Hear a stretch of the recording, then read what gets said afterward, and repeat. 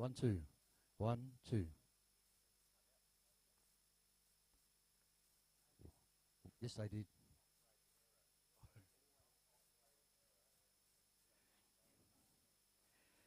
All right, we've had the word from the man himself. Adrian's come in and said the mics aren't working because it's operator error. Well, it is early, Jason Wicks. What do they expect? All right, surfers in the water. It is now time to clear the event site. Surfers out there in the first of the Scale Seafood 9-foot amateur. We're ready to go. Put your hand up out there if you can hear us.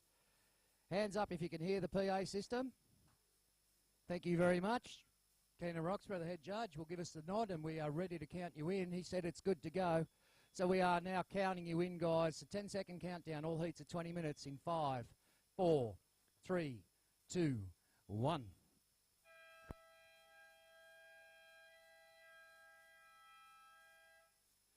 Oh, and that's a new hooter. Well, you can hear that. We are now underway, the 2016 Australian Longboard Surfing Open here live at Kingscliff Beach.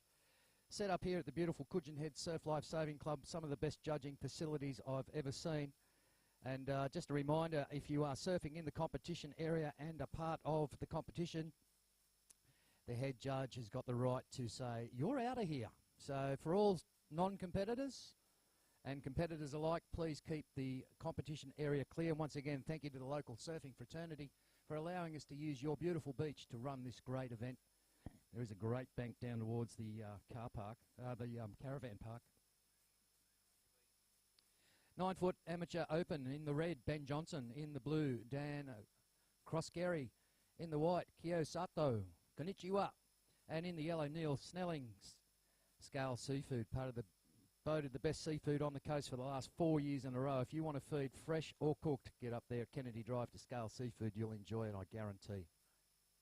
With me today and for the rest of the weekend, welcome back from WA, my co-commentator Jason Weeks. Nice to have you back in the chair.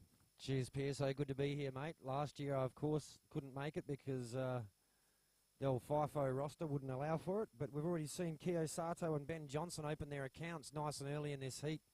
And tactics will play a big part. Bit of a sweep here at Kingscliff, so getting a wave early is probably a good way to go. But 20-minute heats, as you did say. I had Scale Seafood for dinner last night, actually. Can highly recommend their piscatorial offerings. Don't forget, of course, get on Facebook, get on Twitter, wherever else you go on the interweb, and let your friends know. Sportscast24.tv for the live webcast, or of course you can go to the App Store and download the Australian Longboard Surfing Open app and watch the live feed. So great to be able to share this event with family and friends around the world with our international contingent, of course. We're sure to be getting people tuning in from all around the place. And, of course, we do invite people to give some feedback. If you saw something you liked, you got a question for your favourite competitor, fire it through to us, and we'll do our best to accommodate your wishes.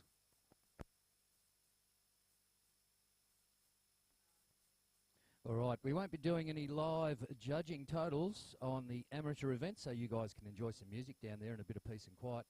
But come the pro events, there'll be live commentary right through the whole events to keep you updated with what's going on with competition in the water. And what a competition it is, both the Open Men's and Open Women's. A cavalcade of international competitors, past World Longboard champions, present World Longboard champions, national title holders, multiple state title holders. And what a great event on some fun little waves out there to show us their prowess on the Australian Longboard Surfing Open for 2016 here at the beautiful Kingscliff Beach, part of the legendary Pacific Coast. So that was our Japanese man, was it? In white? Kyo Sato.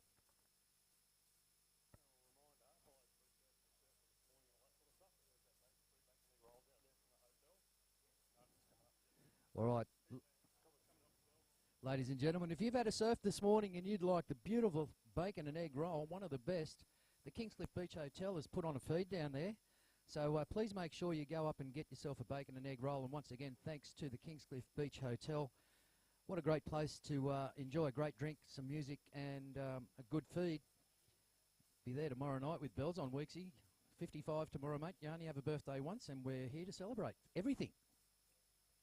So if you missed that, PSO's birthday tomorrow, folks, so he's going to want some loving. Yeah, loving and 4X gold. Plenty of it. Drink responsibly. So, yeah, bacon and egg rolls down there on the beach at the Tent City. And thank you very much to the Kingscliff Beach Hotel. They are free, so go and help yourself, guys. One at a time.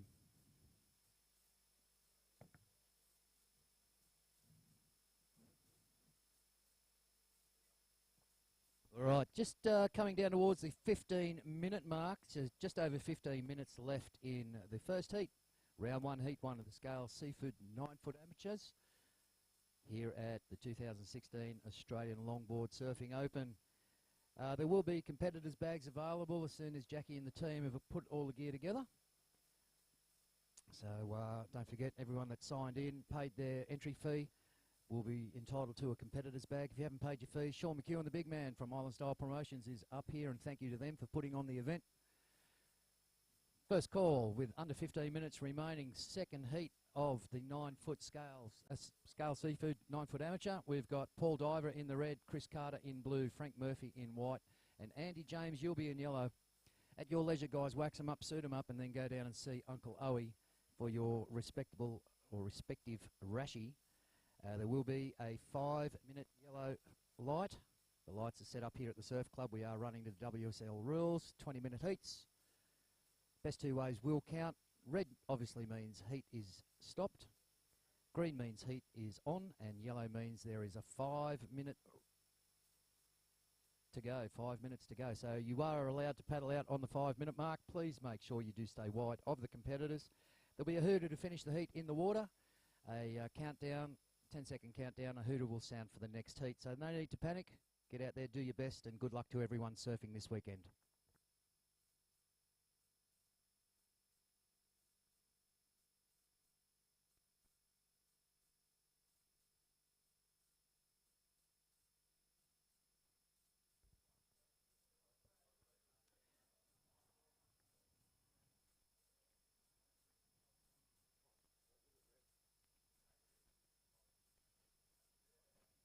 Yeah, the Kingscliff Express kicking in with the tide. We've just seen our surfer in red there, Ben Johnson, get a cracker down through the middle, and he's out in front of the caravan park round. Wrong Ben Johnson. Weeksy just said he loved his work at the Olympics a few years ago. Yeah, wrong one. But that's a long paddle out, so and you can see the tide change here, pushing that rip through, so be aware of where you're surfing. Just a reminder too, we have got flags set up on the beach for the competition area. Once again, thanks to the local surfers for staying out of it. As far as the competition area goes, when in doubt, sit in front of the judges, because if they can't see you, they can't judge you. If you do go too far south as the tide changes during the day, we will be calling you back. Once you get too far up towards the groin there, you are actually out of vision, and the morning glare is stifling on the eyes up here. Have we got all 4 surfers in this heat?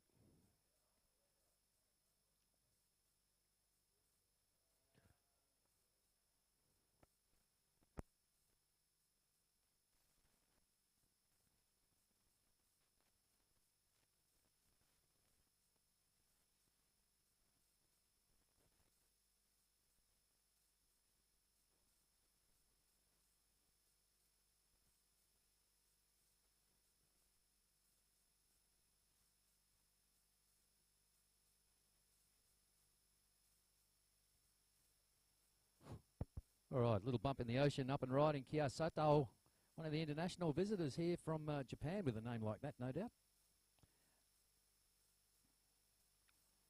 Oh, throwing that board around, nice couple of turns. But just going into that little deep spot, obviously a fuller tide in the morning. The tide will be dropping off during the course of the day. Saw a nice little barrel from one of the free surfers right at the end of the free surfing period there. So good to see that even on the full tide, there's still the opportunity to get a bit of a rinse. Surfers in the water, 11 minutes remaining. Surfers in the water, 11 minutes.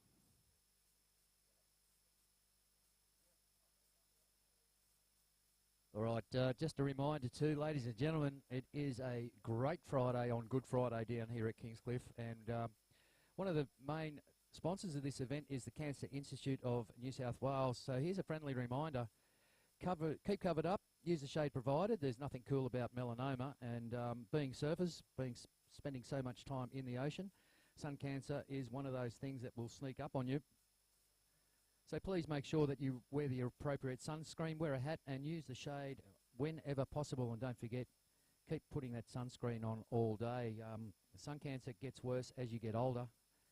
When you're young and your skin's all vital and full of collagen, you think you're 10 foot tall and bulletproof. But let me tell you, after suffering a bit of sun cancer myself, it's time to cover up and keep covered up. We'd like to thank the Cancer Institute of New South Wales for being one of the major sponsors of this event, sponsoring the women's LQS. Other sponsors coming on, Volt Wetsuits. Welcome to Volt Wetsuits. They're from your way, aren't they, Weeksy? WA. They've been worn by some of the best surfers in WA and best longboarders, renowned big wave chargers Dan Corbett and Jared Foster, and Mick Corbett. These two have put these suits through the toughest conditions possible in some of the coldest spots on Earth and still come up smiling. So Volt Wetsuits, get into those and go and see the guys at Volt Wetsuits. They'll look after you, I'm sure. And they're the sponsors of the men's WSL LQS event, and that will be on very shortly. Right now in the water is Scale Seafood 9 foot open, heat 1, round 1, and you guys have got just over 9 minutes to show us your prowess out there. There will be a 5-minute paddle out for heat number 2, so if you haven't got your rashies and ready to go, that's Paul Diver in red, Chris Carter in blue, Frank Murphy in white, and Andy James in the yellow. Just remember, guys, with this 5-minute paddle out, please do stay wide of the competition area. A hooter will sound to end the heat in the water. We'll give you time to paddle into position. 10-second countdown. You'll hear us call you, and the hooter will go. So it'll be interesting to see the different approaches. We've just seen a couple of competitors get longer right-handers, and then the paddle back out and around can be quite taxing. So there's always the option to return to the beach and do the run around. As Head Judge Keenan Roxburgh said, work with the ocean, not against it. But of course, that's a call for the competitors to make, because you can also get stuck trying to paddle in. So I know after having 3 surfs yesterday, my shoulder blade area is feeling the pinch. I should have maybe listened to Keenan yesterday and stopped fighting against Mother Nature. That would be the other Ben Johnson doing those runarounds. Become an athlete, Weeksy.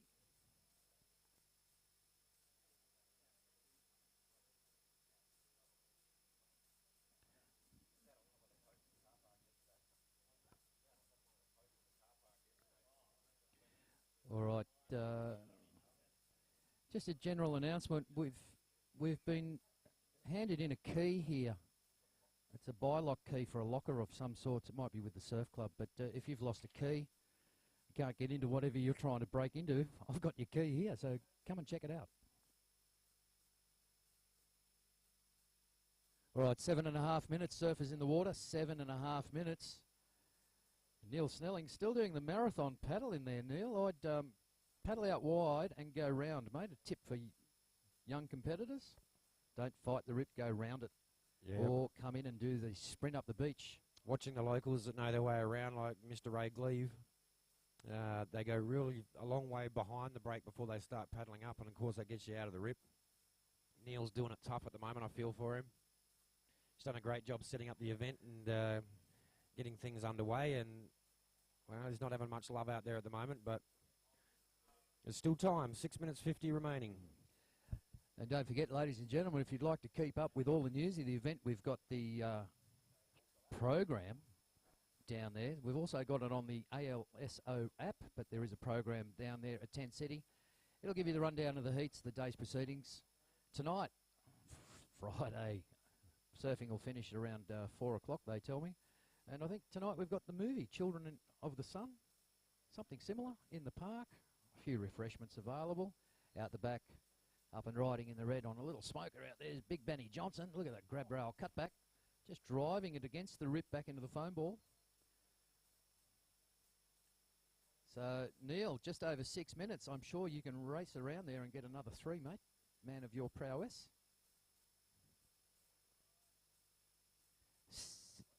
6 minutes remaining. Surfers in the water, 6 minutes.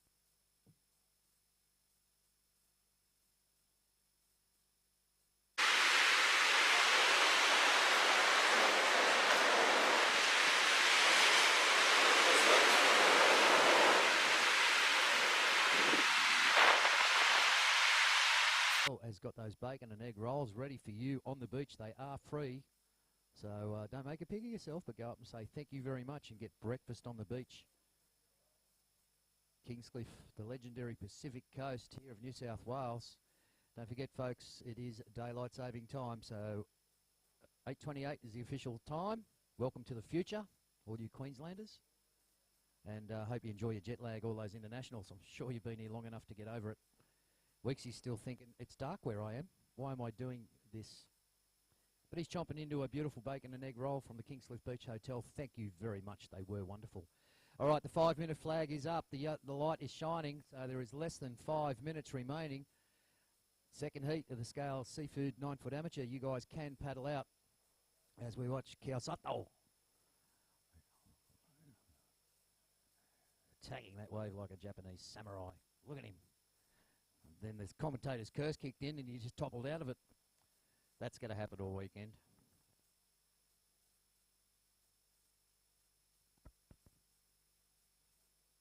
With conditions like this, Sato-san may not have seen the other waves the other competitors have got, and in his mind he might feel like he's not doing all that well, but he's got a couple of waves locked in, and I think that with today's conditions that might be enough. I'm sure it will. The judges will tell us. All the judges here, international ranked from the WSL, and under the head guidance, or the guidance of head judge Keenan Roxburgh, man in charge. We are doing the live podcast up here at the Surf Club, and thank you to sportscast24.tv. Tell your friends, get on Facebook, email them, text them, do whatever. Unfortunately, if you can't make it to the event, you can watch it at home. And because we are doing the live podcast, we will be restricting entry into the judging area a little bit harder than usual. This is going live around the world. Over 62,000 hits, I think, last year, or 620, or some huge number. People listening to us gibbering about a surf comp. We should be famous. Yes, the commentator's signature tour starting shortly, of course. Go to www.wetalktoomuch.com and check out where you can get your autographs done. Yeah, Uncle Owen's branded as Heckle and Jekyll, and if you remember the early childhood, if you're old enough, about the two black crows, yeah, well, we're two brown crows. We are getting older like old crows, but we're still gibbering. Plenty of crow's feet. We're inside the 3-minute mark, 2:45 remaining. Time for a last roll of the dice. What's Neil done? Is he going up the beach there, or can't really see him from here? Get out there, Snello. Time for another wave. Yeah, it looks like our blue competitor. I haven't seen him. Lost in the rip. Ended up down at Fingal, or just didn't show. I don't know if Neil Snelling's making another dash, but he's been down here bright and early this morning. Neil Snelling's one of the great volunteers down here to help run the event, setting it up with all the girls and boys down there in the tent. So they're setting everything up, making it work for us and making it work for you. So don't forget to say thanks. This afternoon, as I said, we'll have a movie on tonight. There will be refreshments available at a very reasonable rate. But a word of warning, please drink responsibly. It is the Easter weekend, and don't the cops love being out? But they're only doing their job, making the roads safer for everybody. When in doubt, don't. All right, 1 minute and 45 seconds, surfers. 1 minute 45. We are coming close to the end of round one, heat one of the Scale Seafood 9-foot open. Event condensed down to 3 days this year instead of the 5. Times are tough. Sponsorship is lacking. So if you're a major corporation out there or a company who thinks that you'd like to support this great event, and we'd love to have your information and details about coming on and hopefully making the event bigger and better. All those sponsors that have put their goods and services up for this weekend, we will thank you very wholeheartedly for donating those goods to us to make the event what it is.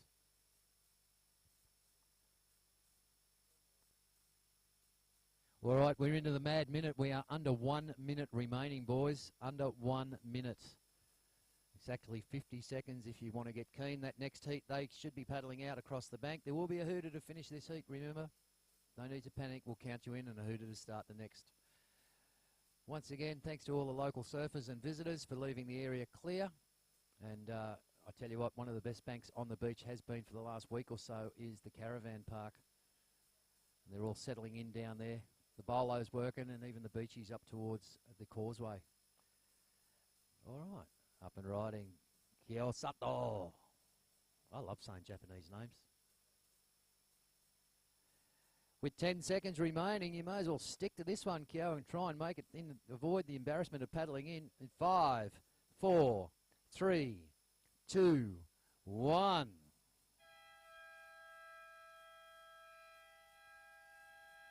Oh, Dion's.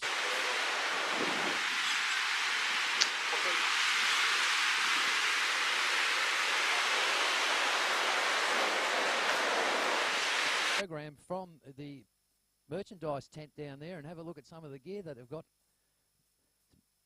If you need somewhere comfortable to sit, I know they've got the Australian flag beach chairs down there, the low-rise beach chair with the armrest, $10 a chair. $10 a chair. Well, what's your butt sitting on? Grass or sand? Get comfy. Get a $10 chair. It's yours for the weekend. So, first heat down. The second heat of the 9-foot amateurs are sitting out there patiently waiting to get the call from the head judge. We're just waiting on a call. Keaton says it's good to go, boys, so counting you in. In 9, 8, 7, 4, 3, 2, 1.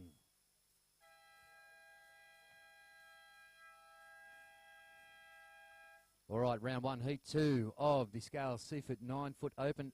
Weeksy, Scales Seafood, mate, is it not the best anywhere?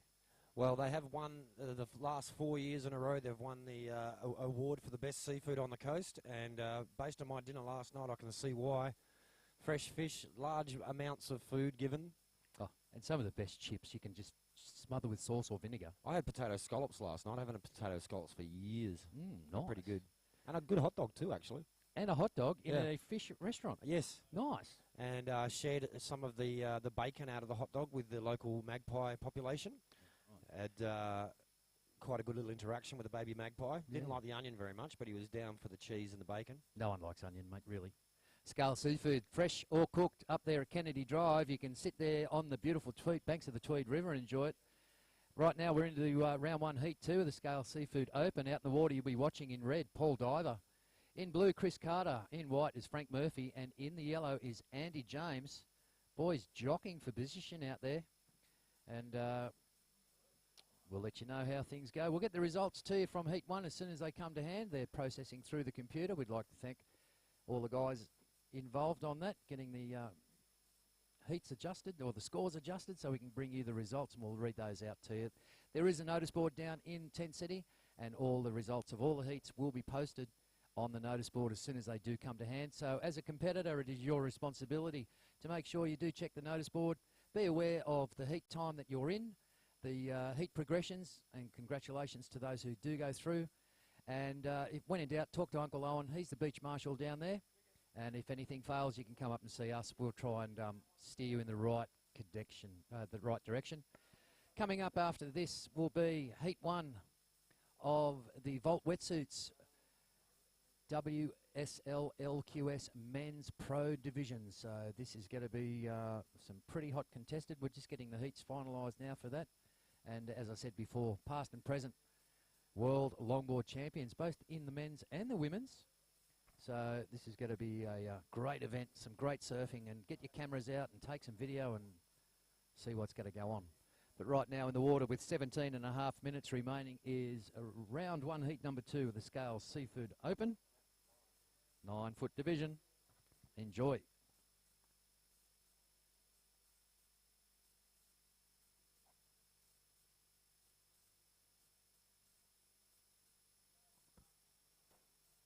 So a bit of action at the very southern end of the competition area. Of course, the judges have put the flags in place so that if you go too far to the south, you won't be able to score. So best place to be right now is where our surfers are and slightly further towards the north, the left-hand side of the beach. And that way the judges can see all your scoring opportunity. Looks like white up now, Or is that yellow? A bit hard to see into the morning sunrise. I think that's Andy James in yellow opening his account.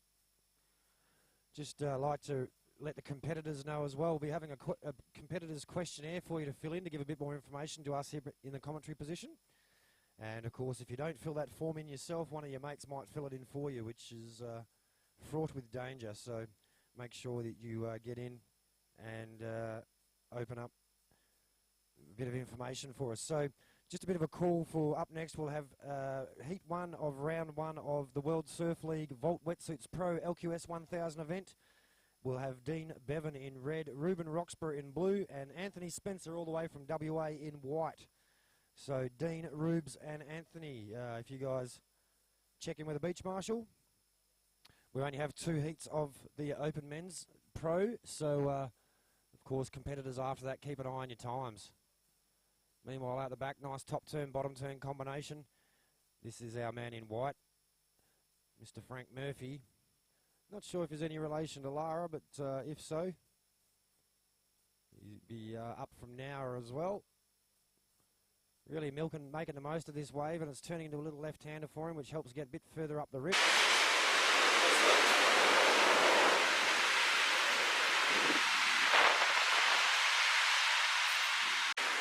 Be more than happy to have got that little bit of a left-hander at the end, which has kept him a little bit higher up the bank. I don't know if you can see from the footage, but there's a really strong sweep moving from right to left across your screen.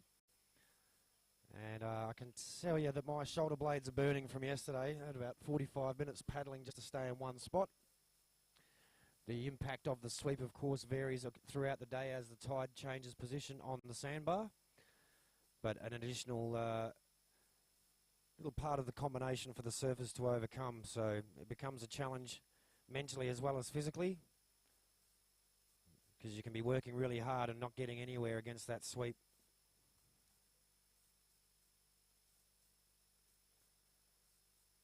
The tip is here to get out deep and then go around wide, and that'll be the easier paddle for you.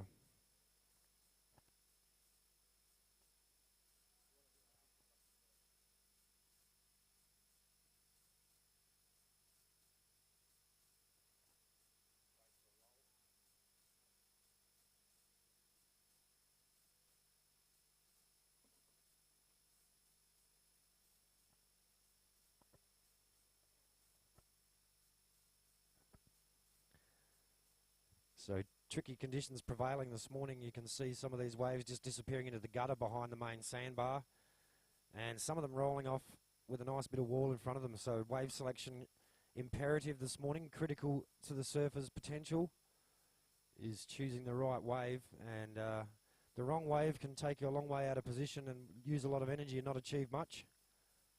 The right wave can bring in the big scores that are required to progress through the next round. 4-man heats in the Scale Seafood 9-foot Open. This is the amateur men's division you're watching right now. First and second move through to the next round. Third and fourth bow out. So right from the very first heat, it's life and death in this competition for our competitors.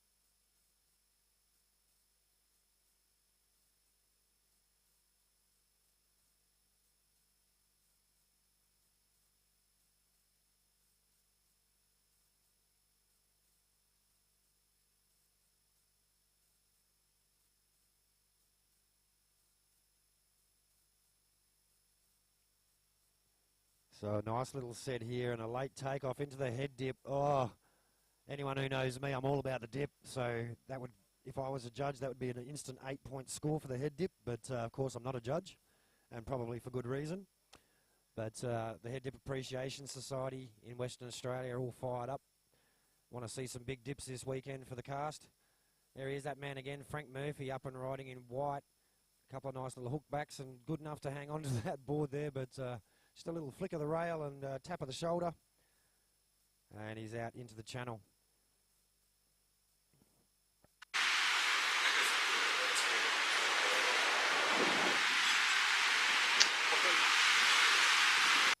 So I'd like to take this opportunity to officially welcome you to the 2016 Australian Longboard Surfing Open here at Kingscliff Beach in far northern New South Wales. Just down the beach we can see the Queensland border and Snapper Rocks.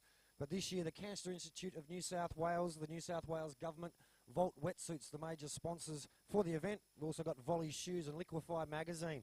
Great conditions here in northern New South Wales, the Tweed Coast, and great to have you on board.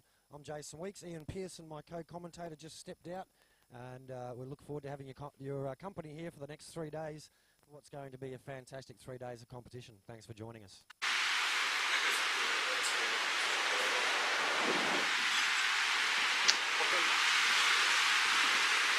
Position themselves. We see at the moment with just on 10.5 minutes remaining in this second heat for the day. It's gone a little bit quiet, and the surfer's taken the opportunity to paddle back against this sweep and reposition, ready for the next set. This is heat 2 of the Scales Seafood Fresh and Cooked 9-foot open amateur men's division.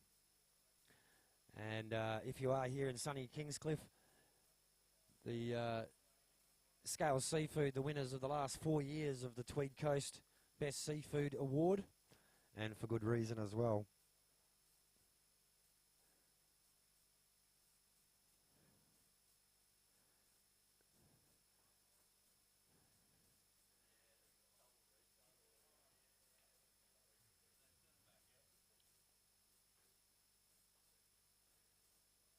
Little bit of a lull in proceedings. I'd like to remind all of our competitors and friends on the beach that tonight there'll be a bit of a meet and greet at the Coodgeness Surf Lifesaving Club. Of course, grab a cold Corona, nice place to watch the surfing from the balcony up here. But again, big thank you to Volt Wetsuits, a WA startup featuring some of the best known people within the surf industry and the wetsuit manufacturing in particular. You would have seen Mick Corbett taking out the $20,000 at this year's Big Wave Awards. You don't have to be a big wave charging gun to wear the Volt wetsuits, but of course, if you are, you're in good company. In the first heat of the World Surf League Volt Wetsuits Pro, we'll see the sponsors wildcard Anthony Spencer from Western Australia paddling out in the next heat. So it'd be good to see Anthony, how his West Australian style adapts to these East Coast conditions. He's a very stylish young lad, great traditional moves as well as the explosive, progressive manoeuvres when the situation calls for it. And of course, in longboard surfing, if you're new to this sport, surfboards have to be at least 9 foot in length. And that presents its own little set of challenges, a lot harder to manoeuvre than a standard shortboard, but of course, you get some advantages with your paddling speed. You can cover quite a lot of distance on a longboard. And with the sweep out there in the water, I know that the longboard's definitely the way to go as far as covering that distance. But welcome back to the commentary position, and hope you enjoyed your bacon and egg break. Mr. Neil Pearson. Ian Pearson. I'll call you Neil. Call me Neil. Call me anything. 8 minutes remaining, surfers in the water, 8 minutes. And just a quick call out to the Cabarita Youth Services tent is up and running down there. Breakfast on the beach. So if you come down here and you think, oh, I don't mind the smell of those bacon and egg rolls, go over and see the crew. They'll look after you. We've got waves happening out the back there, and in yellow looks like Andy James. So finding a little pivot there to bounce off, and commentators curse. Sniper shot him. And how's the vibe down there on the grass, Pearso? Yeah, everyone's down there mingling around. They're smiling. They're enjoying the atmosphere in the sun. And once again, don't forget, as Jason Weeks said, the Cancer Institute in New South Wales keep covered up. There is shade available down there. And slip, slop, slap, as I used to say. Sunnies and a hat, the whole lot. Yeah, definitely advise a hat. I got a touch of the sun yesterday, Arvo, myself. Put the hat on for the last surf of the afternoon. It makes a big difference. Exactly right, mate. And as my barber said, your hair's getting wavy. I thought my mum would be stoked. I'm getting a curl. She said, no. He said, no, mate, it's waving away. So I've got to wear the hat out in the water. Waving goodbye. Waving goodbye. That's age appropriate. I've been requested by the webcast team that I keep a hat on because the shiny parts on the front of my head interfering with their camera work. Bomb out the back. Let's see what's happening. Tell you what, he's underneath it, but nice late takeoff. And looking for a bit of a cover-up section, but that one not really complying. But this is Frank Murphy. He's being busy, Frank. He's got that paddle out nailed. Nice little 5 there. Waits for the section to set back up and nothing much doing. So try and milk those last couple of rail-to-rail turns. Keep the judges happy with his control and flow. All about the flow these days. Combining manoeuvres, connecting them one to the next without stopping in between.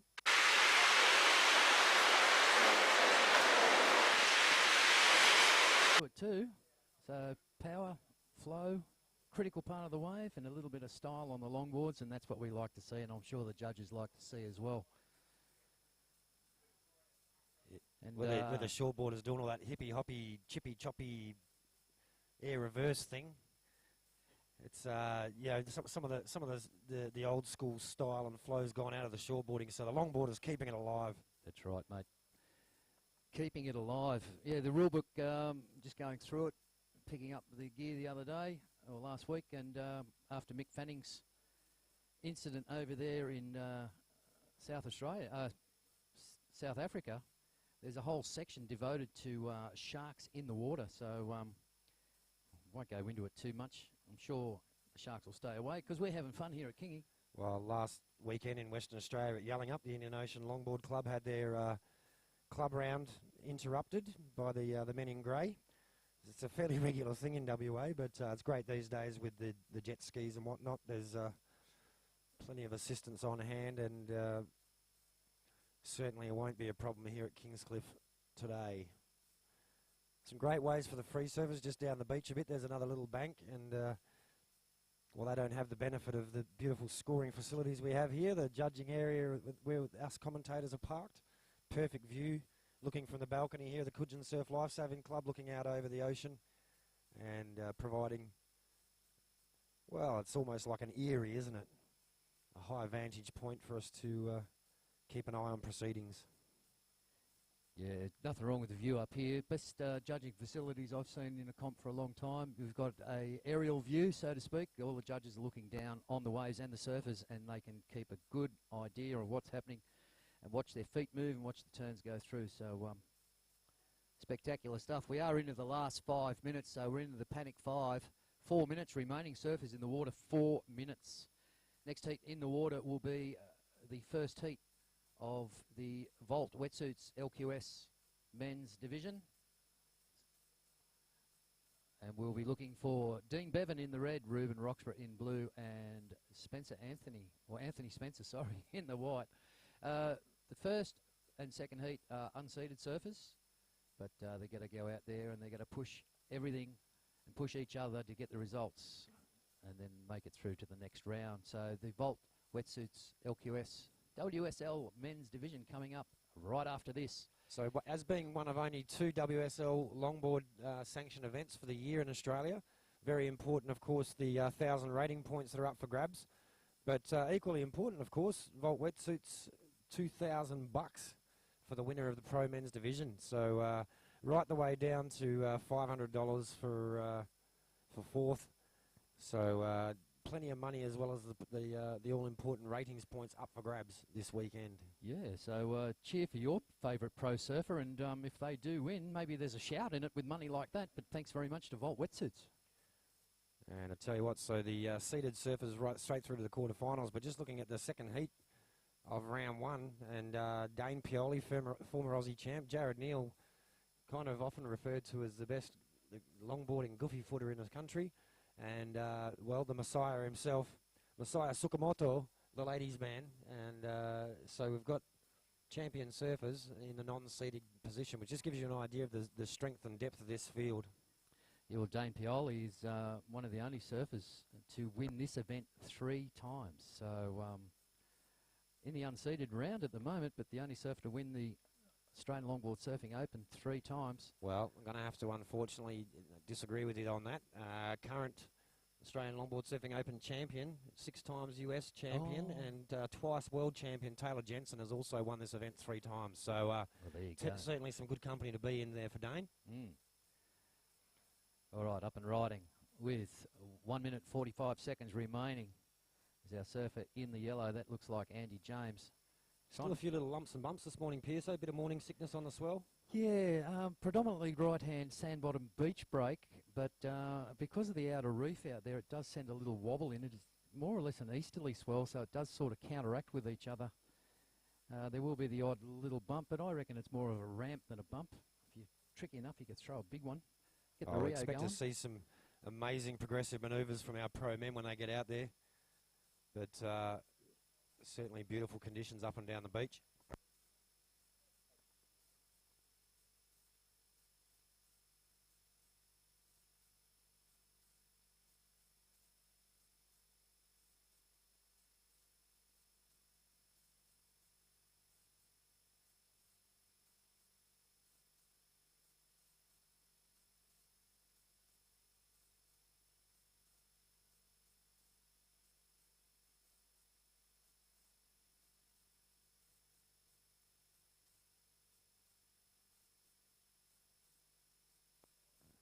All right, so last roll of the dice for our surfers out there now. We're just on 30 seconds remaining.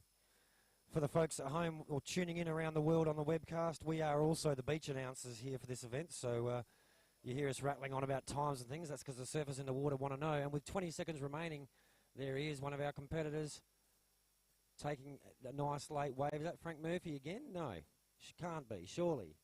A paddling machine, the Murph. Nice step back onto the back foot and throwing that cutty in. Oh. Look, oh, there we go. That was a sniper shot.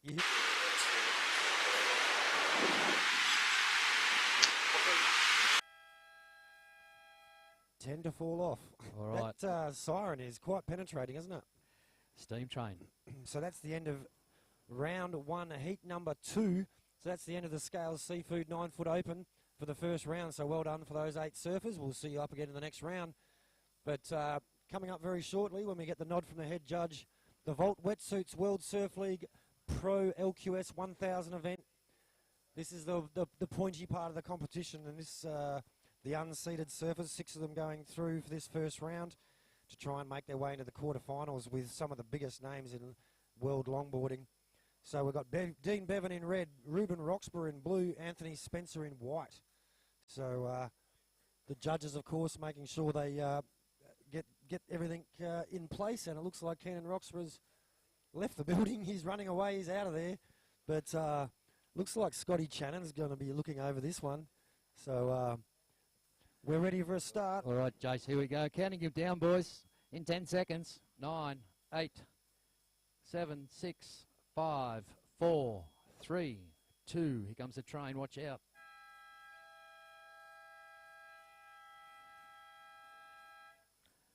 There's no missing that one, is there? And look straight away. Straight away, scratching, just missing Paddle out right on at the the very buzzer. start of the heat. It'd be great to get a wave in that opening 30 seconds, but not to be that particular case.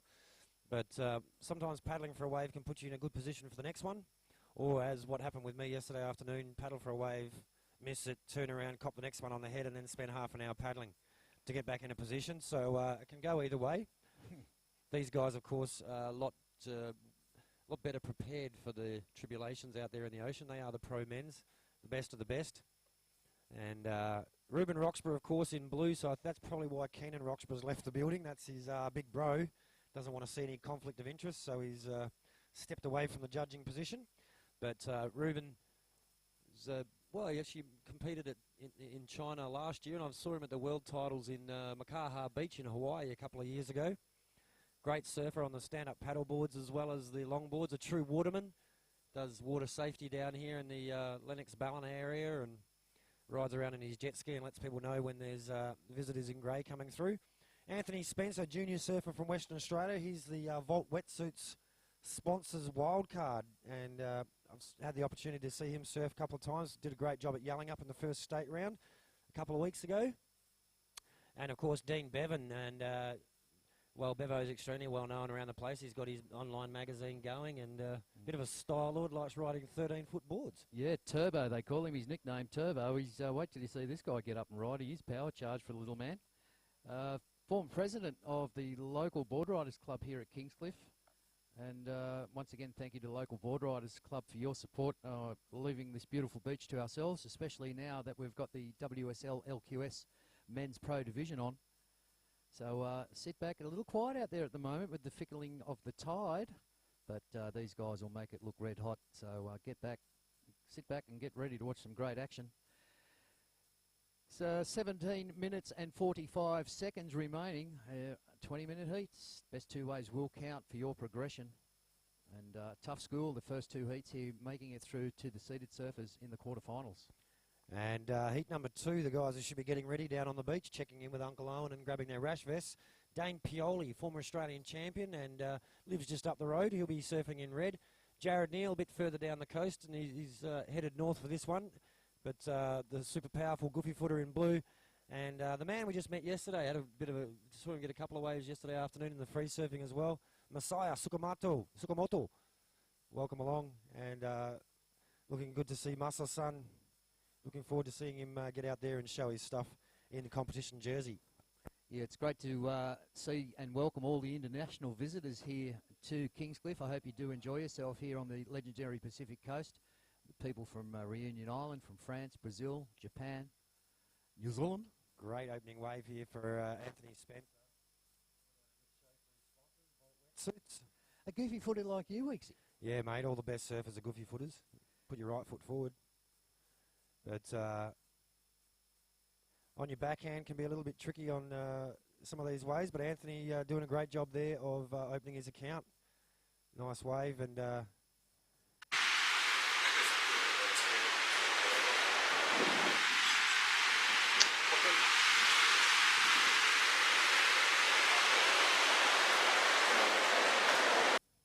look at this wave in the free surf area, and then we've got a nice little right rolling through. Up and riding in blue, Ruben Roxburgh. Look for his signature manoeuvre. Ruben Roxburgh is the Larry layback, the wallet grab. Very powerful surfer. He gets down low and throws that rail. Ooh. And almost too low. Bit too much power in that last turn, but there's nothing. One of my favourite things in longboarding is watching Ruben Roxburgh setting his rail when he gets the opportunity.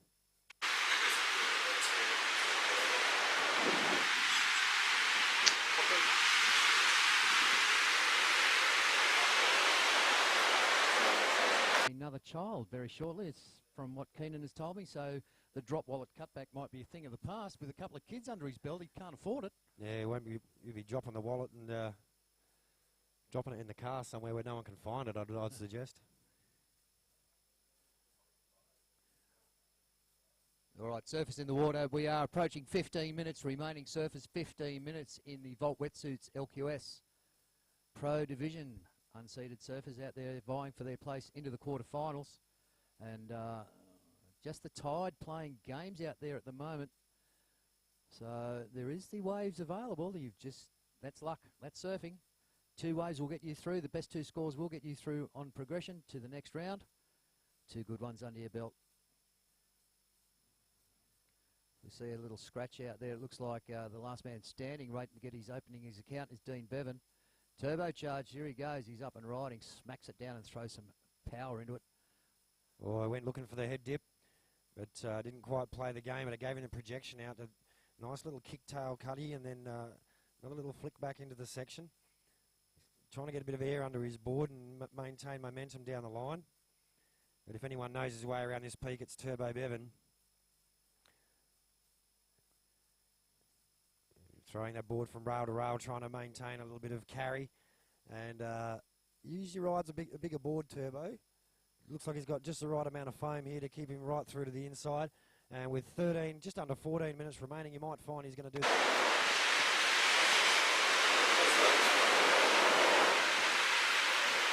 And steps off onto the sand. Nice wave, Turbo, and this is where he gets his name from. Look at the head down. Pump those legs. Those tree stumps he's got going there on the foreshore.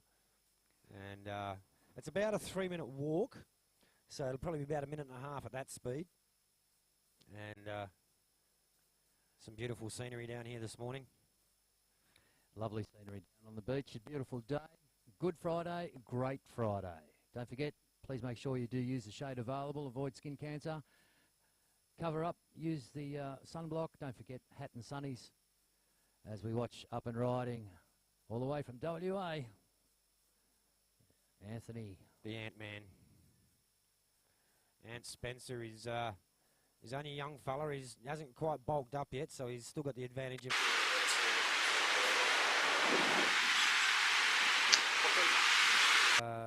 probably, he must be best part of 6'1", I reckon. Yeah, it's what's happening. All these young kids, all of a sudden, they're over 6 foot. It's the chicken. I blame the chicken. Chicken. Got to be. 12.5 minutes. Surfers in the water. 12.5 minutes remaining for round one of the Volt Wetsuits WSL LQS qualifier. 1,000 points up for grab. These guys vying for a spot into the quarterfinals. Unseeded surfers So looking to do their business out there. On those early exchanges, a couple of nice waves ridden. And, of course, all three surfers having scores on the board now. So now they have to focus on getting a wave that's better than one of the ones they've already got. And unfortunately, because we do not have a screen in front of us, we cannot give you the heat progression. But I'll see if I can have a sneaky look over here and find out what's going on. All right, so... Ruben Roxburgh's opening wave averaging out at a 5.33. That's all I can tell you.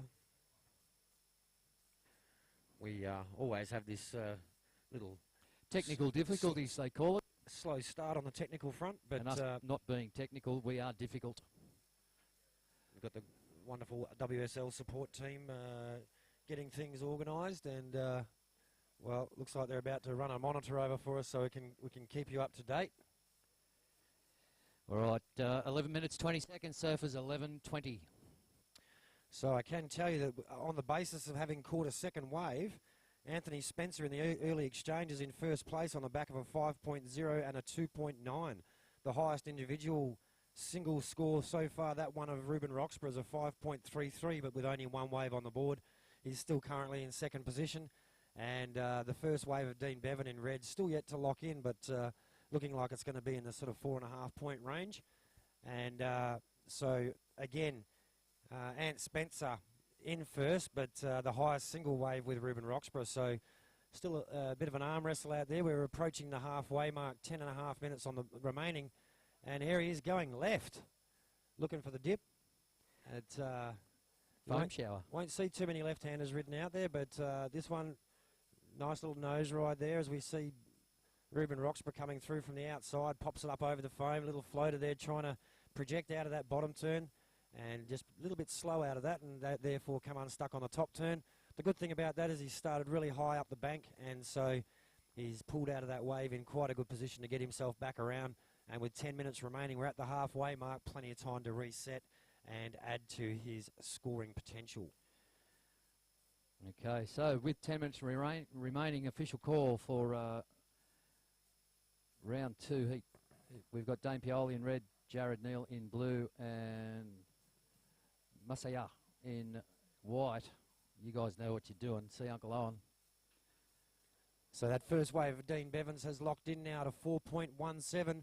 That second wave of Ruben Roxburgh is a 3.67, enough to catapult him into first place. So on the basis of those two waves, a 5.33 and a 3.67, we have in first place Ruben Roxburgh. Anthony Spencer now relegated to second place. That last wave of 2.57 won't affect his two-wave total, but Anthony only needing a 4.01 to move back into first. Dean Bevan, meanwhile, that first wave of 4.17, so just needing a 3.74 to go with that to put him in first place. So remember, first and second go through, third is out. Or actually, I'm incorrect on that. First goes through, second and third are out. So these guys are fighting for first place to make it through to the quarterfinals. So this is essentially a trials qualifying type scenario, even though that's not technically what it is, but some great surfers, 6 go in, 2 come out. So we've got 4 quarterfinals, so we've got the first 2 seeds of these 2 heats. So first from heat 1 goes up against Taylor Jensen, Michael Cottier and Marlon Gio. Second from heat 1 goes up against Nick Jones, Shoei Akamoto and Paul Sholton. So these guys now, first in this heat, will go into quarterfinal 3. Second in this heat will go into quarterfinal 4. So it's straight away very important stuff. Only a small field, but there's some fantastic names in the lineup. All Talk right, us through this one. just over 8 minutes to go, and Dean Bevan, the surfer in red, the turbocharged local man. Oh, I love this beach. Grew up here most of his life, and look at this. He's just grinding that board round and round. Just sets that rail nicely on that cutback, and once he sets it, he just holds that line. Racing down the line now. He knows when he has to speed up. Little Drop foam float. climb. Yeah, drop floater. That was good. Very proficient on the shortboard, Dean Bevan. As you can tell, he's just smacking the rails out of this longboard. Was a world shortboard competitor back in the day. Yep. And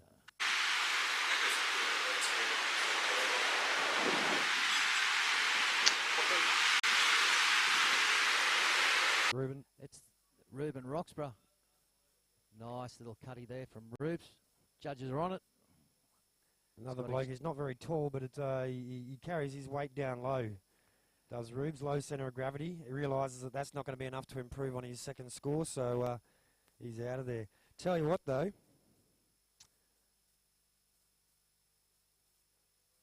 He's building a house. Anthony Spencer started off strong, and but he's been overtaken now. Dean Bevan, that last wave for you, Turbo, a 7.33 puts you in first place, mate, with just under 7 minutes remaining. A 7.33 and a 4.1 has read. Clearly in first now. Ruben Roxburgh chasing a 6.18 to replace a 3.67 in order to move into first place. And Anthony Spencer facing relegation at the moment. That 5.0, a strong first wave, but he needs a backup of a 4.01 or better to make sure he gets into the quarterfinals. Yeah, so that last wave of Dean Bevan's, no nose riding in it, but the judges saw full commitment, control, critical part of the wave, and that drop floater really pulled it out as we watch Anthony Spencer drop down into his one. This one walling up for him on his backhand, driving around the bottom of that. Nice little smack off the lip for him. We'll let the judges give you the result on that one. Nice little opening sequence of manoeuvres there for Ant-Man, and showed great control on the backhand there. I had my heart in my mouth there for just for a second, because trying to do similar manoeuvres yesterday I came off, but of course I'm not a pro men's competitor, and that's the difference, folks. These guys are up in that elite level of longboard surfers, and for the shortboarders watching from home, you'd be looking at some of these sections going, oh, I should whack it, but I dare you. Get on a 9-foot board and show us your stuff before you pass judgment. It can be done, but it's the best will rise to the top. The cream always rises to the top. Jason Weeks with 5.5 minutes. We're approaching the 5-minute panic. So all these heats are 20 minutes long. And the great thing for competitors here at the beach, also spectators here at the beach. Okay, so with just over 5 minutes remaining, Ruben Roxburgh, you're chasing a 6.18. Your best wave so far, mate, a 5.33, and a 3.67 is your backup. You need a 6.18 to move into first. Dean Bevan currently in first by a 2.5 margin. Anthony Spencer needing a 4.01 to move up into second place, or a 6.5 for first. Yeah, it's not out of the question for Ruben to do that. A nice high ride for him. 6.5 will get him home. And 4 minutes and 45 seconds, boys. We're into the 5-minute mark. 4.5 minutes. 4.5 minutes remaining. So Turbo Bevan now will be trying to paddle these guys further and further up the rip. And a couple of little splashes out the back. We saw a few stingrays getting airborne yesterday afternoon in the free surf session. And there's a bit of action out there in the water from the animals, and there's action out there from Huey. Nice little right-hander sliding through from the south end now, and a little bit of crisscross on it, a little bit of a cross-up wash rolling along the front. So keeping things interesting for our competitors and spectators alike. For the spectators, 4 minutes remaining. There's a good little free surf bank, and when it goes quiet on the main peak, then the free surfers seem to kick in. So there's plenty of activity on the beach. Please come down and visit.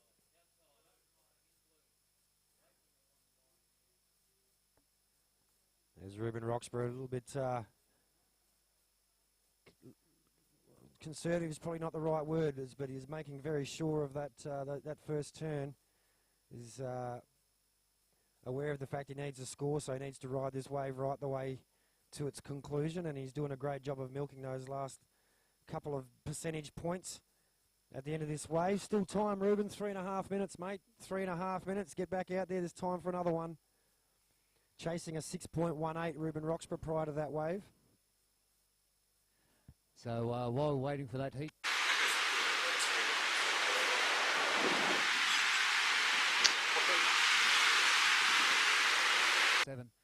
Ruben Roxburgh is a 6.93 and a 5.33. He's looking to improve. Well, that last wave of Ruben's, that did it. Puts him into first place. So what that's done is Ruben Roxburgh in first, Dean Bevan in second. And that now has made things a little bit tougher for Anthony Spencer. A 6.51 Anthony will put you into second. A 7.26 will put you into first. All right, paddling out there. Looks like Turbo's heard the call and said, I've got to get there, I've got to get there. So here he is up and riding. Turbo, Dean Bevan, nice hack. That's pretty hard to do. Another one on a longboard. This board's over 9 foot long. And Spencer up and riding behind him straight to the nose on the takeoff. The bottom turn, he's looking for the barrel section there, but not really cooperating for him. Gets another little flick and a little roundhouse cut back, bouncing off the foam. Dean Bevan, meanwhile, on his third S-turn.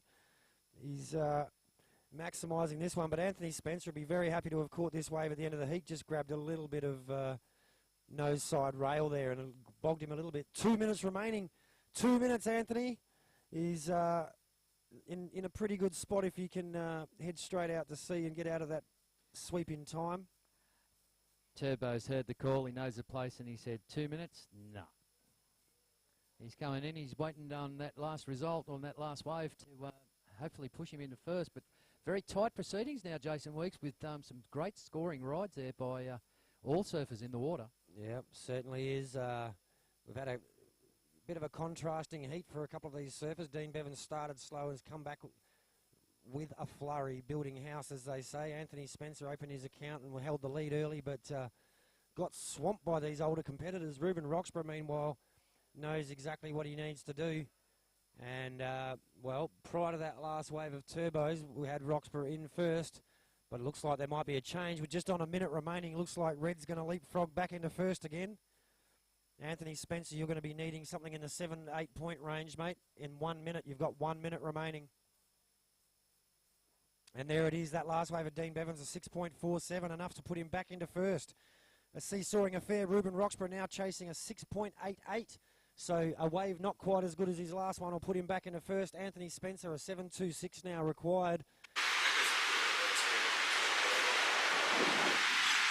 Keep our fingers and toes crossed for the next 35 seconds. Something presents itself for him. Turbos hit the beach. Great display as per usual, mate.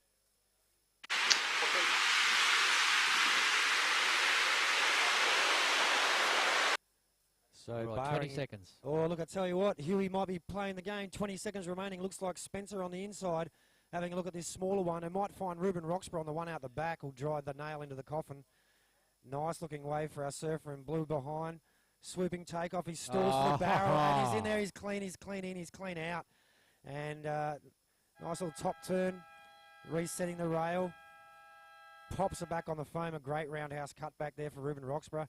Anthony Spencer, like he had that last roll of the dice, but I think that Ruben Roxburgh, that might be the blue nail that, well, the straw that broke the camel's back, shall we call it. Right. But Ruben Roxburgh, a beautiful wave at the closing seconds of that heat. All right, with that last flurry, we are on hold. Surfers in the water, we are on hold. So next heat, jockey around full position. Put your hand up if you can hear me out there. Hand up. Can you hear us, Anthony? Yeah, Ruben? thank you. Yep, thanks, guys. All right, we're on hold. There was a flurry on that last 10 seconds, Jason Weeks, of that heat, so the judges are furiously scoring. Exciting stuff. I tell you what, whoever wins that heat, they deserved it. Well, they go up against Jack Entwistle, Nick Farrago, and William Crowe. The second place in that heat comes up against Harley Ingleby, Shane Morton, and Declan Whiten, so there's not really a clear choice on which one I'd rather be in if I had to choose a heat there. The Pro Men's division for Vault Wetsuits is stacked with champions. And that means we're heading now into round one, heat number 2. Dane Pioli in red, Australian Open champion. Jared Neal in blue. He's best goofy footer in the known universe in blue. And Masaya Tsukamoto from Tokyo, Japan. Actually, yes. One of the very few capital city-based surfers from Japan. Most of the rest of our competitors here this year from Japan are regional. But lovely young chap, 17 years of age. And ladies, I can confirm he's single and on the prowl. They call him the ladies' man. Well, Jack Entwistle does. And as you'll know, anyone who's got experience with our commentary team up here, if you've got a nickname for someone, if you've got some dirt and embarrassing story, come share it. We'll embarrass them. Always sounds better over a microphone. The computers have gone into preparation mode for the next heat, so I'll have to give you those results in just a moment. But that last wave of Ruben Roxburgh's was pretty exciting. We're going to get you underway. Surfers in the water. Surfers in the water. We're counting you down. We are counting you down in 5, 4, 3, 2, 1.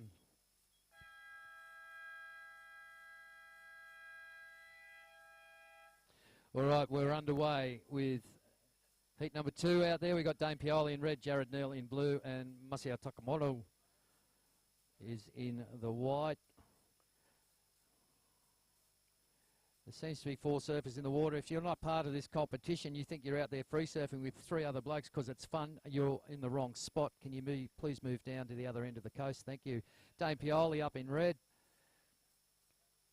Nice early open, and Dane's got the full bag of tricks. He's quite comfortable on the nose and nose riding, but he's one of the few surfers who can pull out the 360s and the helicopters at will. And for those of you new to longboard surfing, a nose heli, as the boys call it, they'll go to a nose ride, hang on to the 5, lean over the front of the board, release the fins, and spin around in a full circle before riding out. So exciting thing to see. But I think we've got some official results there for the Pro Men's Heat 1, so let's keep them out of suspense. PSO, how did it finish, mate?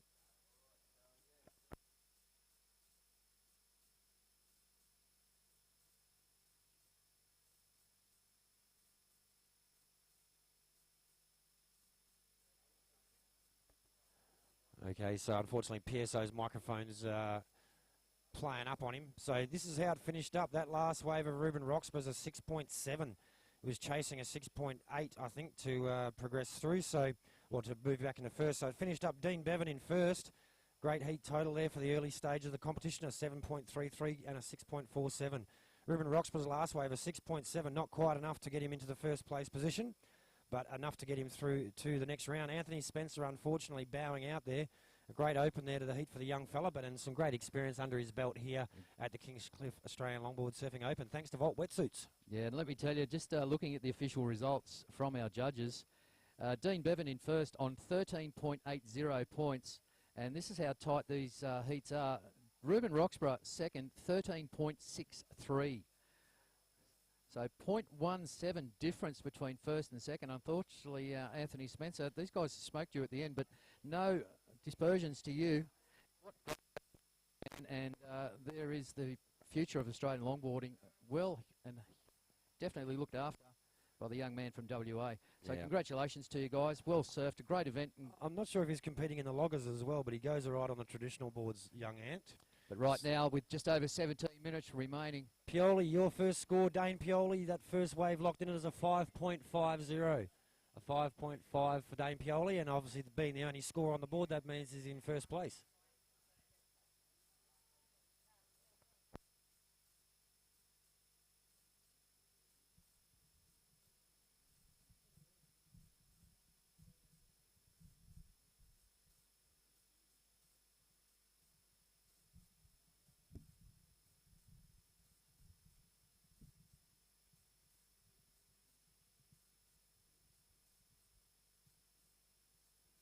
So a little bit of a lull as we check over the scoring, but the south side bank is starting to come into play now, and obviously into the glare, probably with the fantastic camera work by sportscast24.tv guys. You probably can't even tell, but it's a bit hard to see up here looking into the sun, but it seems to be a little bit more south in the swell, so making the wave break a little bit side onto the bank. And what that's creating is a little bit of a cross-shore situation. So if you go a little bit too deep, you get a crisscross on the wave, which stops your scoring potential. But some great waves on offer higher up the bank. This looks like our surfer in white. All the way from Tokyo to Japan, Masaya Tsukamoto is quite white behind. Is that Masaya now, is it? It's a little bit even hard to pick colours this time of the day.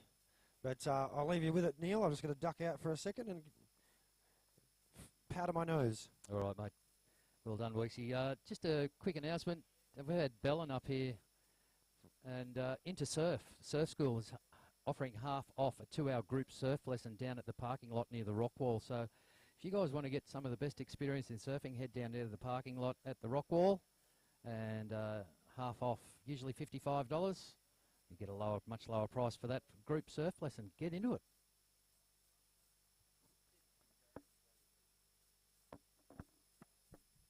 One, two, 1, 2. All right, change your microphone. Is that working? Seems to be. Surface in the water, 15 minutes, remaining 15 minutes. Heat update at the moment. In first place in red with a 5.50, Dane Pioli. Jared Neal, your first wave of 3.50. You will need a 2 point and above to get through that. And Messiah, a 1.50 for your first wave. So red over blue over white at the moment with 14 and a half minutes remaining for round 2 of the WSL LQS Longboard Division, brought to you by Volt Wetsuits. Thank you very much as we watch Dane Pioli in the red just shuffle through the inside there. There's not much of a wave there, but Dane's making the most of it, and as you can see, a constant competitor looking to get as much out of everything as possible.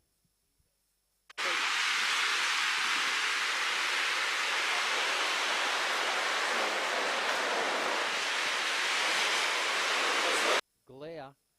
If the judges can't see you, they can't score you. There are flags on the beach. Please make sure you stay inside those. And that non-competitor riding that wave, that's a nice long wave, mate, but just keep going down to the caravan park and stay out of the comp area. Thanks very much.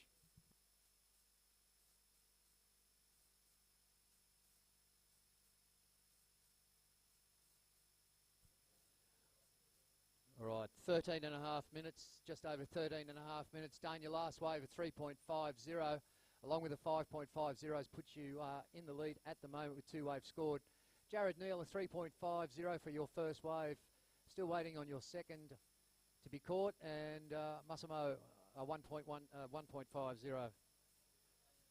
So with just over 13 minutes remaining, there is still time for these pro competitors to make the best out of these conditions out there.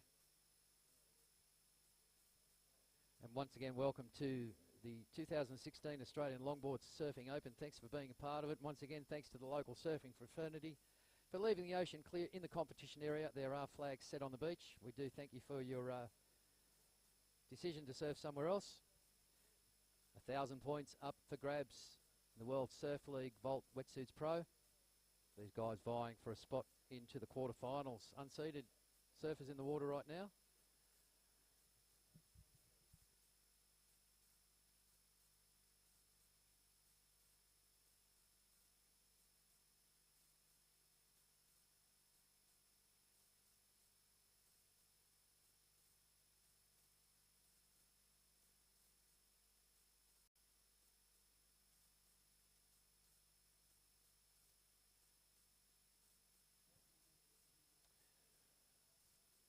So just on the 12-minute mark, surfers in the water, 12 minutes. We do have the screen in front of us now, so we can give you situation updates. And in front, red, Dane Pioli in the red with 2 waves caught. A 5.5 and a 3.5. Jared Neal, your second one came in as a throwaway, Jared. It's only around the 2 mark. 3.5 for your first. That second one has cemented you in second spot at the moment. It's only a 2-pointer.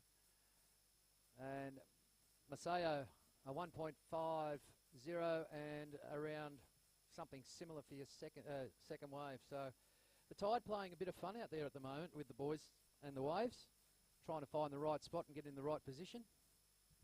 Yeah, and a big part of the surfing equation, of course, is not just so much what you do on the wave, but which wave you catch in the first place.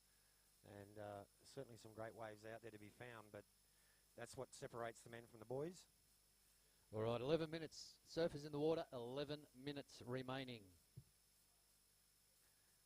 Okay, so just switched microphones. We're on the hardwired ones now, so not quite so futuristic.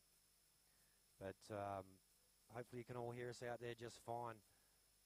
So as we just said, Just under 11 minutes remaining, and then we'll be shooting into the LQS women's event, thanks to the Cancer Institute. And opening up the first round there, we've got a star-studded cast as well. So Rosie Locke, former Aussie champ from Australia, in red, Lily Ellis in blue, and Mason Schremer all the way from Honolulu in Hawaii in white. So ladies, if you can check in with Uncle Owen, and the next 5 minutes or so will get you out. You can start paddling out.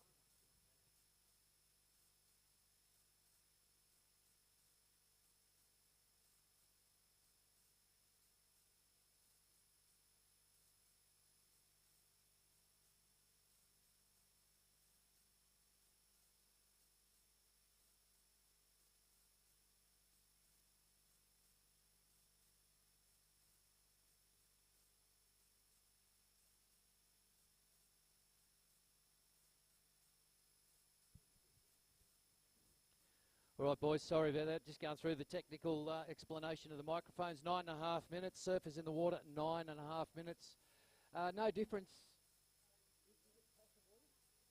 to the situation at the moment. Oh, we've had a...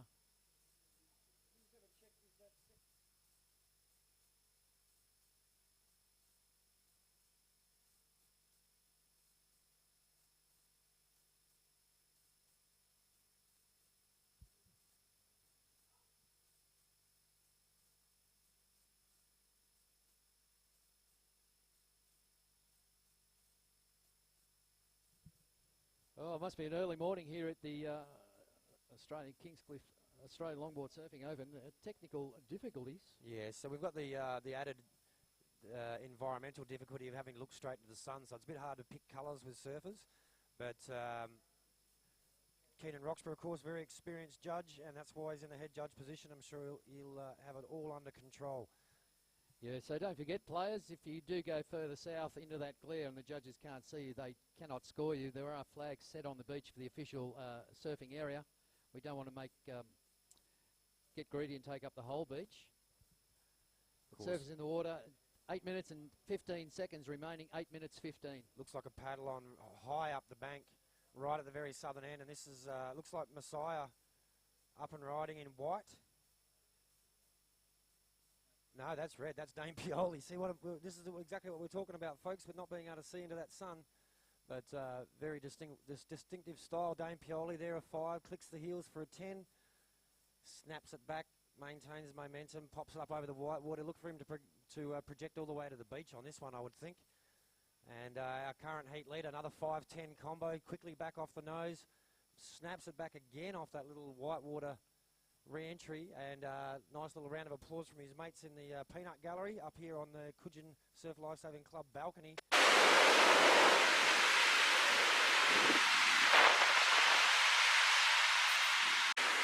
In the water. Oh, the judges love that one, an 8.5, Dane Pioli, an 8.5 for that wave. And that's the highest single wave score of the day so far.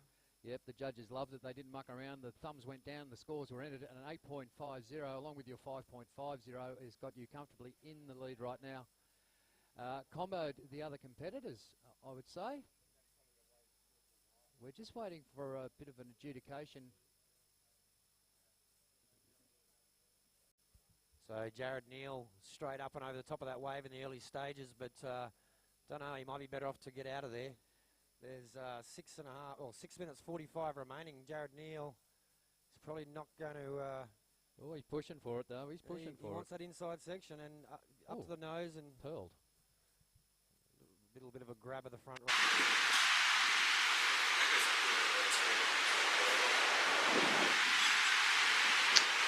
3.5 and a 5.5 in red, Dane Pioli.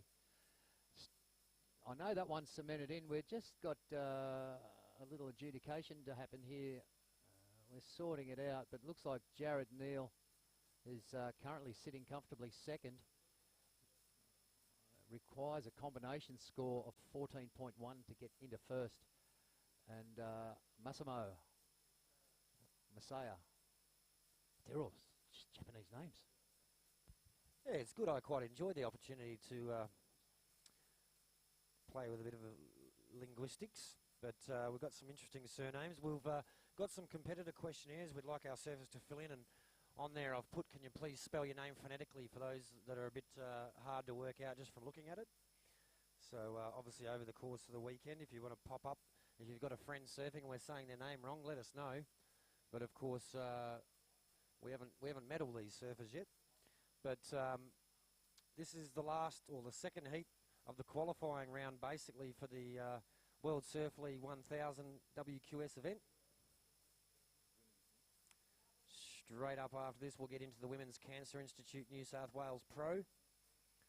And Rosie Lock, Lily Ellis and Mason Schrimmer should be getting ready to paddle out in, well, the yellow flag's about to go up. We're at the 5-minute mark. 5 minutes remaining, surfers. Situation, red first, blue second, needing a combination of scores of 14 points to get into first place.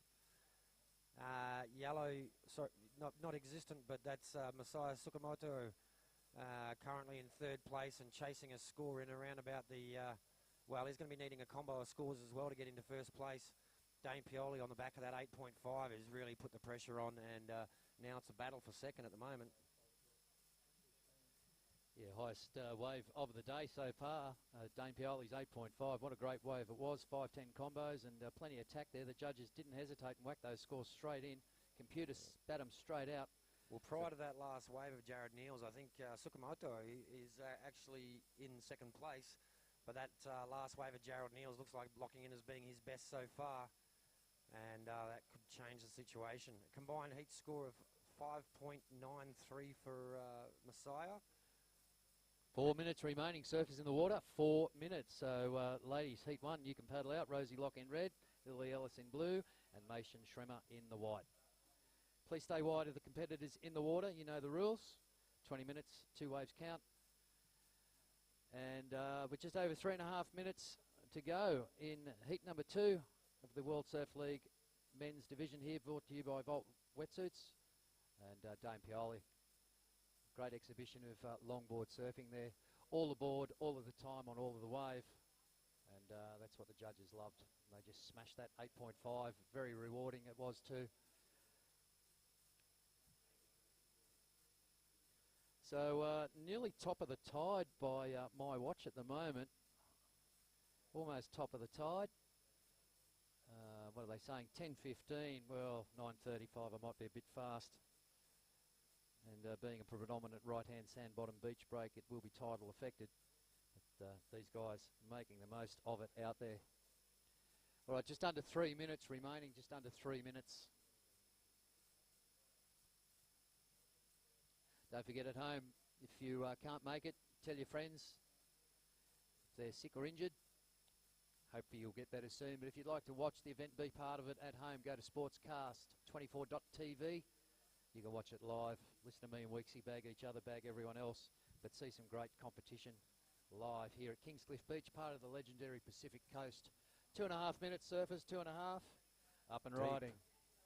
Dane Pioli in the red, just whoop, oof, Up and off. So a couple more little creases approaching the contest zone with 2 minutes remaining. It seems to be Huey, the god of surfing, is keeping the judging panel on their toes today by supplying waves in the dying moments of the heat. And with 2 minutes remaining, there's a couple more scoring opportunities here. We've got a paddler deep, decides against it. Probably a good plan, that wave not having much of a wall on it.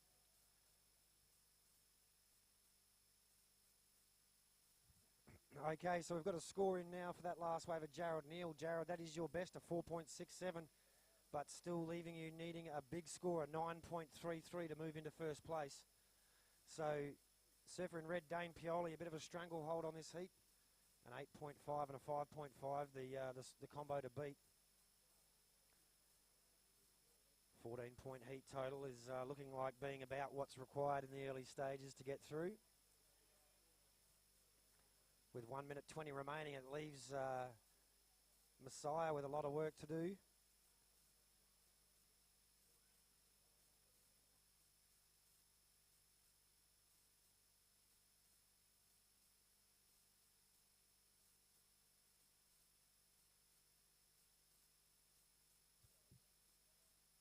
So the interesting thing, though, is with Jared Neal only locking in two sort of mid-range scores, Messiah only needs a 3.75 to move into second place and into the quarterfinals, but a 9.57 is what he needs for first. So really at this point in time, it's a battle of second places.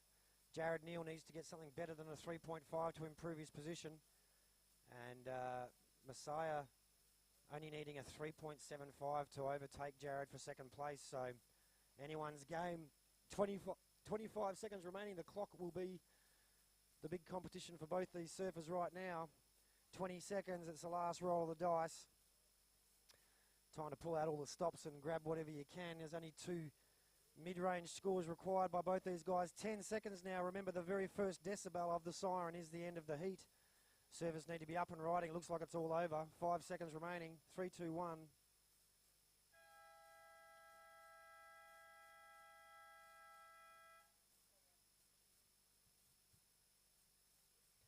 There it is, Dane Pioli. This wave won't count, of course. He was up and riding after the heat, but look at that nose ride. Plants the 10. But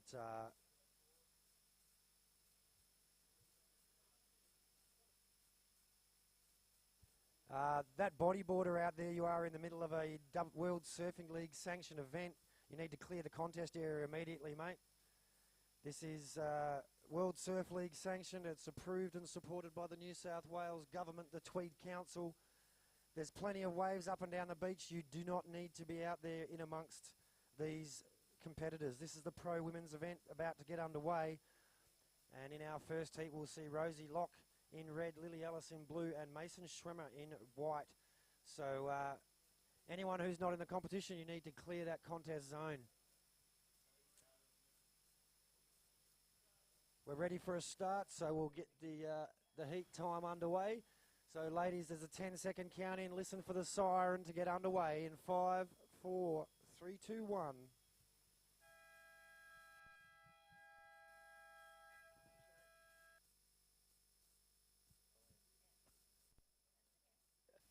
So it's time now for the first heat of round 1 of the Pro Women's Division this year, brought to us by the Cancer Institute of New South Wales. And joining me in the commentary position for some specialist women's commentary, Belen, talk us through this first wave of Mason Schwimmer. Good morning, everybody. Yeah, that's Mason Schwimmer here, 16 years old from Hawaii, daughter of 3. Great surfer. I think this is one of the first big pro events she's doing. So it is a bit difficult to see out there right now with the haze.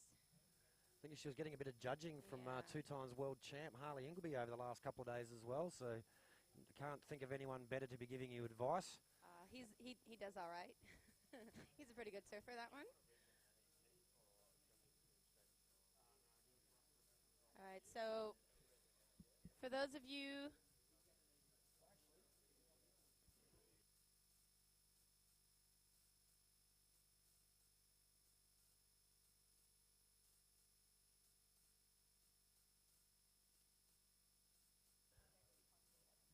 All right, so that first wave of white came in as a 2.67, so opening ride for white, a 2.67. Just a quick up and down on that one, nice little nose ride. But again, so if the competitors can hear us, just make note that it is really difficult for us to tell the difference in your rashi colors. So official results are through for the second heat of the Open Men's Division. Taking it out in first place with a great combined heat score of 14 points, Dane Pioli in red. Second place, Jared Neal, and in third, unfortunately, is Messiah Tsukamoto. But the difference in score between those two was very tight, and Messiah only really needed a 3.75 at the end of that heat. So congratulations to Dane and Jared, commiserations to Messiah. We're sure we'll be seeing his happy, smiling face. But Belen, bit of action out the back there. Yeah, a couple waves coming through here, and try to see who we got up and riding on this really nice little wave here. And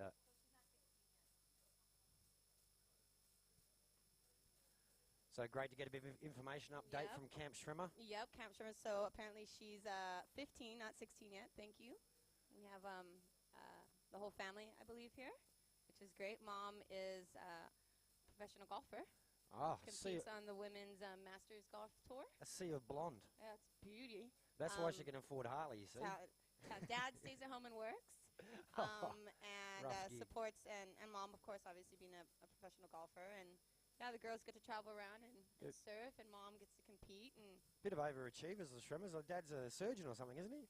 I don't know exactly what he does. I think from memory he was doing a bit of surgery via Skype not that long ago. Well, I guess it would help if your family is a bunch of surfers, wouldn't it? So if ever they come unstuck on the reef anywhere, Dad's there to stitch them back up, which is handy as well. But look, a great field here for the women's division. We've got heat number 2 coming up. Do you want to just announce those surfers so they can start getting ready for their heat? Yep. Heat number 2 is Natsumi Taoka from Japan, Lara Murphy from Australia. We got Soleil from America, and we got Emma Webb as well. That's coming up in heat 2 with just at 16 minutes, girls. No one's really put any heat scores on the board yet except for White. She's being smart, getting her 2 waves up really quickly just to get something to work on. Yeah, it's because she's 15 and she's frothing as well. Oh, that's it. They've got grommet power. Hey, you know what? Don't say that, because you got Rosie in there, and Rosie's just as athletic and just as frothy. Yes, I'd like to go on the record as saying that there was no dispersions cast against Rosie, and I'm not just saying that because she's a lawyer. I've got a history of picking on Rosie, and she knows I love her. But Rosie Hodge, of course, took out Georgie Young for the Australian title a couple of years ago. I was there on the beach to watch that. Exciting time. And we've got some interesting names up here with the international contingent. So, Glenn, you've got the all the pronunciation down pat. But here we go, Rosie Locke. There's no mistaking that name. No mistaking that style. Nice stomp of the 5 there, holds it to show her control. Talk us through this next bit. Oh, it was a beautiful nose ride opening up on that long nose ride as well. Looking to set up again here with a beautiful 5 banking off the whitewater there.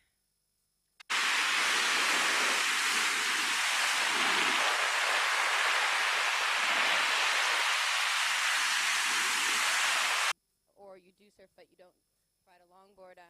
Nose riding, it takes a lot of skill to do it properly, to hold a good nose ride, especially if you're going from a 5 to a 10. And I just think it's so beautiful watching the girls nose ride, especially people like Rosie right there on such a high spot in that wave. Lot of commitment there. Yeah, and that control, what the judges love to see. We'd like Neil Snelling to come up to the commentary position, if you could please, Neil. He's probably getting hugs out there in the car park, commiserations on his heat. But, yeah, look, certainly nose riding combines positioning on the wave. You need to have the board in the right spot so the tail of the board's underwater. You need to have the nose clear but planing, but still enough downforce to keep you going down the line. There's a lot of complicated skills at work, and when you pull it off nicely, the judges love it. And, well, tell us about that one. It's just locked in. All right, Rosie Lockie, your last wave just came in at 8.5. Again, Rosie, your last wave. Oh, look at those legs kicking. She got all psyched up right there. When you hear the number 8 in front of your name. Yeah, when you hear 8.5, that gets you really psyched up. Hey, Tell you what, Rosie, one of the judges dropped a 9 for you as well, so it was an 8, a 9, and an 8.5. And, of course, the 3 judges' totals get combined and averaged, which leaves you with an 8.5. So, bang, straight into the lead. Yep. Mason Schrimmer now relegated to second place, looking for a 5.84 to go back into first. And our third surfer for this first round heat, Lily Alice, still yet to open her account. Yep, so this heat only has 3 girls in there, but the rest of them are pretty stacked up. So the top 2 girls will proceed into the quarterfinals. So the girls who make it out here, we're going to go against Rachel Tilley, our current world longboard champion, and Miss Nava Young. Beautiful, graceful surfer herself, a mother as well. Moms. And partner of the 2 times and 2 times world champ, 6 times US champ, and 3 times Australian Longboard Surfing Open men's champion in Taylor Jensen. So between her dad and her partner, she's got some decent surfers to call on. Yeah, her kid has some serious bloodline. And then Bryce. And the moves like Jagger. Yes. Yeah, no, there's some lot of good bloodline, a lot of good heritage. It's good to see, see the dads and the daughters surfing as well, like Killia Moniz and her father. And you see And I'm not 100% sure, but his daughter as well. I'm going to assume that man Murphy surfing in the open men's was Lara Murphy's dad. I'm just guessing, so I'm just gonna run with that for the time being. They both got the surname Murphy. They must be related, right? Not All right, a bit of a rare 11 surname. minutes, ladies, 11 minutes. So, Lily, you're still looking to put a wave down with coming up on 11 and a half minutes. Girls moving north on this little bit closer bank here. I'm sure her fellow competitors will let her have a wave because they've already had one. Not likely in the pro division. This looks like Lily now opening her account, so the goofy footer in the heat. And unfortunately, this is where the wave selection comes in. It's a bit hard to tell which ones are going to line up and which ones don't. And that will good to get some water passing across the rocker. Yeah, I think the tide's just about ready to peak as well. So, hopefully within an hour with that tide turning back around, that bank should start cleaning up pretty good, running along quite nicely. It's been so good here. Everyone's been frothing to be up at Snapper and Rainbow and Kira and all that, and it's just been amazing, amazing banks down here. So people are very, very lucky to be here with only a couple people out. It's been packed. Get yourself on the Tweed Coast. Yeah, look, I tell you what, all the grommets didn't let me have many waves yesterday free surfing, so at least in my heat there'll only be 5 other guys out. I think I'm in a 6-man heat later on this afternoon. But plenty of activities and events going on around the contest side as well, Blaine. Yeah, there are. Cabarita Beach Youth Center is actually hosting fundraising right now. They're selling beautiful bacon and egg rolls and some sausages, and they've got sodas and waters down there. All the money does go to the Cabarita Youth Center, which they do an amazing job for our local kids. Great cause. Yeah, super great cause. Chris and the crew down there, they put so many hours in for the kids over the holidays. They're really dedicated because we don't have a youth center. We strictly run on funds that are, raised by events such as this. So if anyone can go down there and support the local youth center, that'd be great. As well, speaking of youth, we have the Momentum Youth Festival happening. It's skate contest, live music on the 9th of April. So, and as well, a big skateboard competition happening at the Cabarita Skate Park. So if any of you guys are interested in checking out some of these really great events for the youth, alcohol-free, fun music, good vibes, go down to the youth center there and have a speak to Chris or any of the crew down there, and they'll help you get some really good information. And wherever you're watching in the world, if you've never made it to the Tweed Coast before, do yourself a favour and come and have a look. We're at Kingscliff Beach. It's a nice little community. Some lovely people, some of the friendliest locals I've met anywhere in my travels.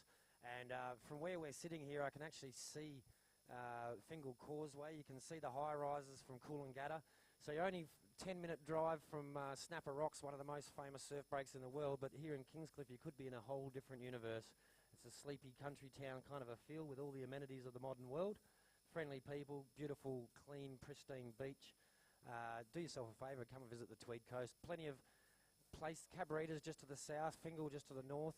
You're an easy stone's throw away from Byron Bay, so it's a really great place to base yourself if you're coming for a contest or a holiday on this part of the coast. Yep. 8.5 minutes, girls. 8.5 minutes.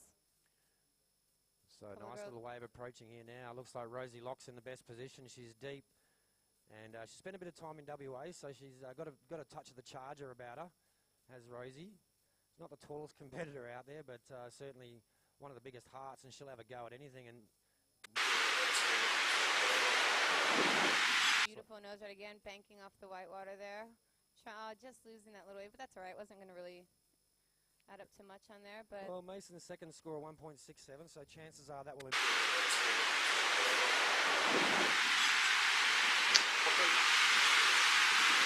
Red, Lara Murphy in blue. Soleo Erico in white, and Emma Webb in yellow. So, Soleo. That's sort of a French sort of a sounding name, really, isn't it? But Erico's not so French sounding. No, I think it's... I'm just thinking like Cirque du Soleil, you know? Yeah. Oh, but she is from America, and we do have a lot of Latin influences, so I'm sure she's got something in there. All right, so Rosie, your last wave just dropped in as a 4. So current situation is blue in third with a 1 wave of a 2.4. looking at needing a 2.51 to get you into second. And then we have White with a 2.23 and a 2.67. You're needing a 9.83 to go into the lead. As well, Rosie Locke, you are current heat leader with a 4.0 and an 8.5, with just coming to 6.5 minutes. And so, of course, for those of you new to competitive surfing, surfers can catch a maximum of 12 waves. Their best 2 waves count. And so, obviously, each of these competitors trying for the best score they can get out of a possible 20.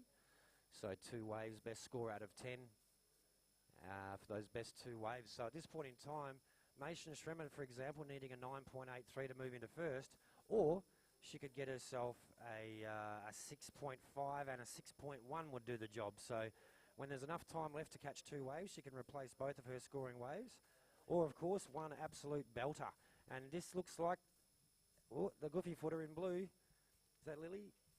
She's having a bit of a struggle at that outside section, but showing great competitive nous and good control over that longboard to keep herself in contention. That wave disappearing into the hole, which is probably not such a bad thing, really, with just under 6 minutes remaining, and still plenty of time to get back out there and increase her score. Yeah, that Kingscliff is known for a pretty decent current. So if you're lucky, you can get yourself in a spot that you can use that current to get back out. The she might be able to, conveyor. yeah, she might be able to get back out and just try to nab a little insider here. Not so far out. But Still we'll plenty see. of time. Yeah, still plenty of time with just 5.5 minutes in the first heat of this Australian Longboard Open of Surfing. All right, girls in the next heat, you can paddle out. Again, girls in heat 2, you can paddle out now. Good luck. Have fun.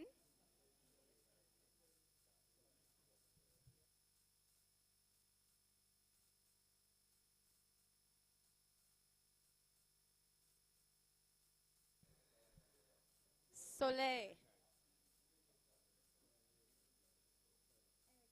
Sorry. Is it And we do Enrico really appreciate or Erico? Erico. Okay. We do really appreciate the family and friends coming and giving us yeah. correct pronunciation, because nothing worse than having someone read your name wrong. You know, With a name like mine, no one's ever going to get it wrong. well, with a name like mine, my correct enunciation is Belen. But what do you get, Ballon? When I get here, everyone is like, is it Belen, Ballin, Beline, Belinda? But when I said it, it's Belen. imagine if it's Belinda with no duh. Belen. Oh, Belen. Yeah. There you go. But yeah, I mean, people that have known me for years still say my name with the, the different accents. So that's the beauty of having a unique name. Now, it looks like of your information machine there, you've got a bit of information about Mason Schremer. She rips. Oh, yes, she does. And Born in the year 2000. Gee, that makes me feel old. Old. Yeah, that definitely makes you feel your age, doesn't it? Yeah, so she's a town girl. She lives in Honolulu. She surfs Waikiki a fair bit. Loves her logging at Queens. The whole family does. Let's see. She used to compete in NSSA events as well to explore women longboarder and the SUP divisions. So I think this is Rosie up here.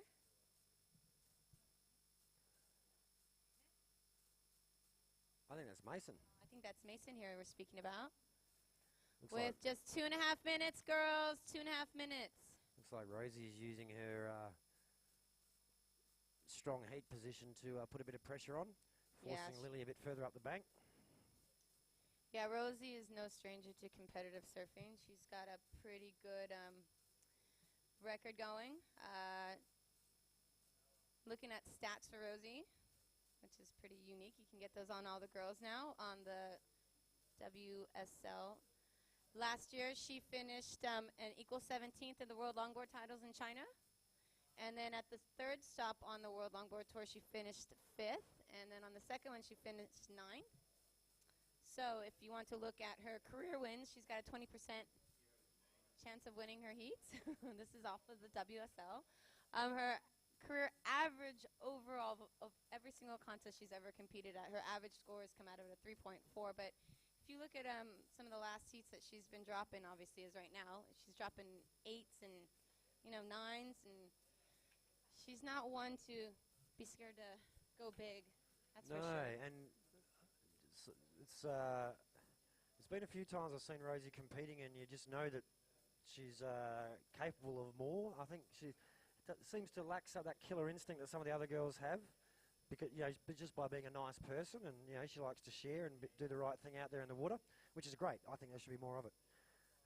But sometimes a killer instinct is what's required. We're inside the 2-minute mark, and well, Rosie's got this heat on lock at the moment, but certainly, I'm here all week, try the veal. But certainly there's plenty of time for Lily and Mason.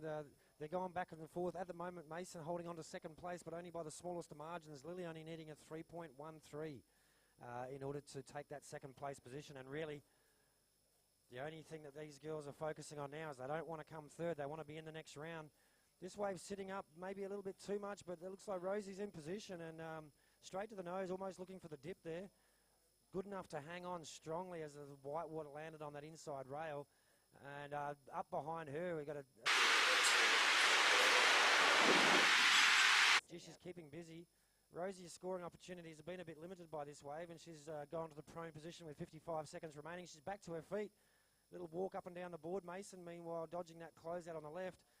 Rosie's still looking for a bit of nose time on the inside, a couple of cross steps. Lily, meanwhile, right out the back, deep on the peak. Talk us through this wave of Lily's, Blend. Lily right there on a beautiful wave out the back. Just making it around this corner here. Kind of getting a little bit of warble right there. She can make it around that. Little cut back.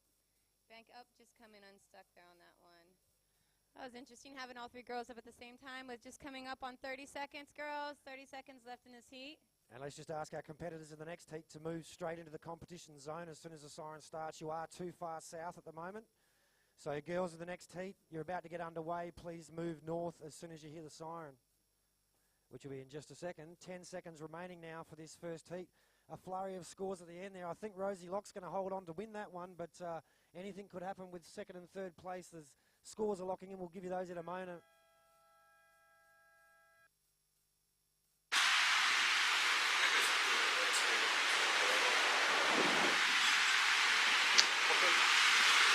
At the WSL Australian Longboard Surfing Open, these ladies once again fighting for 1,000 rating points, but there's $900 up to grab for first. So it looks like our beach interviews are taking place at the bottom of the stairs there. Rosie Locke, give her a couple of seconds to adjust her hairline and get that smile right, get the sponsors' stickers in the right place, and I'll shut up for a second so that you don't hear me on the interview.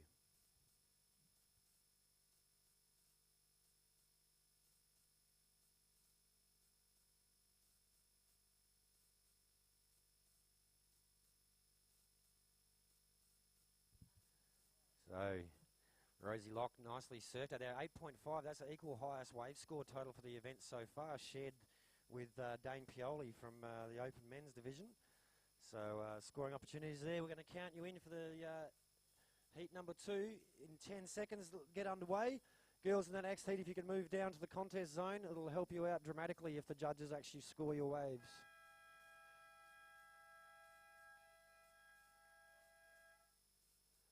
That's definitely a siren.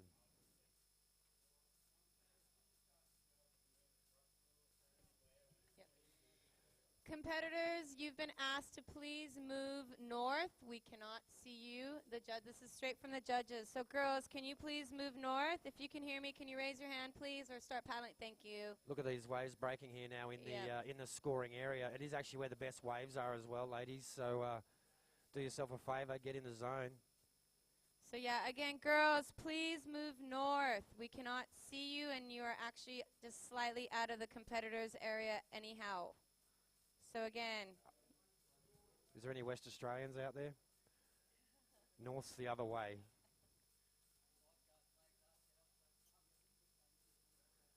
Yeah. As well, we've just been told for public interest, the lifeguard flags have been put up. Yeah, we don't want surfers interacting with the swimmers in the swimming area. So no, and right I'm sure some of these girls are wearing leashes, but still, we don't want to injure anybody. So, Blinn, we've got some final results there for the first heat. Do you want to read those out for us, please? We do. In third position, we had Lily Ellis, and moving into the next round, we had Mason Schremer, and taking out that heat with a 12.5, Rosie Locke. So congratulations, Rosie. Well surfed. Another and tight as well finish. as Mason. Only less than 1 point separating second and third, so commiserations to know. Lily. Yeah. And well done, Mason, hanging on there to the last minute. Yep. All right. All right, so girls up and riding here. And a beautiful wave. Still a little bit difficult to see who it is. You got another girl outside, out the back. On a screamer here. Quick little nose ride there. Nice cutback, banking off the whitewater there. Holds it. Wow. This is Soleil Erico. This is a girl from America. She's American. A nice, quick nose right there. We're going to find out where this girl's from. In true Australian tradition, I think we should give her a nickname. We'll have to call her Cirque.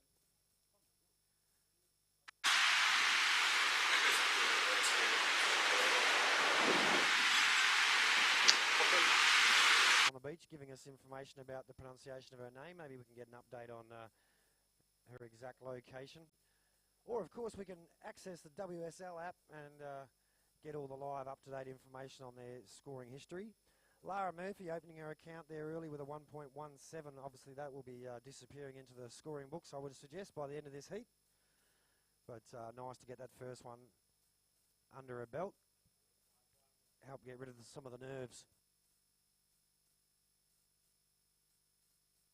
So as I go and upgrade my caffeine levels, I'd like to welcome back to the commentary position Mr. Ian Golden Tonsils himself, Pearson. Yeah, good, thanks. Nice to be back.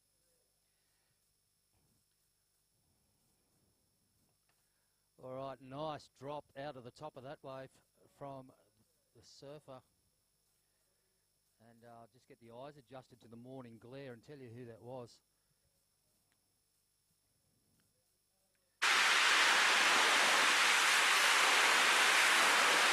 So, Hard coming back up. she's from Malibu. I'm finding out some information right now.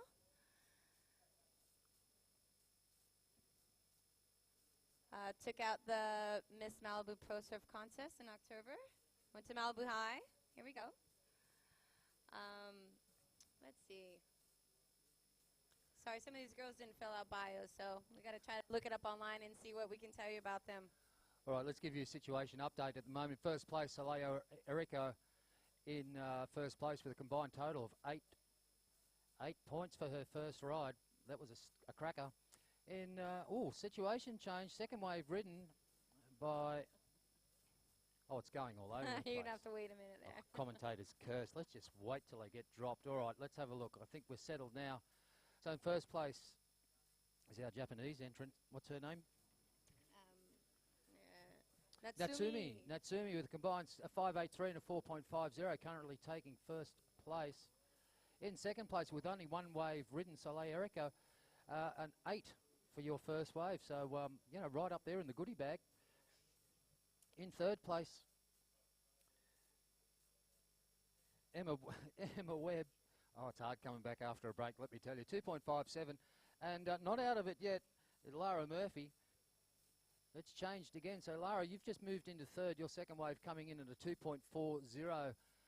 Emma, only one wave caught at the moment, it's 2.57. So it's a toss and change between third and fourth. But right now, current heat leader, 2 waves ridden, is Natsumi Teoka from Japan with a 5.83 and a 4.50.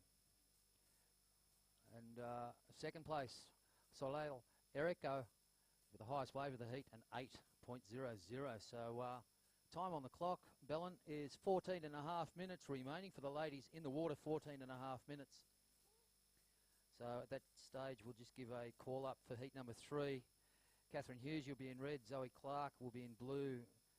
Michaela Ross in white. And Roisin Carolan, you'll be in the yellow. Don't forget to go down and see Uncle Owen and get the appropriate rash vest for your name and give him a kiss for luck.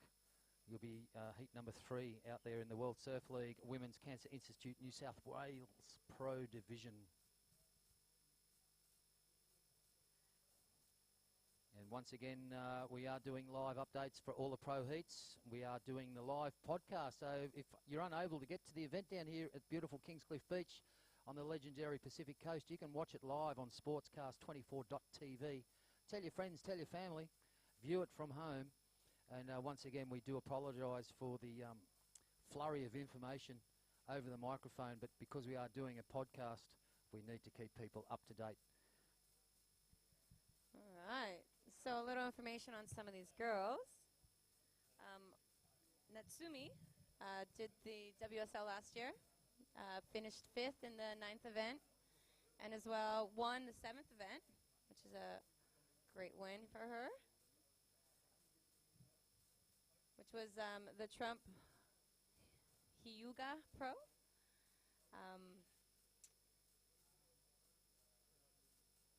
Currently standing in 9th on the World Tour. You got a great contingency this year. You got world champions. Yeah. You got like top 7. That's so many good girls here. Yeah, the word's out. It's a full international contingent here, both in the men's and the women's pro. So we'd once again like to welcome you from near and far, overseas and overland, from wherever you've come from, to the 2016 Australian Longboard Surfing Open. For ladies in the water, just under 12 and a half minutes remaining for you, 12 and a half minutes. And no situation change at the moment. We've got red over white over blue over yellow. So Soleil Erico with the highest wave of the heat, an 8.00. Only the one wave ridden is currently sitting in second. But Natsumi with 2 waves, a 5.83 and a 4.50, holding down first with a narrow margin. And we're just looking at a little float off at the back there. Won't be a situation change, I doubt, with that little wave caught, but we'll let the judges do that bit. That's their job. We just give you the information as it comes to hand. All right. So, again, we'll break this down for you girls. In 4th place is yellow with a 2.57. In 3rd is blue still. That wave only came in at a 0.9. So you are in 3rd. You're needing a 5.61 to get you out of 3rd position. And 2nd is white with our only wave ridden. And this is white right here up and riding, I believe. Sorry, this is yellow up and riding. It's really hard to see the colors up here, so thanks to our judges. And then currently in 1st again, our Japanese surfer with a 4.5 and a 5.83. So 11 minutes, girls, 11 minutes.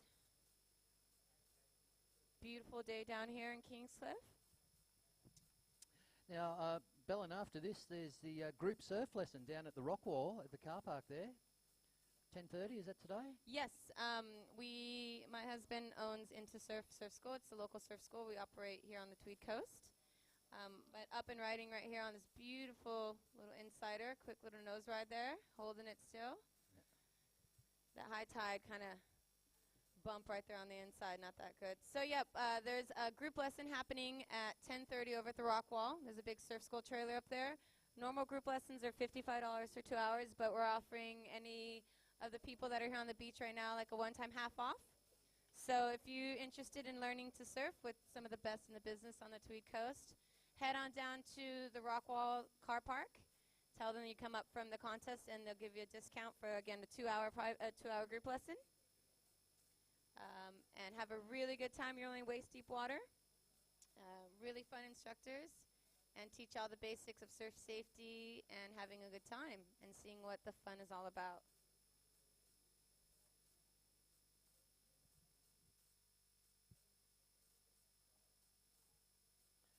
So that last wave of yellow just came in at a 1.1, didn't make a difference here. Beautiful, beautiful wave right here out the back. Surfer in blue, Lara Murphy, trimming through on the inside there, keeping the board alive, rail to rail, and go for a little top trim. Yep. Little bounce off the foam ball there. Actually turns it around and goes left. Being a goofy footer, they'll look for the lefts when they can. A nice little float and climb off the foam ball there to finish. So that one's going to go into the money bag. That was beautiful. That was really well. Nice tail surfing there, nice nose surfing, which is beautiful to see. It's good to see the girls using the tail a bit, not just nose riding. All right, once again, a word to the wise. Ladies, you are paddling too deep. You are too far south, right in that morning glare. For the uninitiated, one of the better banks is virtually down in front of Tent City. So don't get confused out there. You are paddling too deep. And just a word to everyone, if the judges can't see you, they can't score you. Being an ever-changing sandbank out here, there are different setups around the place, but some of the best waves are right down in front of us. Just a little word to you. All right, so that last wave of blue just came in as a 5.67. So situation right now is yellow in fourth with a 2.23 and a 2.57. And third is our surfer in white with one wave on the mark right now, an 8.0. You're looking for a .07 to get you out of third. So, again, not that much of a wave score difference right here. And this is yellow up and riding, currently our fourth place. Emma Webb. Here we go. Nice little cut back there off the top. Nice trimming here. Just trying to get a line up here so she can get a quick little nose ride.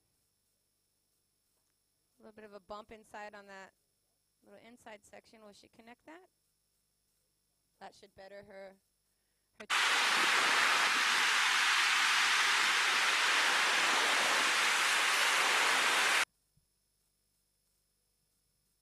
Smart move for the girls to move up north a little bit more, a little bit better bank up here, easier for us to see.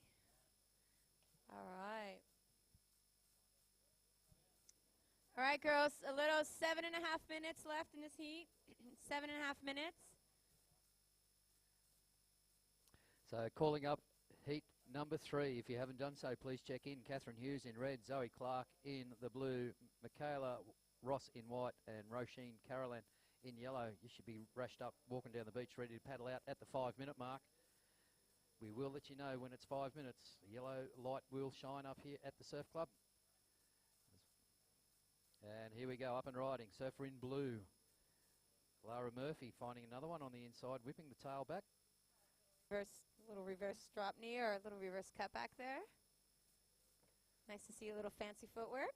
Fancy footwork. Yeah. That's what the boys like. All of the board, all of the time, on all of the wave is the way to run it. As we just come down to 5 minutes 25, is it 6:25? So flurry in the last couple of minutes. The girls have heard the call, and as you can see, they have moved down onto the inside bank right in front of the judges, and that's where they'll be seeing all the action because the girls are doing it for themselves out there. And the sisters doing it for themselves. So there's songs breaking out inside the commentary tower right now. I got boys singing All about right, the girls. we've got a scratcher up and riding. Scratcher up and riding. I think this is our surfer in white. Oh, pulled into a barrel there. Suicide tubes. Two brother. Suicide tubes. So she's only looking for literally just a wave to stand up on. Yeah, Soleil Erica, highest wave of the heat, an 8.00 for her opening ride. She's just looking for one to back that one. And that just came completely in. up. There you go. So there's going to be a situation change. That wave was enough to spread the park around, so to speak. All right, so situation, girls, with 5.5 minutes now after that wave exchange. Fourth position, yellow. You have a 5.03 and a 2.57. You're needing a 5.31 to get you out of fourth position. In third, blue. You have a 5.67 and a 2.43. You need a 4.67 to move out of third into second position. And currently, red, you are in the second position with a 5.83, a 4.5.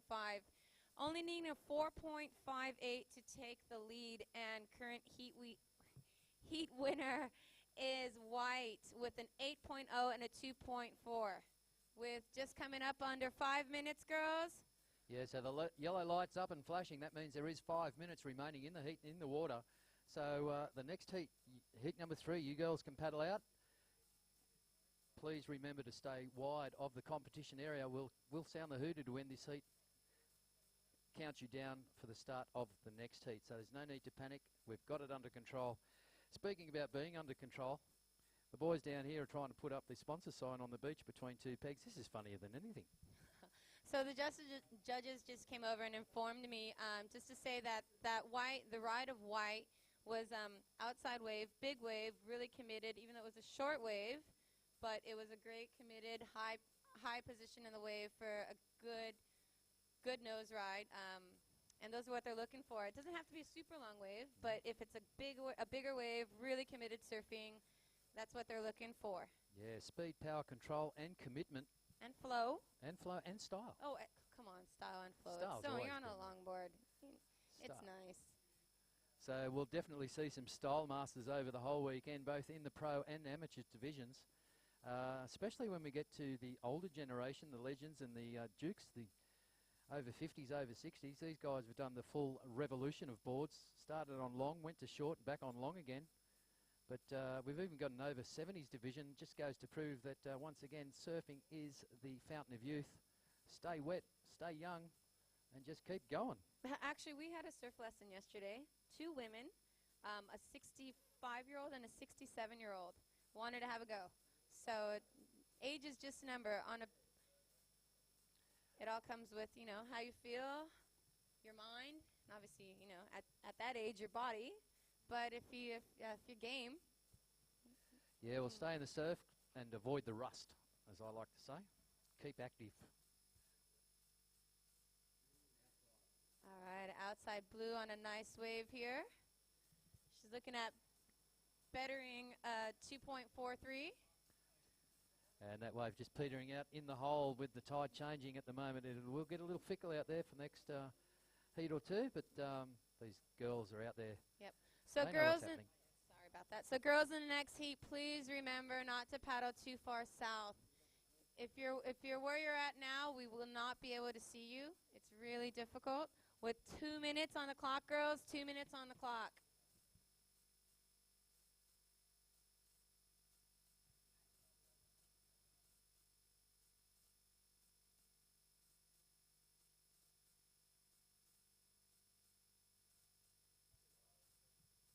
All right, we're just under 2 minutes, ladies. Under 2 minutes.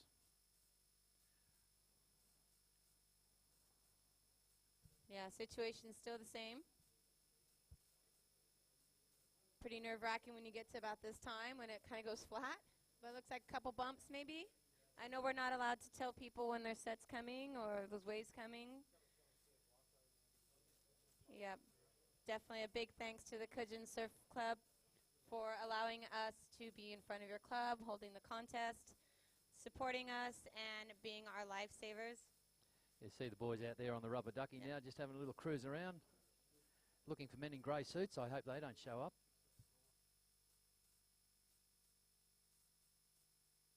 Just 1 minute, ladies. 1 minute.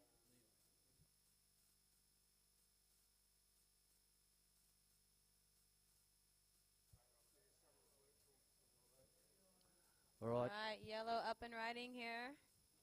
Currently in 4th position, looking at a 5.31. We are in the mad minute, girls. There's 40 seconds remaining, 40 seconds. So if anyone has a cordless drill, we need one up here, please. We're trying to set up a WSL site, and we need some cords. any tradies on the beach? Yeah, any tradies, please, please, please. We need some help. Tradies with a trunk full of gear. Put your hand up. All right, out the back, All the right. surfer in red. It looks like Natsumi. She's heard the call. We're counting this one out, girls, in 5, 4, 3, 2, 1. So this is the last ride.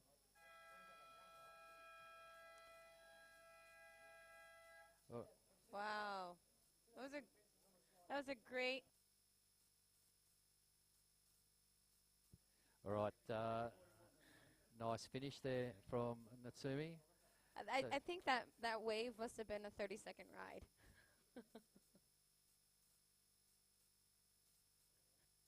All right, so we'll wait for the judges to drop that score in and we'll give you an update. At the moment, girls, out the back, because of that last flurry, we are on hold. We are on hold. We will count you in at the beginning of this heat when we get the nod from the head judge.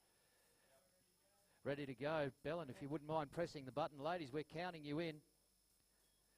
10, 9, 8, 7, 6. Keep counting. In 3, 2, 1. Here comes the steam train. So, yeah, great exchange on that last heat. And here we are in Heat 3 of the WSL Women's Cancer Institute New South Wales Pro Women's Division. In Catherine Hughes out there in red from Australia. Zoe Clark from Australia in blue. Michaela, they're all Australians. Michaela Ross, she's in the white. And Roisin Carolan, I know Roisin, she's from Byron Bay. She's out there in yellow. So the board's been cleared. The screen is blank. We're waiting for the girls to open their accounts. And there we are. We've just been handed results, so they snapped those ones in. They did. Okay, so official results. In yellow, Emma Webb in 4th position.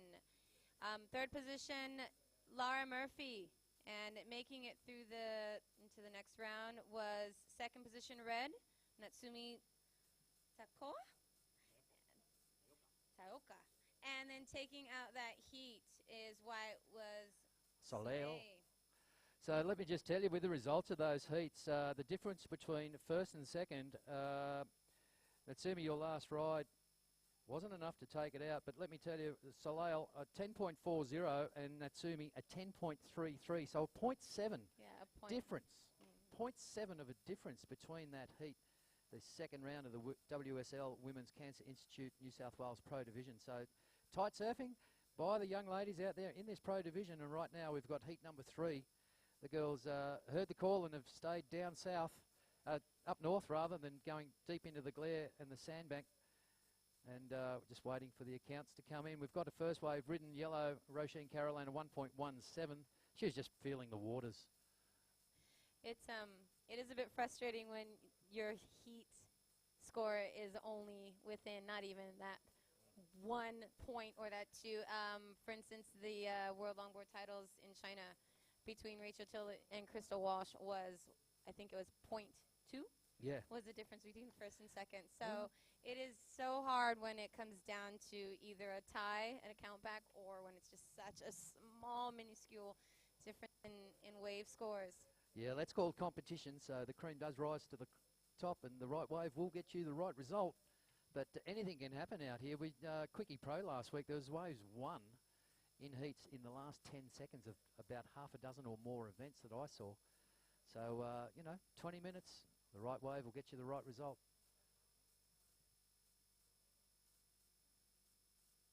Don't forget, if you are hungry, thirsty down there, the Cabarita Youth Services tent will be here till 2 o'clock today, cooking up a storm. So if you'd like to grab something to eat, sit back and watch all the action down here. Go and support the Cabarita Youth Services group and their tent. Also, at the merchandise tent, there's plenty of gear for sale down there. There's T-shirts from past and present events. Also down there, you'll find the beach chairs, the little Australian flag beach chairs. $10. What's your butt sitting on? Get it off the grass or off the sand. They're a low-rise chair with a lean back and armrest. Very comfortable. They'll be great to watch the movie in the park tonight and the band's tomorrow night. $10 a chair, you can't go wrong.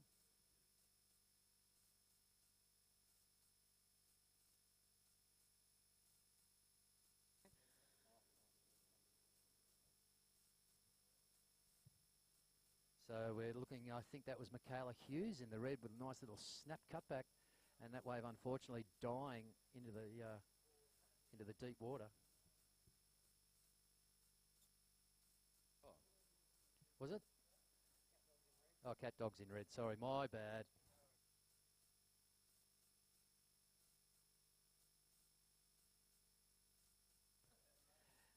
Well, Jason Weeks just come back from his coffee break and given us all the information. I got the words wrong. But yeah, it was Cat Hughes in the red. Michaela Ross it is. She's in the white. From the Denmark area in WA, so Weeksy tells me. Denmark, Australia. Isn't Denmark overseas? All right, here we go. We've got action in the front. Nice little peak just building up here. What colour is that? Looks like... I think that's white. That looks like white. Michaela Ross. Yeah, Michaela Ross. There she is. And behind her, surfer in yellow, up and riding right now, Roisin Caroline. I know she's from the Byron area. Very dainty, aren't they, the girls? They nice are little steppings. How's the little sway back, cut back there? You could definitely see the Byron influence there. A little Alex Knost kind of influence with that. Look at that little... Soul arching, it's mellow. Mellow in yellow from Roisin Caroline. This one gliding into the inside for a duck body surface. Little drop knee there. So we'll let the judges whack those scores down and we'll give you an update as they come to hand. Cat Hughes, your first wave came in at a 2.50, so you're just testing the wax under your feet and the warmth of the water. Beautiful in the water, about 25, 26 degrees. Out the back, surf up and riding in red is Cat Hughes looking to improve her score on the first wave. Nice glide cut back there from her. Looking to see if this one will line up. Roisin doing the runaround thing. Beautifully drawn down drop knee there for her. Really nice style, nice hands. Nice.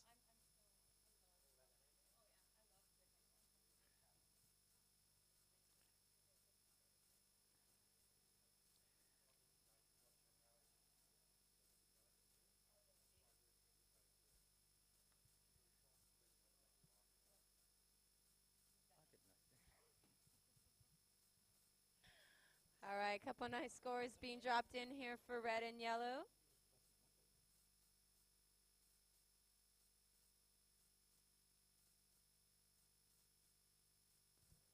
Definitely, we got a shout out here for someone.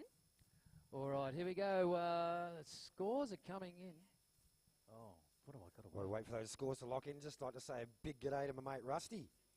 Wajdi Bawadi over there in the west side of Oahu. Makaha Kine Place over there. I've just been watching a video of him last night of his body surfing prowess on the west shore of Oahu. But g'day Rusty boy, good to have you on board mate, and great having the webcast so people can tune in around the world. Don't forget of course, jump onto your social media page.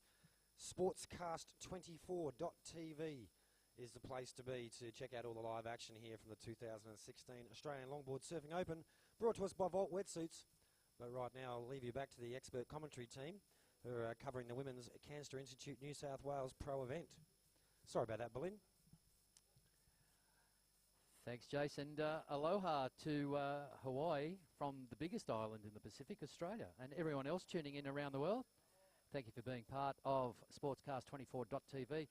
Keep you updated with the scores at the moment. Catherine Hughes in red, coming in first place with a 5.83 and a 2.50. In second place, in yellow, Roisin Carolan with a 5.50 and a 1.17. Michaela Ross, one wave ridden, a 3.43. And Zoe Clark just waiting on the account to drop for you with just over 12 minutes remaining. Ladies in the water, just over 12 minutes. So official call for heat number 4. Victoria Vergara from France will be in red. Sierra Lebac from Hawaii will be in the blue. Christy Quirk from Australia, you'll be in white. And Karina Rozonko from the USA, you'll be in the yellow. So you guys can get ready and wax them up. Check in with Uncle Owen and give him a kiss and a cuddle for luck. You'll be the 4th heat of the WSL Women's Cancer Institute New South Wales Pro. Up next, heat 4. So just under, or just over 11 and a half minutes remaining for the ladies in the water. And situation is first in red, second in yellow, third in white, and fourth in blue. And the girls are out there. They know what they need to do. It is a pro women's event, and they'll be going hard for anything they can get right now to impress the judges and get those scores down on the official sheets.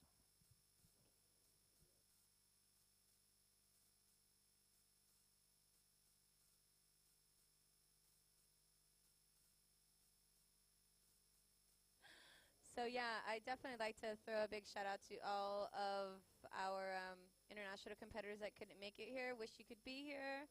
Surf is super fun, pumping. Hopefully see you guys soon. Up and riding here is yellow, our Byron Bay girl. Roshina. So now tide's turned. So hopefully start lining up a little bit more, a little bit longer rides. And that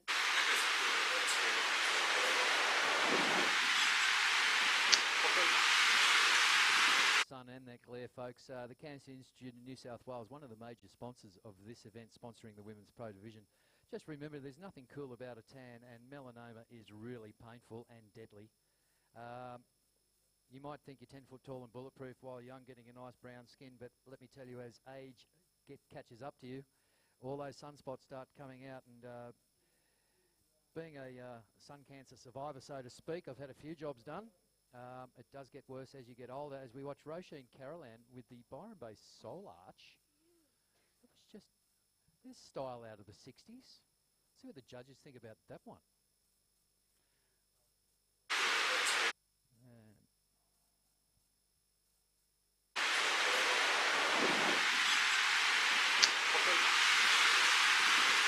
Been punched in, but Roisin Carolan, the lady from Byron Bay, is currently in first place. We're waiting for that last wave to drop. But tight heats all around. There's not much in this between all the girls. So at the moment, yellow over red, over white, over blue. And we'll give you a score update. And up and riding in front, Cat Hughes in the red, up and out of that one. Looks like we've only got 3 in the water. Is that correct? So Zoe Clark, a no-show. No show. Doesn't that make it easier? No, All right. it doesn't. It doesn't. All right, Roisin, your last wave came in at a 4.57, along with a 5.50. Your second wave, you're currently holding first place. Second place, Cat Dog, Catherine Hughes in red. You have a 5.83 and a 2.50. And Michaela Ross, one wave ridden of 3.43. You need a 4.91 to move into second. And like you said, there's 8.5 minutes. So much can change, even down to the 10-second mark. One wave, so one time. You don't drop your guard. Keep moving. All of the board, all of the time, on all of the wave, a variety of repertoire, speed, commitment, control, style. And here's the girl styling out there right now as we watch Michaela Ross float off the top of that foam ball, hooks it around again. Just looking for the inside to line up to see if something's going to pop. A bit of backwash there with the high tide, and obviously that backwash has flooded that one out from under her feet. But that's a scorer. She's looking to improve a 3 point.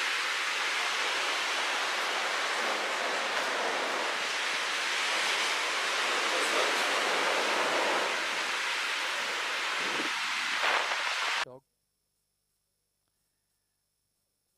Keep an eye on the rip out there, girls. That the Kingscliff Express is still moving towards the north.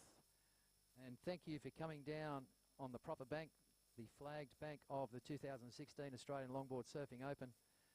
It's making it a lot easier for us and the judges to see you. As we watch Roisin Carolan drop into one. Where's she going? Decides to cut back, and I would have hit it. I would have gone harder. Of course you would. Style Council from Byron Bay. That one just petering out.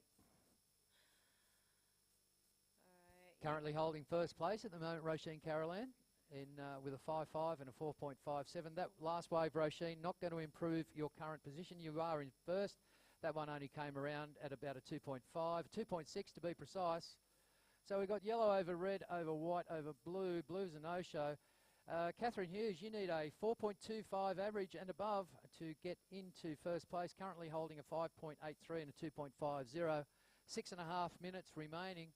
Michaela Ross needing a 4.81 to get into second place right now. Girls fighting it out to get into the second round of the WSL Women's Cancer Institute New South Wales Pro Division as we watch Catherine Hughes gliding on the inside.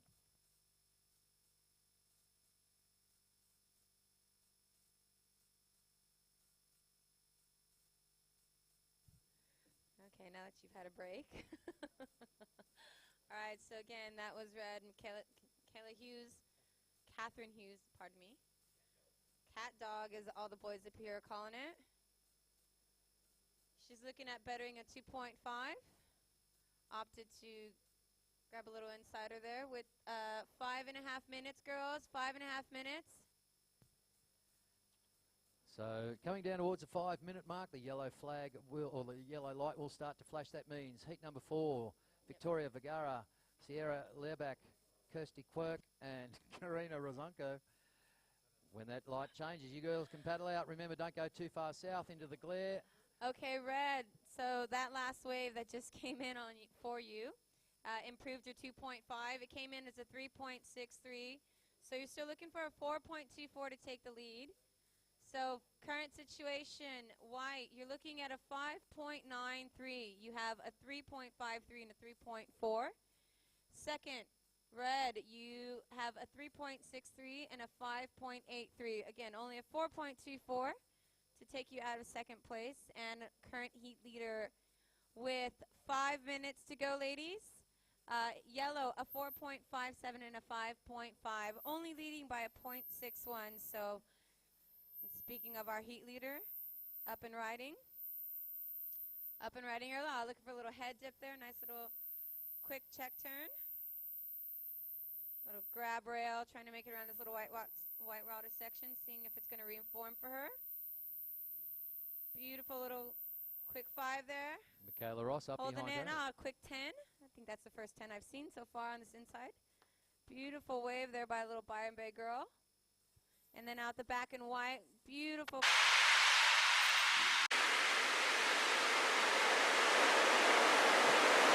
And all the way down down into Caravan Park. Well, that's going to be a situation update soon. With just under 4 minutes remaining, we are well and truly into the Furious 5. So make or break time. This is where the girls get selective and find the right wave. And as we've just seen, Roshane and Michaela, 2 good scoring rides there. We'll see what the judges think about them. Sitting out the back patiently, Cat Dog. With 3.5 minutes remaining, Catherine Hughes out there. You got the bank to yourself. So selection, get out there and smash them.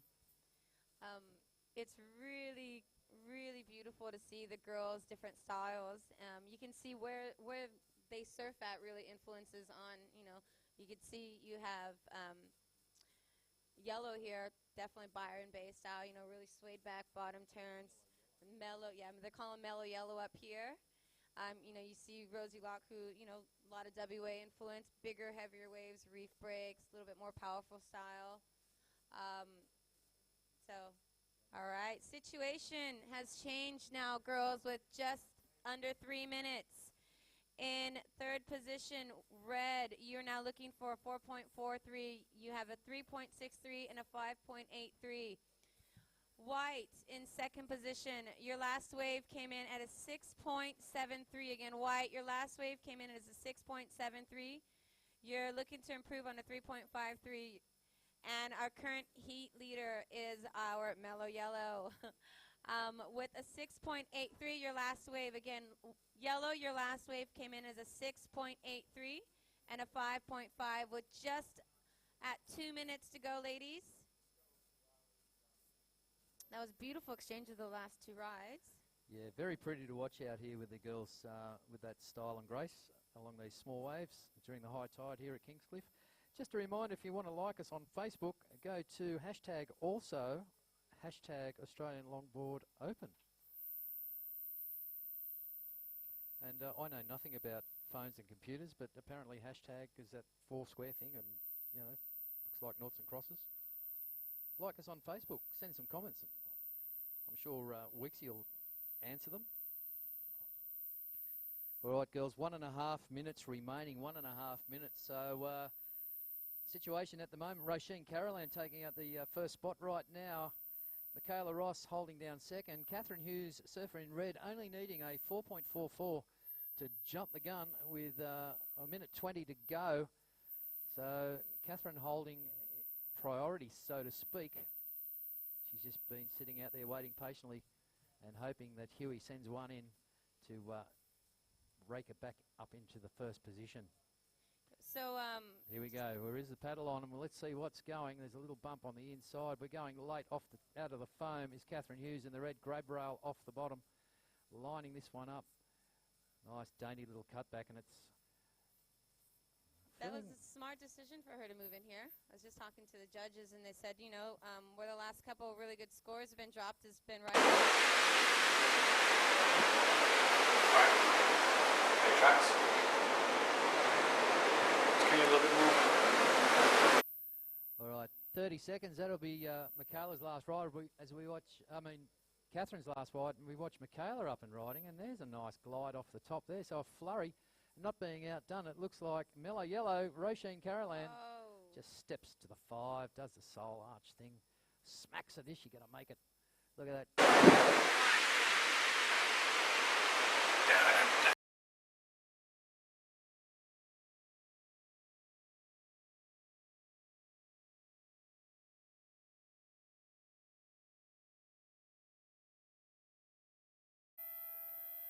All right, so busy. The last exchange there between all 3 competitors of heat number 3 of the WSL Women's Cancer Institute New South Wales Pro.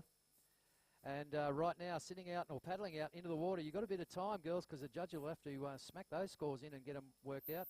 We'll have Victoria Vergara out there in red, Sierra Lerbach out there in blue, Christy Quirk out there in yellow, and Karina Rozonko out there in the, Christy's in white. Christy's in white and Karina's in yellow. We've got France, Hawaii, Australia and the USA.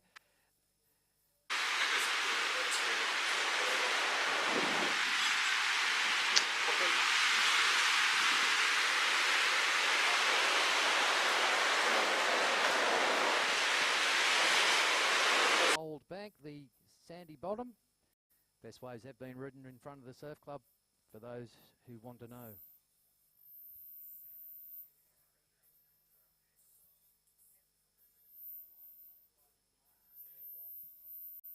So just as you said, you know, a lot could change in 10 seconds, and that's exactly what just happened in that last heat.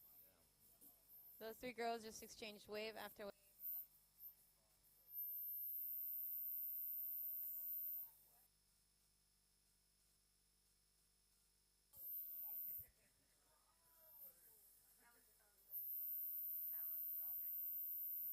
Congratulations, girls, on that last heat. Okay, here we go. Printing the results. Oh, I'll get them for you in a minute. Oh, here we go. So, yeah, it's a flurry of waves in that last 10 seconds or so of that heat, last 30 seconds. And there was a situation change. Coming in at third place was Michaela Ross. Jumping into second was Catherine Hughes in the red, and taking that one out, Roisin Carolan, the mellow yellow from Byron Bay, showing style and grace all the way through. And another tight tussle right at the end there, girls. So congratulations, well surfed, pretty to watch.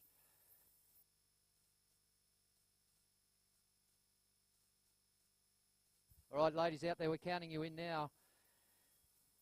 Be aware for the train track, the train horn. 5, 4, 3, 2, 1.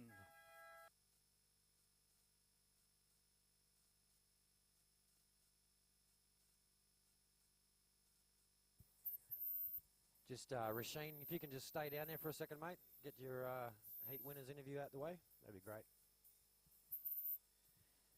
All right.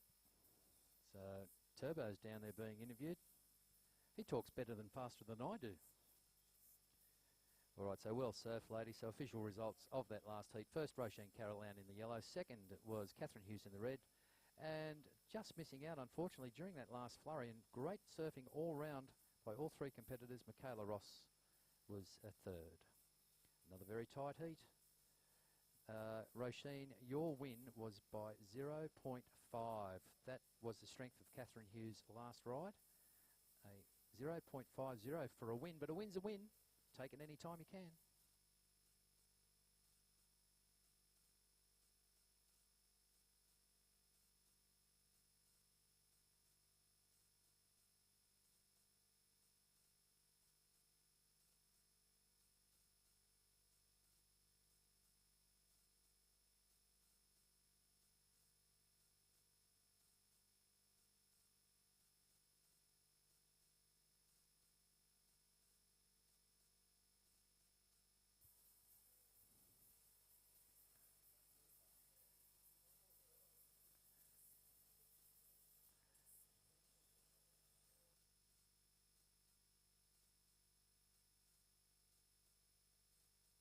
All right, ladies, we're just waiting for the hot nod from the head judge. We're good to go. Press the button, Bell. Oh, we are. Sorry. We have started. Oh, sorry. Flashback. 18 minutes, girls. 18 minutes.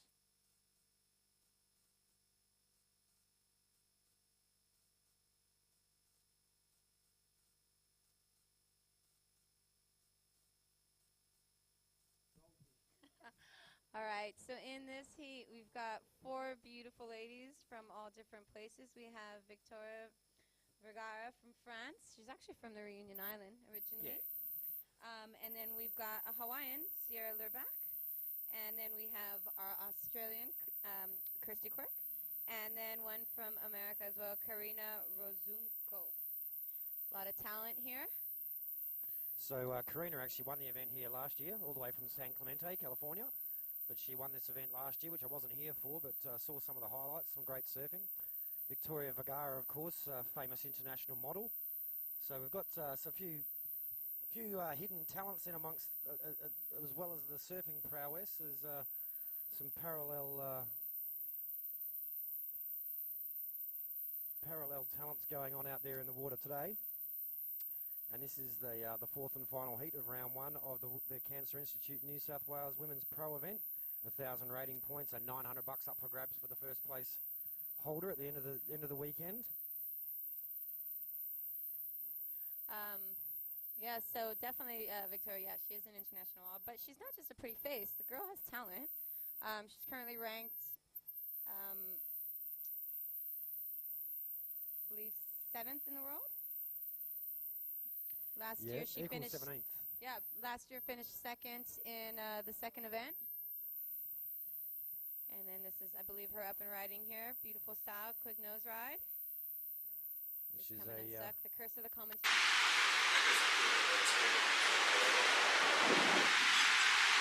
This is our wave surfer. Christy Quirk is she actually does wave dancing. So if you're interested in learning how to dance on a wave, watch this lady in white.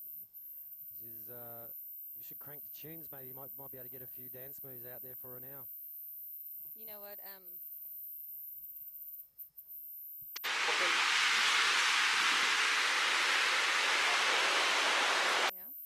It is one of the better things to watch. It is beautiful, graceful. You know, girls just do it differently. It's nice. But yeah, she's also a surf instructor. She's been teaching for, I believe, about 20 years. And a real cool troopy parked up in the car park. But nice early night last night, but I think we should expect to see Christy fire up for the after-hours activities over the next couple of days. Just a bit of a heads up, our next event after this heat in 15 minutes' time will be the Rip Curl Under-18 boys.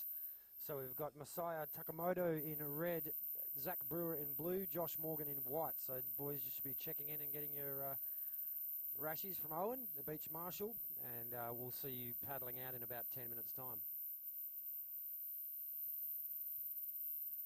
Great to have some support from some of the bigger names in surfing, and it doesn't get much bigger than Rip Curl, obviously, as well as having their event on down at Bells Beach for the Easter weekend. They're also here supporting the junior men's division at the Australian Longboard Surfing Open for 2016, so great to have them on board, and a big thank you to Claw and the crew at Rip Curl. Meanwhile, the fun doesn't stop. Sierra Lairback. She's our Maui girl. A little bit, I suppose it'd be similar sort of conditions at some of the breaks on Maui. Yeah, you've got, actually she surfs Honolulu a fair bit, so she gets to surf the bay. Beautiful wave when it's small. It is, you can surf up the point a bit, and then obviously when it gets bigger, you can, the barrel it over at caves and all that. And yeah, she's not only incredibly beautiful, but she's got a wicked style. See, she said she surfs at a Lahaina a fair bit as well, at a breakwall, which is nice. And flying down the line here, we've got a surfer in yellow in the foreground and all red missing that wave behind, but this is a good looking wave here for Karina Rizunko. Another one of our American competitors. Oh, a little twirly at the end there. Good to see a bit of the old school tricky style coming into play as well. And there she is in red straight to the nose. It's Victoria Vergara. And again, hailing from Reunion Island, a French territory, probably more accustomed to the left-handers over Coral. Yeah, unfortunately, due to the shark encounters, quick 10 there. Beautiful, beautiful wave here for Victoria. Really nice, dainty style. Very, very feminine.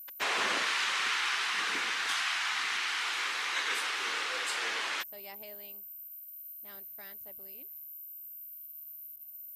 A woman of the world. Yes. Victoria. Yep. And looks like she's going to do the walk around or the run around. 12 and a half minutes remaining, Victoria. 12 and a half minutes.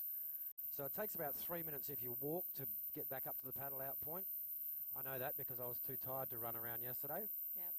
But Victoria, much younger and fitter than me, so she'll do the run around. I wonder if it's you're allowed to have someone else carry your board for the run, you reckon? Or would that be outside the rules? I don't know, honestly. I don't know about that one. It would be nice, especially if you're riding a big heavy log. Should be no. That's a good run, especially when the south wind kicks in here and it wraps around this bay. It could be torture carrying your longboard back up. I know I've done it. Almost need to. But All so, right. Victoria, as you go by, we've got some scores. Yeah, scores have just dropped in at just under 12 minutes. Victoria, your last wave came in at a 5.0, so you're currently in the lead. In white, you're in fourth position, Christy Quirk, with a 2.5, looking for a 4.01. In third is blue with a one wave of a 5.17.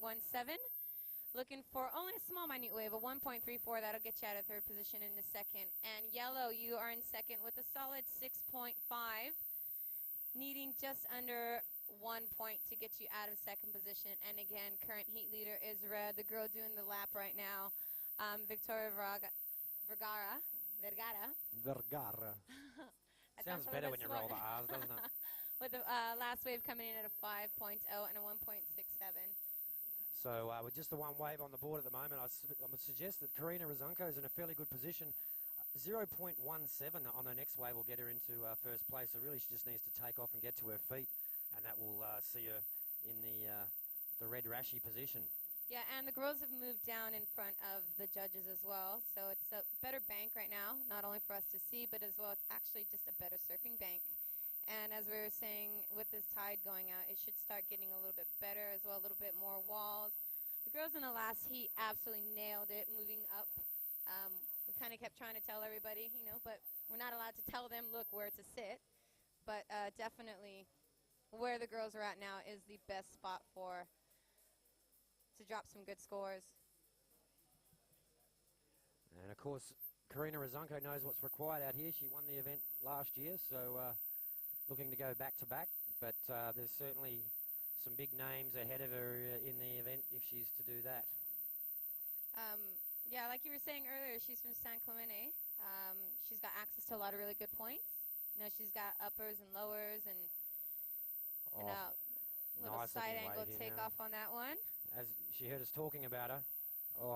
But that'll... look at that little barreling wave rolling off down the bank. I think later on today, as the tide drops out, we'll see some good barrel ride opportunities. Karina will be a little bit upset about not completing that wave, but she only needed a 0.17. So essentially, by getting to her feet, she will have got that score. Meanwhile, who we got here? Got Sierra, our California girl. Quick little cutback there. Nice swooping little cutback again. She's looking for something here. Hopefully line up, give her a little bit of a nose ride. Obviously, we're longboarding. That's what we're looking for. Oh, nice through the roof little re-entry, though. And that's a nice committed manoeuvre and a difficult...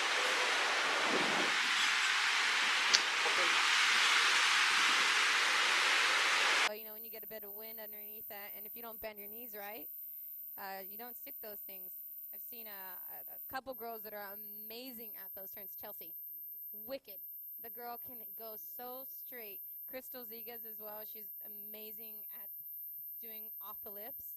As well as, the girls are ripping now doing that. Yeah, we've seen it in the World Surf League Women's Shortboard Pro Tour. The leaps and bounds the female athletes are so impressive now. I mean, it was only maybe a decade ago you'd say, oh, she's a good surfer for a girl. Nowadays, you drop the for a girl part, they're just ripping in all forms of surfing, and it's great to see. There's been definitely, I would say, been more acceleration in the curve with the women surfing than there has been in the men, and it's really impressive to watch. Somehow the girls managed to do all the high performance maneuvers, but they maintain that stylishness, that elegance on the wave, which is sometimes lacking in us blokes. Well, women, I feel, we move differently. Our hips move differently. We've got body parts up that, everything just moves quite differently on a female. And as well, we don't have that strength per se, where it comes down to some of those maneuvers that boys on longboards do. But, I know I never wanted to be told I surfed like a boy. I always wanted to be told that I surfed like a girl because I'm a girl and I want to be dainty and so beautiful. Oh, what a beautiful 10. That was such a nice wave here, the surfer in yellow. Little 5-10-5 combination for Karina, and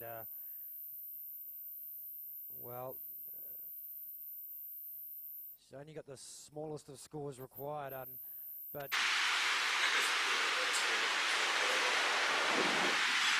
coming in as a 6.4, that's the heat high score so far. That's moved her into first place. Karina relegated to second, and Victoria now down into third place. So Victoria Vergara, 2.61 to move into second, or a 6.57 to move into first. Christy Quirk starting slowly, just a 2.5 on the books at the moment, but Christy, a 5.11 will move you into second, a 9.07 for first.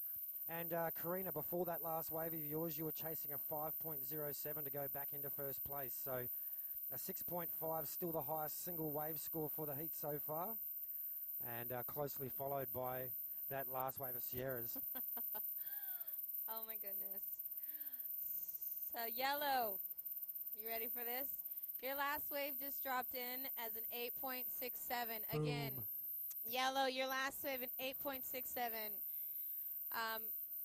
You had an 8.5, 8.5, and even a 9 from one of the judges. So what you did on that wave was perfect. In the very top scores in this heat right now. Right up in the excellent category. Yeah, excellent category. And if I'm not mistaken,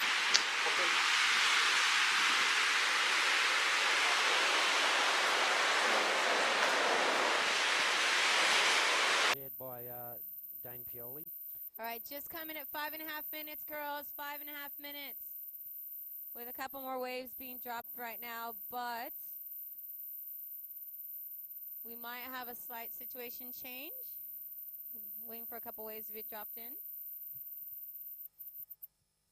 And just a word to the free surfers encroaching on the competition area. Please leave the area now. We have support by the Tweed Shire Council. And we have got permits to use the area. We'd like you to move right out. Thanks. Go further south or come in and go down to the bowling club. You are encroaching on the competition area. As the tide does change, that bank will get used more often. So please, for the benefit of all the people, competitors, and on behalf of the competition, thank you for your cooperation. Please leave the area immediately.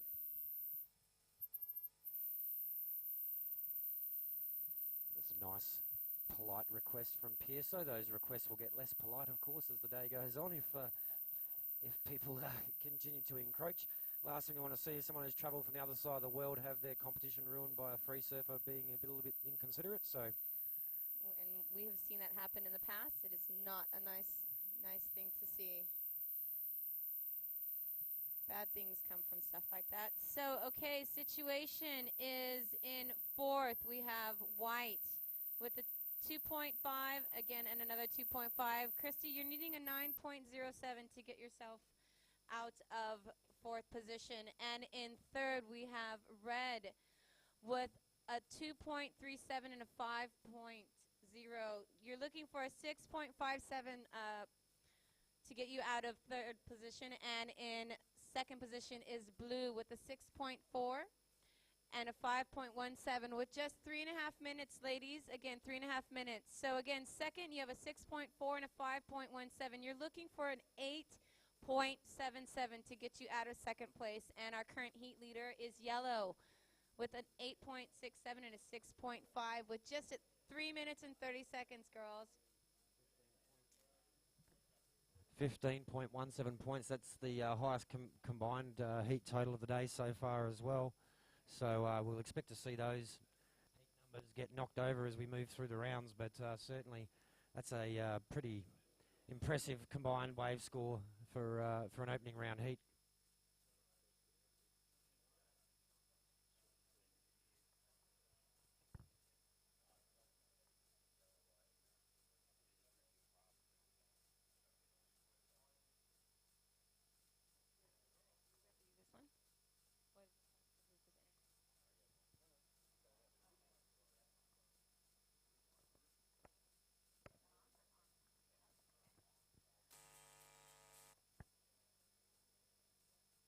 All right, 2.5 minutes, ladies, 2.5 minutes. So non-competitors, thank you very much for floating north. We really appreciate it. We do have the girls in the water. I know they're pretty to look at, but keep going. Oh, it's hard when the girls are so incredibly good looking and so incredibly talented. Man, I've been surfing up at Rainbow, and we've had Victoria and Rachel Tilley out and a couple of the other girls. And, oh, my goodness. Draw a crowd? Oh, seriously, you should hear the comments the boys are dropping, and it's not even just about how good looking they are. They're blown out of the water of how great the girls are surfing now. You know, not only are they nose riding in, you know, super, super critical parts of the waves, but they're pulling the barrels and, you know, they're going for it. It's so good to see. And they're approachable. You know, they don't have any ego. I think longboarders are the best kind of people, generally speaking. All right, so 1.5 minutes, ladies, 1.5 minutes. Couple of little wrinkles here. There might be some scoring opportunities yet to come. And, of course, the judges haven't been given any rest so far today. That looks set to continue as we see a closing flurry inside the 2-minute mark. And she's dancing. That's a dance. Yep. That'd be Christy then. That would be. Nice little cut back, getting back into the dance floor section. Nice little slide and just controlling that through to the inside. We're inside the mad minute. So it's last roll of dice. This is Victoria Vergara up and riding and looking to improve on her position. She's great on the nose. A little 5-10-5 combo. Rides out of that cleanly. Just looking to solidly finish this wave out. And nice little foam climb just gives her a bit of projection down the line. Gets another nose ride in. And with 35 seconds remaining, I think we'll see Victoria come in.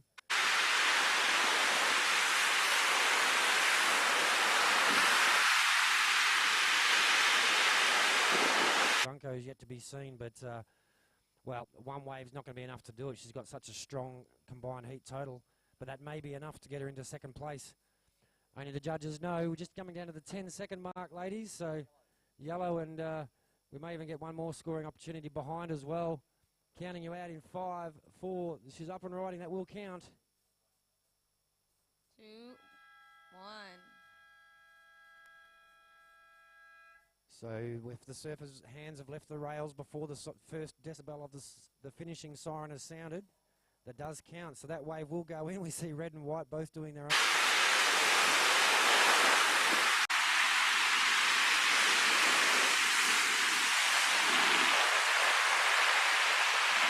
Great to see people appreciating fantastic surfing.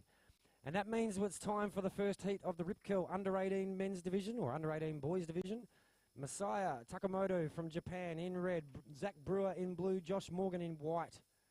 And once the judges lock in those final scores, we'll have you underway.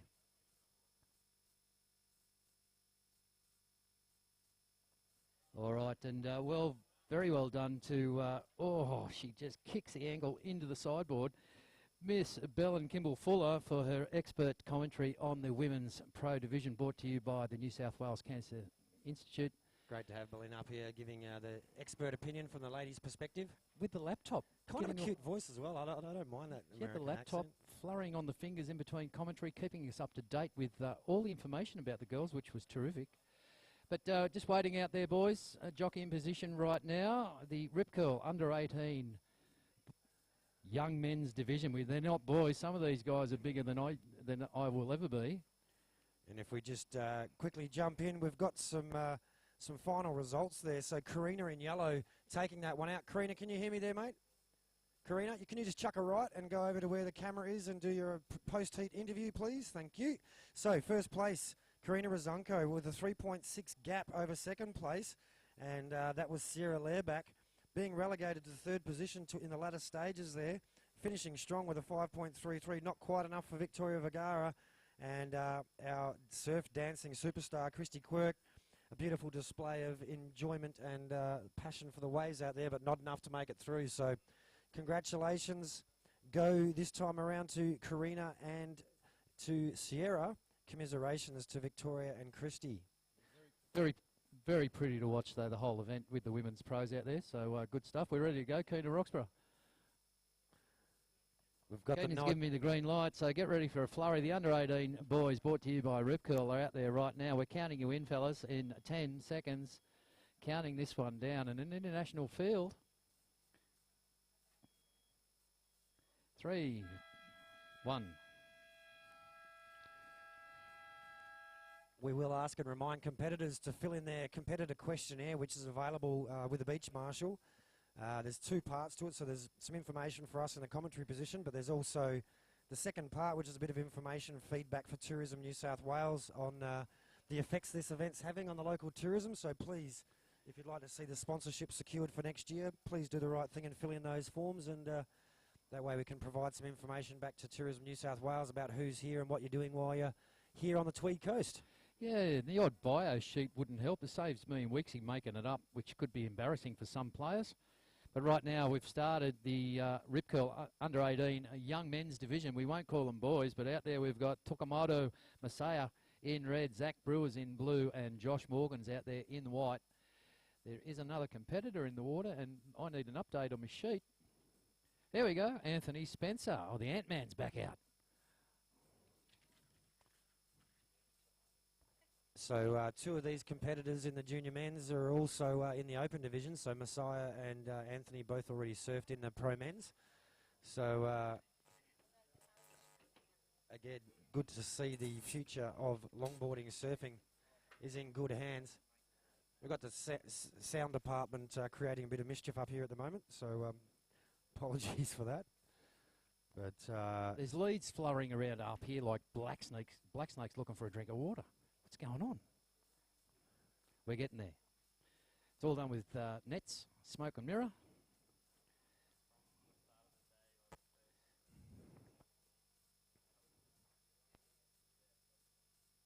Okay, all right. So it's taken some time, but we finally got it, and hopefully they're printed up on the board, or they're going to go down there soon. We've got results from the Scale Seafood 9-foot Open. We are just a tad late with those. But Heat 1 in 4th place was Dan Cross-Gary. Because he didn't show up. He didn't show. Neil Snelling, you got a 3rd. He barely showed up. He barely showed up. Kyo Sato was 2nd place, and winning that one was the big Ben Johnson. The big Benny's just smacked it down. Heat number 2 of the 9-foot scales Amateur Open in 4th place. Oh, here we go. A combined Chris Carter and Paul Diver.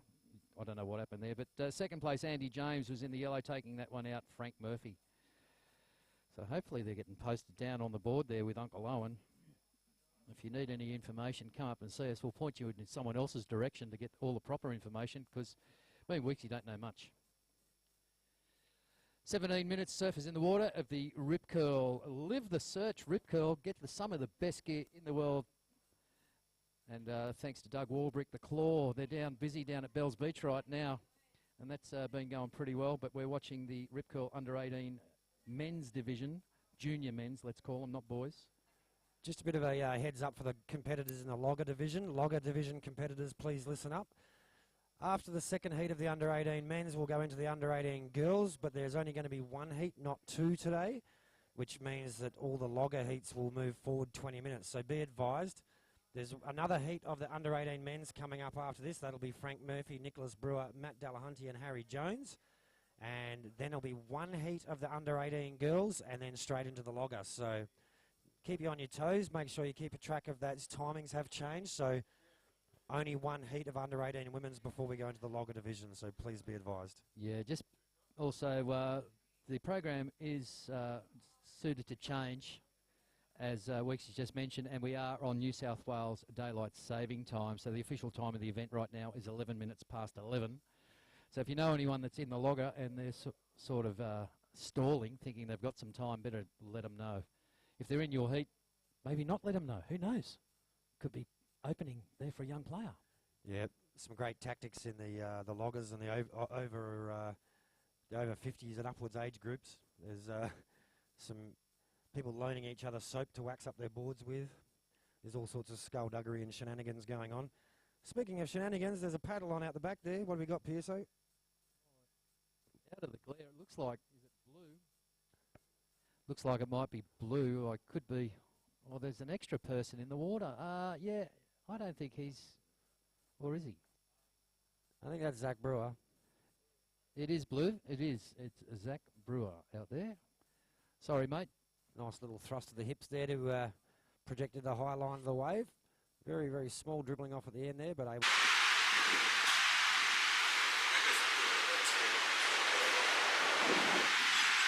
And Zach, that's your ride. We're just waiting for the scores to drop for that. The ocean's a little quiet. We're just under with 14 minutes and 40 seconds remaining. So, Zach, a 2.33 for you. Only the first wave ridden, filling the water, mate. You've got to improve on that. But there's only been 2 waves caught, and who said these grommets would be frothing all over it? They're showing their wisdom, selecting the waves that they think will be right for them. But being fickle as a beach break, with the tide changing, different sections of the wave are lining up across the bank, and the guys have just got to find them to show the judges what they can do.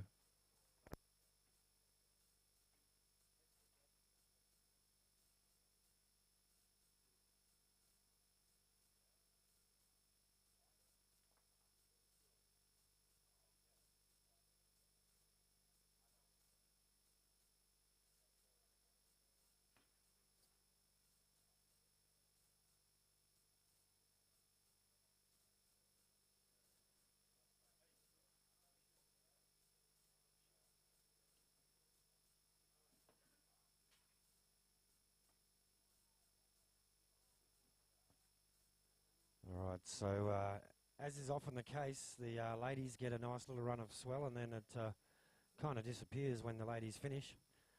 And no difference here today. So that first wave of Anthony Spencer, a 3.83, puts him into the lead. Zach Brewer, the only other scoring ride on the board, at 2.33. So Zach a 1.51 and to move into first. And Messiah only needing a 2.34 to move into second place. And the same situation exists for Josh Morgan.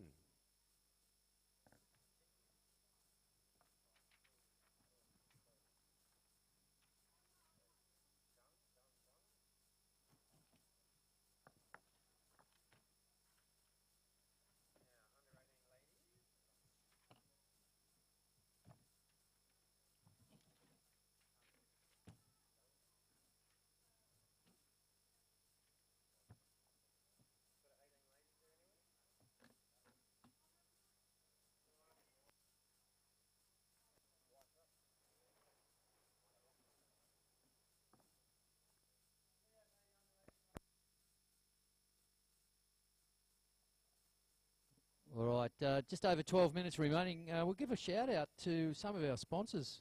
Obviously, the Cancer Institute in New South Wales. Please heed the message. Make sure you do stay covered up. Use the shade provided. Wear a hat. Slip, slop and slap, so that they used to say. But do make sure you are covered up. There's nothing cool about melanoma. Volt Wetsuits. Thanks very much to Volt Wetsuits for sponsoring the Men's Pro Division. Also, like thanks Scale Seafood, the best fish chips, cooked fresh daily. They're up there at Kennedy Drive, a great place. As Weeksy said, dinner there last night, enjoyed it. We've got a paddler up and riding, surfer in red. Messiah Tuakamalo. Oh, nice drive on a small wave. So, well done. Also like to thank Volleys. Volleys are launching a new range of volley shoes. You know, the coolest.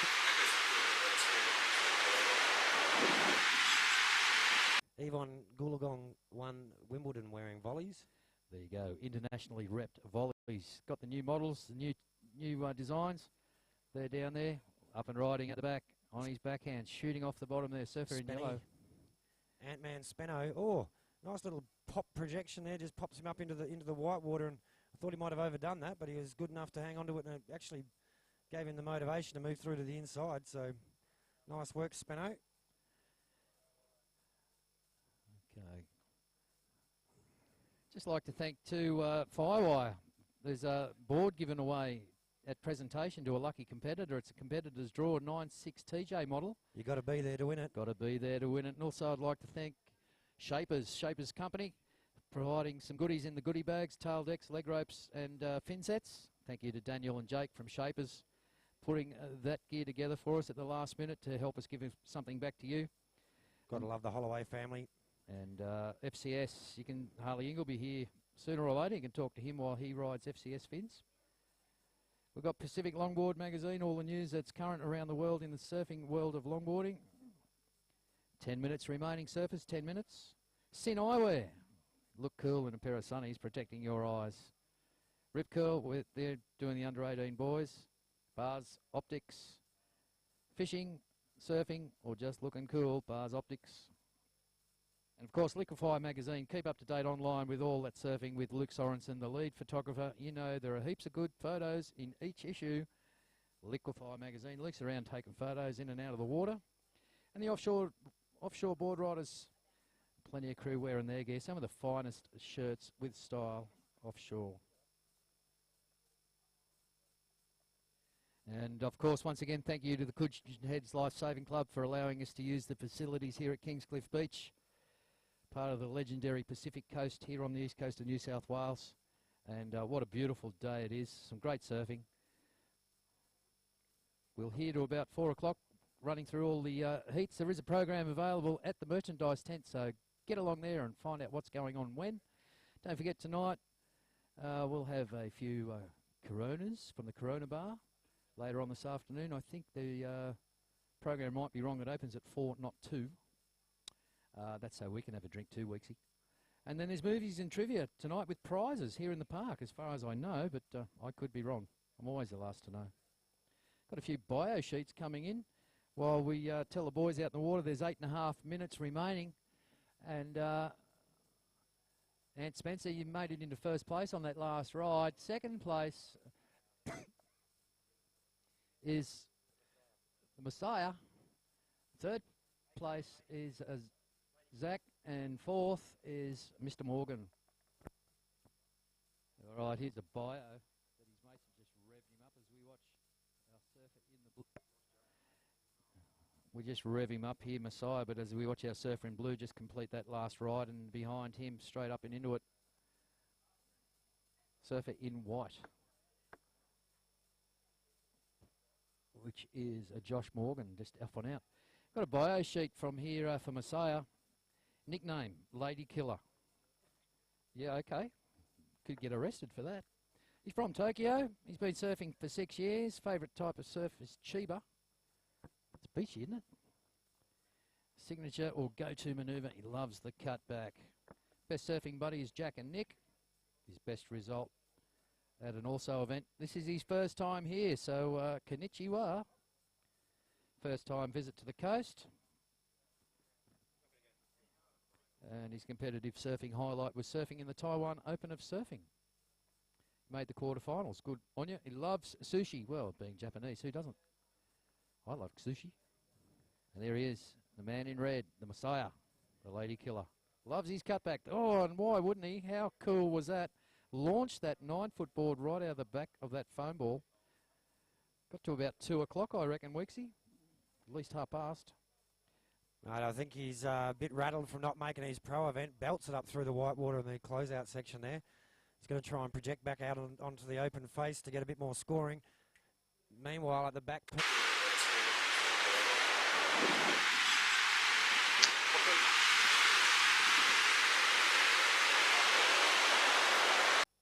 It's the Ant-Man on his backhand all the way from Western Australia, and also representing the main naming rights sponsor for the event, Volt Wetsuits. And at this point in time, he's in first place before that little exchange in this heat. So let's wait for the judges to decide whether that's going to improve his situation or not. 6 minutes remaining. Surfers in the water. 6 minutes. Just want to give a shout out to Michaela Ross and Victoria Vergara, unfortunately bowing out from that last heat of the ladies. But interesting that Victoria Vergara says her best surfing buddy is Sarah Lurbach. Don't know if she'll still be her favourite now, but we'll have to find that out later. But Victoria's second place here at the event last year. Just goes to show the depth in the field of the women's that last year's runner-up is already being knocked. So originally from St. Leu at Reunion Island, of course, one of the best left-handers in the world, is on my bucket list. Got to try and avoid those spiky things under the water, though. Something about Victoria Vergara you would not guess from looking at her. She says, I'm weird. She doesn't look weird. That's a nice weird, though. That's a good kind of weird. Weird. She's a nice weird. And a message for the reunionites. And let's... I don't know if I'm even going to come close to pronouncing this correctly, but a message for those watching the webcast, for the family and friends of Victoria Vergara. She says, La Reunion, Lila, love 974. Maybe that's a postcode, zip code or whatever they call them over there. La Reunion, Lela Love 974. So I hope I got that halfway right. She's been here before. She'll hopefully come back again. But her favourite type of surf, swim pool surfing. The junior men, meanwhile, are looking for a barrel. He's in there. He's definitely in there. He's definitely not coming out. That was a shampoo and rinse, blow dry and the lot in there. As this is Josh Morgan, meanwhile, behind him. A quick up and off. We should have our competitors in the next heat up and paddling out because we're inside the 5-minute mark. So Frank Murphy in red, Nicholas Brewer in blue, Matt Dallahunty in white, Harry Jones in yellow. Is Harry any relation to Nick? Don't know, but Not we are sure. well and truly into the 5 minutes. 4 minutes remaining, guys in the water, 4 minutes. So situation at the moment, I'm not going to tell you. There's only 5 minutes remaining. We'll read the heats out when it's finished. Not being a professional event, we don't have to give them wave-up scores, so you guys can listen to the music in between us gibbering, which doesn't happen too often. So yeah, Frank Murphy in the red, Nick Brewer in the blue, Matt Delahanty in white, and Harry Jones in the yellow. If you haven't seen Uncle Owie, you better rush. You should be paddling out. There will be a hooter to end the heat. And the hooters start yours 20 minutes in the water. Best 2 waves will count for the final result. So get out there and get some India.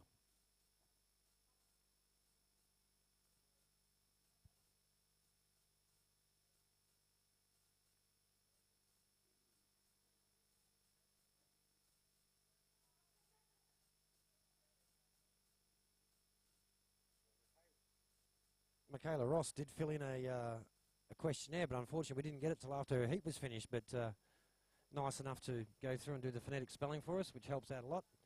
But Michaela, all the way from Denmark and Western Australia, gets into a bit of yoga and swimming. I like the fact that her favourite surfing buddy is her boyfriend Chris, who I noticed his smiling face this morning, unloading boards out of the car. Why wouldn't you be happy? Beautiful girlfriend with the loveliest personality of anyone I've ever met. Very easygoing young lady is Michaela, and gee, she was hanging on to second place right until the dying moments. Catherine Hughes putting paid to that, but great to see Michaela's smiling face, and she always raises the vibe wherever she goes. I like Lara Murphy's bio sheet here. Just says she's from Wollongong. We can make stuff up if we wanted to.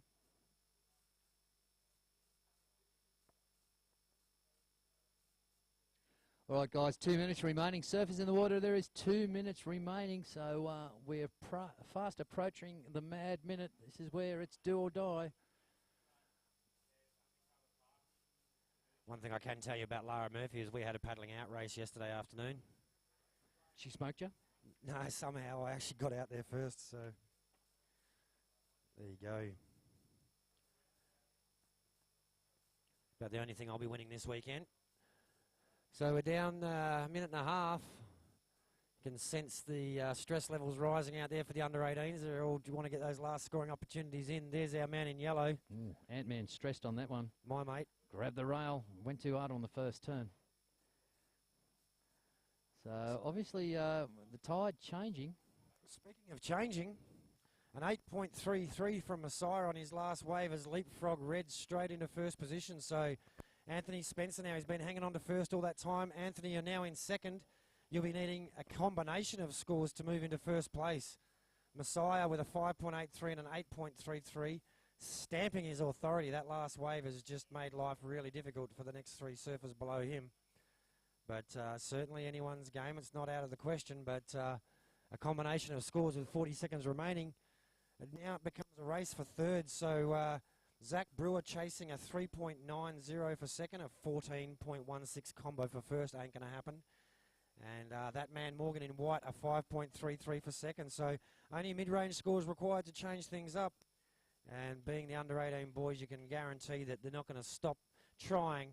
20 seconds remaining, and there is a wave approaching the zone. Tell you what, these judges, if you see them, give them a hug.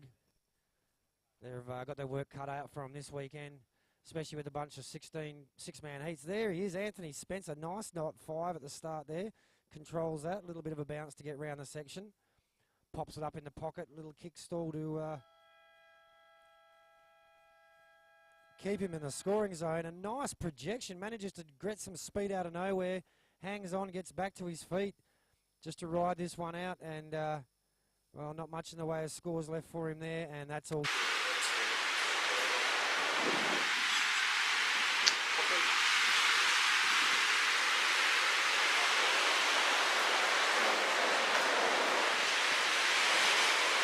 Of the under-18 women's, and then into the logger. So keep your wits about you guys. Keep an eye on those times. Talk to Uncle Owen if you've got any uncertainties. All right, under 18 boys second heat, just hang 5. We're just getting those last scores in from the judges. Remember guys, don't paddle too far south. You will be designated out of the area. There is a nice little bank inside in front of the club.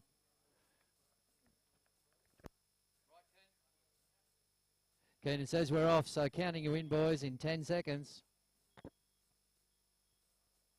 In 5, 4, 3, 2, 1.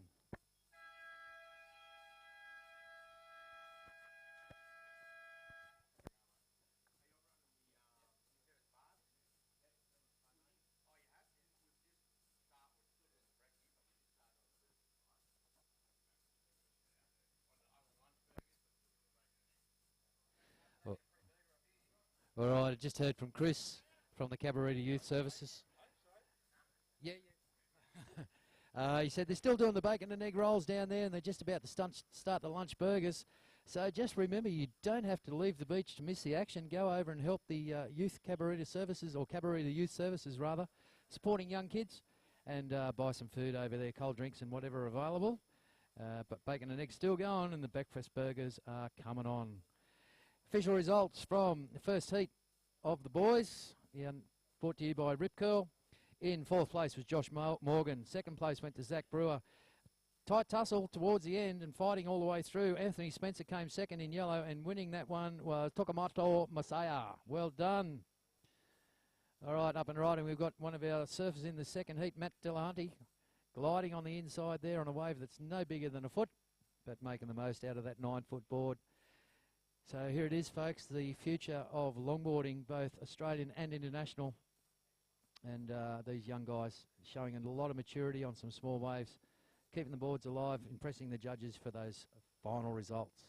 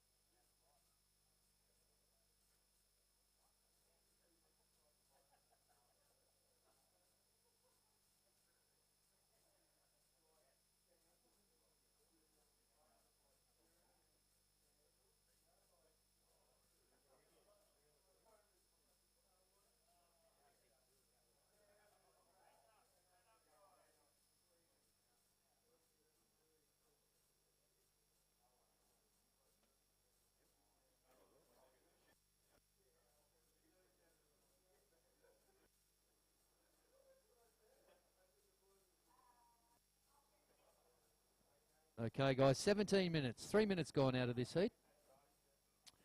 And a couple of small waves ridden there. Matt Delahanty, your last wave at 3.33. So holding the heat lead at the moment, but only one wave ridden. And Frank Murphy, just a throwaway for you. But we've got this will change things. We've got a nice lineup happening out there now.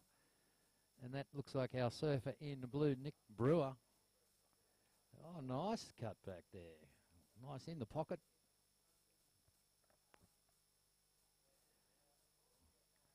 So we'll see how the judges think.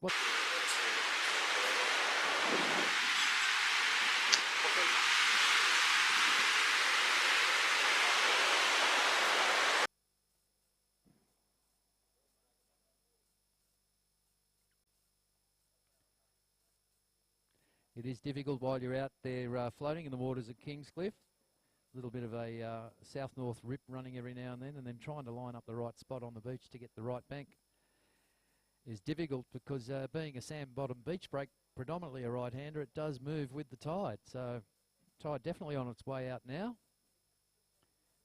And we'll see what conditions prevail through the rest of today and, of course, through the rest of the weekend. They are talking northerlies, but let's hope they stay light and the swell stays with us. So far, so good. Beautiful day. Don't forget the cancer warning.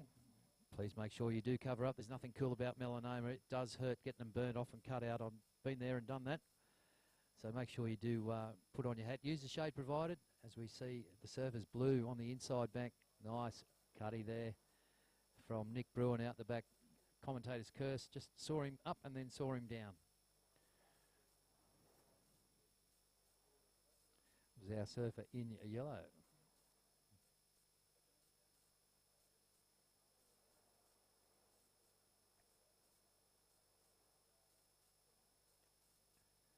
Nicholas Brewer just riding this one right to the sand. No doubt Nick will probably do the run around, and nice little tap 5 just to finish for those viewers on the beach out of range. With under 14 and a half minutes remaining, young fella. Nick Brewer, get them little legs running, son. Yep. Just under 14 and a half minutes, young Nick, so run, run, run. Waiting for the scores to drop in. Nick, your first wave came in at a 5.33, and the judges liked that second one, mate. It came in as a 7, so you're currently the heat leader with a 7 and a 5.33. In second place, Mr. Delahunty, young Matt, your wave came in at a 3.33. Third place was Frank Murphy. You've got 2, but they're throwaways, mate. You need to lift your game on that. You need a 2.44 to go into second.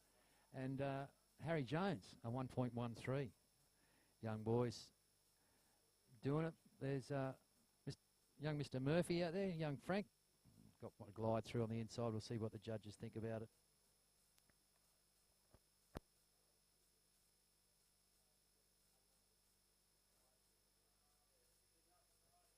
All right, looks like it's white. Matt Delahunty, nice nose ride. The comment up in the judges' tower. See what they think. This one might wall up for him. Coming through the inside section. Little stretchy bit there. Looking to project himself. Yeah, so Matt finding the inside run. Linking this one through to the inside corner. And Frank Murphy. So this is keeping the judges honest and busy. A lot of scores coming down. Judges watching everything under the guidance of Keenan Roxburgh, head judge for the weekend.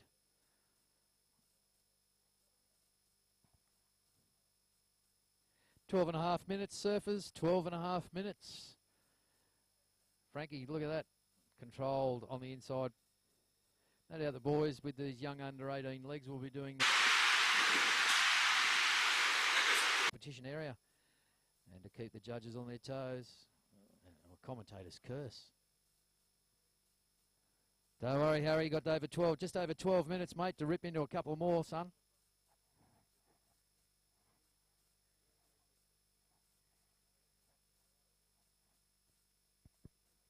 All right, 12 minutes, guys, 12 minutes.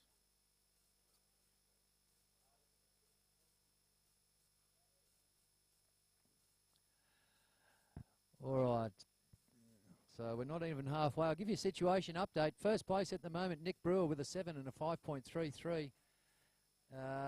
Frank Murphy, you've moved into second. You've got a 4.10 and a 3.30.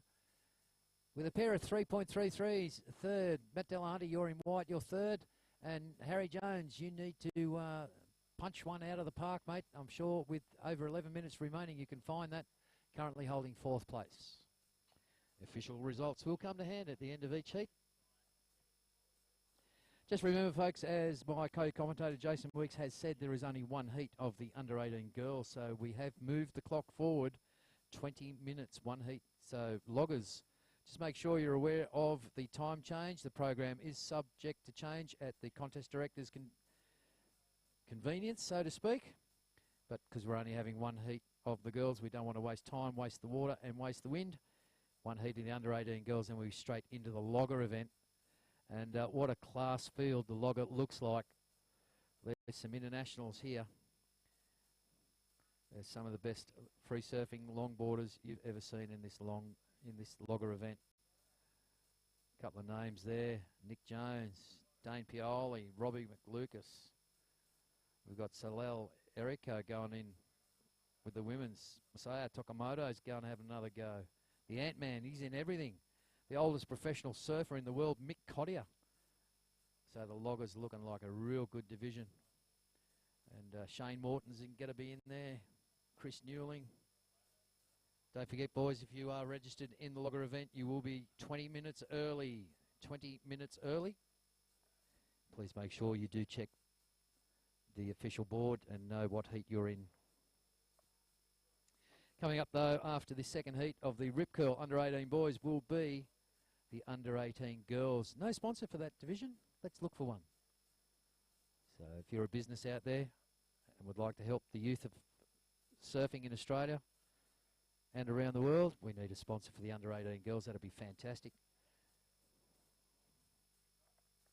First heat of the only heat of the under-18 girls, Lola Schremer, Emma Perrier. Lola, you'll be in red. Emma's in blue. Samara Cribb in white. Scarlett Schremer in yellow. And Lily O'Brien will be in the green.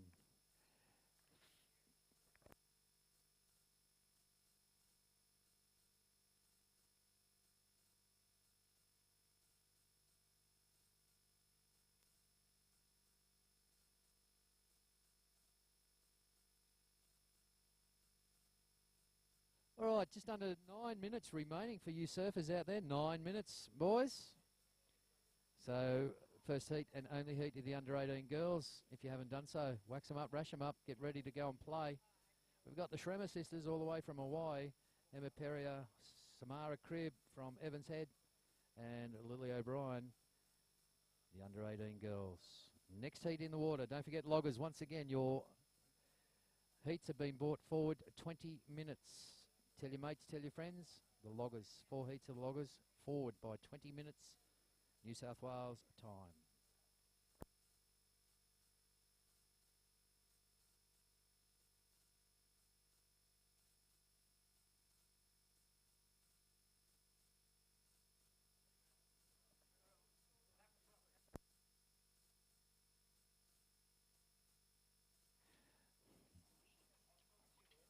All right.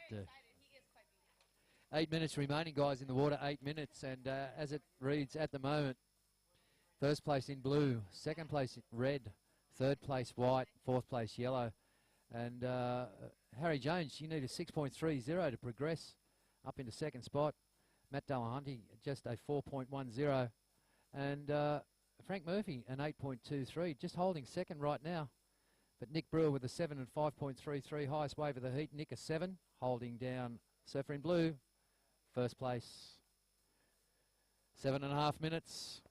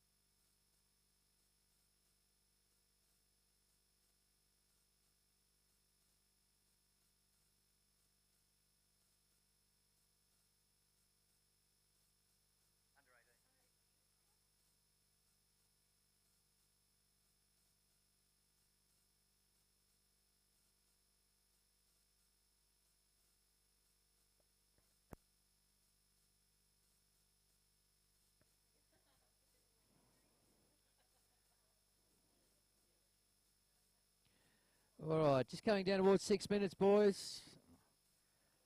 Ocean playing a bit of a stall game out there. I thought these under-18s would be frothing all over this, but they're showing a bit of maturity and being selective.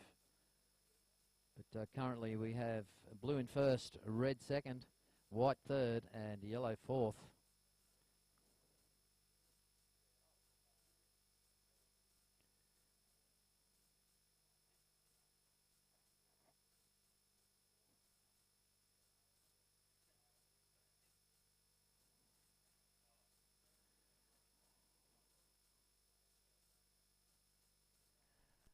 Notice the bank, everyone. Moving around. All right, here we go. We'll get some action going out as we fast approach 5 minutes. Finding a left at Kingy, which doesn't happen, and no wonder why. He's straight out of it. Was our surfer in white, Matt Delahunty, being a goofy footer to try and hunt one up when he can. Boys are scratching out the back. There's a bit of a fat section going on at the moment, but both electing to let that one go. All right, guys, we're into the Furious 5. Under 5 minutes remaining. Surfers in the water under 5 minutes. So now's the time. Shake it and bake it. Get one and cook it.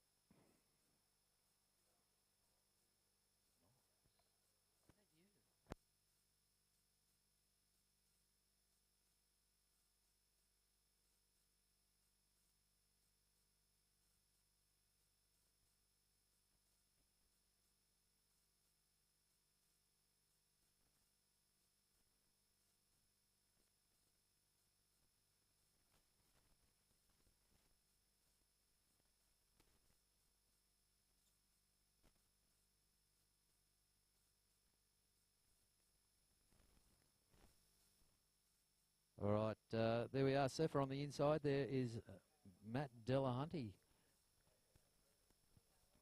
Looking to improve on his third position. Let the judges decide. Just under 4 minutes. Matt, as you paddle away, and it's still coming. 4 minutes.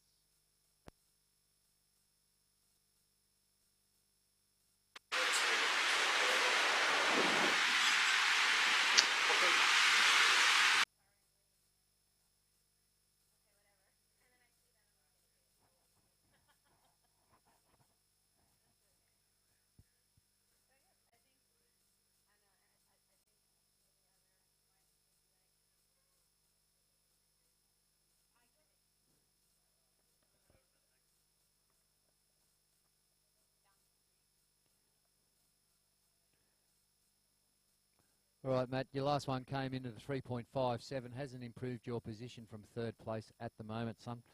But you've got 3 minutes to get back out there. And the rest of the field just jockeying around, waiting for Huey to send something their way. But it is a very tight heat all the way round.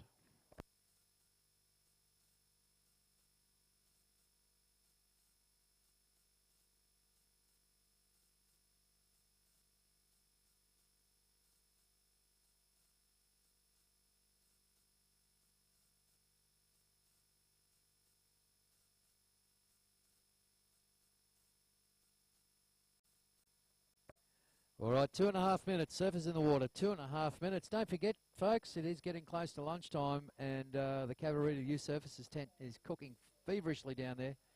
Chris came up and said the bacon and egg rolls are still going. If you haven't had one of them, forget your cholesterol pills. They're worth having. The bacon is beautiful. The eggs are great. And he's told me that they're getting the burgers ready for lunch. So if you are hungry, you don't need to leave beautiful Kingscliff. You can sit there, watch all the action, and enjoy lunch on the beach. Don't forget, at the merchandise tent, there's T-shirts and other paraphernalia for sale. Also have the beach chairs, the low-rise beach chairs with the armrest, $10 a chair with the Aussie flag on them. So ask yourself, what are you sitting on? Grass or sand? Who's been there before you and what have they been doing? But there's some nice comfy chairs. $10. Too easy. Right, Red having a look on the inside. Heard the call with 1.5 minutes remaining. That is Frank Murphy. Nice glide and a nice whip off the top of that wave for young Frankie. The under-18 young men's division, we'll call them. They're not boys. Surfing with a lot of maturity and doing it quite well. Heading down towards the mad minute. 1 minute, 10 seconds before the mad minute. So you still got time to get out there. right, outside. Dropping into one, and surfer in yellow, Harry Jones, looking to improve, get out of the doldrums of fourth position. It's a nice turn there, keeping the board alive, impressing the judges. Up straight to the nose, outside was Nick Brewer. Nice wind for him. Look at that wall. So, oi, up and down, and the elevated death drop. Backwash knocked him over. And behind him, in white, with a mad flurry. With 30 seconds remaining, he's going the pig dog, but it didn't kick. He's just trying to drive around the foam ball. Matt Delahunty.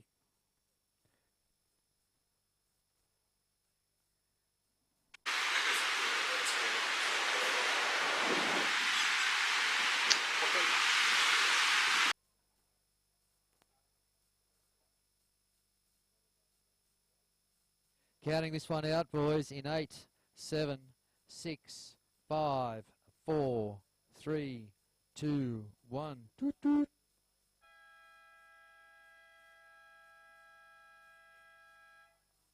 All right, well done. The under 18 junior men's division brought to you by Rip Curl, some of the best gear on the planet. Make sure you support the people who support us. Thanks to Doug Warbrick and the crew from Rip Curl. And we'll give you the official results. I've got them here in front of the screen. There hasn't been a great deal of change, but a really tough battle and a close battle. Not a big difference in the scores, really, between first, second, third, and fourth. But we'll get you those results as they do come to hand. At the moment, we're on hold till we get those last points down on the computers. The head judge will give us the yell. We'll see what the situation ends up like when they've all been punched in and averaged out. And then we will be starting the under 18 girls division, the under 18 young ladies out there sitting around having a chat right now. They've watched the previous heats with intent and they're looking for the right spot. We're right to go. Counting girls in right now. The button's been pushed. We're on our way down. Give you a call at 5, 4, 3, 2, 1.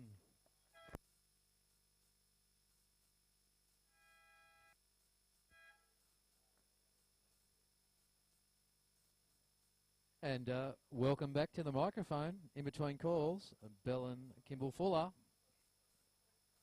Hello. So we're back with the under 18 girls. There's 5 girls in this heat right now, and then this is going to be ran a little bit differently. The top 4 girls from here will be moved into a final that's going to be ran tomorrow. So in this heat, in green we have Lily O'Brien, yellow we have Scarlett Schremer. In white, we have Samara Cribb. In blue, we have Emma, is it Perrier? Yep.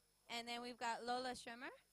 And I believe Lola is our youngest competitor. No, Scarlett is, sorry. She's 9 years old. Bless her little socks. She's so cute. I think she weighs a whole sack of potatoes. Half a sack. Half a sack of potatoes. Little blonde head, towhead girls down there. They're up.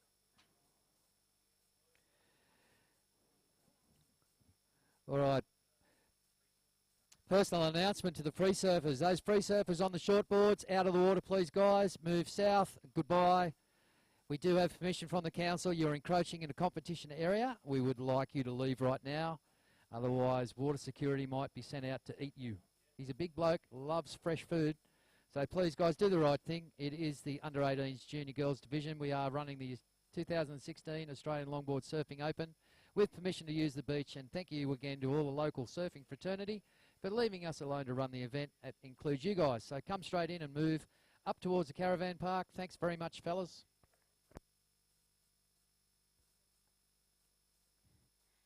Without a breath, that was amazing. So, again, these under 18 girls, do not let them fool you. Just because they're young does not mean they are not lethal weapons. So, a little bit of information on some of these girls. Lola Schremer, she's only 14 years old. She finished second last year behind her sister Mason. Favorite musician is Jimmy Buffett. Who doesn't love a good Jimmy Buffett, right?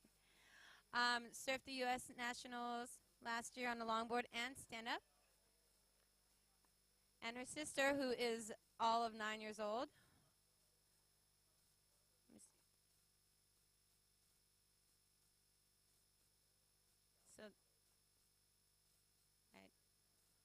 So that was Lola up and riding in red. So Scarlett, again, 9 years old. She said she got to meet Mr. Gilmore, which is Stephanie Gilmore's dad, Kingscliff local, yesterday and got to surf with him. He's an absolute legend here. Yeah, and they've already 9 years old, got Instagram going. And current North Shore Menehune champion, which is awesome. So for those of you that do not know about the Menehune championships that we have in Hawaii, great avenues. The Rail Sun Menehune event is this weekend actually in Hawaii. So good luck to all the kids there. Have a great time. And speaking of this up and riding right here is our youngest competitor in yellow. It's amazing that someone so little can turn a board so big.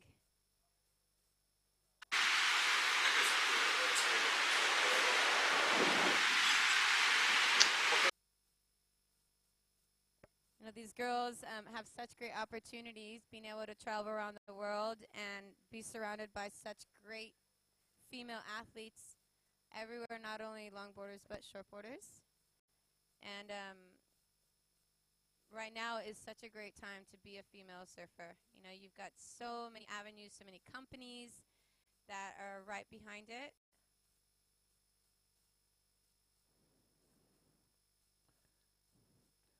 So just under 16 minutes remaining for the under-18 girls. Looking for a sponsor. And that modem looks like it's Wi-Fi. Alan has told you we've got Lola Schrimmer out there in red. Emma Perrier is in blue. Samara Cribb, she's just down the road at Evans Head. Good to see the Cribbs up here. She's in white. Scarlett Schrimmer, the young girl there, 9 years old. She's in yellow. And Lily O'Brien, the surfer, in the green. Ladies, just over 15 minutes remaining for you in the water to have some fun in the sun here at beautiful Kingscliff Beach as we watch up and riding our surfer in yellow, Samara Cribb.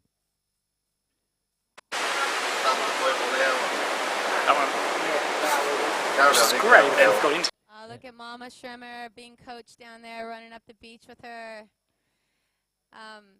It would be great having a mother that is, you know, competitive as well, but so supportive of the girls.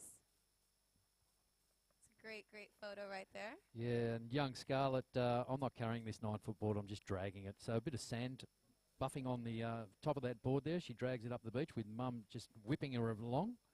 We've got the official results from heat number 2 of the Rip Curl under-18 young men's division. And in 4th place in yellow was Harry Jones. 3rd place, and a close tussle it was, but 3rd place went to white, Matt Delahunty.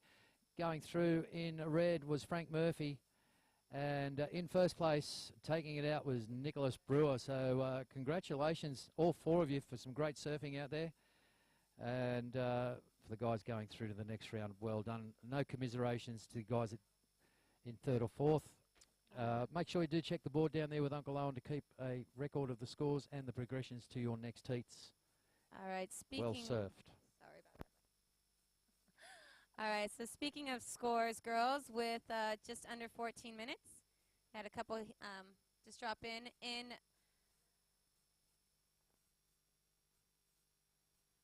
Waiting for one more score to drop in here for yellow. All right, while we're waiting for that score to drop in, a public announcement, please. Just remember there is only one heat of the under-18 girls, unfortunately, but it's a great heat as it stands. Therefore, the logger division, if you are registered and signed up for the loggers, your division has been moved forward 20 minutes. So the loggers will be in next with 13, just over 13 minutes remaining for the ladies in the water. First heat of the logger event will be Nick Jones in the red, Nicholas Brewer in the blue, Kyo Sato in white, and Shane Morley, you'll be in yellow. So wax them up and get ready, guys. There's 13 minutes remaining for the ladies in the water, and we will be giving you the first heat of the loggers. So we watch red, Lola Schwimmer, nice off the top, straight down and keep cruising. That was a very nice re-entry there. Looking for the inside glide to line up the section and see what presents. Just keeping that board moving with a bit of speed, and goes a little backhand pop off the foam ball. and that modem looks like it's Wi-Fi. That one.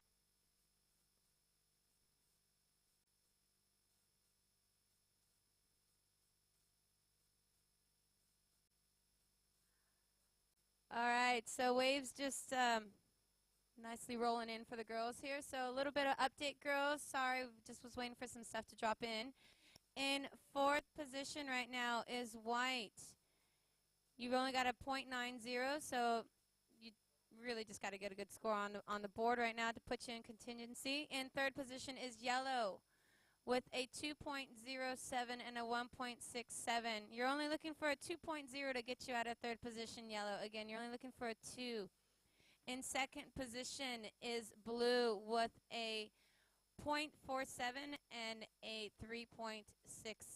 So blue, in order to move into first place, you're looking for a 4.34. Again, a 4.34. And speaking of blue, here she is having a look at this little wave right here. Just a little too deep on that one, so opting to go just a little bit further down the beach. Is white up and riding.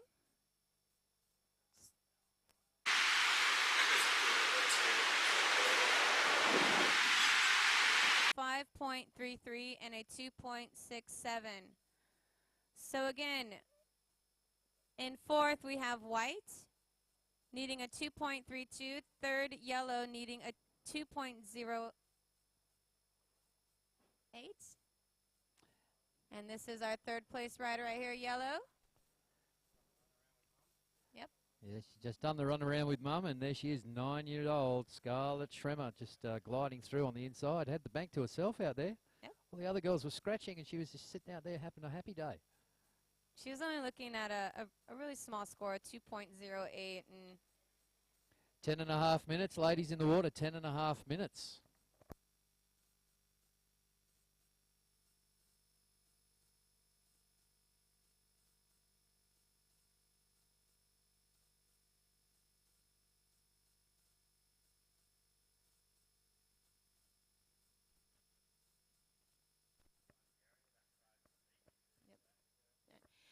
all right, competitors, again, please do not move too far south.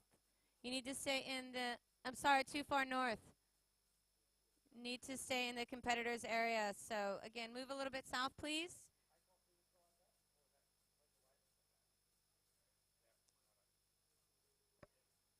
Thank you. So, yeah, that's Samara. The rip's taking you down, love. You just got to have to paddle a little bit harder, sweetheart, and get back up in the edge of the surf club. The southern end of the surf club is where the bank is. And as you can see while watching this set go unridden as the girls scramble back out, the fickle beach break of Kingscliff changing with the tide, but that's a cracker going through unridden. Happens now and then.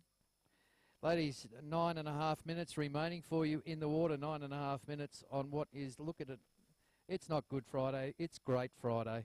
Happy Easter. And Good Friday's Great Friday. We've got contestable conditions out there. We've got some sun, we've got nice wind, beautiful company. It's good to be alive.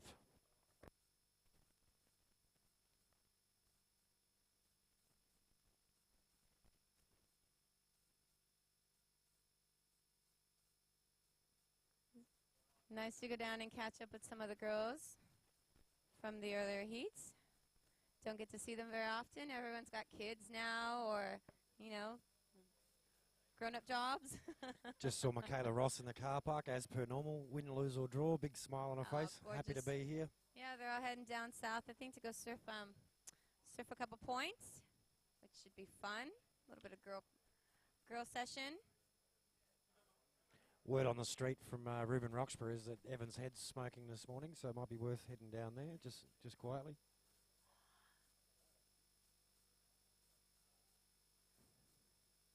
So just coming out to 8 minutes, girls. So again, situation in fourth position is white, needing a 2.32. You've got a 1.83 and a 0.9 in third. You need a 2.08. Again, yellow, you are in third. You're needing only a 2.08. You've got a 1.9 and 2.07. In second position, Emma Perrier. You have a 3.67 and a 0.47. Needing a 4.34 to take first place. And our current heat leader is red with a 5.33 and a 2.67. just coming on to 7 minutes. Don't forget, for competitors coming up in the following rounds, please fill in your survey, the questionnaire, which helps us out the commentary position. It helps with justifying the sponsorship with Tourism New South Wales. And not only that, if you fill in the survey, you could win a men's or women's Maxim watch. So make sure you get those forms filled in. If you haven't, you can do it online as well. You would have had email to all the competitors last night. Or, of course, you can grab a form off of Uncle Owen in the marshalling position, fill that in, and give us a bit more information to play with. It's great to get a bit of an insight into the lives outside of surfing of some of our competitors as well. Find out what other sports you get up to and what you do with your spare time. Helps us to get a bit of a feel for who we're watching out there in the water. But with just on 6.5 minutes remaining, the competitors in the first round heat 1 of the Loggers division, Nick Jones, Nicholas Brewer, Kia Sato and Shane Morley should be getting ready to paddle out. Shane Morton, I just saw across the road while I was grabbing a smoothie. He's in heat number 2, so hopefully Shane's got the missus and kids back on the beach. He was mentioning it's a bit warm out there, so of course remember the Sun Smart message. The Cancer Institute of New South Wales, a big sponsor of this event. Would love to see you hide in the shade, or at the very least put on some sunscreen and a hat if you can't find a shady position. Yeah, people have this theory that you don't get brown if you have sunscreen on, and that is so not true. You still get tan, you still get brown, but you're not getting the destruction of what the sun here does to your skin. You know, one really good sunburn later down the road can be just a horrific experience for you. Not only outer, but, you know, the whole big, scary C word, too, as well. So Yellow up and riding on a good-looking wave there. But it's a bit tough for the junior girls. They're getting thrown around a little bit. But we see there the positioning and how important that gets. Some of the waves going down in the free surf zone to our to the left of your screen, or to the north of the competition area here. Some beautiful waves going unridden. These group of surfers just a little bit too far to the north at the moment, but not far from the ideal spot. I think they've heard me. Meanwhile, keeping busy on the inside, Scarlett Schremer, the youngest competitor, she's racking up some scores. That looked like, I think, her 6th scoring ride. yeah, she's paddling in. I wonder if she's okay. She was only looking for a 2.08 to get her out of 3rd position here. Yeah. But again, she's paddling in. We're inside the 5-minute mark. There's 4.5 minutes remaining, Scarlett, so still time. She might think she's got enough time to do one more run around. Which, the way she went sprinting up the beach with Mum after that last one, she's probably a half a chance. Should have stayed out there and asked those nice men on the jet ski. She might have got a lift. Gee, I was praying for a jet ski yesterday. That sweep not quite so strong today, but still having a definite effect on the proceedings. All right, 4 minutes, ladies. 4 minutes left in this heat.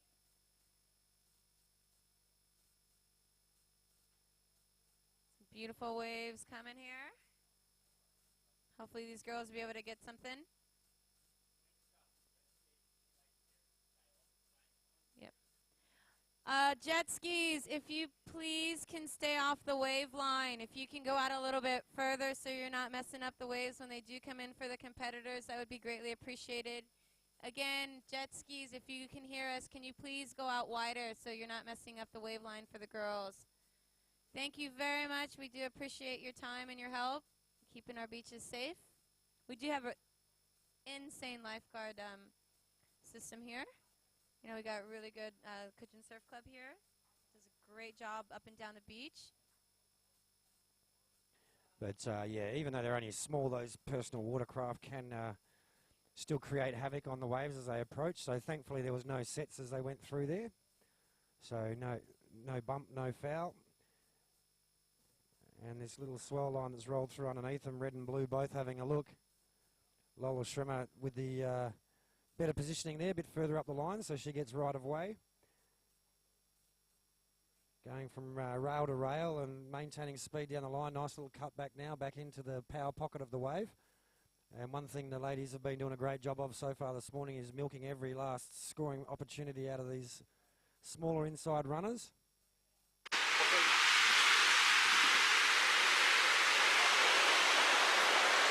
Water kicks out there from what was quite a nice little wave. That was nice throwing her board around there. Like I said, these girls, if you look at them, they're so little. And, you know, they're riding, you know, minimum 9-foot size boards. Oh, how's that little takeoff there? Yep. All right. So, Red, your last wave came in as a 6.33. So that's your best ride so far. Again, Red a 6.33 and a 5.33. Second position, you have a 1.13 and a 3.67. You're looking for a 7.99 to take over the lead. Third position is Yellow, who I believe she's come in. Oh, no, she's pounding. She's scraping. She's scratching at the back over there up the Point More with 1.5 minutes. Tell you what, wouldn't that be great to get the Hail Mary, the Kelly Slater special, inside the final minute? Inside the 10-second call. Yeah, she's only looking for a 2.74 to get her out of third. And then in fourth position is White with a 1.83 and a 0.90. And Green, she is in fifth with a 0.07. So she hasn't really been able to lock in a second score yet. So the younger Shremmer just clearing that little corner area there. This could work out really well for her. 40 seconds remaining. Maybe Mum's competitive nous is just what was needed. Hopefully she doesn't go too far out, though. That's the only problem there. You want to get clear of that rip, but then you can find yourself in no man's land where it goes a bit deeper behind the sandbar. Yep. 24 seconds remaining, 24 seconds. I've always been one for the underdog, and there's something about the youngest surfer doing a walk around with a couple of minutes remaining. I just want to see her get a wave for all her efforts, but maybe Mother Nature's not going to play the game because 10 seconds remaining. Listen for the siren, ladies. We're going to count you out now in 5, 4, 3, 2, etc.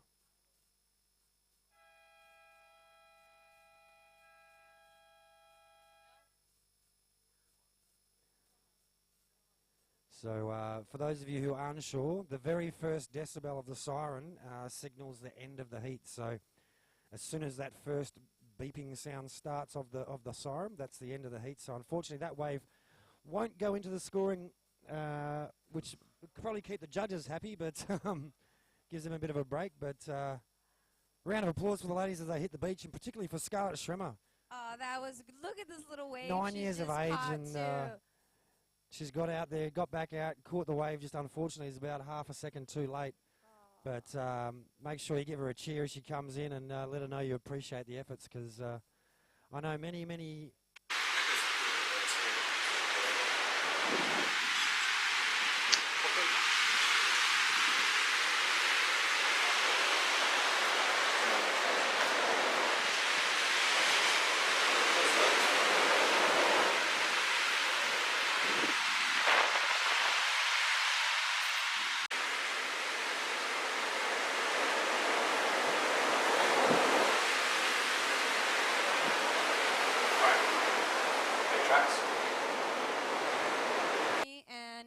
if there's anyone that is interested in doing any surf lessons while you're here on holiday watching the surf contest, don't hesitate to give Into Surf or Salty Girl Surf School a call. www.intosurf.com.au. All right, we've got the nod from the judges, so 10-second standby, boys. Get ready for this. Look at that.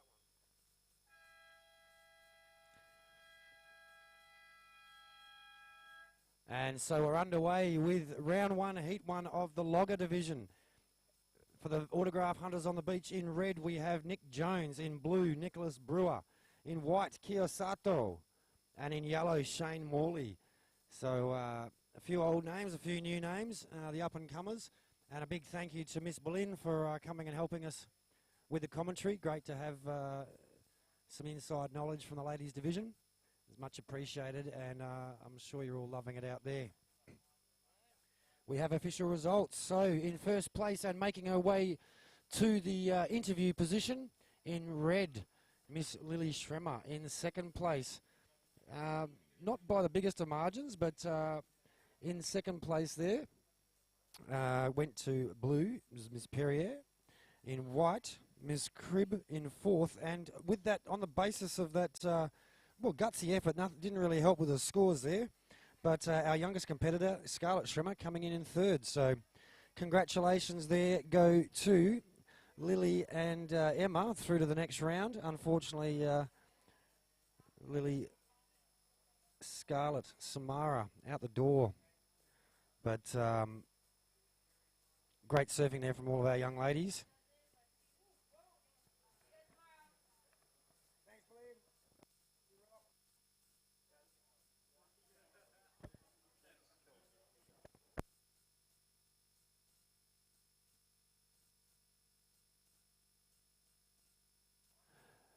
Heat 2 of the logger will feature Dane Pioli in red, William Crowe in blue, Robbie McLucas in white, and Mordo in yellow. So you guys have about 13 minutes or so before you can paddle out. And it looks like someone's lost their board early. That's less than ideal way to start the heat, but it looks like fellow competitor Nick Jones is doing the right thing from a morals and ethics and good bloke point of view. Don't know if it's the right thing to do from a competitive instinct point of view, but time will tell. He'll be telling Nick, yeah, you owe me a set wave now, mate.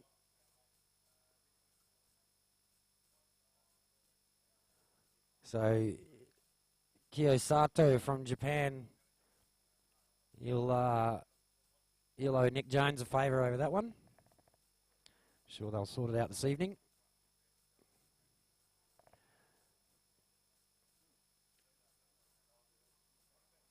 Big thank you to Luke Sorensen from Liquify magazine. Looking forward to seeing the photos. He always gets a good photo, does Luke. And he added me on Facebook last night too. So I can say I'm friends with Luke Sorensen. Which is, he probably wouldn't want me saying that in public, but I'm going to run with it. Yeah, I'm not on Facebook, so I probably haven't got any friends anyway, but they tell me it's pretty cool. Catch up on a lot of news about people that you haven't seen for a long time. I'll have to find a teenager to log me in. But right now out in the water, you're watching the loggers. We've got 16.5 minutes remaining. And Weeksy's introduced the competitors out there. I noticed on the way up after having a fabulous burger from the Cabarita Youth Services tent. And if you're hungry, go and get one. They are good. Boys electing not to use the leggies out there, so a bit of swimming. But the logger division, modern-made old mals, you may as well call them. They've got a certain weight division they've got to apply to, and a 50-50 rail, single fin only, and the boys electing not to use leg ropes going retro style.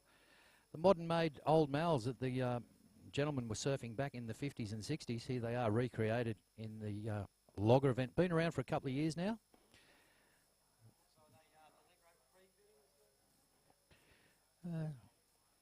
Doing a lot of style and grace stuff out there, so it's not going to be as fast and as powerful as the modern 9-foot surfing that you might have seen earlier.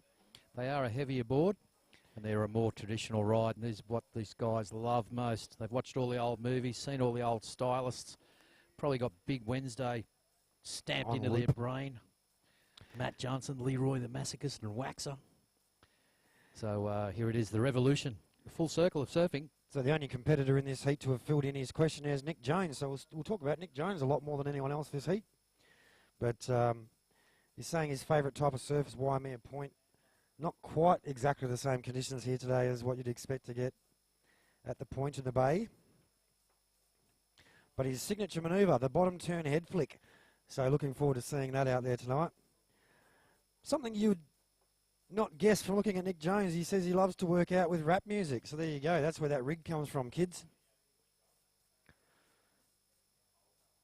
And obviously doing a lot of travelling and photography with Andrew Carruthers. But Andrew went for a free surf just before this heat, so there won't be any photos from this one. Free surfing, don't you love it? You spend the money on the board, buy a bit of wax, and you can use it any day of the year, any time you want, really. We watch our surfer in blue, Nick Brewer. Surfed in the under-18s and threw down the gauntlet, and here he is on the log. So no hard edges allowed on these boards. They have to have 50-50 or 60-40 rails. For the non-surfers, that basically means the tail can't...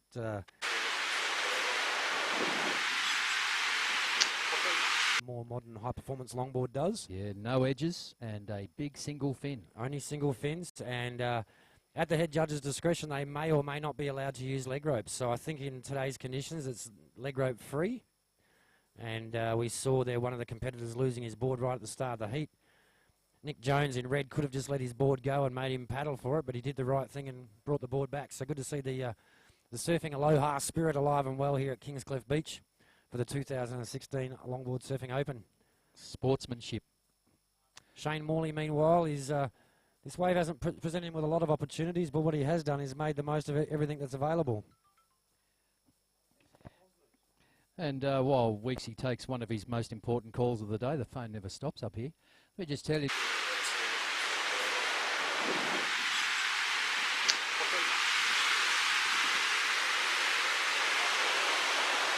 With just under 13 minutes remaining, surfers in the water, 13 minutes.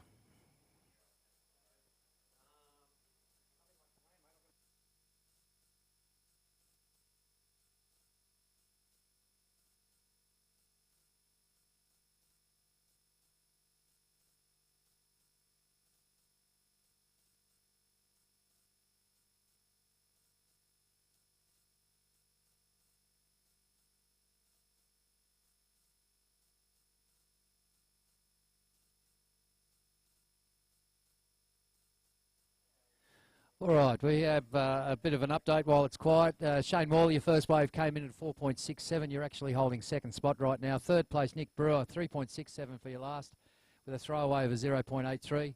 And Kiyosato just has one. But it'll change, and here we go. Speaking of changes, with just under 12 minutes, up and riding, current heat leader Nick Jones, just holding the trim through the line, keeping the board high. Nice float. Drops back down, step up 5 into the end section of that wave. And that one just petering out behind, underneath him. But nice opening exchange on that wave. Getting a few of those variety of repertoire manoeuvres they always talk about. We'll let the judges put down the scores on that.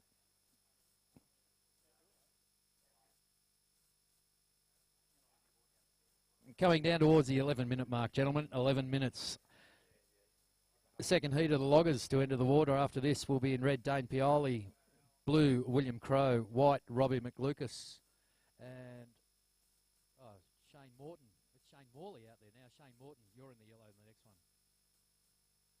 Must have to put my glasses back on. Well, political activist extraordinaire Brent Osmond just on the phone, saying he's watching the telecast, loving what he's seeing. And back in the water, suffered a heart attack 2 months ago and had his first surf back in the water today, so he's a happy camper. Congratulations and welcome back. Yeah, old Brent is longboarding stalwart from way back, and just been invited around for a seafood dinner, so there's my evening sorted. Happy days. What do we got going on down here tonight? There's a movie night tonight, isn't Apparently movies and refreshments in the park. The Corona tent will be up and running at 4 o'clock, they tell me. And as the sun does fade over... 2 o'clock, Corona Bar? Apparently it's 4. Oh, okay. Movies and trivia with prizes at 7 o'clock. So I gather. Something for all the family. All right, guys in the water, we're halfway through this heat. 10 minutes remaining, 10 minutes. And just waiting for a score to drop. I'll give you a quick situation update. We're not trying to talk too much through the amateur events because we drive you nuts and you need to listen to the music. Oop, there it is. Oop, there it is. Nick Jones, your last wave came in at a 6.67 along with your 8.17. You are actually thrown down the gauntlet on this heat right now. In second place, Shane Morley, your first wave of 4.67, still waiting to open up the rest of the account, get another wave under your belt. Third place, Nick Brewer, a 0.83 and a 3.67. And Kiyoto Sato, just a lowly score of 1, but you know you can get more than that. Huey providing. So right in the middle of the change of tide. Look at the bank down in front of the caravan park. That's a screamer. So Nick Jones, like you say, throwing down the gauntlet, a combined heat total of 14.84. He's comboed his other competitors in this heat, which means none of them can catch up with him with just one wave. They have to get 2 waves combining to 14 points. Yeah, and just under 9 minutes to go, Jason Weeks. There's not an improbability that none of these boys could do that. I mean, they are very good at what they do. And as we watch Up and Riding, Surfer in Yellow, Shane Morley, a backhand weave off the bottom, looking to improve on a 4.67 or get another one posted to cement his second position right now. He's very competitively savvy, is Mr. Morley. He took me out at the national titles at the quarterfinals a couple of years ago. And very good at getting himself in the right spot to take the way. A ghost board, blue outside. Oh, look for the heli. The stretch 5. I just thought he might release that tail there, but obviously being the logger, the big singles hold in there nicely. A la Dave Stork. Yes. The stretch 5 through the guts of the wave there. A Dave Stork. Oh, nice bit of carry and manages to get up onto the nose when the wave's not even breaking. Little step back stall and...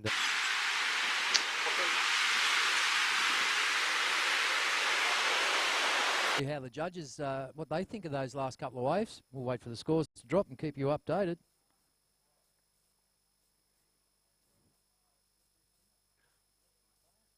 That means in 2.5 minutes' time, we'll be looking for the start of Heat 2 of the loggers. Dane Pioli in red, William Crowe in blue, Robbie McLucas in white, Shane Morton in yellow. You guys should already be out there in the lineup, really. Nah, just jokes. 2.5 minutes, you can start paddling out. Just wanted to give Mordo a bit of a heart attack. Yeah, but they do need to see Uncle Owie and rub his belly for luck. Make sure you got the right rushy. We'll keep you updated with all the scores as they come through, and they are just dropping as we speak. Has there been a situation change? No, not really. So Nick Jones way out in front at the moment with an 8.17 and 6.67. Shane Morley cementing second. Your last wave came in at a 6, Shane, along with a 4.67. But snapping at your heels, you're out of combo. You need an 8.84 to take it out. But snapping at your heels, Surfer in blue, Nick Brewer. A 5.83 for your last one, Nick, along with a 3.67. You're currently in a third spot. And Kiao Sato, 1.73, mate. The ghost board swimming by itself doesn't score. You need to hang on to it and show us what you got. So as you paddle back out, boys, just under 6.5 minutes remaining. 6.5 minutes.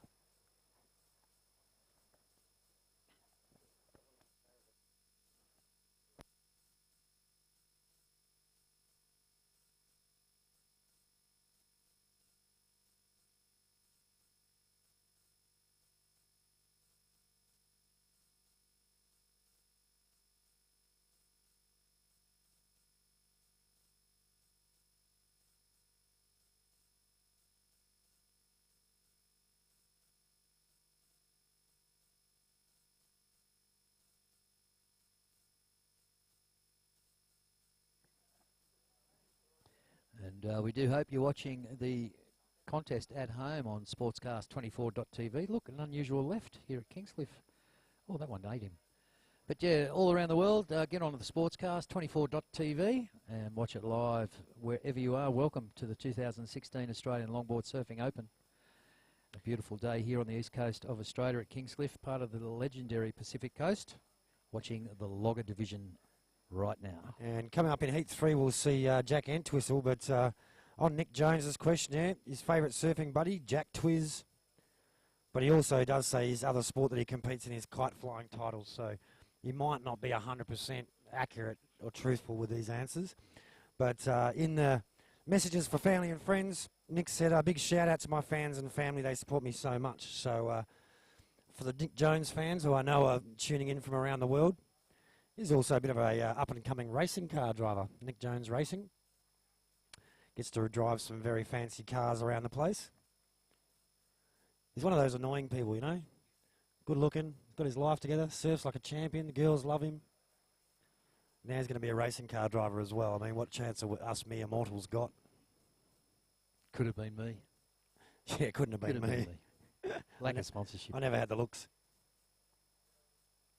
All right, guys, we're into the Furious 5. The last 5 minutes of this event, we're actually just over 4 minutes and 10 seconds remaining. So here it is, the Furious 5. This is where, when they come, you grab them. Oh, and we're stamp your foot down and make a mark in front of these judges. now we're into the frantic four. Frantic four. Oh, we'll just keep going with thrashing threes. The thrashing threes. The tribulations of twos. The mad minute. The mad minute. And when the heat's over, you're done.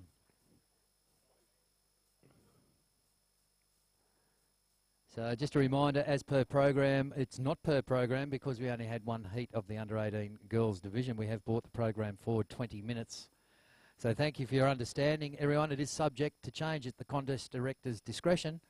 Boys have, they're all in tune with it. They know what's going on. So right now, heat one is on its way out in just under 3.5 minutes, and then we'll have heat two. And good-looking heat it is, Jason Weeks. Dane Pioli surfs anything, anywhere, anytime, and always does well. He's in red. We've got William Crowe. He's in blue. Robbie McLucas, stalwart, always having a go, Robbie. And Shane Morton in yellow. So all accomplished. That's why they're here at the 2016 Australian Longboard Surfing Open. And we're happy to bring it to you live here on the beach and around the world with our podcast, thanks to Sportcast24.tv.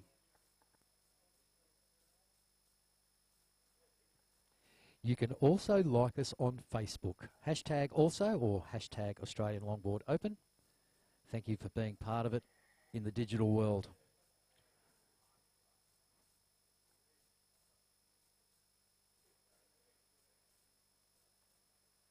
Once again, a quick shout out to the youth services there from Cabarita, cooking all the food down there at Tent City. If you're hungry, go and see them. I tell you what, cooked with love, served with extra love. Prices are great, and you're helping the youth around the area. So please make sure you do your bit and go and see them. They're cooking up a storm, and it is wonderful.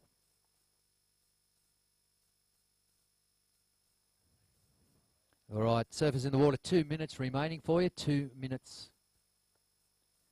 So no change in the heat standings at the moment. There has only been 10 waves ridden. So slowing down here at Kingscliff, but 10 good waves ridden. And obviously a great wave ridden. Nick Jones first opener, an 8.17, backed up with a 6.67 current heat leader. Shane Morley, a 6 and a 4.67. Your last wave, a 1.2, not going to make a difference in your situation. You're holding second, but snapping at the heels, Nick Brewer, 5.83 and 3.67, needs to play the catch-up game. Will Huey provide? And Kiato Sato, pair of ones. Not finding the rhythm out there, our Japanese competitor, but anything can happen. Just over 1 minute remaining. Good luck, gentlemen.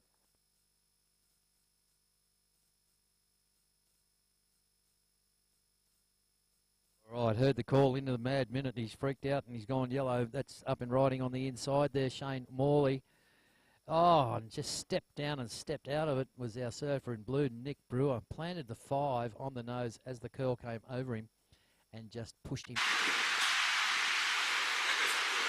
Looking for it.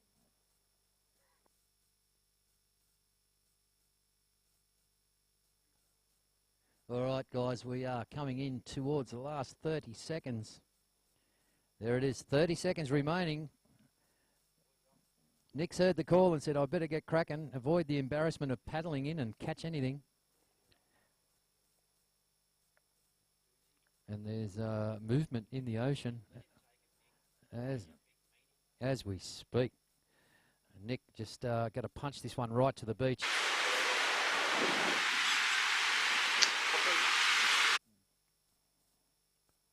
Oh, a bit slow there, old Nick. I thought he'd go the big float.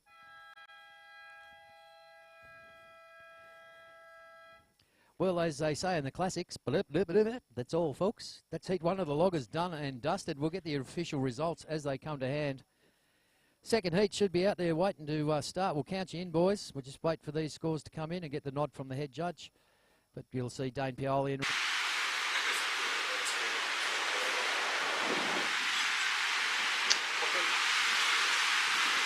there. You know the rules. You've been around long enough. Best 2 waves will count. We will give you periodic updates of the heat. Being an amateur event, we don't have to call every wave, but we just like doing it because we're good at it. Someone told us. Here we go, guys. Counting you in. Don't forget, don't go too far south. In 5, 4, 3, 2, steam train.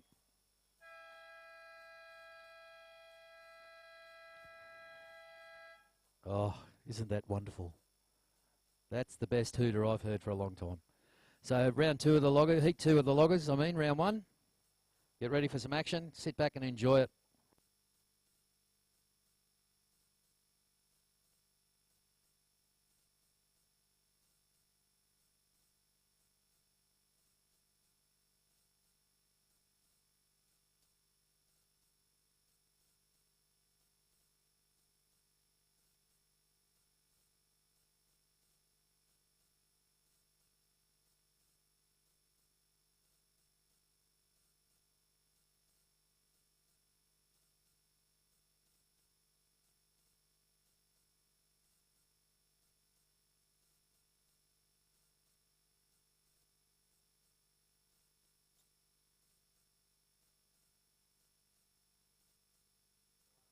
So with a mouthful of delicious burger, oh, bottom turn straight into the dip, and unfortunately a little bit of whitewater landing on the board.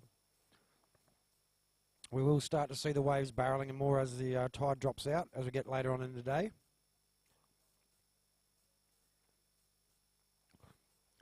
Just like to advise those swimmers out the front that if a surfboard starts coming towards you, it's your job to get out the way. And we may find some of these guys making their way all the way through to the beach, so be aware, keep your eyes open. And just be aware these boards have got quite large fins on them, so just ducking down under the water is probably not going to do the job for you. So you're swimming in a contest area, that's fine. Just make sure that if you see a board coming anywhere near you, you get really way out their way as fast as you can. Run, do not walk to the nearest sandbank. All right, official results from logger heat number 1. In white, in 4th place was Kiyosato. In 3rd place, surfer in blue, Nick Brewer. Unlucky Nick, it was a very close call between 3rd and 2nd. 2nd place went to Shane Morley, surfer in yellow, and taking it out, the surfer in red, with that big score of 8.17 for his first ride. Cemented that heat, Nick Jones. Congratulations, boys. It was very well surfed from all of you, and congratulations to Nick and Shane.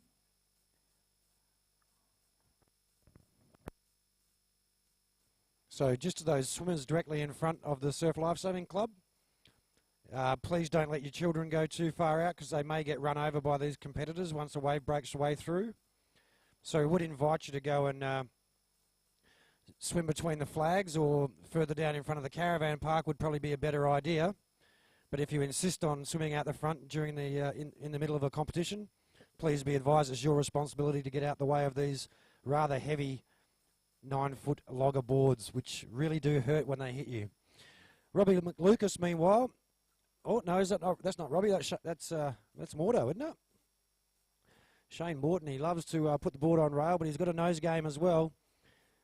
He's throwing up into the white water, just coming a bit unstuck there, but again. Oh, here's Robbie now. Not a goofy. And so pumping down the line, just Wave trying to race away from him, but he's good enough to stay with it. Behind him, Dane Pioli opening up. Here's a...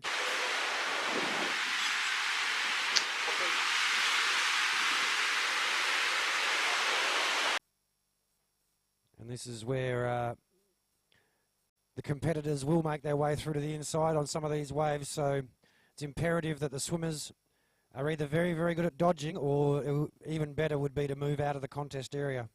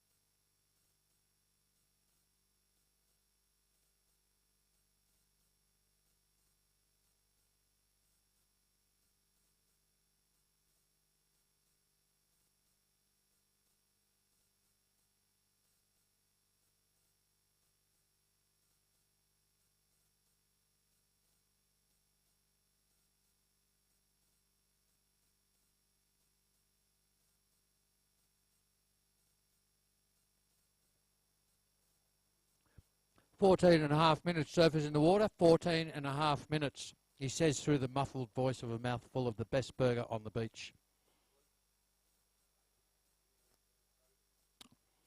William Crowe up and riding.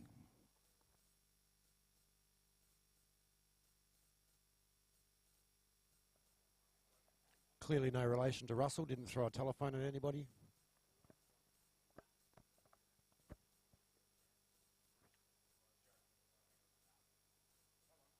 So don't forget it.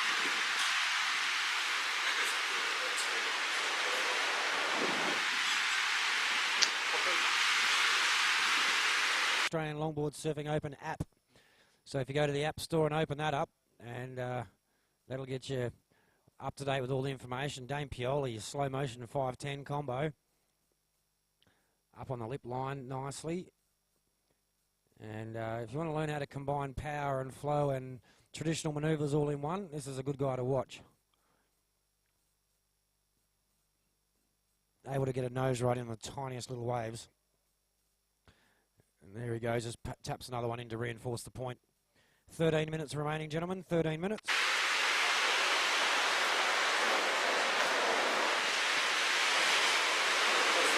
Blue, Chris Newling in white, Josh Morgan in yellow.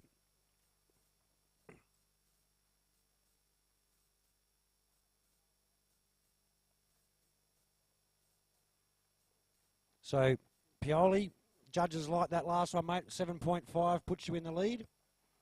Mordo, your first wave of 4.33, mate. A 5.6 will put you in front of Pioli.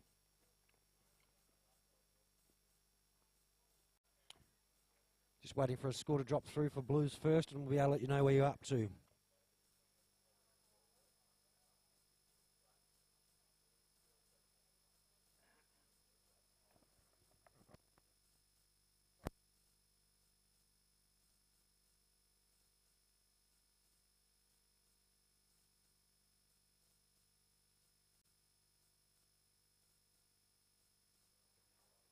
Okay, so that first wave there for Russell's brother Crowe, locking in as a 2.63. So you'll need a 1.71 to go with that to move up into second and avoid relegation. Robbie Lucas, your two-wave total leaves you with 4.33, needing a 1.01 for second or a 6.67 for first. Shane Morton, your first and only wave of 4.33. So a 5.60 will move you up into first place. So as we've seen repetitively this morning, the competitors are all so closely packed that anything can happen, and with 11 and a half minutes remaining, I would expect there to be a few changes between now and the end of this heat. All right, while Weeksy finishes the best burger on the beach, up and riding, Mordo, surfer in yellow, straight to the tip. A goofy foot of surprise, look at that. Throws the belly button out. Switchy, little switch foot cutback, and like it. And that wave unfortunately peating out, but he cuts off cleanly, and we'll see how the judges score that one. Currently holding second with a 4.33. And Dame Pioli throwing down the gauntlet. A 7.5 for his second ride. His first one was just testing the water, knowing Dane he can smash it up again. And as my co-commentator Jason Weeks just said, with just over 10 and a half minutes left, these guys, consummate professionals and great surfers, anything can happen on the right wave at the right time. And you're watching Heat 2 of the Logger event here at the 2016 Australian Longboard Surfing Open. Welcome everyone through the internet and live on the beach. Thanks for being part of it.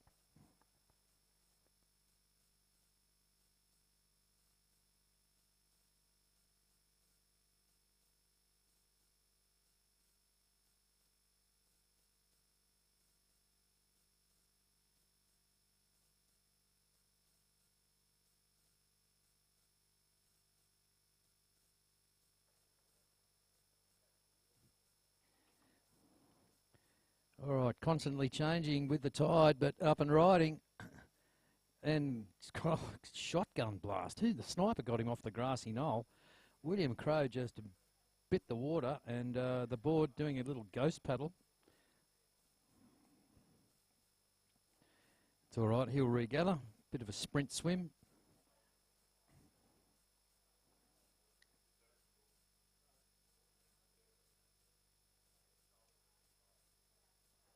I know the guys from the podcast are loving it from sportscast24.tv. Look at this beautiful sky, beautiful colours. Sand of the beach, the ocean blue. It looks fantastic on the video.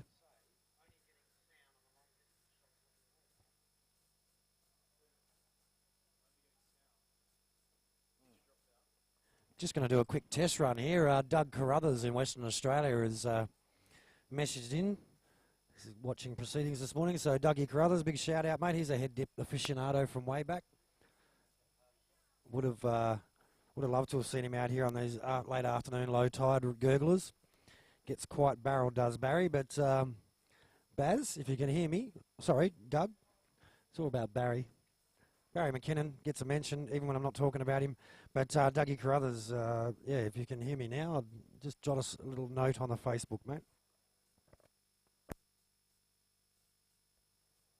I think he's saying that all he can hear is the sound when the camera goes north. Unfortunately, we're tight in a bit of a corner in the surf club here. And to spin the camera around north too far goes straight into a brick wall.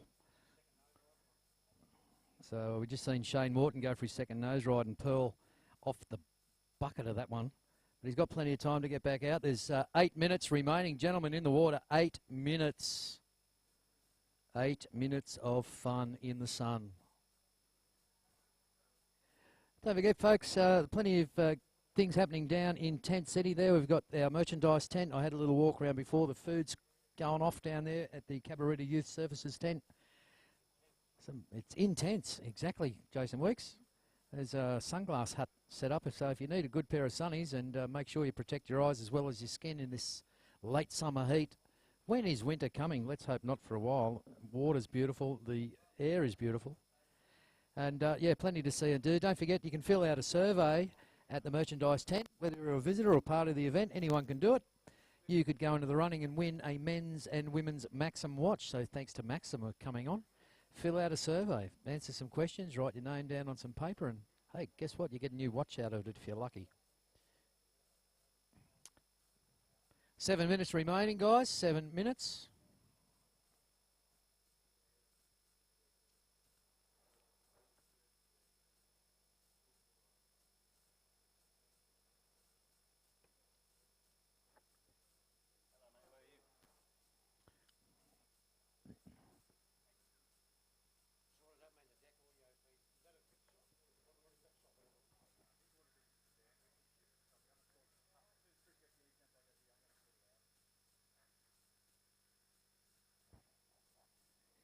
So while the ocean goes a little quiet with 6.5 minutes, I'd just like to give a big shout out to all the sponsors that have come on board again to help us make this event what it is. And just remember, support the people who support us.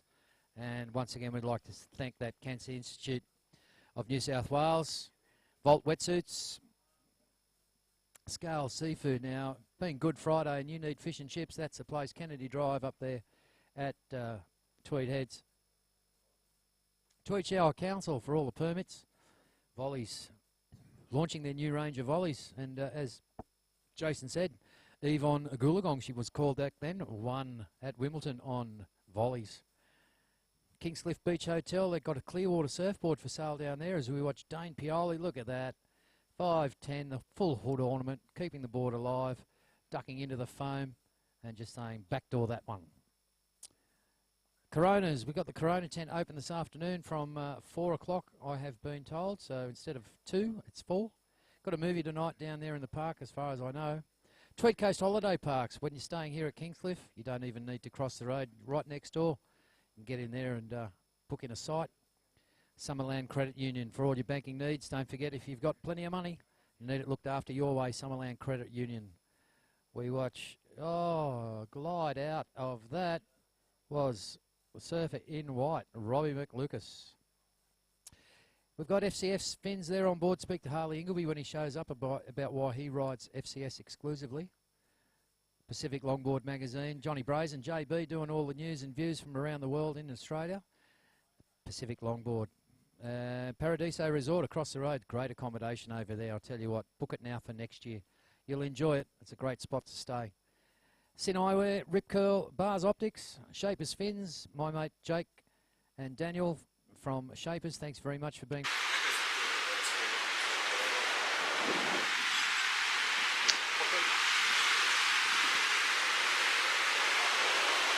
what a great mag. And offshore board riders, plenty of crew wearing those T-shirts, and the action continues.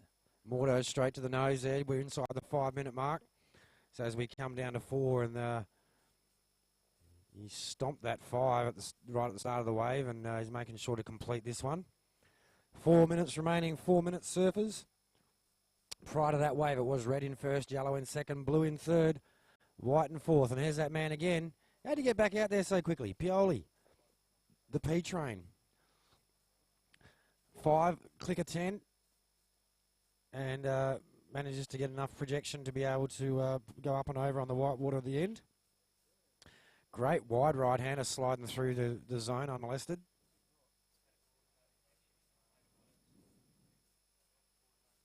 Three and a half minutes, guys. 3.5 minutes.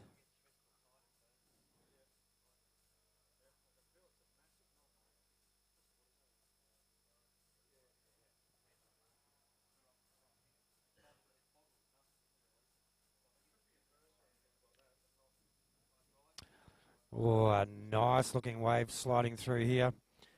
And, well, Robbie McLucas, he's been frustrated by a couple of them. That one goes along the same vein, shuts down in front of him, and takes away the scoring potential. And I've got to tell you, ladies, as well as being a photographer and a great chaplain, turns out Andrew Carruthers has got the magic massage hands as well. He just about put me on the floor in pain a second ago, but it's clearly what was needed. Mordo, meanwhile, on his backhand, quick up and out, he realised that one wasn't going to improve on his second best score. Your last wave, Mordo, a 4.30 was your, it's gone into your score. You're still chasing a 9.84 for first. And you want to do something soon because William Crow's snapping at your heels. William, a 3.9 for your last. If you get a 6.53 to go with that, you'll be into first. A 4.73 will move you into second. There's only 2 minutes left to do it, though. Yeah, coming down to the terrifying 2-minute warning. Terrifying twos. This is where you decide what you're going to do. What do I have to do? But Dane Pioli laying down the gauntlet with a 7.5 and a 6.67 as we watch Mordo go again. Look at the goofy footer go. That stretch 5 combo. There it is. He just stamped it up again, making the most of a wave that's only about 8 inches.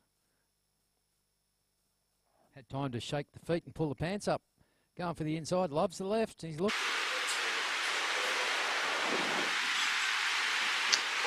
Eilish. Other hands up that turn. All right, 1.5 minutes. What do you do? What do you do? 1.5 minutes. So that third heat should be out in the water. We're watching Jack Entwistle. Twizzle Stick, he's out there in red. Solel, Erico in blue, female competitor in the loggers. Chris Newling in white and Josh Morgan. Inside, Dane's heard the call and said, well, time to go on anything, and here he goes, straight up onto a 5, just gliding through, taking a cruisy. Little drift back on the inside, pops the tail up and nose over that one. Into the mad minute. So Dane's heard the call. I'll ride this one to the beach and avoid the embarrassment of paddling in. Managed to get a little 5 in on that as it closed out. Probably won't affect these totals at the moment. I can say with a 7.5 and a 6.67, he has cemented the win. But with 30 seconds to go, anything is probable and possible. Shane Morton currently holding second with a 4.30 and a 4.33 and a 4.30. And then the battle between third and fourth. William Crow needs a 4.73 to take second. William, is this wave the one to do it? Up and riding, here he goes. And that's not it. Counting this one down in 5, 4, 3, 2, 1.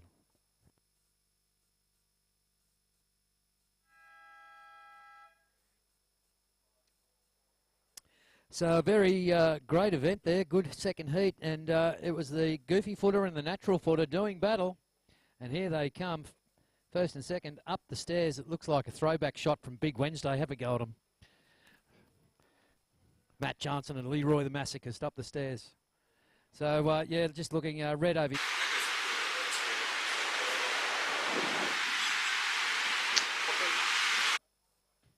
And we're ready to go as soon as I get the nod from Keenan. Yep. Counting your boys in, out the back there. 10 seconds is started. In 5, 4, 3, 2, 1.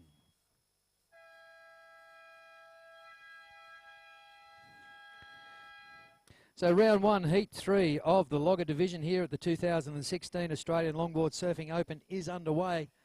We're looking at Jack Entwistle in red, Solel Erica in blue, Chris Newling in white, Josh Morgan in yellow. Official results from round 1, heat 2. In 4th place, white, Robbie McLucas. 3rd place, in blue, William Crow. And progressing through to the next round, congratulations, Shane Morton in the yellows taking 2nd. And Dane Pioli with those beautiful 510 combos and the old hood ornament in red, Dane first. Well done, guys.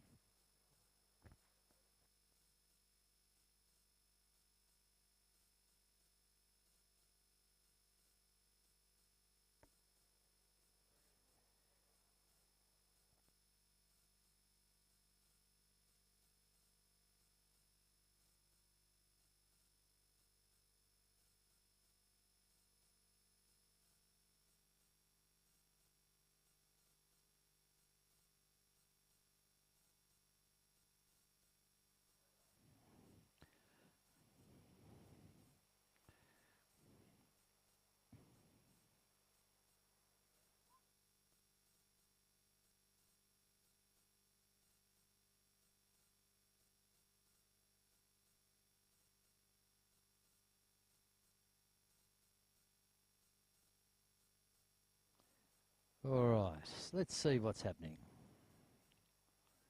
Only one wave ridden so far. It was a throwaway, a 1.33 to Mr. Newling for your first.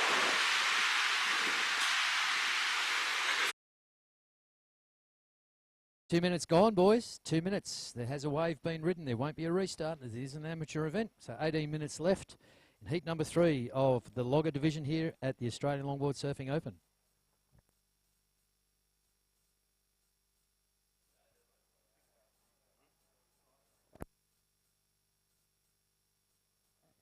Okay, so thanks to the astute crew in the southwest of Western Australia, Mr. Doug Carruthers specifically pointing out that we had a little bit of an audio issue, so hopefully you can hear me now, Doug. Big shout out for you. Thanks for the heads up on that. And great, of course, to have people all around Australia and around the world, in fact, checking out the telecast this morning. And me mate Wajdi, all the way over on the west coast of Oahu, is tuning in this morning to check out the Australian Longboard Surfing Open. And great to have you guys giving us some feedback. Let us know we're not just talking to ourselves up here.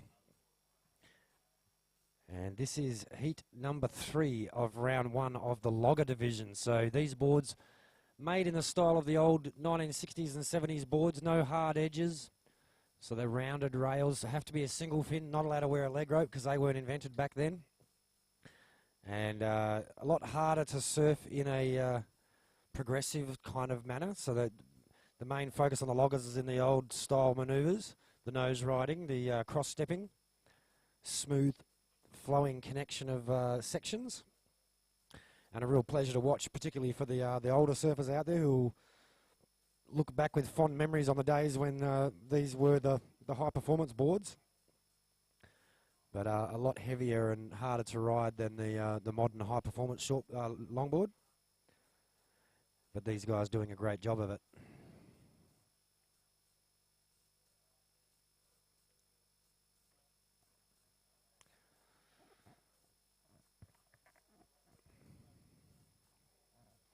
Next heat, we'll be looking for, oh, that man again, Messiah. Takamoto in red, Marlon Gio in blue, Anthony Spencer from WA in white, and the oldest pro surfer in the world, Guinness Book of Records have confirmed, Michael Cottier will be in the yellow. So another star-studded cast in the logging division. The Logger doesn't seem like it's got a sponsor, naming right sponsor this year, so for any astute business people out there, this would be 4 heats where your company name would be getting mentioned over and over again in front of an adoring audience here on the beach, as well as visitors both interstate and international. So maybe pencil that one in for next year. In fact, we'd probably even accept a naming rights sponsor for the Loggers between now and the finals, I should imagine. So If you've got a business you'd like to promote and you'd like to attach it to this logging division, which has got some of the biggest names in world longboarding competing here, maybe come and have a chat with Sean, and might be able to tack your name on for the finals.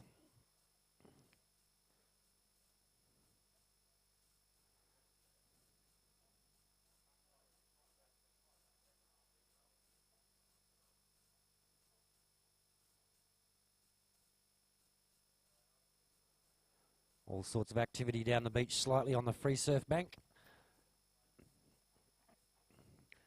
And that short border on the end of the right-hander, mate, if you could just make your way a bit further north. I know it seems illogical at this point, but you could find a couple of loggers down your throat in rapid succession when the waves arrive.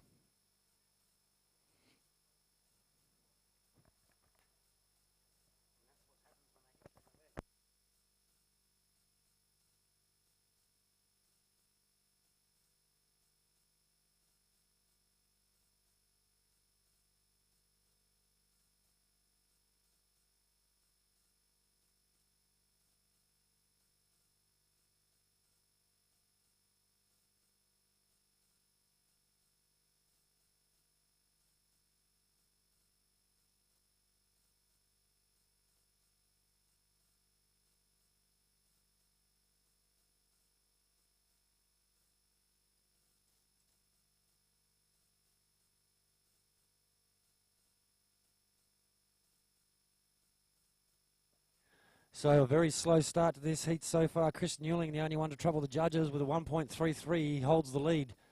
Obviously, best two waves count. So if nothing else happens between now and 13 minutes' time, I'd be very surprised. But as it stands, white in first, and red, yellow, and blue yet to score.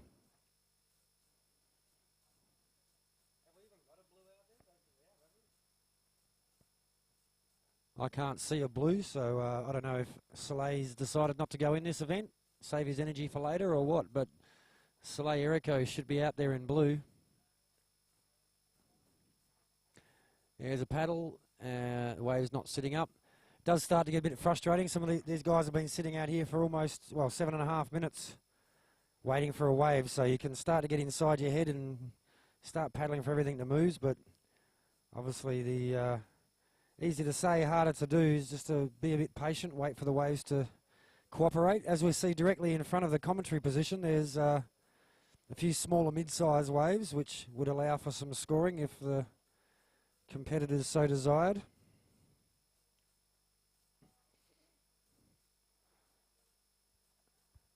But they're all seasoned heads out there. There's no beginners in this heat.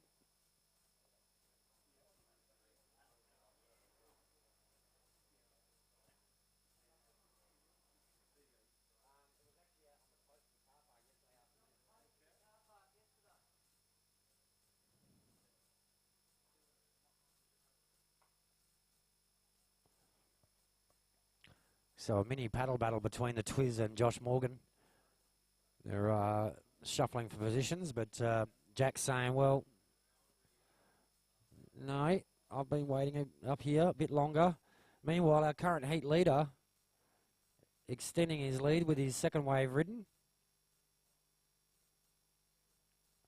Not leaving him much to do there, but, well, when the waves go flat, best thing to do is get a couple of waves, and he's done that. So at this stage, the winner of the heat so far is the only guy who's caught a wave. And he's showing off by having caught two.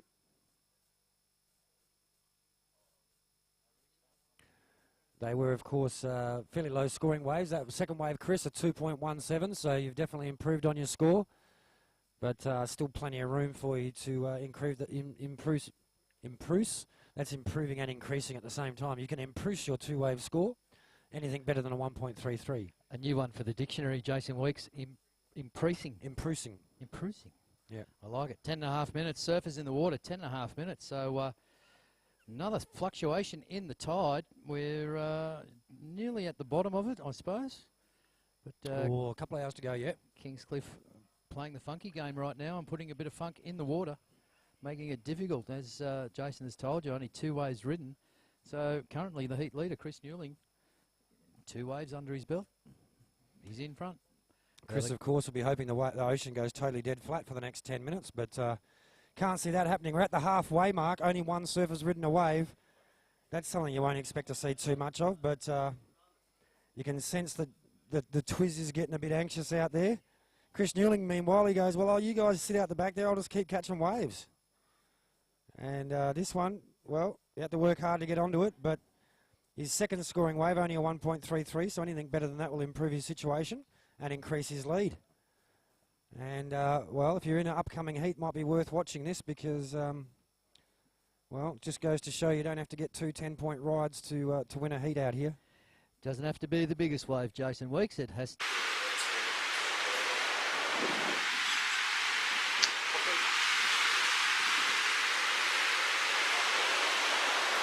Gentle steps. So he's put down the foundation. He's laid the first course of bricks. But if the ocean doesn't bring you any cement, what are you going to do? Yep. Well, they are baby steps, and with 9 minutes remaining, he has the points on the board to prove that he is the current heat leader. That last wave of yours, Chris, a 1.77, so that has increased your total slightly.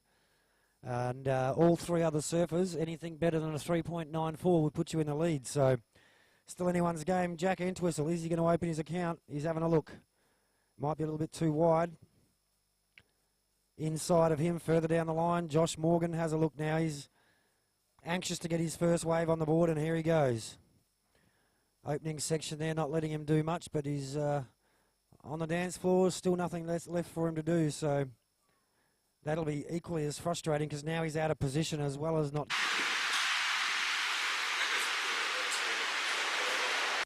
A 3.94 is what you need, mate.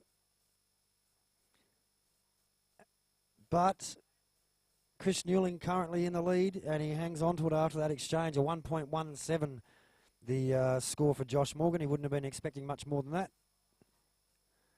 Just a takeoff, really. That was about it. So, well, the Twiz, Jack Entwistle, he made the journey across to Western Australia last year for the whalebone, and hopefully we'll see him again across there this year, a little bit later in the year, in July. But lovely guy, great surfing heritage, of course. Very famous father. Yeah, I was lucky enough to know Jack's father, the original Twiz, Manly boy. Stewie, a lot of admiration for Stu as a younger grommet at the time, watching Stu surf, and learned a lot off him. Growing up at Freshwater, he used to come over and steal waves off us quite often, and he was a great surfer. Unfortunately, left the planet too early, but continuing the tradition is his son Jack. And he does it in such a nice style as well. A friendly bloke. He's always got a smile. Like father, like son. Here he goes. Straight to the nose on takeoff. And a second visit, that's the second 5 there. Hangs on to that one just that little bit longer. Jack now looking for a closeout manoeuvre. And, oh, no, he's looking for an exit so he can get back out and get another one. Probably a smart tactic there. 6 minutes 40 remaining. That's Jack's first wave. We've just seen Josh get a second wave, but there wasn't much to it. Well, I think that wave of Jack's will be the best wave of the heat so far. So wait for the judges to tell us exactly how good they thought it was. Yeah, not a longest ride out there, and elected to forget the re-entry, bail out over the back and paddle out in position for another one. But 2 solid nose rides for that heat, and the scores have dropped. So straight into the lead on his first wave. Like father, like son, showing the style and grace of the Twizzle family. A 4.33, Jack, 4.33, and there is 6 minutes remaining, surfers. 6 minutes. So Josh now needing a 2.77 to stay in the running for the next round, or a 3.16 for first. Only the very, very, very small marginal incremental scores here.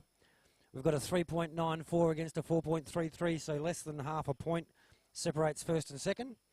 And it's only another 0.2 of a point back to third. So we'll call up now Messiah Takamoto, Marlon Gio, Anthony Spencer and Mick Cottier. You guys should well and truly be suited up and logged in. Another 30 seconds and you can commence your paddle out.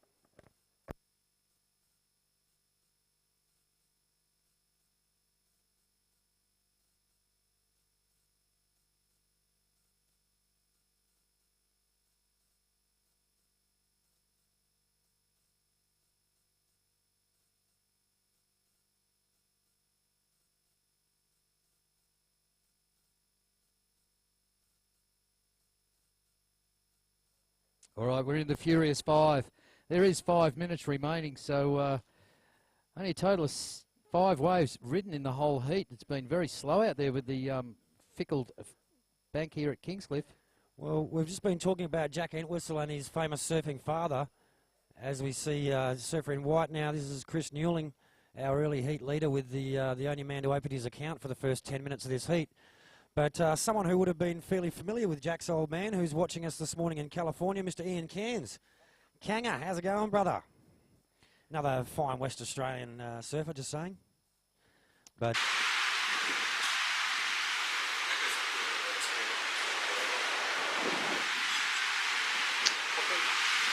and don't know, makes me be proud to be a West Aussie. The bronzed Aussies, Ian Cairns being one of them, years ago as a grommet, looking up to those guys, just tearing Hawaii and everywhere else apart, and So really dominating the early. The Twiz, Jack Entwistle straight up for a nose ride on his backhand, looking for a closeout section, didn't really present, so he's just sort of straightens out there. It's been a scrappy heat this today. On the turn of the tide, it's starting to, the bank's moving a little bit, so we're getting right into the lower part of the tide now, so we should start to see a few more barrely sort of a waves as this settles down and works itself out. But Josh Morgan, meanwhile, though, he's had a slow start to this heat, only one wave locked in. With just over 3 minutes remaining, there's still some time, but still some work left to be done out there as well.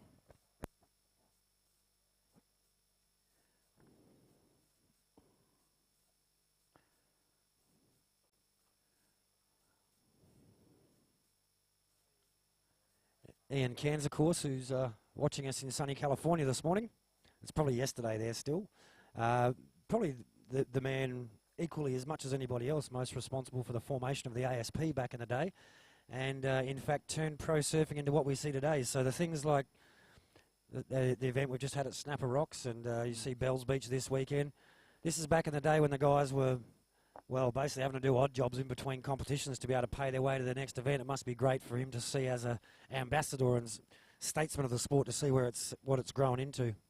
Yeah, as a young grommet, born in the 60s and raised, going up through the 70s, seeing these guys get together and forming the ASP, so to speak, which is now the WSL, but setting the concrete and the groundwork to make competitive surfing what it is, and a legend of the sport, Ian Cairns. Thanks for tuning in, and if you see Uncle Robert in California, Robert August, Uncle Bob, I know he's back there in Huntington somewhere, tell him that Ian said hello and get back to Australia. I miss a wine or two with Uncle Bob. All right, guys, 1 minute and 50 seconds in one of the slowest heats we've had today, but no commiserations to any of the boys out in the water. Jackie Entwistle just whacking them down there with a 4.33 and a 3.33 coming in the second half of this heat, stamping down some dominance. You can see the boys have elected to move further up onto the sandbar. So changing beach break conditions. And been watching this the last couple of days as we watch on the inside bank in front of the judges. Josh Morgan get another one in, so he's pushing the barrels, so to speak. Trying to rack up some more points on the inside glide here. Just letting the board.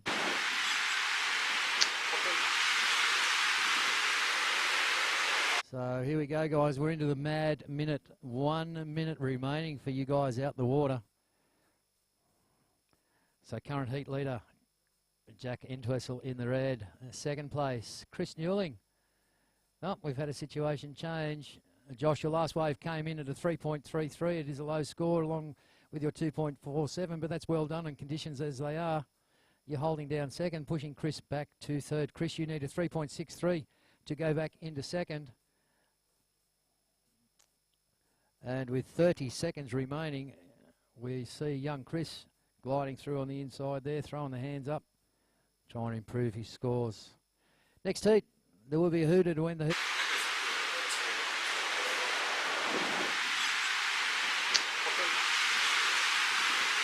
Straight into it, so counting you down in 10, 9, 8, 7, 6, 5, 4, 3, 2, Jack on the bell. 1.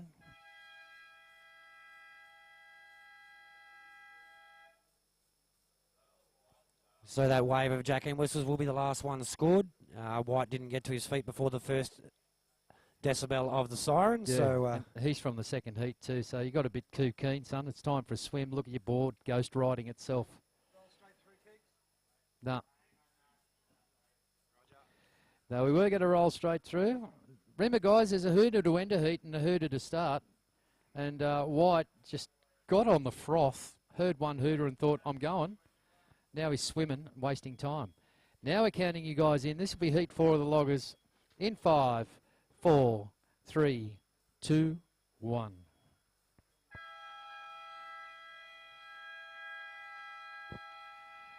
All right, we're underway. 20 minutes of fun in the sun. Logger, round 1, heat number 4. Masaya Tokumato got keen early, and here he is swimming. Well, I suppose it's something in the translation, really, isn't it? Marlon Gio, he's out there in the blue. Anthony Spencer, he's been in everything, hasn't he? The Ant-Man from WA, getting his money's worth. He's in white. And the Guinness Book of World Records holder, the oldest professional surfer in the world, Michael Cottier. Happy Friday, Michael. He's out there. He loves it. He's always smiling, always having fun. So official results from heat number 3 of the loggers. And in blue, didn't show up, Soleil. What happened? White was 3rd place, Chris Newling. 2nd went to yellow, Josh Morgan. And taking that one out in 10 minutes of heat time, Jack Entwistle in red. And there he is, the big man, Michael Cottier. Decided I'm going early. Throwing the statue stands around there and just guiding that big board. A big man on a big board showing a lot of love. yeah, you have to keep your eye on Michael Cottier. He pulls out little manoeuvres. If you blink, you miss him. He's got a big bag of tricks to draw from, many years' experience. As Pearso's rightly pointed out, he's officially recognised as the oldest professional competitive surfer in the world. Blue, meanwhile, up and riding behind him. This is Soleil Erico. No, it's not. He was supposed to be in the last heat. It's Marlon Gio. That was the last heat. Amateurs. Marlon Gio. I think he's from Sydney, isn't he? Not telling you. I'll tell him. After that hurtful comment.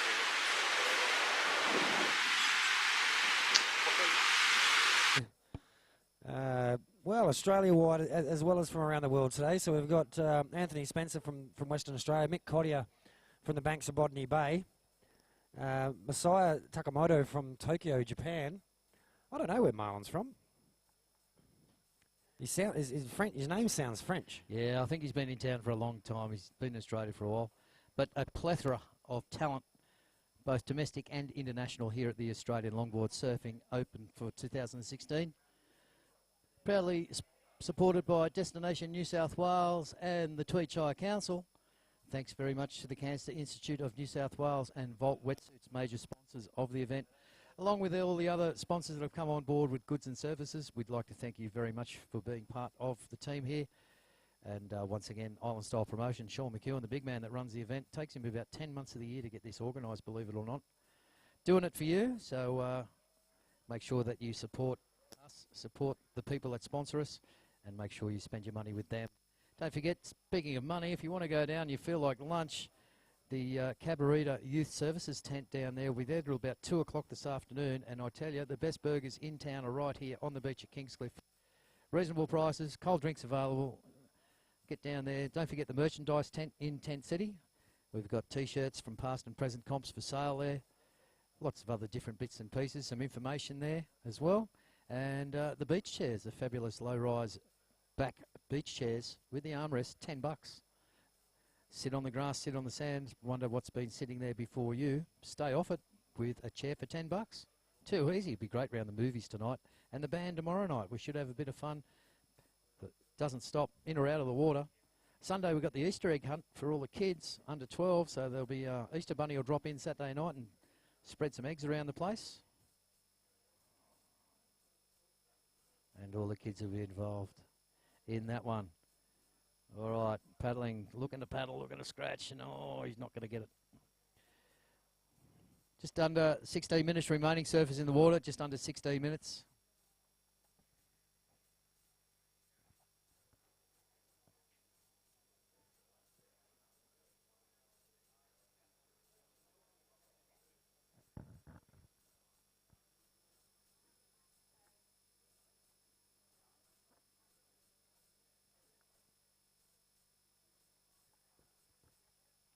Just looking across onto the beautiful Coogin Head Surf Club balcony, and one of our older statesmen of the surfing world, Greg Bedgood's here. He's on the balcony, checking out the bank, doing a little limber stretch. You're flexing your fingers at me too, Greg. That's very nice. But Bedgie's out there having a look and just seeing where's he going to end up today and psyching himself up.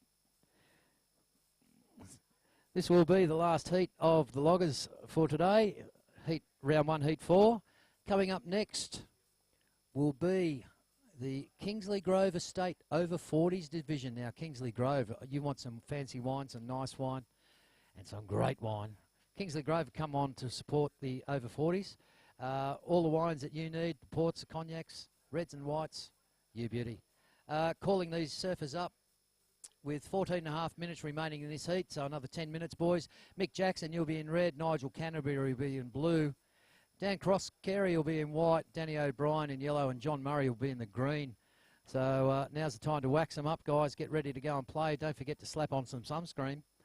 And when you're done and ready to paddle out, or before you do, go and see Uncle Owen, get the appropriate colour in a rash vest next to your name. Get your name ticked off, march out there and have some fun in the sun.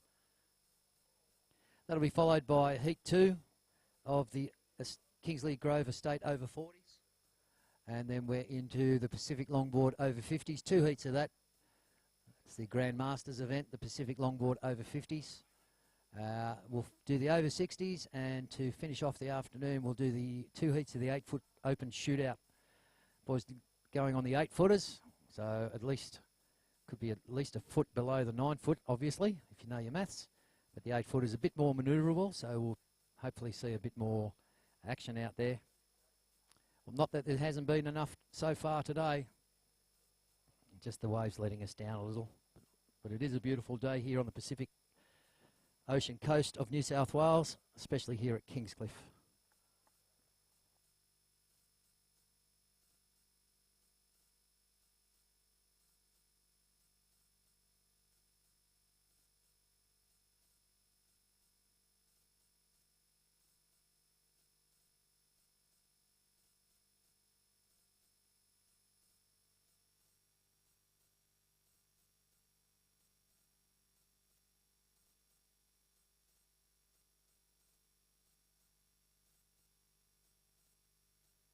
Aha, the big man.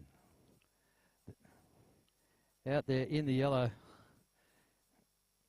The oldest professional surfer in the world, just head dipping and thrashing Mick Cottier.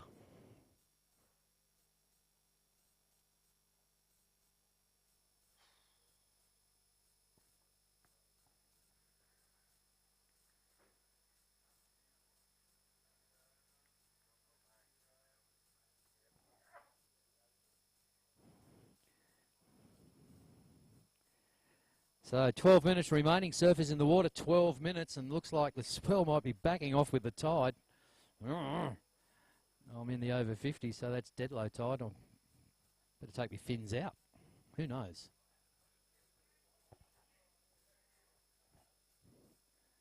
It's a great day to be alive, though.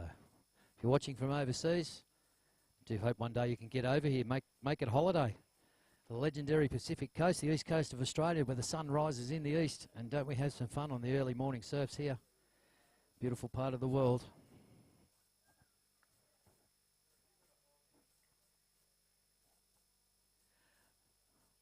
So we'll give you a current update on the situation out in the water at the moment. In first place, the big man showing a lot of love out there is Mick Cottier with a 3.33 to 3.17 for 2 waves ridden. And Ant-Man, Ant Spencer hasn't opened up his account. Second place, Michael Gio with a 2.50. And in third place, Messiah, Japanese entrant, with a 1.23. So as we saw in the last heat, although the swell is slowing down with the changes of the tide, The last heat was won with less than 10 minutes remaining, and as we come down towards 10.5 minutes left in this heat, a bit of a pulse out there, and anything can happen, and anything will. Keep an eye on it.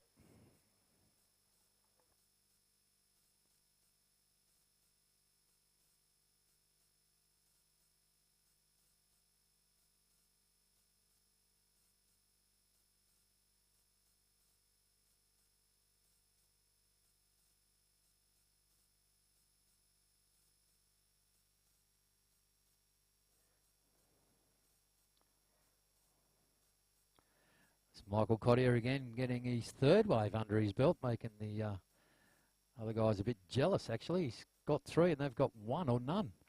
You see Michelle Guillot just pull out of one as it closed out. So, sand bottom beach break, what do you expect? You got to move with it.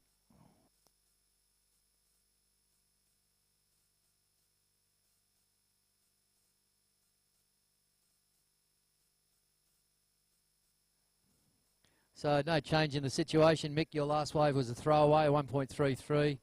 Still holding first place at the moment with 3.33 and a 3.17. Mr. Gow, your last wave, a 1.33. There was nothing in that for you too, champ, so you need to improve. But will the wave supply? That's what we're waiting on. With 9 minutes and 20 seconds remaining, we're just waiting to see what the ocean can throw at these fellas to make a difference from first to fourth and go through to the next round. You're watching the logger event. Up and riding on the inside, our surfer in red,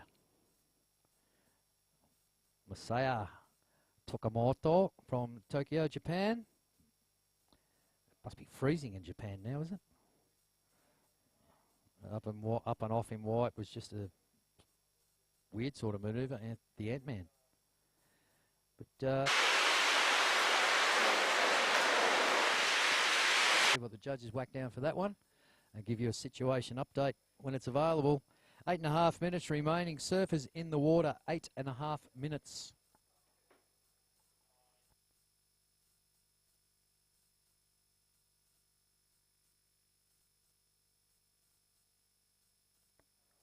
All right, there has been a situation change. Masaya, your last wave came in at 5.83 along with a 1.23, just in the lead by 0.56 over Michael Cottier with a 3.33 and a 3.17. Mick, Martin Guillot, your last wave of 1.33, need to improve. And Ant-Man, it was a chucker, a 0.67 just to put a point on the board. But guys, just under 8 minutes remaining, under 8 minutes. This is it. It's panic time. Find them, scratch onto them, kill them.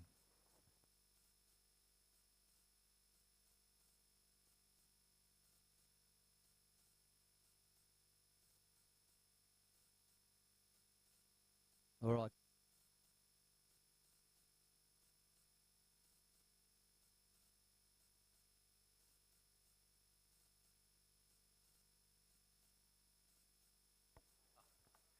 First call, Kingsley Grove Estate over 40s. Kingsley Grove Estate, the wines, they're here to do some wine tasting.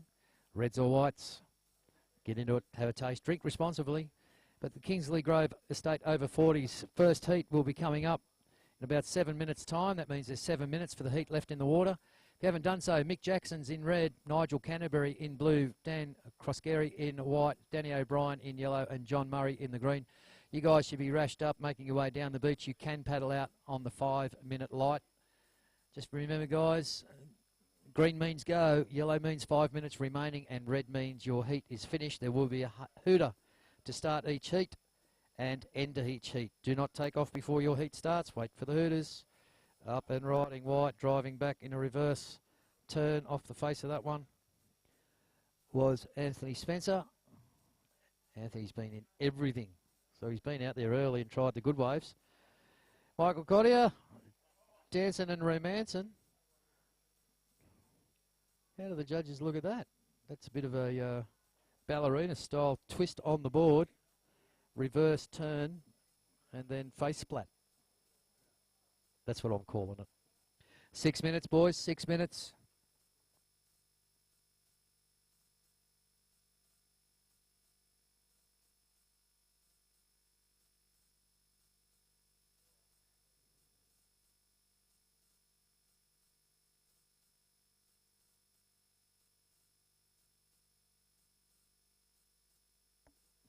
co-commentator Jason Weeks is having a little leave of absence right now because he'll be surfing Heat 2 of the Kingsley Grove Estate over 40s. And there's our surfer in blue, the last heat, round 1, Heat 4 of the loggers. That's Marlon Guillot, or it was. Look at a name, look up, and they've disappeared.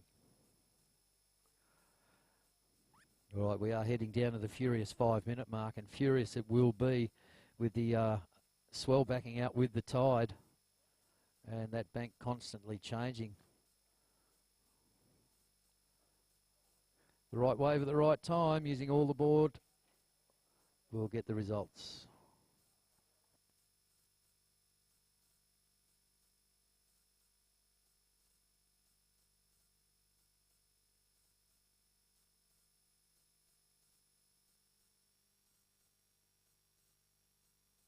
All right, up and riding.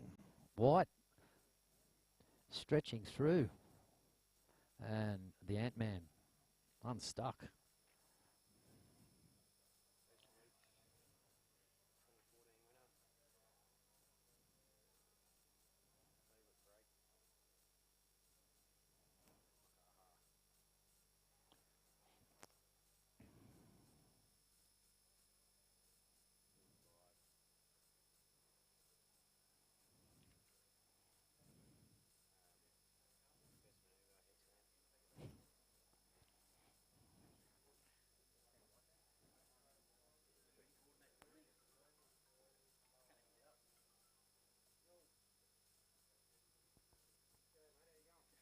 All right, coming down towards 3 minutes and 45 seconds remaining, guys. 3 minutes 45. So, first heat of the Kingsley Grove Estate over 40s. Make your way out there. All right, situation update at the moment. We have first in red, Messiah. Second, Mick Cottier.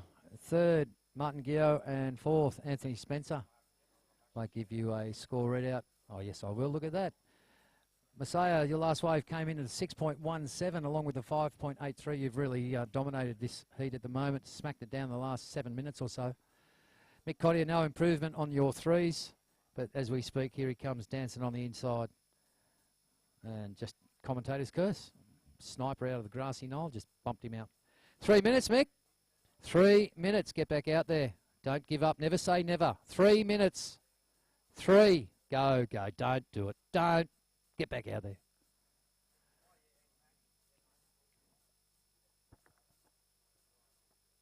Mick's decided, get you young blokes, have a go. I've done 2. Got me waves up. You got to give up, Mick. Yeah, go on, mate, go on.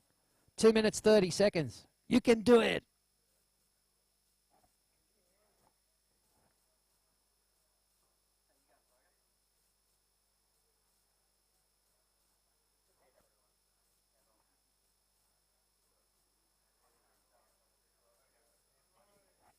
All right, up and riding. Who we got there? Looks like our surfer in red. I say Yakamoto.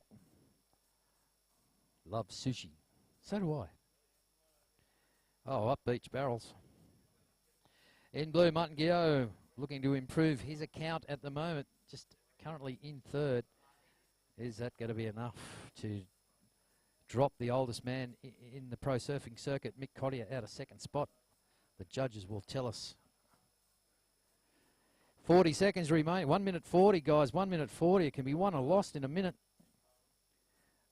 Is Huey going to throw the waves at you? 1.5 minutes.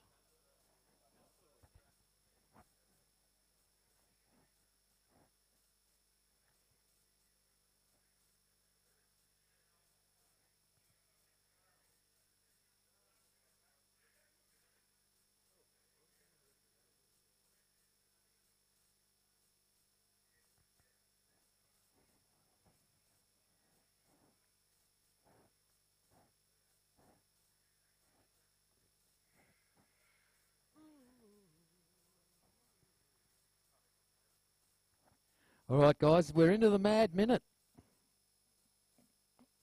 Mad minute. A feast or a famine?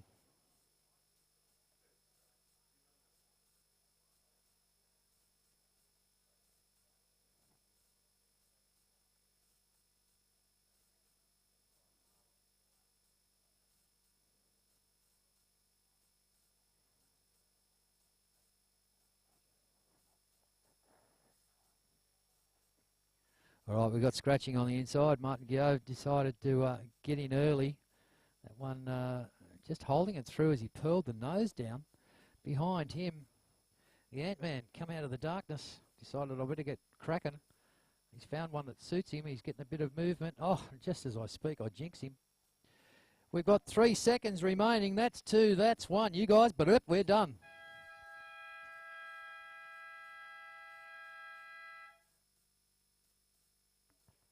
Sorry, I got caught dreaming on the countdown. So that's the end of round 1, heat 4. The Loggers division here at the 2016 Australian Longboard Surfing Open. We're just waiting to kick off. We'll get the word from the head judge in a minute, so don't panic out there, boys. We've got the Masters, the Grand Masters, the over 40s, brought to you by Kingsley Grove Estate Wines, some of the best wines around, and they'll be available this afternoon. We'll also have a little wine tasting down there, bit of Semillon, bit of Chardonnay. Counting you guys in 10 seconds. Kingsley Grove Estate over 40s in 5, 4, 3, 2, 1.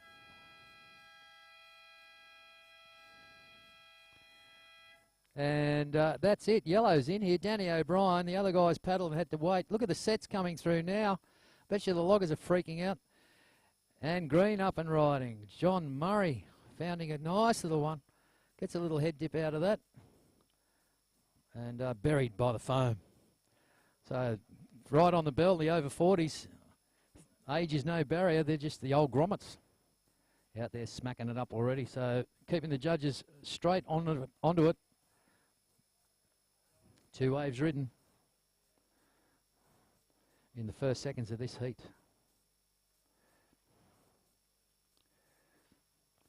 And there's blue. Nigel Canterbury.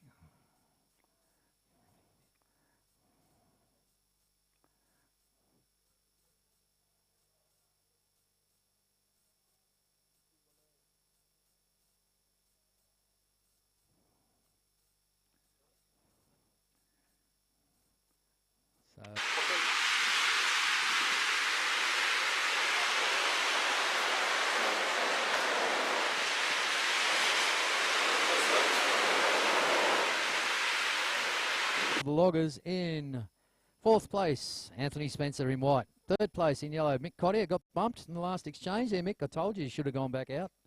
2nd place went to Marlon Gio in the blue, and taking that one out, Tukamoto Masaya in red. Check the board when they're available down there at with Uncle Owen for the official results. And we'll keep you up to date with all of those results as they do come to hand. Right now, we've got the first heat of the over 40s. It's been a flurry of waves in the first opening seconds of this heat. Just over 18 minutes remaining. The boys are on fire. So green on the inside, getting chewed up by that foam, just ate him.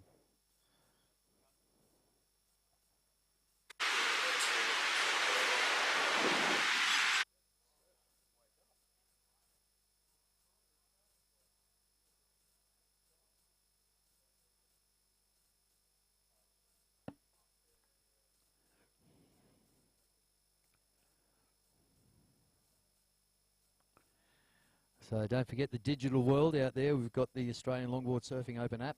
We've got, like us on Facebook at hashtag also or hashtag Australian Longboard Open. Also, you can watch us live on sportscast24.tv, the podcast going here and around the world. Thank you to all the international people who have sent messages in asking about different angles and what's going on and telling me and Weeksy to shut up. Someone's got to do it. Jason Weeks, co-commentator, will be up in the second heat of the over 40s, brought to you by Kingsley Grove Estate. Weeks, he's just filled a quick bio sheet in. I could make it up as I go, but he's the 2014 winner of this event in the over 40s, Weeksy. Not bad for a goofy footer. His favourite break is Makaha for the vibe, he says. And his best manoeuvre is a headstand. Well, you can only understand that with a head like Weeksy's. But, yeah, lovely bloke, a lot of knowledge, and very good on the microphone too.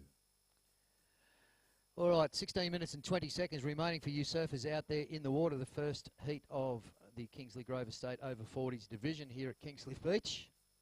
the legendary Pacific Coast. As we watch Big John Murray taking a stride up the beach. He's on the Harley model, so the board doesn't weigh anything. Should be sprinting, Johnny.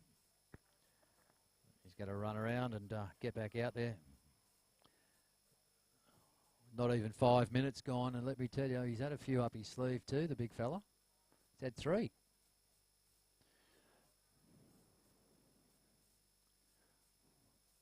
So 5-man heat. This will keep the judges honest. The over 50s, I think, is a 6-man heat. Yeah. So get the computer operators onto that. 6-man heat for the over 50s. Middle-aged. Middle-aged, it's all downhill from here.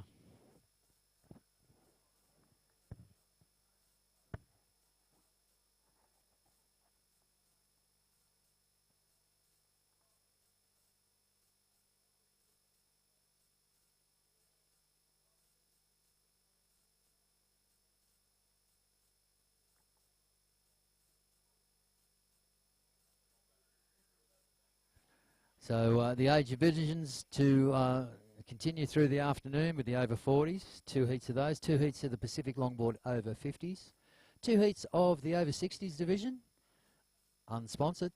So if you own a vitamin company, an aged care facility, something like that, something to help support the over 60s, they're going to be out there surfing.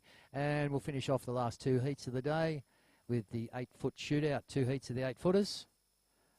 Surfing will finish around 4 o'clock, and then don't go anywhere. There's refreshments in the park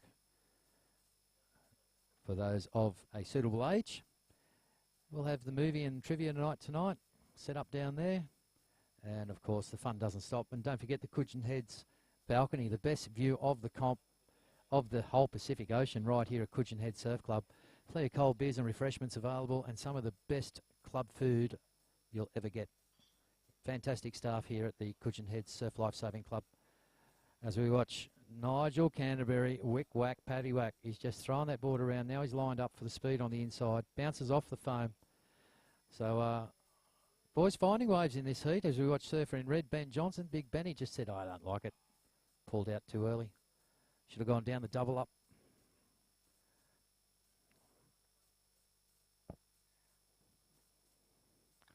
All right, here we go. He's found one on the inside. So Mick Jackson it is. Sorry, my mistake. Oh, nice big carve from Mick Jackson. Full control. Out the back there in the white is Dan Kroskeri. He's side arm out. But that was a really nice hack turn there. Full control. Big S turn from Mick Jackson out there in red. We'll see what the judges think about it.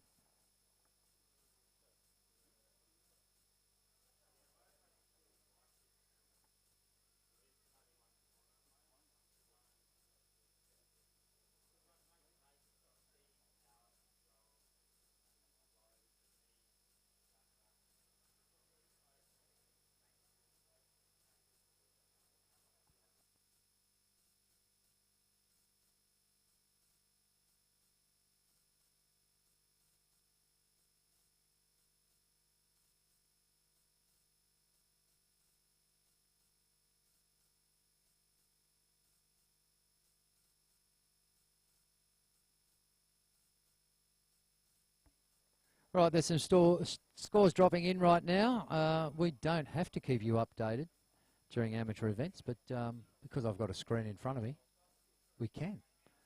So just waiting for a couple of scores to drop in from a few of the judges, but I'm sure there will be a change.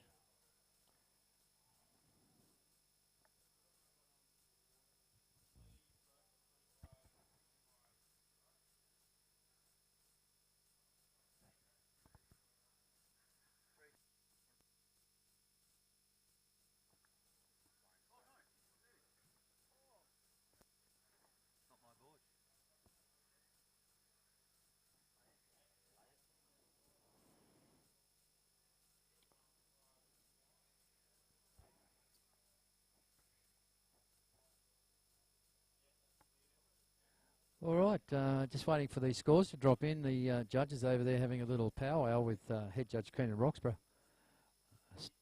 looking for commitment, control, speed and flow through the critical part of the waves and discussing who got what.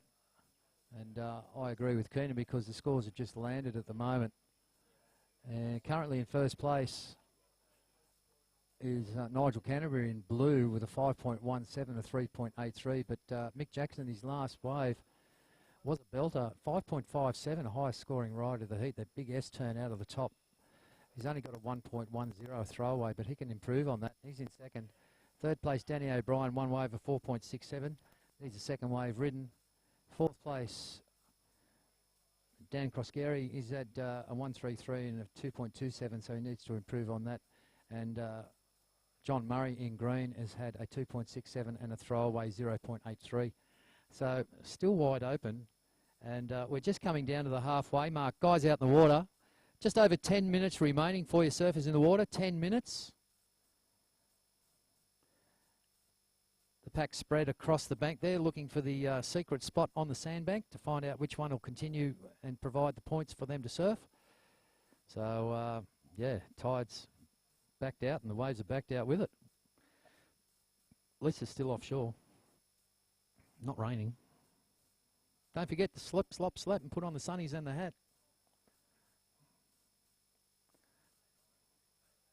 Beautiful day down here at Kingscliff Beach. Cushion Head Surf Club providing the venue for us. Get up on the balcony here and enjoy a cold one after you've surfed. There will be a few coldies eventually in the park. I'd like to thank Corona Beer for coming on board. Corona, nice and cold. Where would you rather be? I know I'd like to be here having a cold beer.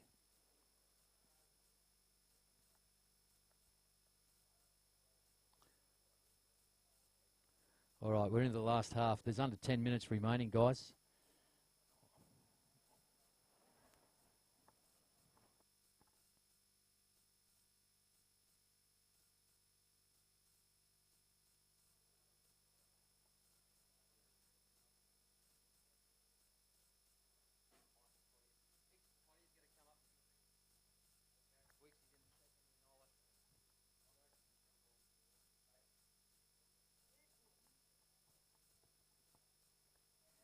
So once again, we'd like to thank Sean McEwen, the big man behind the comp himself. Big Shawnee, Island Style Promotions, doing it all here. And I'd like to welcome to the Island Style team my daughter Nevi. She's down here doing all the progressing through on the computer there, helping Sean out. She doing a good job, mate?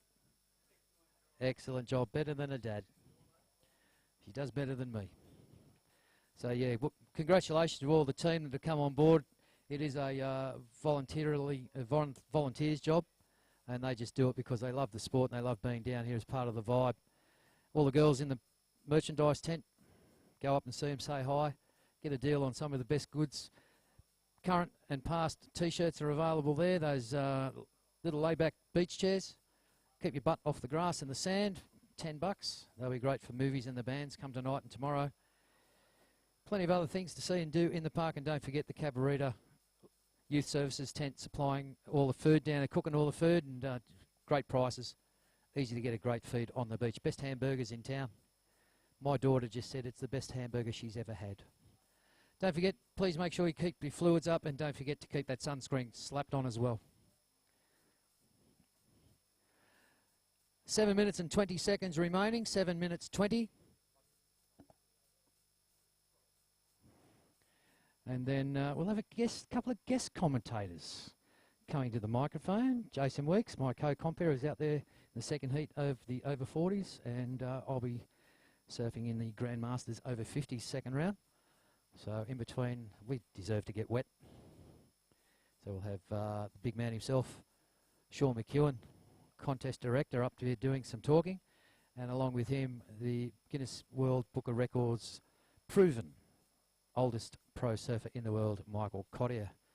Was just unlucky to get done. I told him to go back out in that last log heat. Didn't listen to me. But he'll be coming up and they'll be doing some guest commentary. 6.5 minutes remaining for surfers in the water. 6.5, a situation update at the moment. In first place in blues, Nigel Canterbury. Right behind him in second is yellow, Danny O'Brien. Third place in red, Michael Jackson. Michael Jackson. We'll just call him Mick because we love him. In fourth place is Dan Crosgary, and in 5th is John Murray. So with 6 minutes remaining, just over 6 minutes, the right wave at the right time, surfing all the board all of the time on all of the wave can make a difference to any one of these scores out there. And we'll give you the update when they come to us. Second heat, you guys should have checked in with Uncle Owen. That will be second heat of the Kingsley Grove Estate over 40s. Best vineyard and winery around, get into some of their gear. But the second heat will be Ben Johnson in red, co-commentator and 2014 winner of this event, Jason Weeks in blue. Big Mick Gett, how are you, big fella? He's in white. David Stork, he'll be in yellow, and Robbie McLucas will be in green. So if you haven't checked in, please do so. Make your way down the beach. You can check in with Uncle Owen and go for a paddle as we watch our surfer in yellow, is it? Danny O'Brien just come off the top and the back of that one and holds it. So well surfed. Danny from the Burleigh area up there on the Gold Coast. So we'll see what the judges think. We'll keep you updated and we'll pass.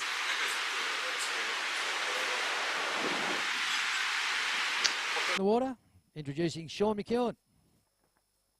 Yeah, good afternoon everybody and welcome to the first day of the 2016 Australian Longboard Surfing Open.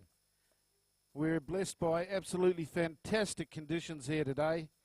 The surf's been pumping, the sun's been shining, there's hardly any rip in the water now. A lot of people on the beach, a lot of people watching what's going on, and just this is what life's all about.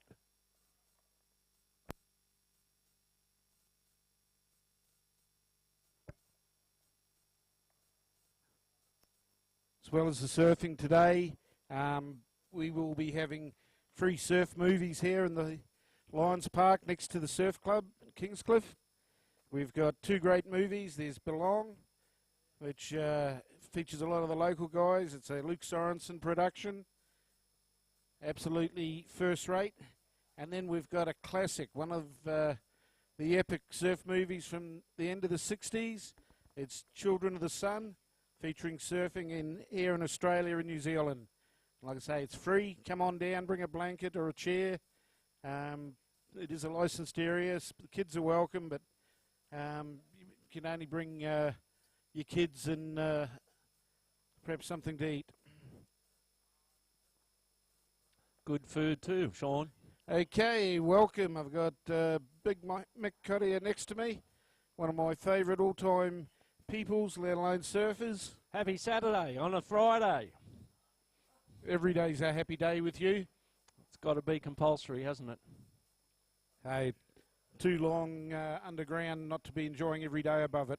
Absolutely, mate. Put a smile on your dial. It'll change your physiology and everyone around you. What have we got in the water here, Sean? We've got the first heat of the Kingsley Grove Estate over 40s. So all these guys are at least 40 years of age. A few of them there are even older than that. What they're doing is a lot of the over 60 surfers use this as a bit of a warm-up.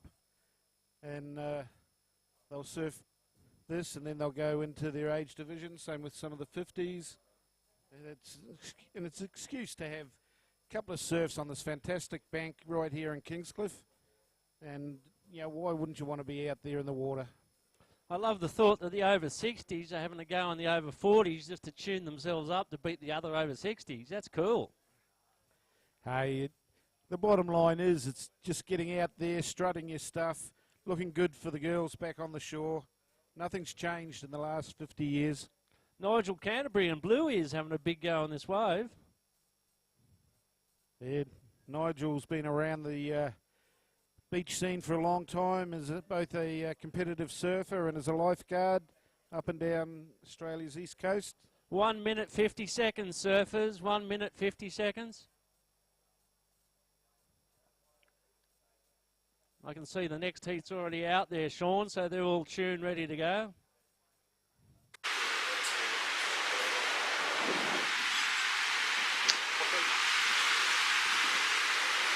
All the way from West Australia, Mick Gett, another local boy, David Stork from New Zealand, and Robbie McLucas, who's a local. So, you know, people have travelled a good distance to be part of this, and yeah, we're just stoked that they make the effort to come and be part of our fun times here at Kingscliff. Is Western Australia considered international? It's sort of almost, isn't it? Well, hey, we got Storky come over from Piha. That's closer than coming from West Australia. Yeah, well, we call the boys over at PR our cousins, don't we? Our brothers. Kia ora, cuz. 45 seconds, surfers. 45 seconds.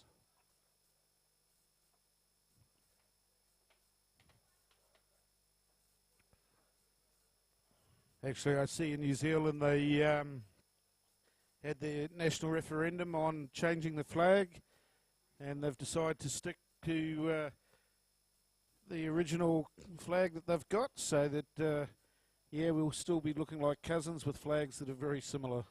It's hard to work out all the flags. Every state one's got one. Everybody seems to have got a flag. Red's on the paddle here in his last 10 seconds. Okay, that's Mick Jackson. 5, 4, 3, 2, 1.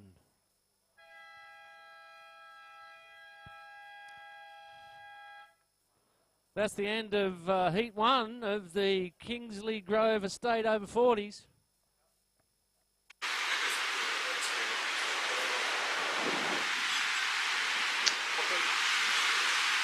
Some of their products available this afternoon after 4 o'clock. So if you want to enjoy the afternoon, certainly into the evening with the movies, there'll be a little bit of trivia and that as well. Come on down, bring the family, and just enjoy what this area has to offer.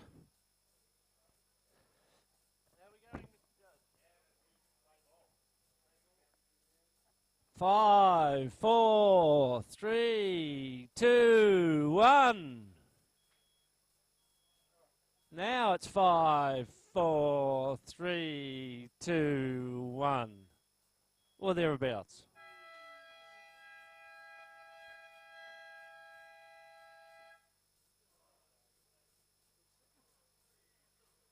Okay, see what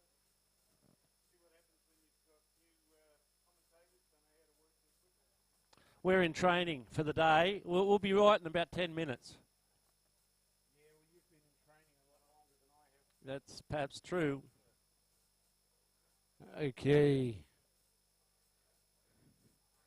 And the results of Heat 1 of the Kingsley Grove over 40s.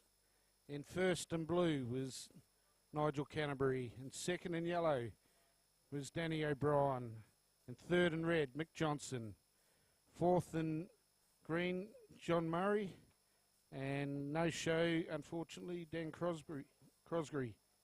I see that Nigel Canterbury there got 11.67 points, and the next surfer in second, Danny O'Brien in yellow, got 8.87. That's like a 3 and thereabouts points ahead of the second place. That's a good result, Nigel.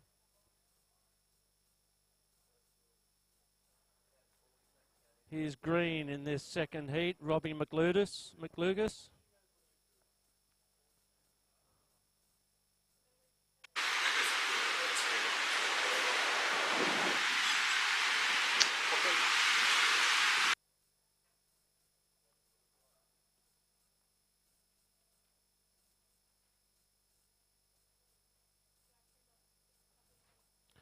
18 minutes, 20 seconds, surfers. 18 minutes and 20 seconds.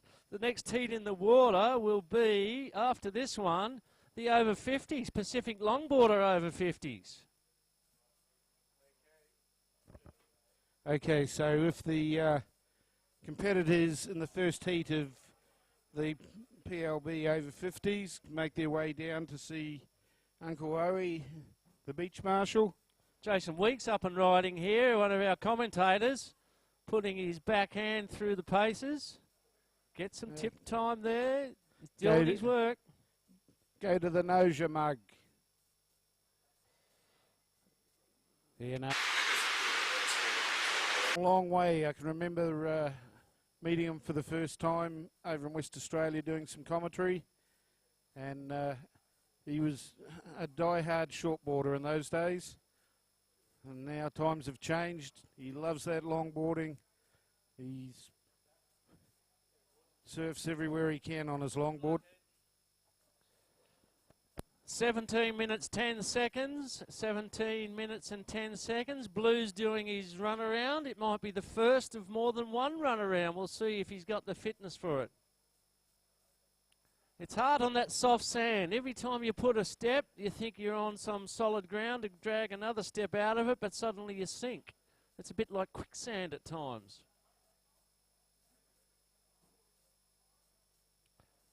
So this is heat 2 of the Kingsley Grove Estate over 40s. In red out there, Ben Johnson. In blue, Jason Weeks running up the beach. In white, Mick Gett. In yellow, Dave Stork. And in green, Robbie McLucas.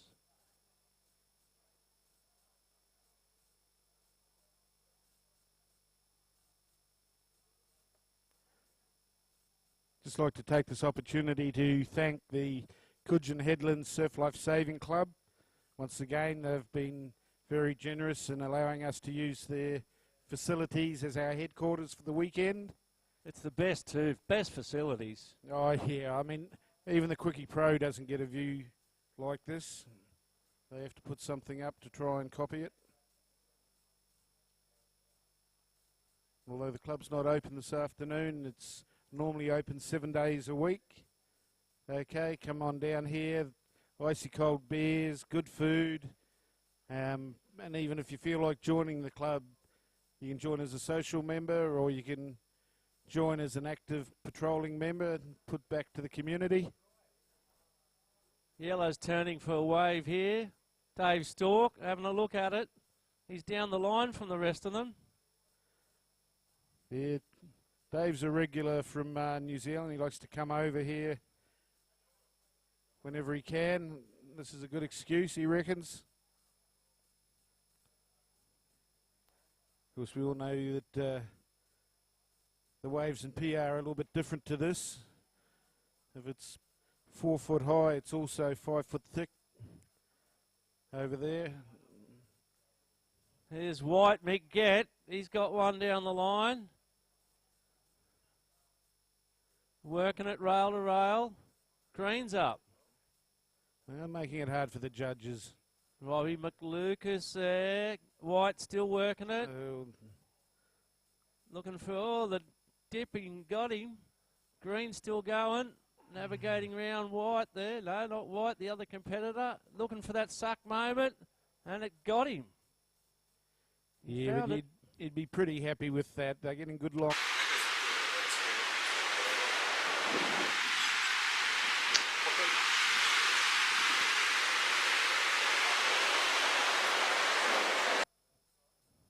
Oh, that's what it's all about, wave selection. Let's see who's got the best knowledge as to which wave to pick. Yes, it pulls out the experience. So they've got it up their sleeve, up their shorts. They're going to have to pull it out.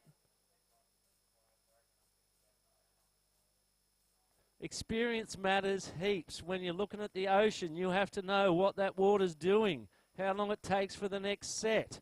Are you going to be right on the bank? Are you going to be too deep or on the shoulder and you're going to miss it? Everything counts. Even to the fact that, okay, do you take the first wave or whether it's the second wave coming through that'll be better. Sometimes it's the last wave and the set's the biggest. Sometimes that last wave doesn't come. So you really got to study what's going on, know which wave to take to optimise your scoring potential. It looks like we've got two swells happening today, Sean. I've looked at the weather maps. They're talking about an easterly swell, about 11-second period, and a southerly swell that's a bit smaller than that. Yeah, it's the southerly swell that's causing a bit of problems, even though it's a smaller swell. It moves across the bank and mixes it up a little bit and also causes a bit of current. Wherefore, if we just have the one easterly swell, comes from the right direction, hardly any sweep and just hits the bank in a bit of a different angle, makes all the difference. But it's, we're just blessed to be having waves full stop. Absolutely agree. 12 minutes and 30 seconds, surfers. 12 minutes and 30 seconds. He's having a bit of a lull right at the moment after those few waves. I think it's 3 or 4 waves ridden. It looks like Blue's sitting in a bit of a hope of priority. Jason Weeks, our commentator, after running around, he's found himself back in the right spot, waiting for a wave. I might take this chance to thank some of our sponsors that haven't had a mention too often, and especially the following: Corona Extra. Okay, they'll be the nice cold beers you get to Savo. Tweed Coast Holiday Parks. Right next to us is the best caravan park in the whole of the East Coast. Okay, so if you're coming here, if you can get into it, because it's always popular, you can sit there in your own little posse and watch the surf. Liquefy Magazine, they've been absolutely fantastic. Luke Sorensen is covering the event, and he's a legend, eh, Luke? Mate, top quality. Okay, up and riding, we have Blue. Rail grab takeoff there, looked a bit exciting. He did the dive though in the end. There's Red pulling in. Red having a go. Oh, he did pull in too. No escape from that.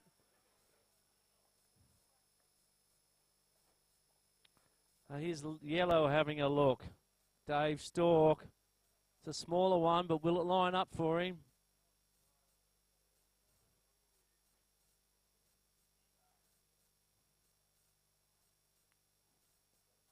It's not got the power of the other waves. 10 minutes, 30 seconds, surfers. 10 minute 30.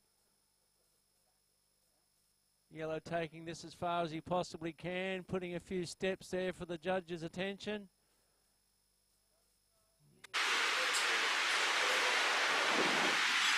"20 seconds, surfers."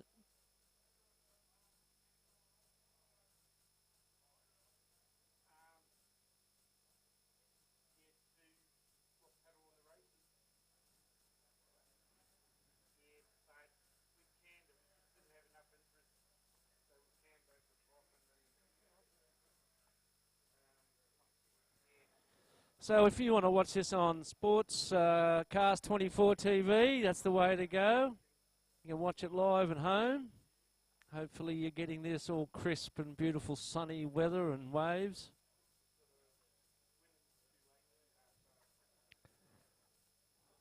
So Blue got the priority and then he got his wave and now he's back into the paddle zone. 9 minute 30 seconds, surfers. 9 minute 30.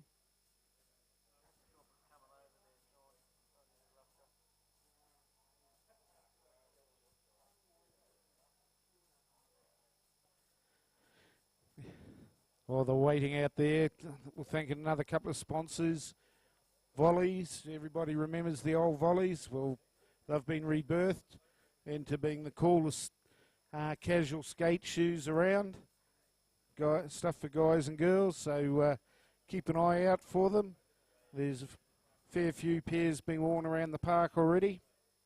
Excuse me, Sean, we've got 3 people swimming down next to the flags. I don't know if they're in any difficulty there, but they're getting a little bit drawn out towards our competitors there. I don't know if the surf lifesavers on the beach there are aware of that. They seem to be in a bit of a challenge on the rip there.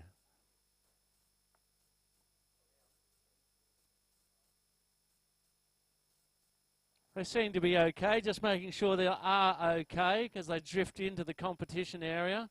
Want to make sure everybody's safe.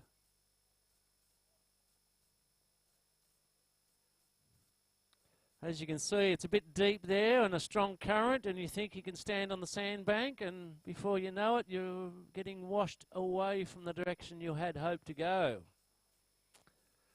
Surfers, you'll have 8 minutes. 8 minutes left in this over 40s, Kingsley Grove Estate over 40s.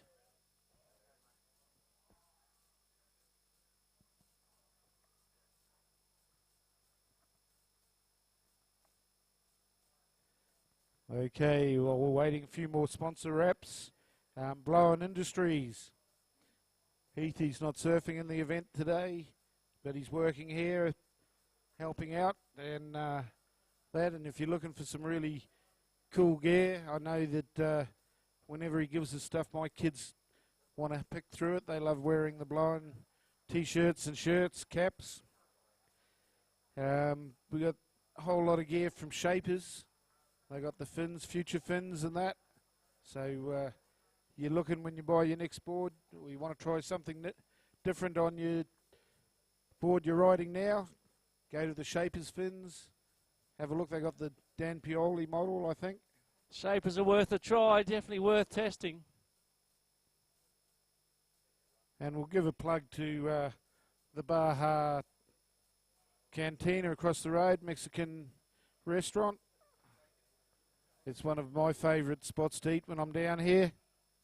So if you get a chance, go and have a feed there and have one of their margaritas. I can vouch for them.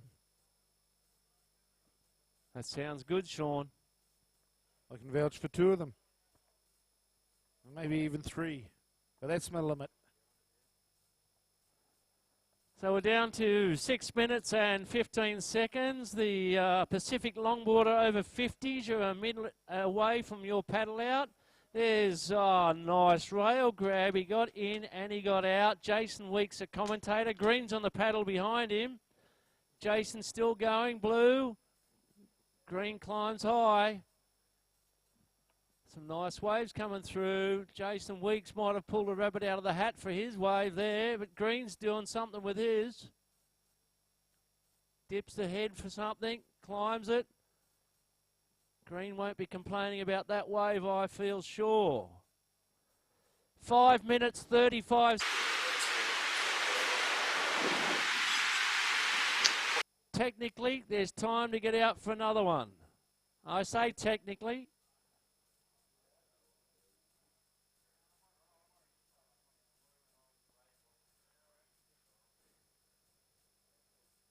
Looks like Weeksy's picked it up. He's running around.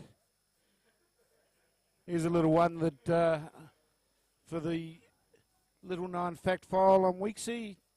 He was due to fly out 12:05 Monday night, like very early hours of Tuesday. He was still asleep. He thought he was flying out 24 hours later. So he was a little bit late in arriving. 4 minutes, 45 seconds. 4 minutes, 45 seconds. Yeah, but Weeksy got here, and we're stoked that he's here with us.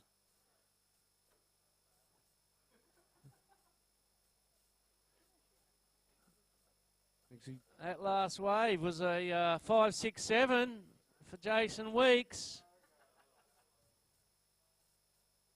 Got him at 11 points in second place.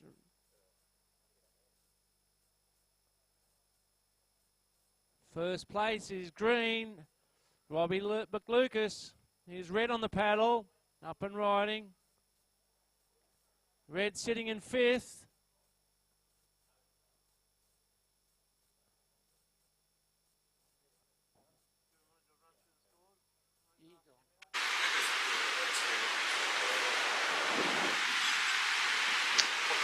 First in second, Blue, Jason Weeks in 3rd, Dave Stork in 4th, now Mr. Johnson, and Red in 5th, Mr. Gett. 3 minutes, 30 seconds, surfers. Plenty of room for a good scorer.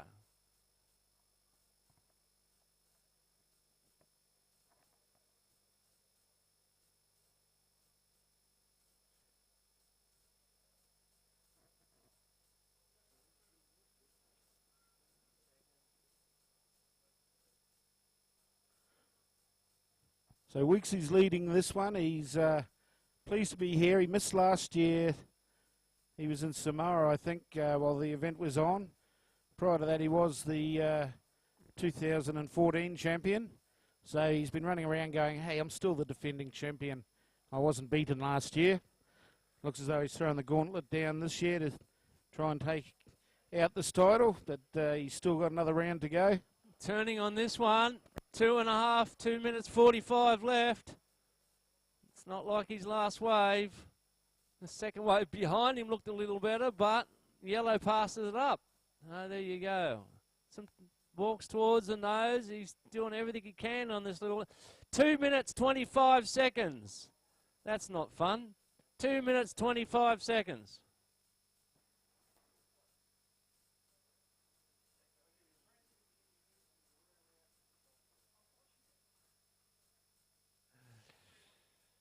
Two minutes, surfers. 2 minutes.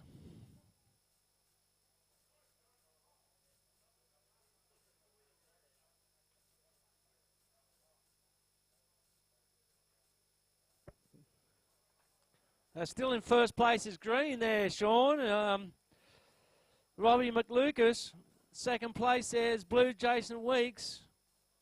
Actually, just looking at the next heat in the water is the first heat of the Pacific Longboard over 50s. We got in red the Godfather, the King of Kingscliff, whatever you want to call him, Mr. Ray Gleave. In blue, we've got Mr. Abood, Tony Abood. He moved to Kingscliff a few years ago. He had been living at Pottsville.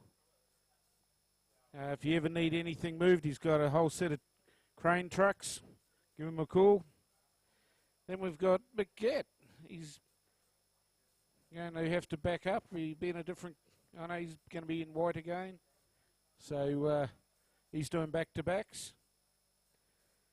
50 seconds, surfers. 50 seconds. Then in yellow, we will have John Hippocrates. In green, Wayne Johnston.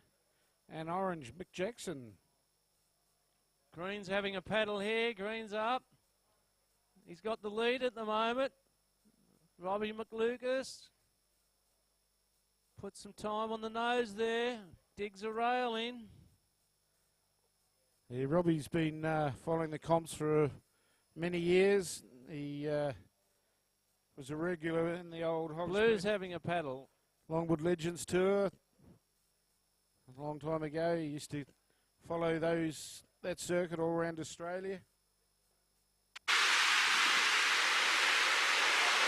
Sean, we followed you around all around Australia one year.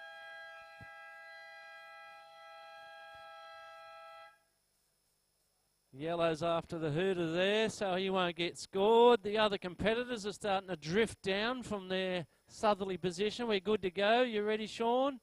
I'm ready when any. Ready to go. 7, 6, 5, 4, 3, 2. I hope I've got it right. 1. No, nearly.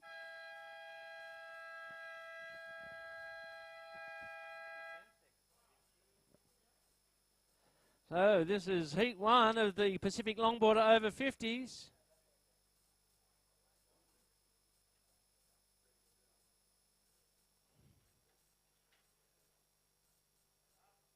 And so the surfers out there and riding now in orange is Mick Jackson.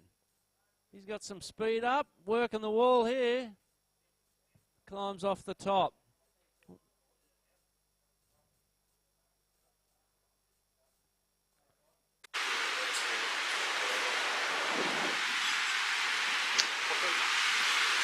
So those that are in the heat 2 of the Pacific Longboard over 50s, you can get your rash shirts ready from the Beach Marshal, Uncle Owen.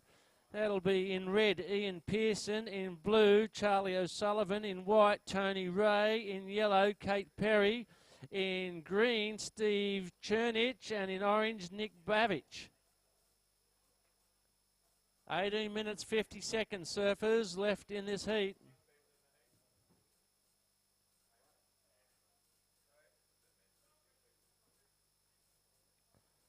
6 people in this heat.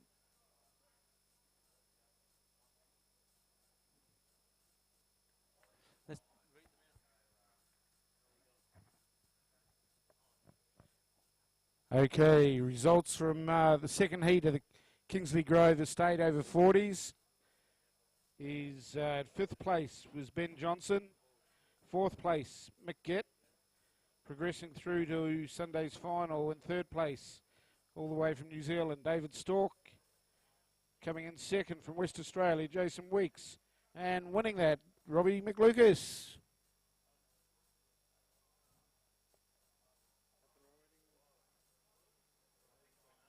She was really close between Green, 11.07 points for Robbie McLucas, and 11.00 points for Jason Weeks. That's a .07 difference from first to second. You can't get much closer than that. That'll be an interesting final when that comes round.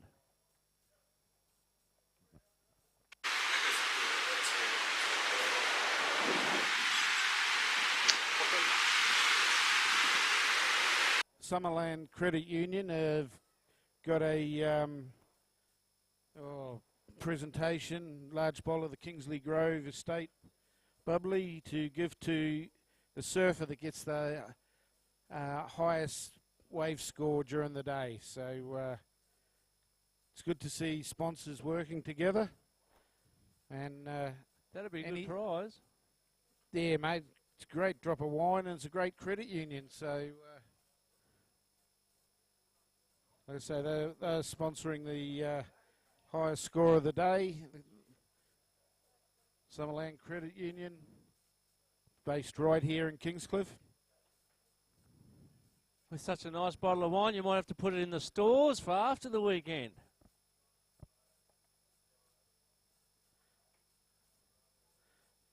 Okay, up there and riding in yellow is John Hippocrates, just sectioned in front of them.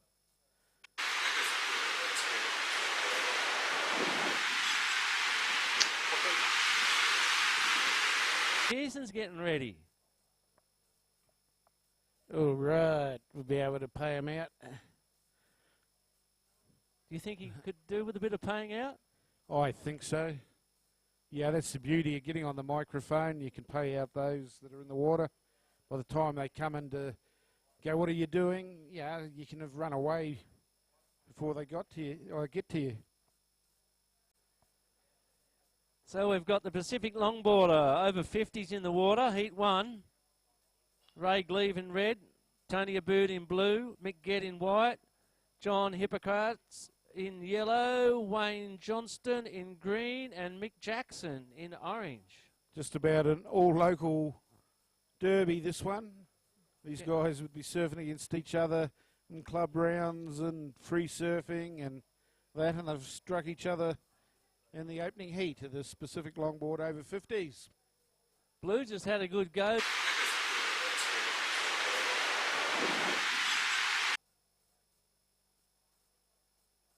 We've had no snap boards today. Is that the report so far? No, the wave's been gentle enough not to have done any damage. Yeah, it's sort of, it always breaks your heart when somebody comes in with a snap board. Tell you what, it's broken my heart a couple of times. 14 minutes, 45 seconds. How many boards have you broken in your life, Sean? Oh, I've done a couple, and there's nothing more embarrassing or harder to do than walk up the beach through a crowd carrying half your board, pretending it doesn't matter. Yeah, well, I got one step up on that. My first and major break of a board was on a paddle out, and it got snapped over my head as I paddled out. That was awesome. Never got a wave. Yeah, and it didn't hurt your head either. Oh, I don't know. There's reports that might argue with that, but we won't go there.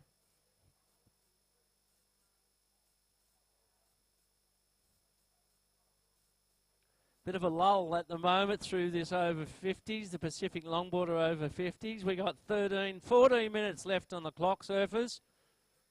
And I'm sure the next heat's getting ready. They're all organised. All right, we'll take this opportunity to thank a couple of more sponsors. Firewire Surfboards.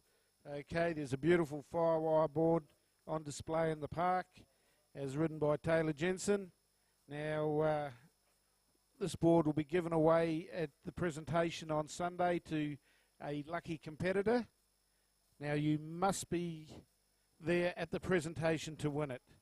So if you've entered the contest, be it the Prezzo, whether you've been knocked out in round one or not, doesn't matter, but you've got to be there to win the board. We thank you, Firewire. That's a great prize. Firewire, golly. And all you got to do is be a competitor and you can win it? Yep.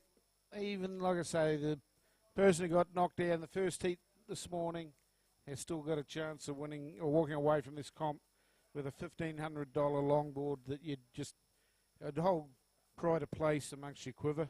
Oh, you'd be blessed to win that. You'd be super stoked. Well, they tell me I'm not going to be winning it because I didn't enter. I only sat here and did a little bit of work. It's almost equal, but you're not a competitor. Otherwise, I'd draw my own name out. Yellow up and riding. This is Kate Perry. Isn't it?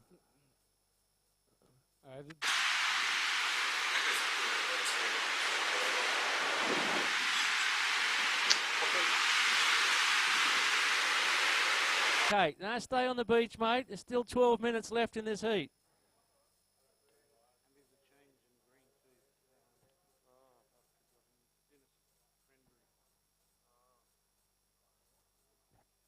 Red grabbed the rail there, nearly got through a bit there, but it's finally caught up with him, that white water. 12 minutes, surfers, 12 minutes left.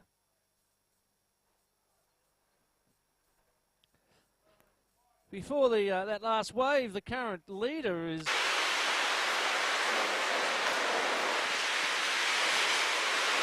in blue, third place. John Hippocrates in green. No, he's a yellow man. And in fourth place, we have white, Mick Gett. And in fifth place, we have red, Ray Gleave. That's not his normal position. And in sixth place, we have Wayne Johnston. So we're only halfway through, 11 minutes and 10 seconds, surfers.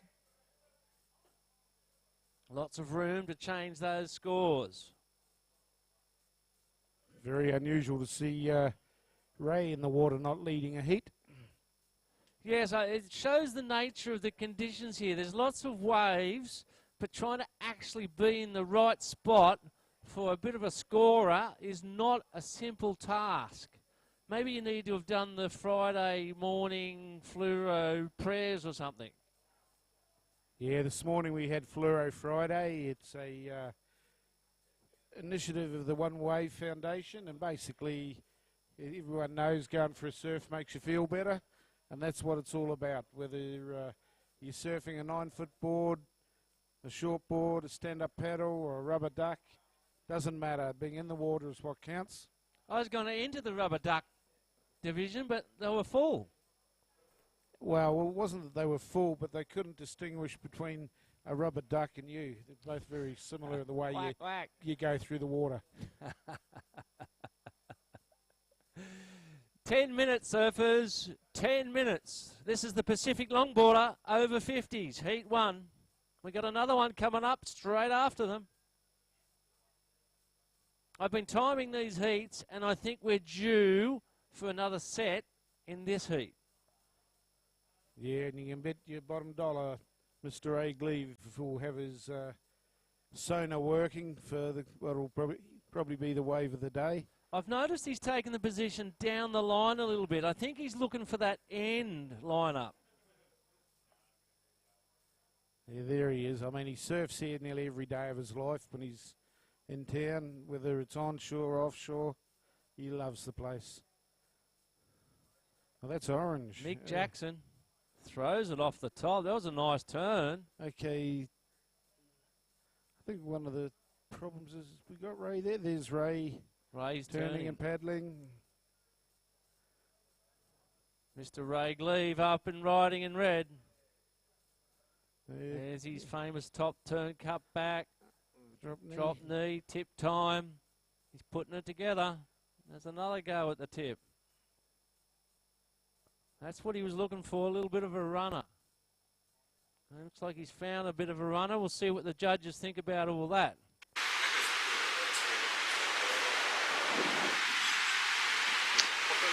8 minutes, 30 seconds, surfers.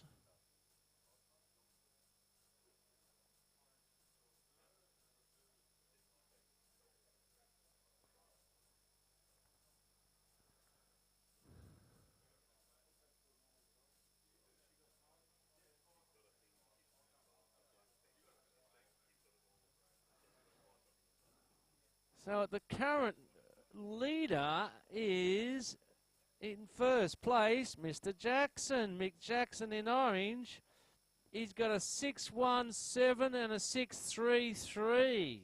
Couple of sixes will always do you well to get through. And second place at the moment is Ray Gleave. See, that last one got him a 7.67 with his earlier one of a 1.37.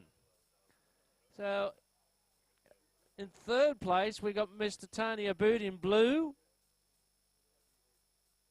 He needs a 7.65 to progress into second place there. He's only got a couple of low scorers there. In fourth place, again, he's only got a couple of low scorers there. So he needs some more waves ridden by these competitors. 7-minute surfers, 7 minutes. Here's White having a good look at a deeper one. Up and riding. Brings it round. Grabs a rail there, and he's lost it. Yellow up and riding. This is John Hippocrates. Down the line, Orange is having a look for the same wave that John gave up. It's just hit the bank a little bit too quickly. It gets that second wave in it. It's sort of like the two swells from the south and the east come together. Yeah, you don't know whether it's going to be 1 foot or 4 foot. Yes, it is a challenge to pick it out, but these people are all experienced. There's no beginners out there today. They know what they're doing, and they're hunting. They're hunting for a wave that'll give them the score. Here's a good paddle. He's got a bit of a line-up looking there. Tony Abood up and riding. Big Tony. Oh, he had a big throw around with that one. There wasn't much left, so he had to go at the throw. Yellow up and riding.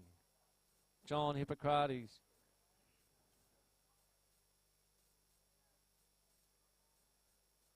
So we're down to 5 minutes, 30 seconds. We have 30 seconds before the next heat can paddle out. 5 minutes and 30 seconds.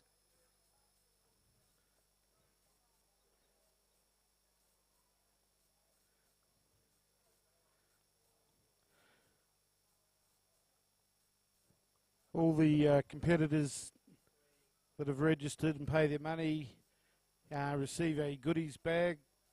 They receive, amongst other things, a spot prize just for coming to the event, something from one of the sponsors. This weekend we've got Sin sunglasses. Mate, great glasses. I wear a pair of them myself. So you could win one of those. You could also win a pair of Bars Optics, another fantastic sunglass company. Once again, they don't view each other as opponents at this event. They come here to have a bit of fun. Great competitors' bags that you've got here, Sean. I love them. Mate, well, yeah, these sponsors are so generous. I mean, the stuff that's come from FCS and Volleys. I mean, Volleys gave us a pair of volleys for every second competitor. That's cost them a lot of money, and we're really stoked to have them as part of the show. They're fantastic, that, particularly on a sunny conditions weekend like this one. I'm waiting to look at my prize pack and see if I got, whether it's a new fin from FCS or whether I've got a pair of volleys or sunnies from Bars Optics. I know whatever it'll be, I'll be really happy. Red's looking for a wave here. It's 3.5 minutes, surfers. 3.5 minutes. He gets a touch to the tip, brings the cut back round. Red's looking for a bit of score here. He might take the lead if he's lucky. The wave sort of hasn't really built into anything special, but you just see that distinctive style with the drop knee cutbacks and keeping that trim. Every step he takes here will be he's points, working it will all the way in front of the judges. He's going to try and get a quick... Yeah.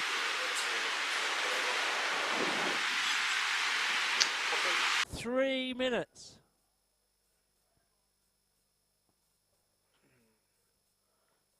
I don't think there'd be too many longboarders around the world that wouldn't want to surf just like Ray does. He didn't quite get the right wave then, but dead set. He's an absolute beauty to watch when he's got the right waves. Orange up and riding. Bit of speed there.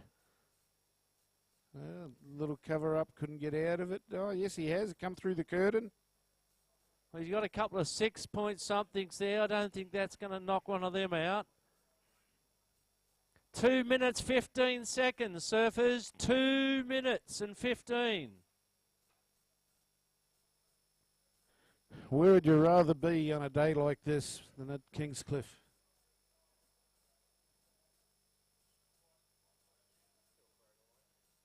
I've got a late paddle here. No, he's not onto it.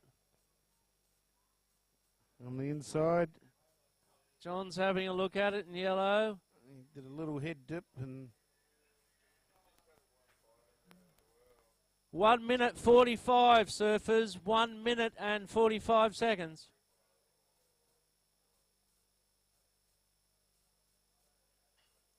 We've had a change of order. Ray Gleave's gone into the lead with Mick Jackson in orange second. Third place is John in yellow. John Hippocrates has hit the third. Fourth, Tony Abood. Fifth is Mick Getz in white. And in sixth place, Mr. Johnston.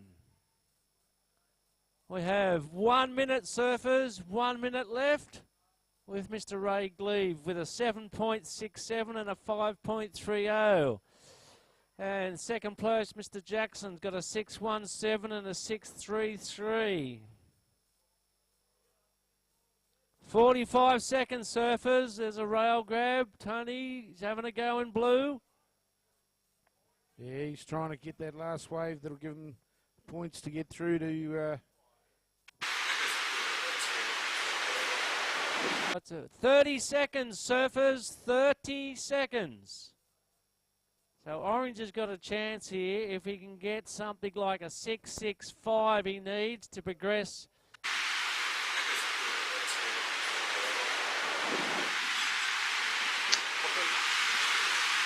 Time's almost up. He's down the end. Orange, 8 seconds. Climbs high off the top. He's got some speed. What are the judges going to say about all this? He gets a cover up and comes out of it.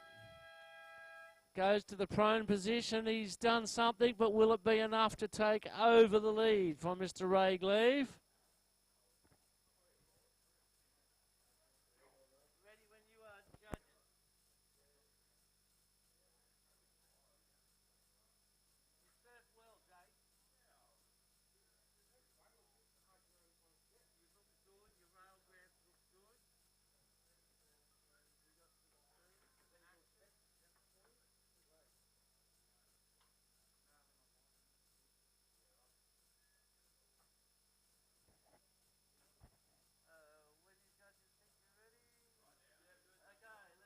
Go. 10, 9, 8, 7. I hope I got it right. 4, 3, 2, 1. Nah, I got it wrong again.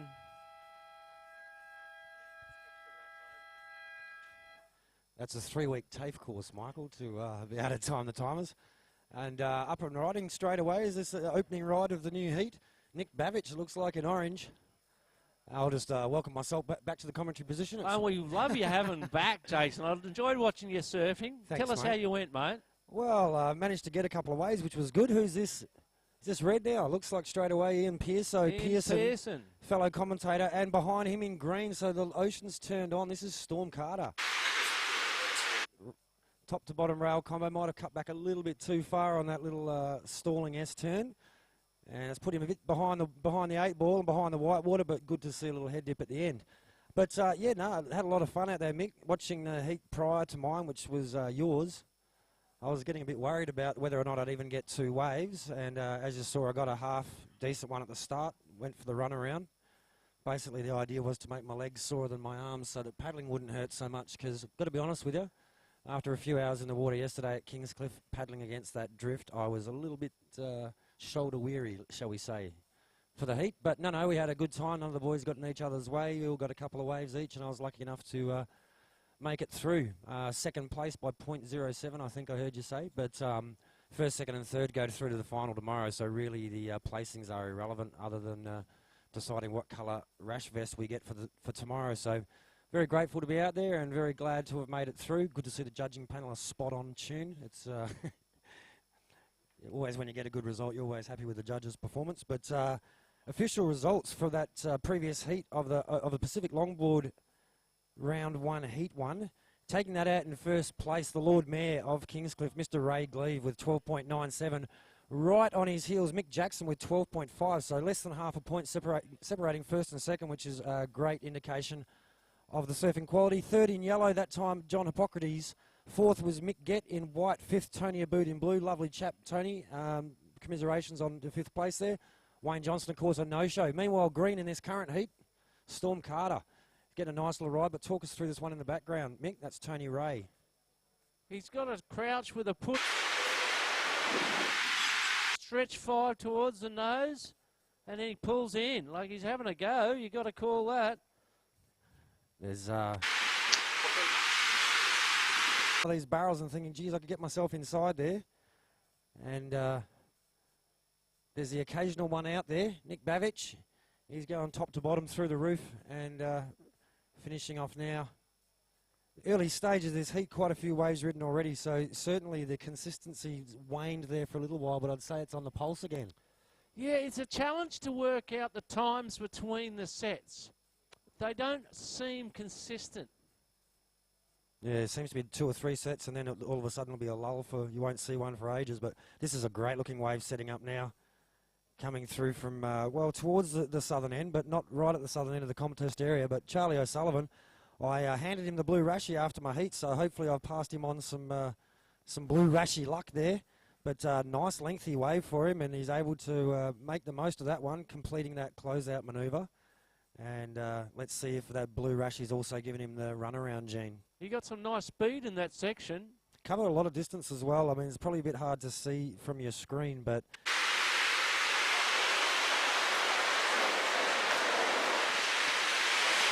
in there. Definitely done well to get as far as he did. He's going to do the run. That's so hard to run in knee-high water with soft sand.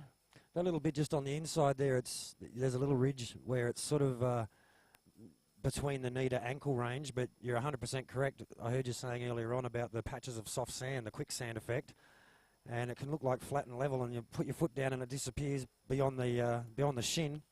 It's a bit disconcerting. And obviously has to be factored into the thought process, but that tide's much lower now, Mick. That's probably dropped a good, I don't know, 2/3 of a metre, 2 feet in the old language since you were out there. Oh, yeah. Look, where he's running and walking now, you had to catch a wave to get into there before you could start walking. Yes, and you'll see now that the finger of sand that the waves have been breaking on earlier now is a running platform. And, of course, the best peak has gradually moved its way north, or from right to left across your screens throughout the course of the day as the tide's gone out. Straight to the nose, a 5-10 combo. Smart enough to know he's got to get away from that nose because that section speeds up there.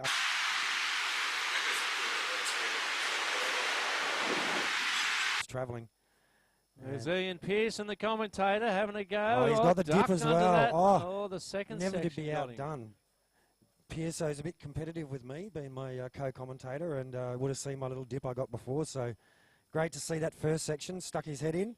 Unfortunately, coming unstuck on the second entry into the tube of love. What a fantastic feeling. I mean, any surfer who's gotten barreled, whether it's on a bodyboard and a layer of plank of wood body surfing, you'll know that feeling when you just get that pick up and carry of a barreling wave, and it's really, I don't know, in the early days of surfing, it's the goal of what you want to achieve, and then once you've been there, you just want to spend more time in there. And on a longboard, there's something really special about the way the energy transfers through the board and into your body. There's the longer curve. I don't know exactly what it is, but I ride a shortboard as much as I ride a longboard, but I actually enjoy the feeling of getting barreled more on a longboard. I can't really explain why. Maybe with your extra years of wisdom, Mick, you can do a better job of it. Well, I think the best we've all heard is only a surfer knows the feeling. And to get the deepest you possibly can into a hollow wave is definitely the goal. And try to stay there as long as possible and then escape. And it does feel like an escape when you get out. Yeah, I've got to be honest, I don't get as deep as some of the really good barrel riding guys, but gee, I love that feeling. As soon as you feel that water going over top of your head, that's as deep as I need to get happy. But yes, you're spot on to get the funneling ones, and it really makes your day. Great little bit of a drop knee, sort of an effect on that stalling S-turn there, bringing back into the pocket towards the end. Nick Bavic, meanwhile, behind, getting a nice early section. But once again, there's that little crossover that you spoke about earlier, Michael, where you've got to make it across that crease, otherwise that's all she wrote. Yes, 13 minutes, surfers.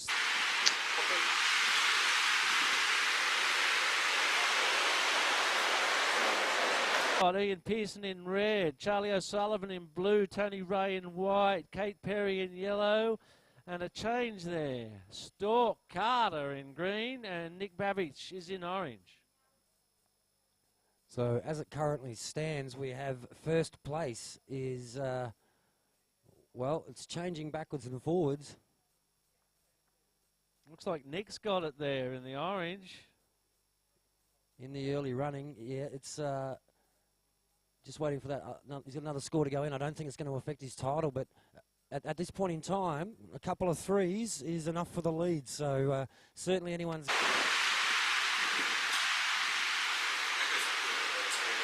So Pearso, your best of 4.67, and you need to replace a 1.53 with a 2.33 or better to move into first place.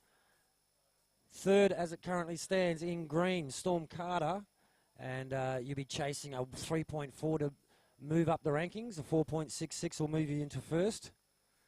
And then, well, Tony Ray's still locking in his previous score, so I might just leave it for half a second. There it is, Tony, you've moved up into third. A 3.4 for your last, combined with a 2.33 has you in third place.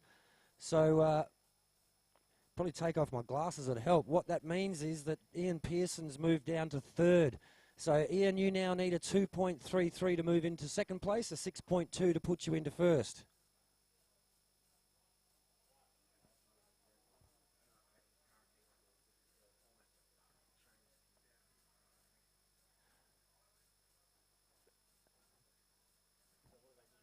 We got 11 minutes left in the heat in the water. Plenty of time to get another couple of waves there.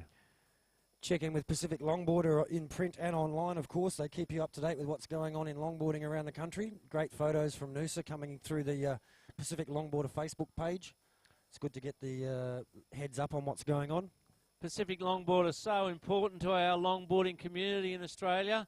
It's a vital component of our opportunity to show our industry and our sport and our love of our ocean. What I particularly love about the longboarding mags is that there's not much in the way of competition stuff. It's more about travel and meeting people and having a good time and seeing new things and enjoying the traditions and the history of the sport. I still find it hard to call it a sport. I know it is a sport. It meets all the definitions and all the rest of it, but I don't know. I come to surfing comps like this to hang out with a bunch of good crew, and every now and then you get to go and get waves with only a couple of other guys in the water. If you keep getting a couple of waves each time, then you keep to get doing it all over the weekend. I think surfing's become the third most popular sport in Australia, so it's definitely been called a sport.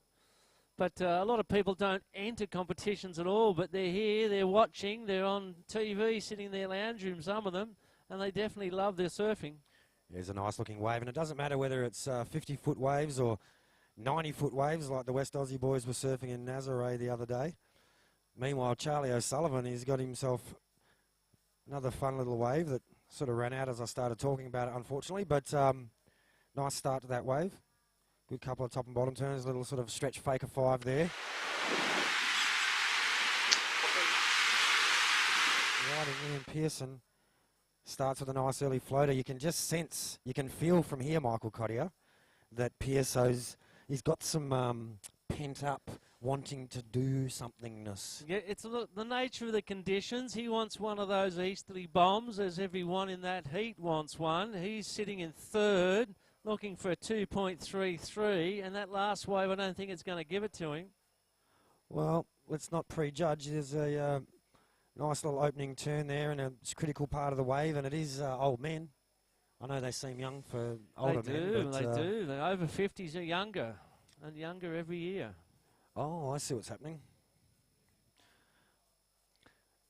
So, well, after the over 50s, the over 60s, and then the 8-foot open. That should be a bit of fun, actually. 8-foot longboards being ridden by an amazing cast of surfers from a variety of different backgrounds. The 8-footers, of course, easy to throw around. Pearso, your last wave of 2.57, frankly, overscored as far as we're concerned up here in the commentary position.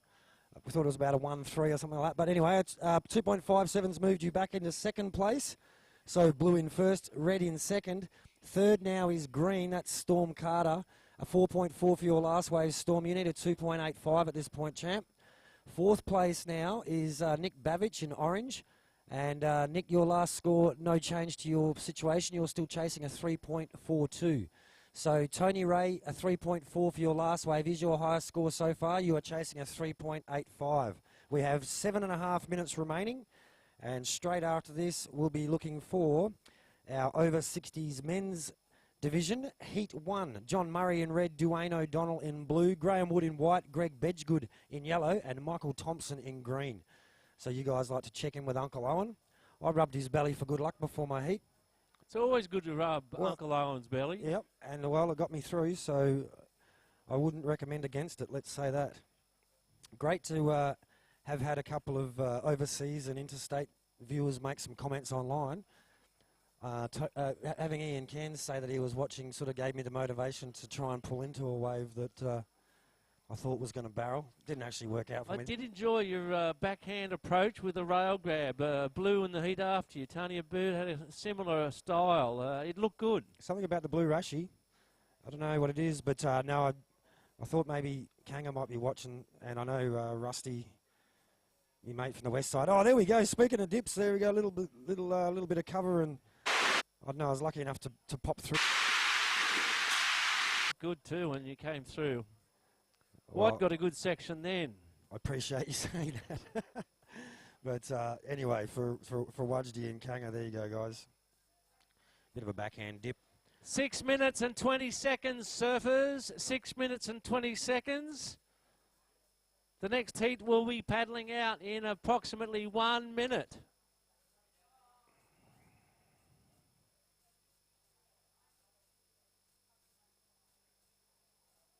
So I see that in blues in first, and the highest score of this heat, he's got it, a 5.33. Mr. O'Sullivan, well done.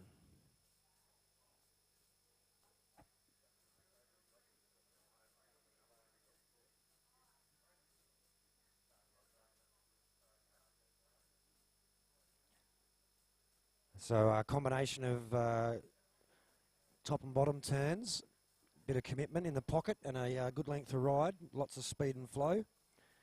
And the blue rashies doing the job. 5 minutes, 20 seconds. 5 minutes and 20 seconds. Over 60s men in the next heat. You guys can start paddling out. Could probably give them an extra minute or two, couldn't we? I can see them down there in the beach. They start the walk out. Mind you, could probably walk half the way out at the moment. With the low tide, it's taken away a lot of the work, hasn't it? Green up and riding. It's got Storm. a bit of a... digs that left-hand rail and takes himself out. He's not got a leggy on either.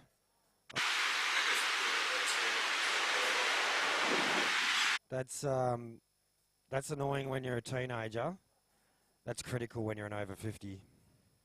Yes, it's not the Storm Carter's favourite position and having to go for swim.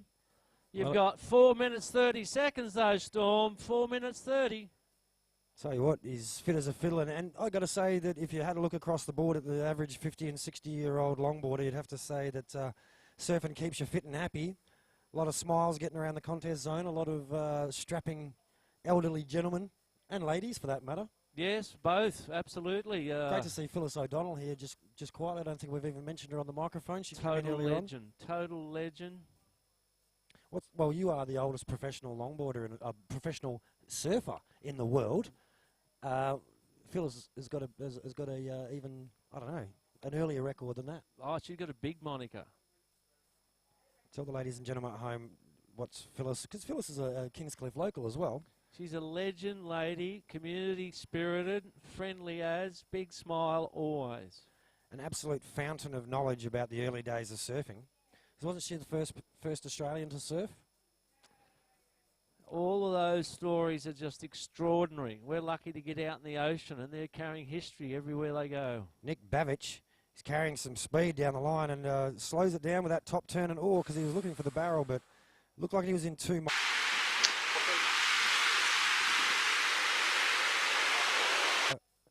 Sweeping top turn, cut back combination there. That's Kate Perry. It's not the Kate Perry. I don't know. I haven't heard the song yet. It's, if it was the real Kate Perry, my nephew would be so excited. I don't understand that. Loves Kate Perry. 3 minutes, surfers. 3 minutes.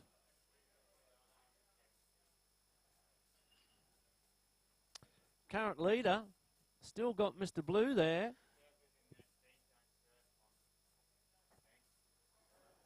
Just as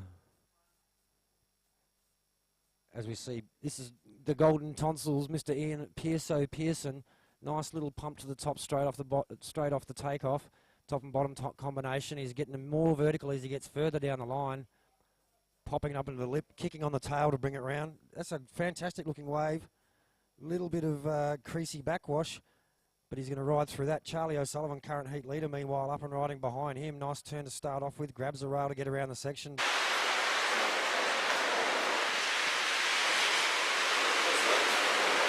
Into the rip as Tony Ray takes off out the back, keeping the judges flat out. 3 sets of eyes required for the judges here today, but they're doing a fantastic job and well overseen by head judge Keenan Roxburgh. 1 minute 50 seconds. Thank you, Mick, keeping it real. We got because a little switch foot down there on the inside. A surfer in blue getting a bit tricky. Backwash.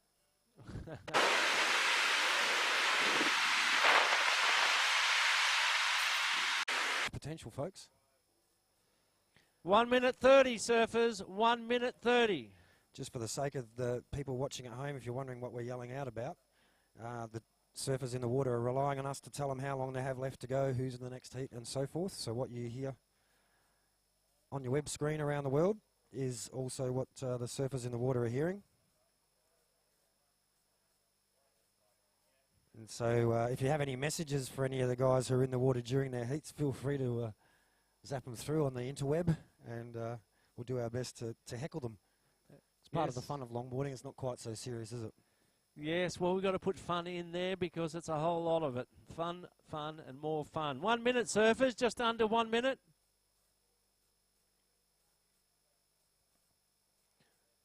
And there's been a request from the judges, surfers in the over 60s heat, the next heat, please don't catch waves on that bank where you are. When this heat ends, you must move to the north to get onto the competition bank. If you catch waves where you are, they will not be scored. So that was just a quick heads up. Green having a bit of a paddle. Storm Carter's been paddling up a storm. Because when you throw into account that drift and everything, he's only been out there for 20 minutes. He's had 5 waves. Yep. 15 seconds now remaining. His last roll of the dice. 10 seconds. If you're going to go Storm, now's the time, buddy. We've got a paddle on in the centre. There's going to count 5, 4, 3. Listen for the siren. Orange was up and riding before the siren started. Nick Bavich, this will score. Great little wave to finish off too. A couple of tight little turns in the pocket. That second one probably...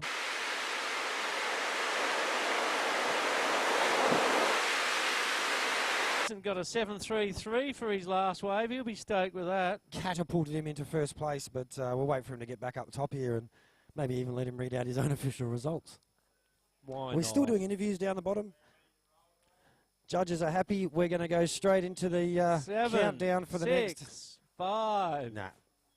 Wait for it. 5, 4, 3, 2.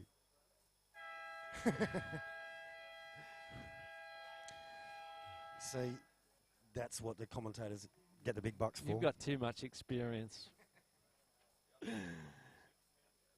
Yeah, the normal timers actually tells you how long there is to go, but we've got our flying down the line on this first wave, straight away opening his account, Mr. John Murray, ladies and gentlemen. This is heat 1 of round 1 of the over 60 men's division. For those of you watching at home, there's 5 surfers in the water. There's over 300 years of life experience combined with these surfers. And, well, that in itself's an interesting story. But we have John Murray in red, Dwayne O'Donnell in blue, Graham Wood in white, Greg Bedgegood in yellow, and Michael Thompson in green. Now, is this a sixth surfer I don't know about, or is this a surfer from the previous heat hasn't come in? Is there an orange in the over 60s? Appears to be. Orange up and riding. That's red, should I say, up and riding.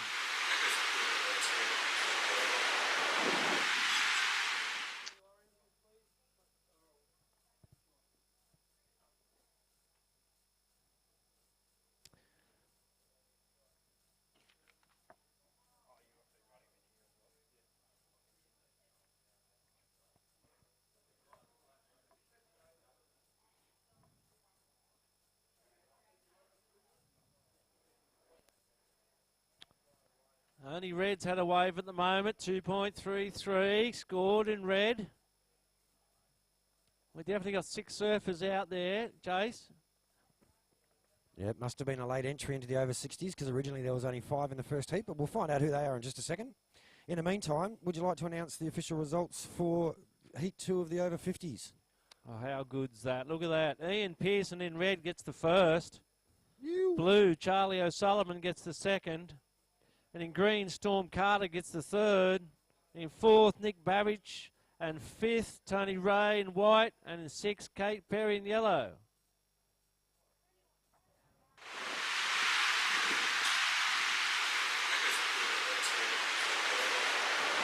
Through the stonking wave at the end there. John Murray, meanwhile, he's doesn't look like an over 60-year-old, does he? Very light on his feet. Nice little rail-to-rail work there, and you can see that if the wave gives him the opportunity, he'll be doing some amazing things. There's Orange up and riding. We haven't got his name at the moment, but we'll find out who he is.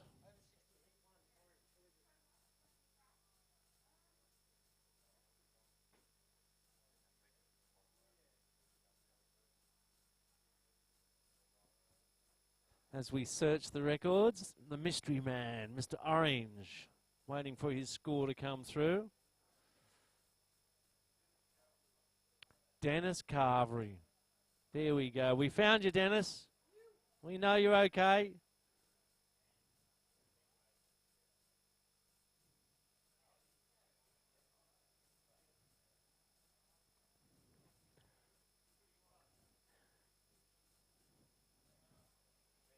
I think 14 and a half seconds, surfers. 16 and a half minutes. Wow, you must have scared a couple of guys then. I think we're going to have an over 70s and over 80s division shortly, the way these guys are getting old, getting along in the tooth. I reckon Dennis must be nudging the over 70s. I think this crowd of the over 70s, I'll call my legend crew. If they keep going and opening doors, by the time I get there, there'll be an over 80s mob. And Dwayne O'Donnell, is he any relation to Phyllis? I don't know. But as I think about the over 80s mob, I think about Barry McGuigan and the legend that he has been. Just extraordinary. Always will be. Magoo and his yoga. Tell you what, if ever you're wondering whether or not yoga was good for you, there's one man who would be a shining light for the affirmative. Fit as a fiddle, could do great headstands. Yes, I used to always enjoy catching up with Barry, having a chat at these events. We miss his smiling dial. Yep.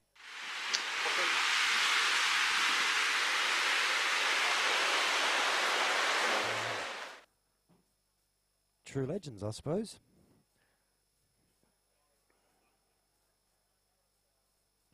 The Magoo Charity Classic, of course, done its great job over the years of raising much needed funds for some good causes.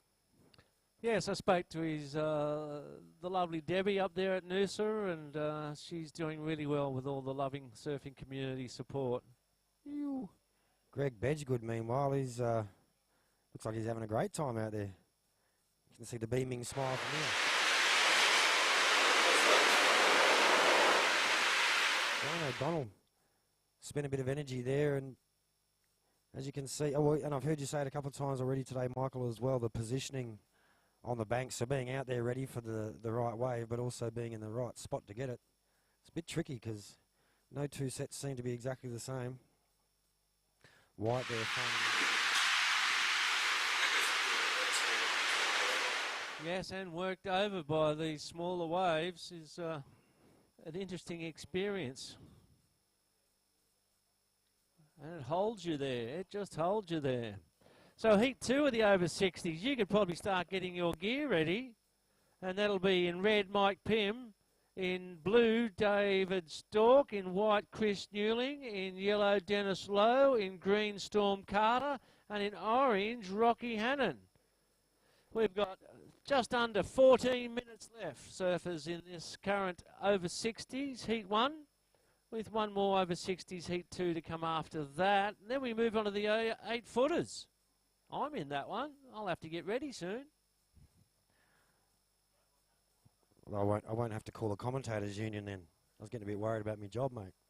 Doing such a great job up here, Michael. Great to have your insights and your energy. Thank you. So that's it for the day then. Over 60s, then there's 2 heats of the 8-foot open. And that's us. So what's on tonight? What's the entertainment? Well, I think this evening there's a bit of a movie night on. And so the Corona Beach bars are already open, and there's movies on tonight. So Children of the Sun and a bit of trivia. There's some prizes for the trivia night as well. That sounds like, and that's in the park here. How good does it get? How good is life when you know that at the end of a day of surfing, you can enjoy a nicely cold beverage of your choice. I'm actually in the middle of a banana smoothie from across the road. And I'm quite enjoying that. And then sit down and watch a movie at the park with the ocean as a backdrop. Magnificent. Don't have to go anywhere. It's all at your fingertips. I do apologise to friends in colder parts of the world. It's we are a bit blessed here in Australia, and in particular the northern parts. And truly beautiful stretch of coastline along here. Just up the road from the Gold Coast, but you could be a million miles away. It's just got a totally different feel about it. Surfer's paradise. Yes. That whole hustle and bustle is just up the road, and just here it just feels like you're on a little country town in the middle of nowhere. Crown and the Jewel just down the road. Now we've got just under 12 minutes, surfers, in this over 60s heat 1 left.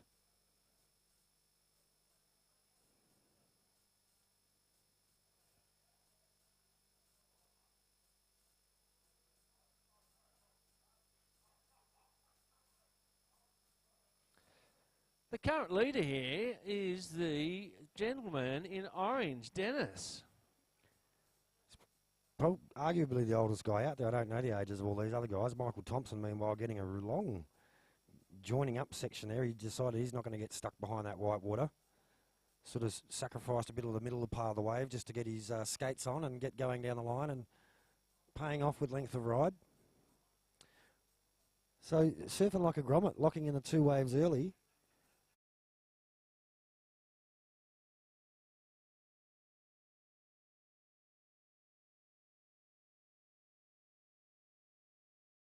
Is the highest wave score for Dennis so far.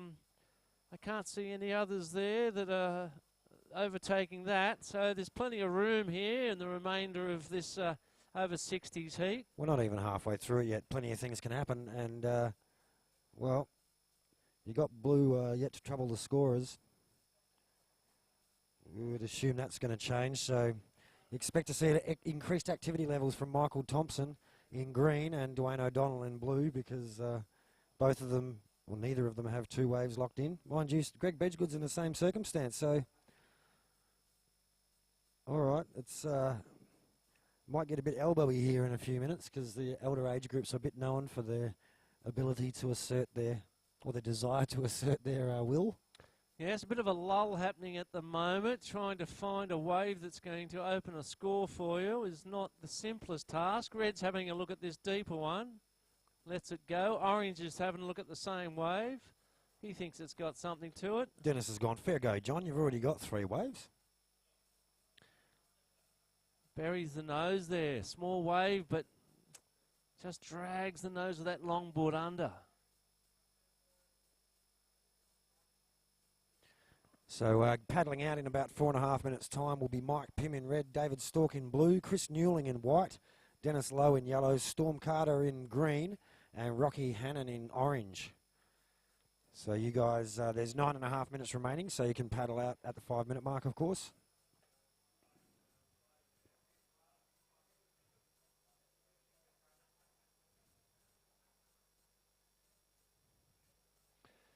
Nine minutes and 5 seconds, surfers. There's orange up and riding. Yellow's having a look at this next one. No. So right at the moment, we're wondering where those sets are. The smaller south swell seems to be running through at the moment, through the competition.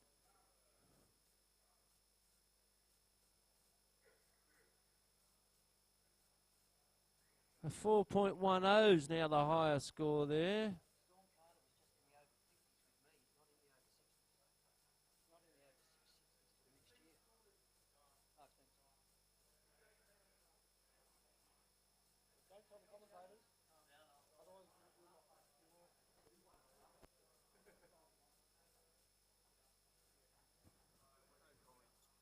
So who is it instead of Storm that we should be saying over the microphone to get ready?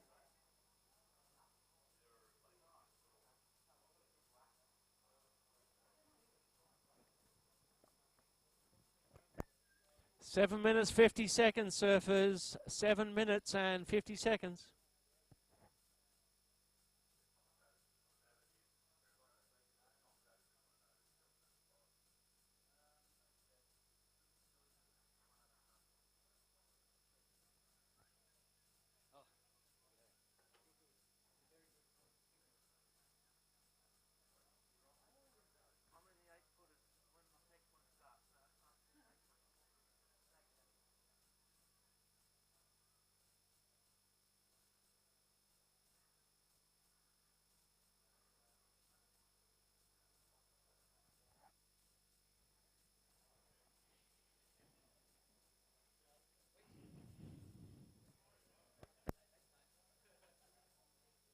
So Dennis Carvery's got the highest score so far in this heat.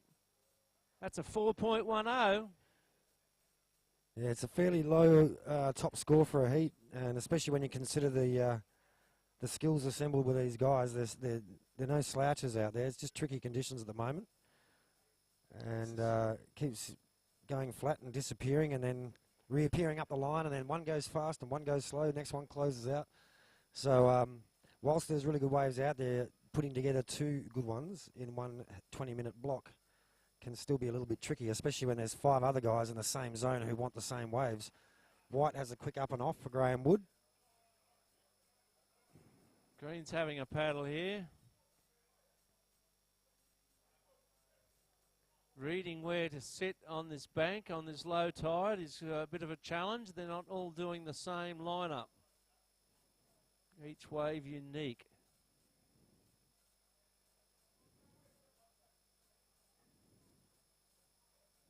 So whilst Dennis Carvery in orange is in first place, in second place is John Murray, and he needs a 4.60, John, to get through to first place. The waves haven't been high scorers for this heat.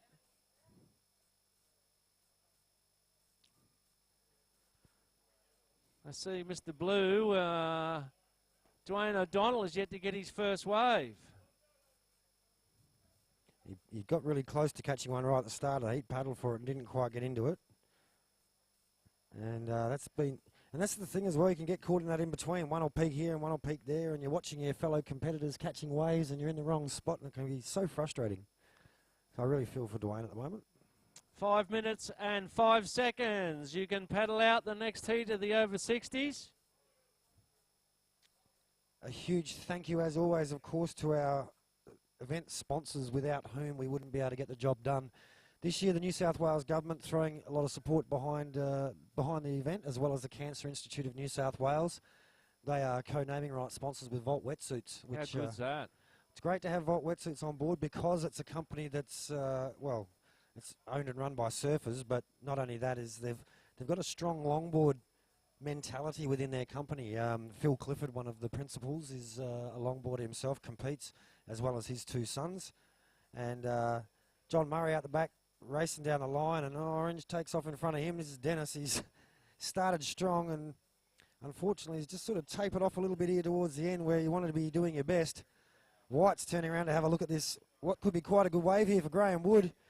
Tell you what, nice bottom turn, sets a good line, gets high, leans back into the falling bite water, and unfortunately, well, thought he was off, but he's held onto it. Red's up behind him, probably a equally good wave, a little bit deeper, and that means he's all over Graham's foam line. And you'll see when it gets to that second shoulder there now, it's there was that southerly hook. As that low tide is that it's really starting to kick at the end there, isn't it? So I would suggest this is where you want to be deeper than before or on the shoulder section, because that middle peak, which was running through fine before, now is running out of water at the end of that right-hander, so turning it into two sections. Yellow, meanwhile, Greg Bedgegood. Throws it out. Oh, 3 minute 20 seconds, surfers.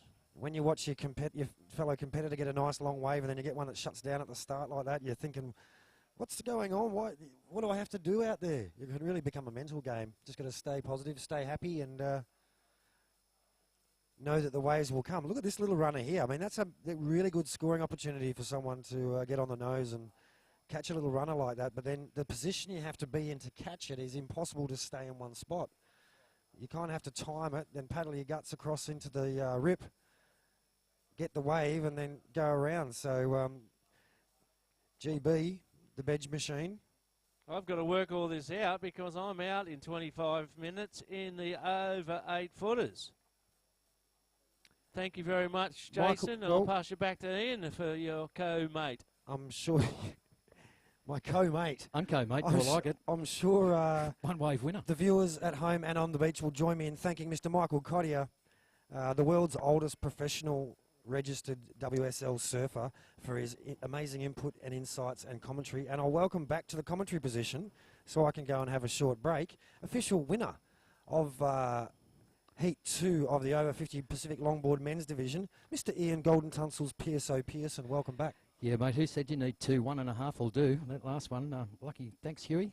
Waited for a while. Created quite a nice little gap out there between first and second with that last wave, mate. So just talk us through conditions. Yeah, as you said, mate, the rip is still moving out there. They are hard to find, and as you said, nice little runner with scoring potential going unridden, but finding that spot to be in to get them, and lucky Huey sent me one in with about 2 minutes to go, and luckily everything worked. So congratulations to the rest of the guys in the heat. I saw them surfing, and there's a few little sandy grinders out there for the uninitiated, getting caught with a rail roll on the inside, and it is very shallow.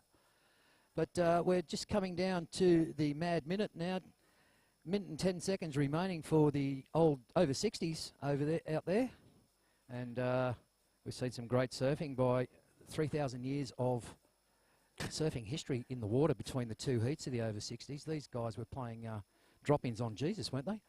In the Dead Sea. So we've got the updated sheet for the over 60s for round 1, heat 2, and it's not Storm Carter because Storm's not going to be 60 till next year, I think, or the year after. He's just surfed in the over 50s with me. But that'll be Mike Pym in red, Dave Stork in blue, Chris Newling in white, Dennis Lowe could go in the over 70s if he wants, Colin Small and Rocky Hannon. Guys in the water, there's 25 seconds remaining, 25 seconds of fun in the frustrating sun. What I might do is just, if we can ask our fantastic coverage team from sportscast24.tv, I don't even know, I can't even see what you guys can see on the screen, but can we just get a wide shot so you can see all the competitors who are currently in the water? Just want to show that the guys in the next heat have paddled out and ready to go. We see the surfer in yellow has just taken off on a smaller inside wave, but then if you just can basically see how far...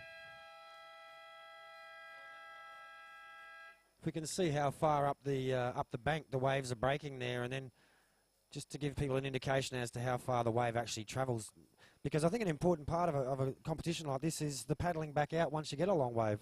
Yeah. It really does come into play, the physical fitness and you know, the tenacity, the fortitude, especially when you're over 60 years of age, to continue paddling against the current over the course of a couple of 100 yards. As I said before, Jason Weeks, surfing is the original fountain of youth. You're in the water having fun and it stops the rust, believe it or not, unlike most saltwater effects. But Well, keep surfing, keep young, body and mind. From a distance, you don't look like a day over 40. A long distance. A long distance, yes, exactly right. 55 tomorrow. Where's my life gone? He's dropping so many hints. If anyone hasn't picked up on that yet, Ian Pearson's birthday tomorrow. So beers are on you. He doesn't want to reach into his pockets. Never do, mate.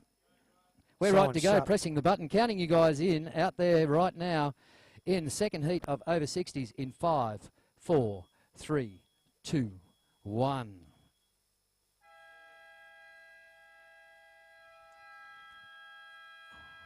And once again, on behalf of Jason Weeks and myself, we'd like to thank the big man, Sean McEwen, and Mick Cottier for covering us in the commentary position while we're out having a paddle and having some fun ourselves. Mr. Weeks is going for his mandatory little break as we watch. Oh, hello, age shall not weary him, and the drop in still counts. So orange and yellow, Dennis Lowe, blind man. So there's a triangle. First one of the event, definitely. Out behind him in white, Chris Newling. He was surfing earlier in the logs, and Chris just getting backhand slammed in a rail into his spine there. Is he all right? Ah, shake it off. He's just shaking it off. Yeah, I'm tough. So I think that's the first triangle, if I'm not mistaken, just from a non-judge's point of view.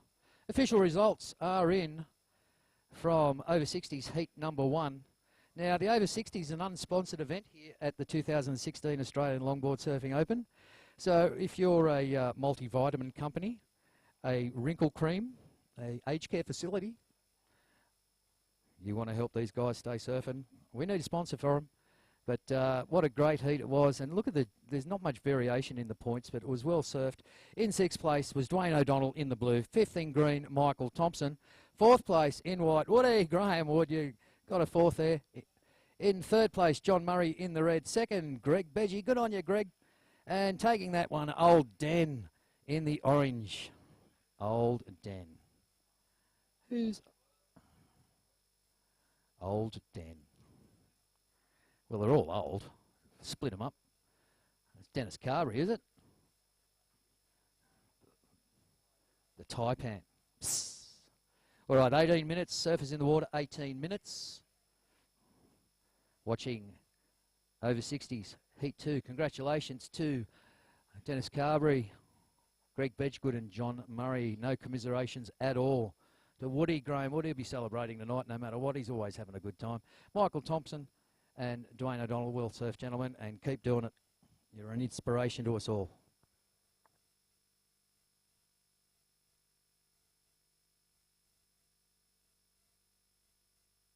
All right, coming up, last 2 heats of the event, we'll have the 8-foot shootout.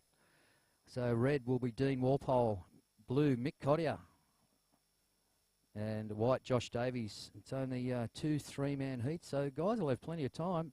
8-footers not being well supported this year. I would have gone in it if I had an 8-footer. Paul Diver in the second one, Scott Broadhurst and Turbo is in white in the 3rd heat, so you guys will know what's going on. They're on the beach, all of them. They're just checking out the waves right now, thinking, what can we do? How can we go? And on the 8-footers, you'll see them chuck it around a bit more and do some weird stuff, as we see Surfer in blue. Just Dave Stork, was that $1 you lost last week? Went straight down looking for it. Do hope you've been enjoying the podcast around the world and around Australia on sportscast24.tv.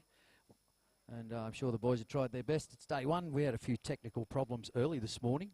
A few things were sort of about 15 minutes behind, but all that really matters is the waves, PSO. That's it, and the surf and the fun and the vibe down in camp in Tent City is great. Everyone's smiling and laughing.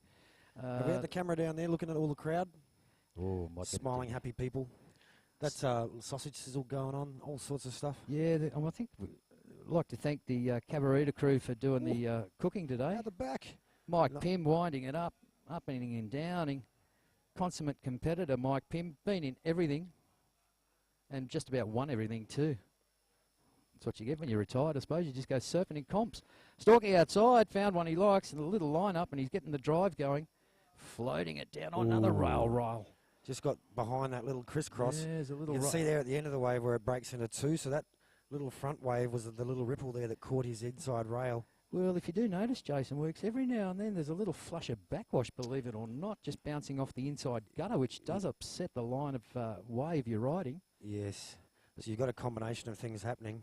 Got the ground effect of the shallow sand when you catch one of those smaller ones, grabbing hold of your fin and trying to suck you down.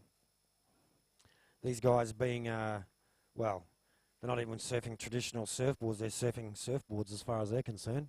Yeah, well, as I said, the full revolution, the circle, they started off on long, went to short, and now they're back on long, so never-ending circle of surfing. Understand, ladies and gentlemen, these guys were born in the 1950s and 1960s. I was born in the 60s, they were born in the 50s. Well, couldn't... No. No. Do your maths. They're all born in the 50s. All right. I was trying to be nice. First time for everything. So they were born in the 1950s. Wow. That's kind of like when surfing was invented. Some maybe as far as Australia is concerned. But obviously there's a couple of guys who are possibly even sneaking in the 40s there. Yep, but age shall not weary them, all the years condemn. And as they say in the Anzac poem, it goes for the surfing poem. Keep fit, keep young. Body and mind, stay surfing. So for you guys out in the water, if you can hear me out there, 14 minutes remaining, 14 minutes. That's Dennis Lowe, the nickname the Scorpion. Stings the tail, and he shows everyone his tail. He likes dropping in. I think we've had our first triangle for the event, but I could be wrong. Is that right? It was very gutsy. Was it in the 60s? Yep. I don't know how it works over here on the East Coast because I haven't done so many competitions over here. Done a few, I suppose, but it seems to be that once you get over the age of 55, you get very competitive in the surf. Hey, that guy on the ring that just headbutted the sandbank there, if your neck's still working, can you walk back into the beach, please, mate? That was a crack up. But you are in the competition area, so let's hope you get stuck in the rip and just keep going down to Fingal. But not the place to be in a blow-up round ring with a 9-foot heavy surfboard aiming straight at your head. Time to go. Hopefully I make it till I'm over 60, but certainly by the time I'm over 60, I certainly wouldn't want to be trying to dodge my 9-foot surfboard around a person on a tyre in the middle of a surfing competition. Orange, meanwhile, taking no notice to what's going on the end section. Rocky Hannon, straight in and out. And Mike Pym had the same thing, straight out. Sorry, mate, that swirl with the ring, you need to come in, mate. It's not... He's gone. Someone catches away from the end there, you could be in a lot of danger. Yeah, if you get caught in there by one of these longboards, someone might puncture your ring, which might not be a good thing. That would be far from a good thing. Be puncturing your ring on out there with a 9-foot surfboard wouldn't be good, mate. No so one time wants to come that on Good Friday. Great Friday, Weeksy. Great Friday. Not with a punctured ring, it wouldn't be. Yeah, you wouldn't want a punctured ring. No so certainly with 12.5 minutes remaining, a couple of these guys could get a long wave. Even these three young ladies here on the inside, I'm a little bit concerned about, depending on the right wave going through. But these guys are, of course, very accomplished surfers and can steer their craft, but safety always the best option. In the meantime, first place is being held down by Mr. Michael Pym. Second, Dennis Lowe in yellow, it looks like. Third place at the moment, Chris Newling in white. Fourth, the Stork Man. Is it David Stork you were saying is called? Is he the one who's called the Scorpion? No, Dennis Lowe. That's Lowe, is it? Dennis Lowe's the Scorpion. Stork's the Stork. My mate Cole, all the way from WA, Colin Small, actually lives over this side now, but Cole Small in green. Mate, you got some work to do. Yeah, it's a bit of daylight between Mike Pym in red and the rest of the field. A very close crop field coming in. Still not high scores from Pimmy though. I mean, 7.33 is pretty cool. Oh, I got one of those. I've got to keep my glasses off when I look at that. I thought that was a 2. His first wave, 7.33. But after that, they're all scratching. So one good wave, one good ride can make the difference. Mike Pym throwing one good one down with a 7.33 and a little throwaways after that. The other boys just needing to find the right spot on the right bank to use all the board all of the time on all of the wave to impress the judges up here in the Coogin Head Surf Club. That man I was just talking about, Colin Small, had a look at that one. He's used to be a bit of a regular at a break called Isolators in WA, where they hold the whalebone, so he likes a right-hander. Yeah, well, Storky snuck under him there and then got snuck under. Yeah. Backslammed. I reckon Cole's used all his energy just staying still. Certainly that current is nothing like it was yesterday afternoon. In fact, it almost looks like a reverse current where the guys are paddling at the moment. So a lot of grateful competitors that we don't have to spend a whole heat just paddling just to stay in one spot. But approaching the halfway mark, just over 10 minutes remaining in this heat. And then we'll be going into the first heat of the 8-foot division, which is always a good one to watch.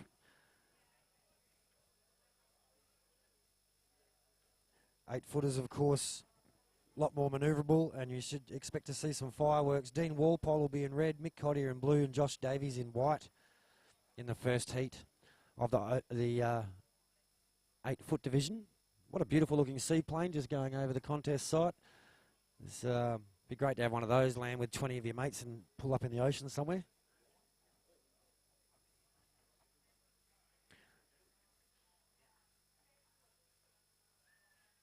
Again, due to the space restrictions, we don't have a little monitor, so I can't see what you're seeing at home. So, Lucky you can't see us. very lucky indeed. That's probably one way to look at it. I think everyone should be grateful for that. But, yeah, Jason Weeks and Ian Pearson, your co-commentators for the weekend. Heckle and Jekyll, they call us. And if you remember those cartoons back in the 70s, 60s, 70s, you'll understand that if we're not bagging each other, we're bagging someone else. So don't forget, get your bios up here, all your surfers, so we can give some feedback on you. Otherwise, we'll make it up, and it could be very embarrassing. Little Cole Small. His favourite break is Sorrento. Hillary's Marina is where he likes to surf when he's in WA. This is a classic example of what happens when you don't fill in your own bio. Colin enjoys stamp collecting. Yes. Long walks on the beach. Especially that beach up from Cottesloe. What's that famous beach over there? He likes long walks along that, do they? Oh, yeah. What's that famous little beach, Weeksy? You mean Swanbourne? Yes, Swanbourne. he likes long afternoon That's a special walks beach, in isn't it? Swanbourne. There's special people there in Swanbourne. Yes. Swanbourne's a lovely place. They don't wear G-strings in Swanbourne. They wear no strings.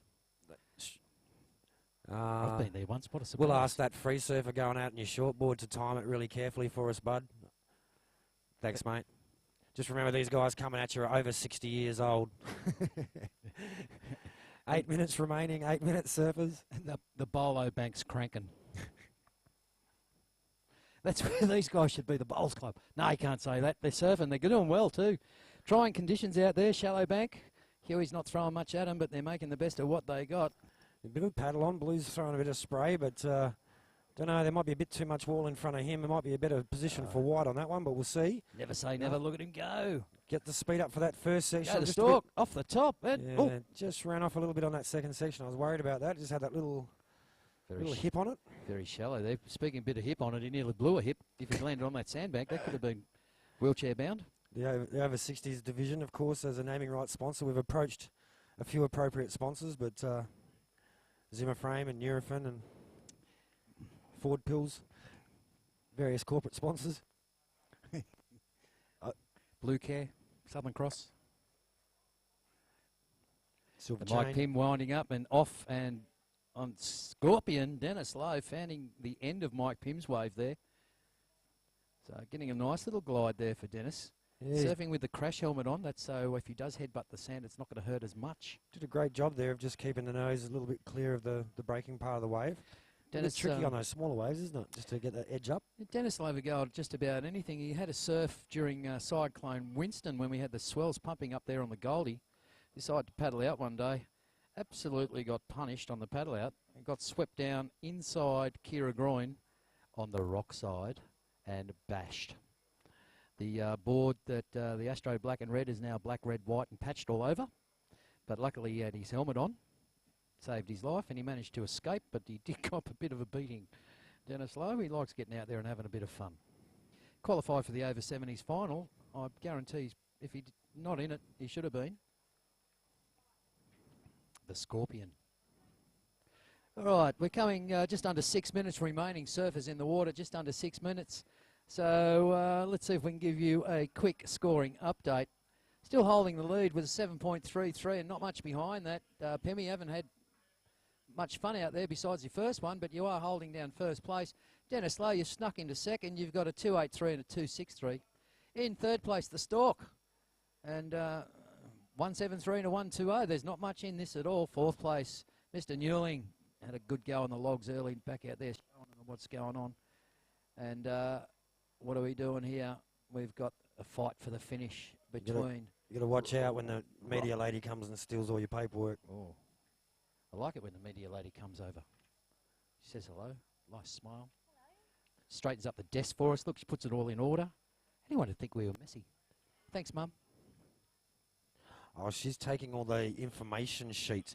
If, of course, you haven't done so, competitors, please do fill in your information sheets. The front of it's for the commentary team to know a bit more about the people we're talking about.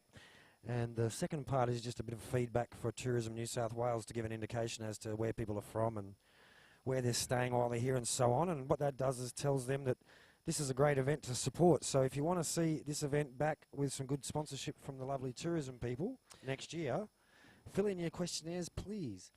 Yeah, proudly supported by Destination New South Wales and the Tweed Shire Council. So as Jason has mentioned, please fill out those sheets and give us some personal details about your stay here, what you think of the event, what you think about the Kingscliff area. Beautiful Kingscliff here on the legendary Pacific Coast. And once again, if we can get the right feedback to the people that matter, Destination New South Wales and the Tweed Shire Council, we can apply for permits to have this event running again next year. Competitors in the 8-foot division, Heat 1, you guys can paddle out. There's only 4 minutes remaining in this heat, 4 minutes surfers. I can see from some of the body language out there that there's at least 1 or 2 competitors who'll be happy to hear that siren. Current situation, we have first Pimmy still. We've got second Lowy. The Scorpion. The Scorpion. Third Storky. Fourth Newlingy. I'm going to get bashed, I can see it by the end of the day.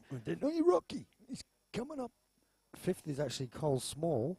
Mike Pym just got a nice little turn on the inside there in the flat straight water and looking, there's a Stork, man, shimmering down. The next one flying down up and over the top. Keep the rail out of the... There it is, look at that now. There's that little step, oh, there's 2 waves. There's the other little step. It's kind of strange how it does that. It's almost like the south and the east swell are sort of combining out the back and then re-separating on the inside or something. It's quite unusual, but anyone who surfed a sand bottom point break will be used to that effect. Yep. And it has been a great Friday here for Good Friday. Don't forget the club is closed, being Good Friday, but there will be refreshments available in the park later this afternoon after 4 o'clock. Chris Newling having a look at this little slider. Having a little movie tonight. Chris Newling, rail grab off the bottom, standing tall. Look at that. That's trimming old style. Look at that. Got nice and parallel to the breaking lip line and managed to get across that crossover steppy thingy that we've been talking about. And that's enabled him to cover a lot of distance. Hasn't done a whole lot on the end of that wave, but I think he'll be happy with that. 2 minutes 20, 2 minutes 20 remaining. I don't know if that's enough time. Those swimmers, guys, you're about to dive through the wave. Yep. They, ladies who are out there swimming on the wave line, can you please either go right out where there's no waves or right in where there's no surfers, please? You're in the middle of the Australian Longboard Surfing Open. Proudly sponsored and supported by the Tweed Shire Council, the New South Wales Government, the Cancer Institute of New South Wales, and Vault Wetsuits. And they'll be after you. Don't want Vault Wetsuits after you. Oh, I tell you what, we'd like to thank and welcome Vault Wetsuits for coming on board, but there's one thing you do not need out in the beautiful Pacific Ocean right now. To let you people know, suffering through a winter somewhere else in the world, the water temperature out here is 26 degrees Celsius. Yep, I think today you'd be out in your Vault rash vest, not your Vault wetsuit, that's for sure. Bath water. Dennis Lowe, the Scorpion, just straight handering. With a minute and a half remaining, you would have seen Mick Corbett and Jared Foster, 2 West Australian lads, surfing in Nazaré in Portugal, and they reckon it's freezing cold, but in their Vault wetsuits, they were nice and toasty warm, and the cold was never a problem. So that's a really good way of testing a new wetsuit. take it to somewhere like that, and if it's warm there, you'll be warm everywhere. Yeah. 1 minute remaining. Things are heating up here, Mr. Pearson. Yeah, they're heating up here at the mad minute. Pimmy's just throwing his board down in disgust. I just had a look at two blokes going straight off. It looked like both of them lost the last dollar. They both hit the sandbank pretty hard. Pimmy said, you guys can catch me if you can. He's got a comfortable lead with a 7.33 and a 3.37. Dennis Lowe been relegated to second, so Dean's coming in and he's thinking, was that last wave enough? Being a straight-hander, no. 35 seconds, lads. 35 seconds. But the Stork, the big comeback, the David Stork, a 4.50 for his last one, and after a 1.73, a mid-range score, considering the whole heat. Oh, look, Colin Small might be in the right spot here. 10-second finish. Look at this. 20 seconds to go, Jason Weeks. Is this the one? It's been done.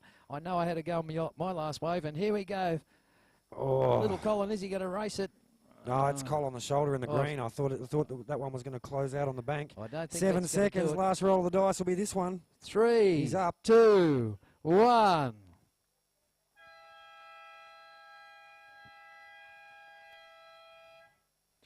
Well, that was well done. Both heats of the over 60s division here. Looking for a sponsor for that event. And make sure you do put your hands together when they do come up the beach. These guys are old enough to be your grandfather. Great-grandfather for some of you little kids. But just proving that surfing is a fountain of youth, keeping you young and stopping the rust, even in the salt water. So oxygen's available in the back of the merchandise tent, should you need it. Coming up next, Heat 1, three-man heat. Round 1, Heat 1 of the 8-foot shootout. We've got Dean Warpole out there in red. Mick Cottier, the oldest professional surfer in the world, a Guinness Book of Records holder. He's in blue. Josh Davies is in white. The button's been pressed. We're counting you in 5, 4, 3, 2, 1.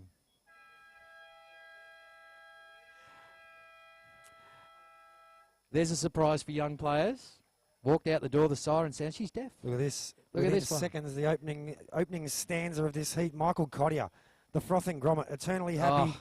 He's got nothing but love. And, well, looks like Kingscliff showing him some love there, giving him a nice wave to open up on nice and early in the heat. Straight away, you'll see the difference. He's a very similar age to the gentleman leaving the water, but that's an 8-foot board he's riding. And that's why in this division, you'll expect to see some big turns. They still can do some nose riding and some traditional style things, but this is the division where you expect to see a few big belts, a bit more of what you'd consider to be a shortboard style manoeuvre. Rip and lacerate. So yeah, nice opening on the bell, Mick Cottier. Terrific stuff, and gave us a wave as the wave closed out too at the end, saying, look at me, look at me. Official results from over 60s heat number 2. In 6th place was the surfer in green, which was not Storm Carter, which was Colin Smalls. Little Cole was in 6th. Rocky Hanahan in orange came 5th. In 4th place was unlucky white Chris Newling. 3rd place, ooh, sneaking in there was the Scorpion Dennis Lowe. The biggest comeback of the event in blues, Dave Stork, going straight in, projecting into 2nd. And winning that, forever surfing in every comp available, Mike Pym, the constant competitor. He's in everything.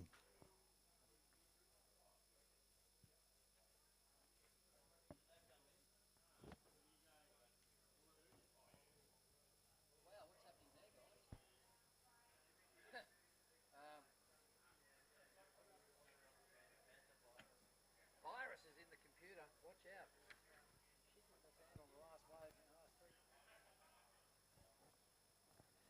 All right, we've just had a viral attack on the computer. Still waiting on scores to come in for Mick Cottier's first wave. Should have seen what I've seen. It was ridiculous. It was like 5 points, 5, 6 came down a dozen times on one panel. But there's 17.5 minutes remaining in the heat, so I'm sure the computer experts will nut it together and work it out. We'll get you the result. It's all done on paper and transferred to the computer to work out the averages. So thanks very much for the computer guys coming down. Surfing Queensland, is it? Helping us out. And once again to all the judges, all WSL Level 3 accredited international judges, as you do need to be for most major events, especially WSL events. I went from a judge to a commentator. I must have been a bad judge. I'm not a good commentator. But that's the way it goes. Someone has to do it. We do hope you're enjoying it at home. 17 minutes remaining, waiting for the scores. The computer screen's back up. The knuckleheads have sorted it out, and we'll get you the result in just a minute. After this one, we'll be round 1, heat 2. This will be an interesting heat 2 with Paul Diver, Scotty Broadhurst, and Turbo Dean Bevan out there. Look at that red, look at that. Dean Walpole smack it at the best he can on an 8-foot board. They do look a bit shorter, the 8-foot boards, but when you ride one, they're not as short as you think. So, as Weeksy said, they will try and belt it when they can, but there's still a chance of those traditional hang 5, hang 10 manoeuvres, if they so desire. Most guys on 8-footers just slam it when they can. Might as well go back to a short board. You've got to ride them all. I love me little 6-footer. All right, another minute gone.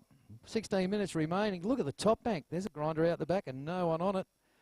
Bit of a chance for free surfing after the event has finished. And once again, we'd like to thank the local surfing fraternity as we watch a scooping cutback there from, was that Mick Cottier? No, that was Josh Davies. Yeah, thanks to the local surfing fraternity for allowing us to use your wonderful beach for this event year after year.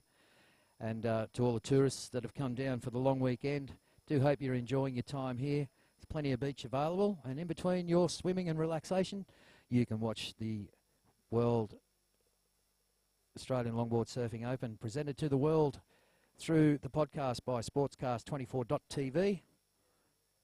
So here and at home, enjoy.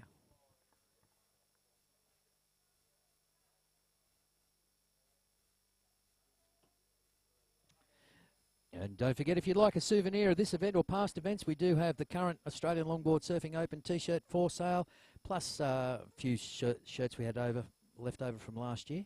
Great shirts representing the New South Wales Kingscliff coast here. We've been here for quite a few years now. Thanks very much to Coogin Head Surf Club for allowing us to use the facilities. Some of the best judging facilities I've ever been in up here. Look at Mick Cottier just grrr. He tried to punch that lip back as it was punching into his guts, and the lip won and he lost. But he's still got plenty of time to get back out there with 14.5 minutes remaining. And with the tide starting to push back in, hopefully this bank will line up a little better for these boys. Let's hope.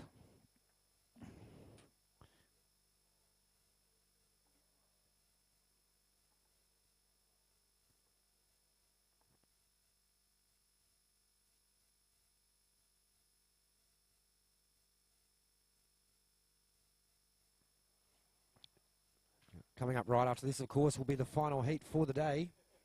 Heat 2 of the 8-foot men's division. And that will be the last heat for the day. And then, of course, we wrap things up on an official level, but we move into the evening's activities. 7 o'clock, of course, don't forget, Children of the Sun movie being shown with a bit of a trivia night. I imagine that'll be surf-related with prizes for those. I'm going to try and get Phyllis on my team. Get Phyllis on your team, you'll win. She knows everything about surfing. But a little bit of a lull here has given the judging panel a well-earned break. Hasn't given you guys a break at home, though. We've still got to commentate about the event. So once again, we'd like to thank the sponsors. Obviously, Volt Wetsuits, thanks for coming on board. The Cancer Institute of New South Wales, supplying the SunSafe message. Bars Optics. Liquify Magazine, Volley, Shoes, Sin Eyewear, Firewire, Pacific Longboard Magazine, Rip Curl, Shapers, Sportscast 24, the Island Style Promotions team, Baja Cantina, Corona. Now there's a Corona, what a great sponsor. Where would you rather be, mate? I know this afternoon when we wrap, there's Coronas available down in the park. It is Good Friday. The pubs and clubs are shut, but we've got cold beers available. For those people over 18, please remember, do drink responsibly. There's nothing worse than a drunk driver on the road. So obey the law. But we will be having a couple of wraps. And as Jason said, that great movie, Children of the Sun. No need to go anywhere. It's all here in the park at Kingscliff.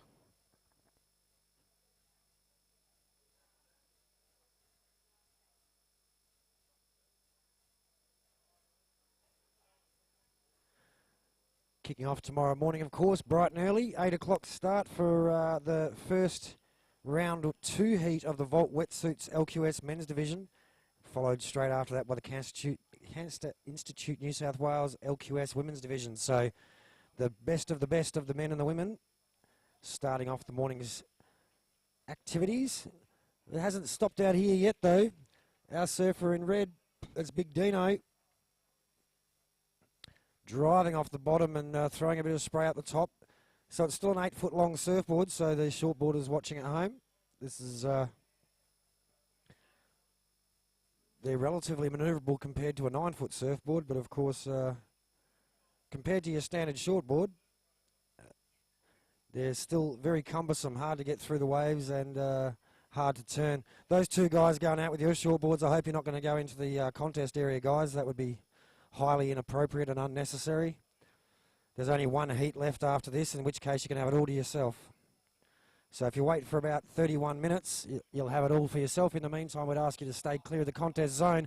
Michael Cottier throws himself inside that barrel and tries to bully his way out, but unfortunately the wave wasn't cooperating, but he travelled quite a distance in there. And surfer behind him, White.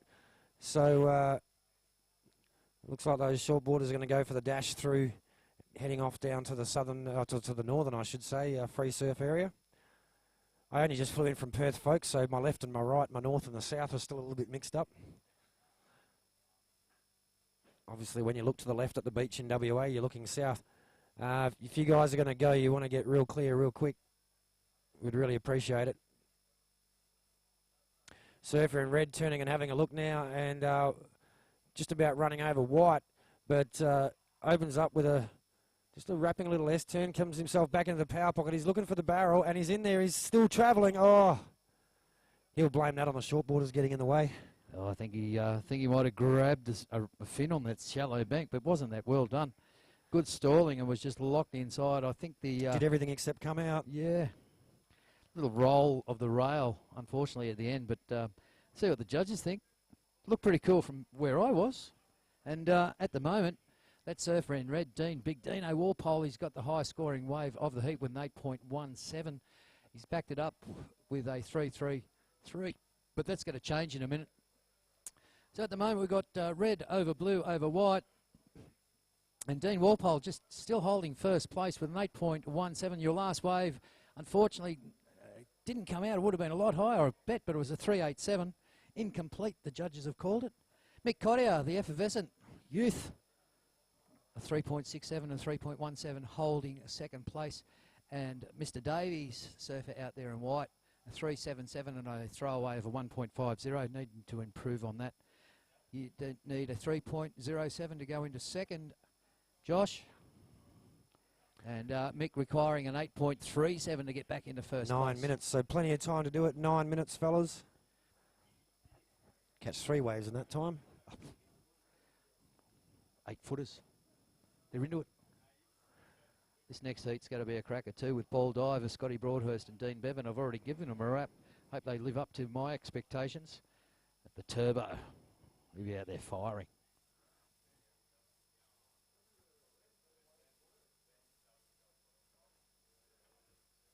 Oh, I can already taste the prawns.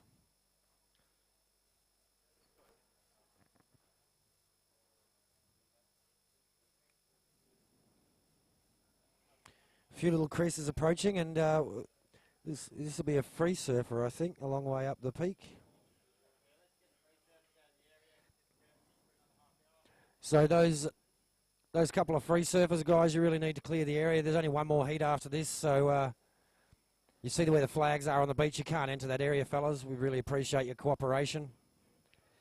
Especially with only one heat remaining, you make yourself look pretty silly being in there right now. Just remember, if you are a competitor in this event and you are caught free surfing inside the area, the head judge under the WSL rulebook has the right to disqualify you from the event. Take that in mind. So go away. Don't go away mad, just go away. It's only another 30 minutes, guys. The beach will be back for you to have, but please have a bit of respect for these guys competing and clear the area now. Thank you very much. The good thing is here at Kingscliff is that this is not the only wave on the beach. There's plenty of peaks up and down the beach. It's absolutely unnecessary to go into the competition area. It's not like a point break where there's only one wave.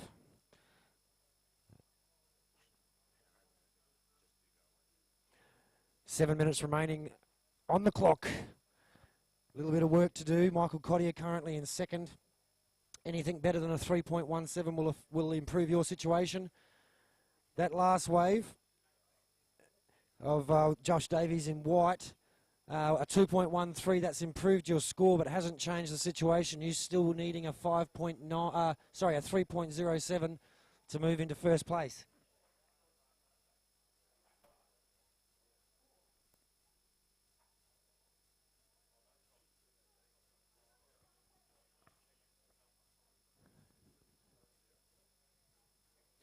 Six and a half minutes. Dean Walpole's made his way further down the line than anybody else. Mick Cottier in the middle. Josh Davies bringing up the rear in the paddling stakes. And, well, wave time. Red says no. Blue says, I'll have a look. Thank you, Michael Cottier. Uses his frame really well to throw this board around. Throws that momentum down the line. Great little wave there, but behind him in red, Dean Walpole, current heat leader, and nice racing climb floater. Lays it over and just catches a bit of rail there, which loses his forward momentum. Michael Cottier, meanwhile, he's done 2 drop knees, step back cutties, a couple of little cross step stalls. 5.5 minutes remaining, 5.5 minutes. Have a chat with that free surfer as he comes past you.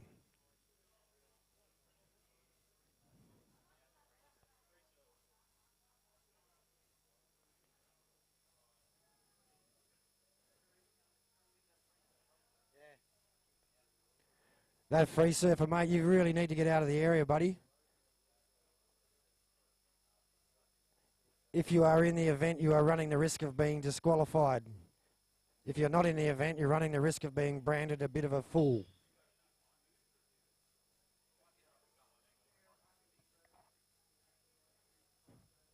We're inside the 5-minute mark. Competitors in the final heat for the day are hitting the water. If someone wants to go and have a chat with that young fella about where he can and can't surf for the next half hour, that'd be great.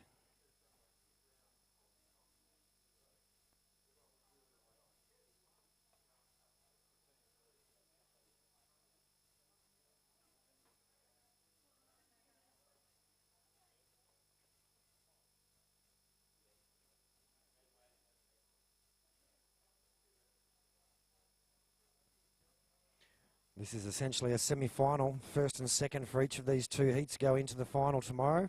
Sunday, I should say. So at this point in time, that's red and blue.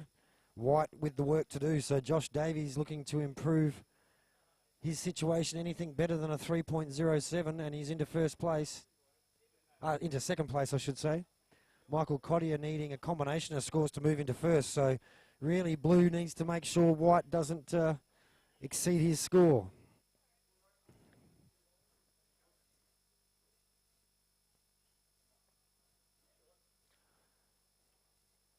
Michael Cottier, of course, travelling Australia and going in surfing competitions and spreading the love. He's been surfing for over 50 years. His nickname is Zeus. Loves skateboarding and hollow barrels. Loves his step back cutty, as we've just seen on that last wave.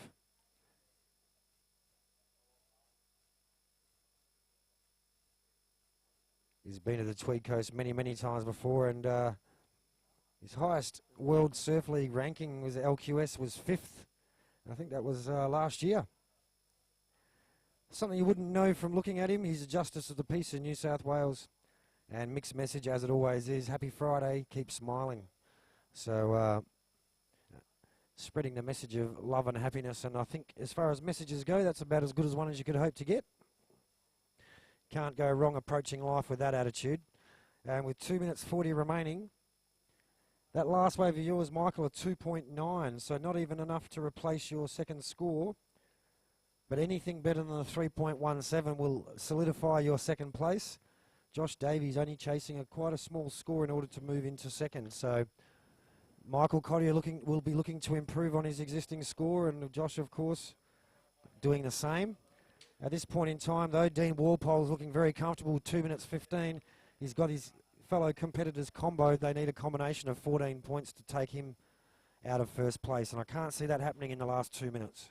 Yeah, Dean Walpole surfing very well in these trying conditions. Unfortunately, that last wave just coming unstuck as the sand bottomed out on him. But some very comfortable scores there, an 8.17 and a 5.83.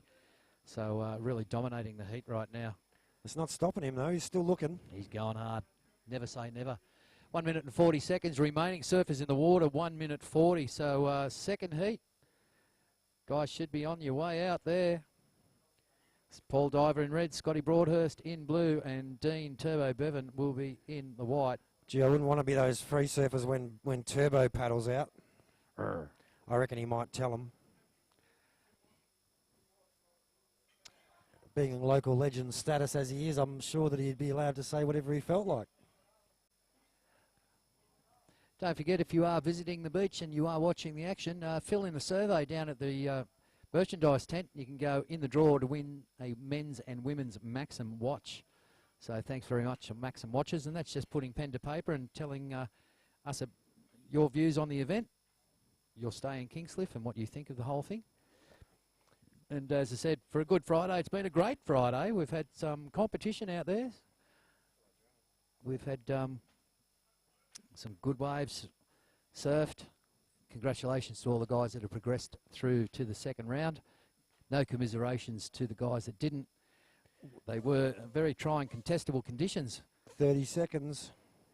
And yeah. 30 seconds. Red over blue over white. 20 seconds now, so tense times. Yeah, 20 seconds. And we're not allowed to say there's a lump on the horizon. No. But let's not. We're not allowed to say that there's waves coming. But if you're viewing at home, you could probably tell. 10 seconds remaining now. It's last roll of the dice. Blue wants to get a wave better than his second best wave.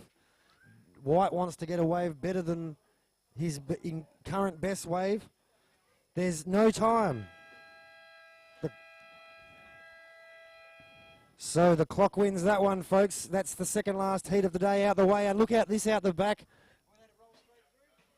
We're going to roll straight through. Hopefully in the next 10 seconds, these set waves will approach from out the back. Listen out for the siren, guys, because the first decibel means you're underway.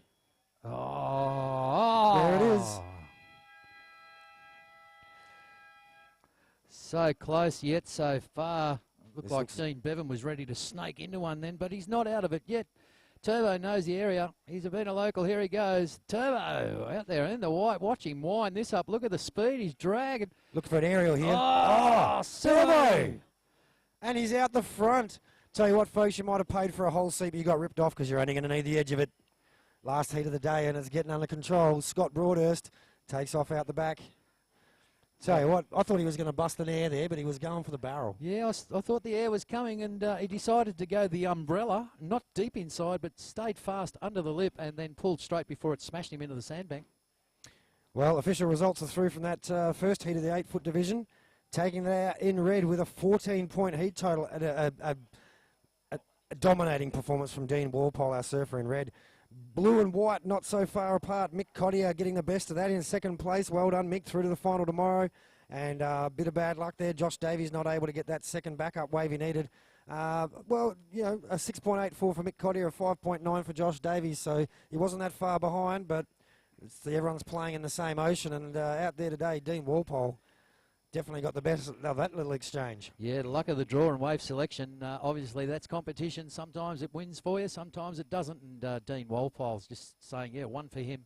So well, convincing. As Mick Cottier knows from his experience at Noosa, you can keep coming first in the early heats and then get nowhere in the finals. So long as you're in the final, that's what matters. So first and second make it through, and he's happy to be through, I'm sure. Yeah, I think great surfing as well. I think every competitive surfer has had that sort of luck. They've been ripping in the earlier heats and come to a final and get nothing, or scraping through the earlier heats, come to a final and get everything. It's luck of the draw and the way the waves are thrown at you and what you can do on them. So that's why we have these competitions. It brings the cream to the top, as they say. And nice creamy cake always tastes good, one way or the other. Interesting little stats here, just at the bottom of the results from the last heat. It's just the highest wave scores and so forth. It's not entirely up to date, but a combined wave total of 14 points is the highest in the pro men's. That was Dane Pioli, and that's the same score that Dean Walpole just got in the 8-foot division. So that's what I mean by dominating performance. 14 points in these conditions is a really great result. Highest single wave score, Dane Pioli, in 8.5, but that's also been shared with a couple of competitors that aren't in the pro. This is the results from the pro division I'm looking at here. So just goes to show you that it doesn't matter what age, what division, get the right waves, you can get the scores.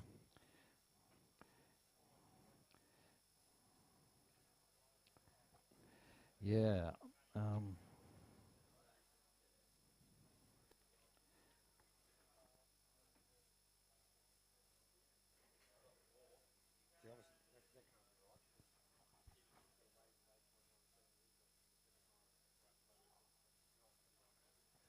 Oh, looks like a bit of action may be approaching. This is one of those little creasy ones that doesn't quite sit on the outside corner, but can be a good one through the middle. So no one really in the right position to get that one. Considering the waves that have been presented to us today and the fickling of the tide, sometimes it works, sometimes it doesn't, but there's been some very high-scoring rides coming through. A few 8.5s there, 8.17s we've seen. And A couple of the young girls had a few 8s in theirs. As it should be. Excellent surfing, puts you in that 8-point range. A couple of mid to high 7s, which has obviously helped people get through their heats.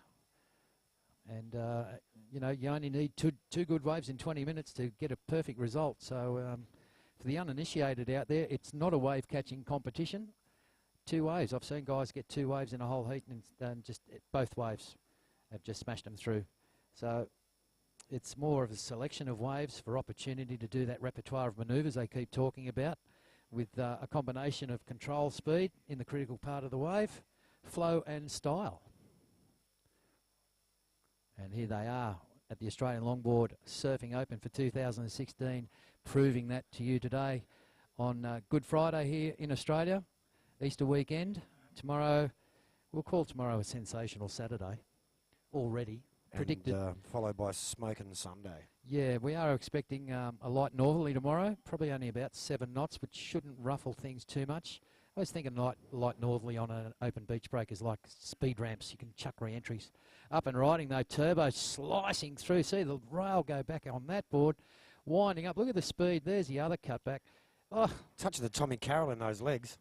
well, he is a short boat. Gets down low and uses those thighs to generate power out of those big coiled springs he has there. Low centre of gravity.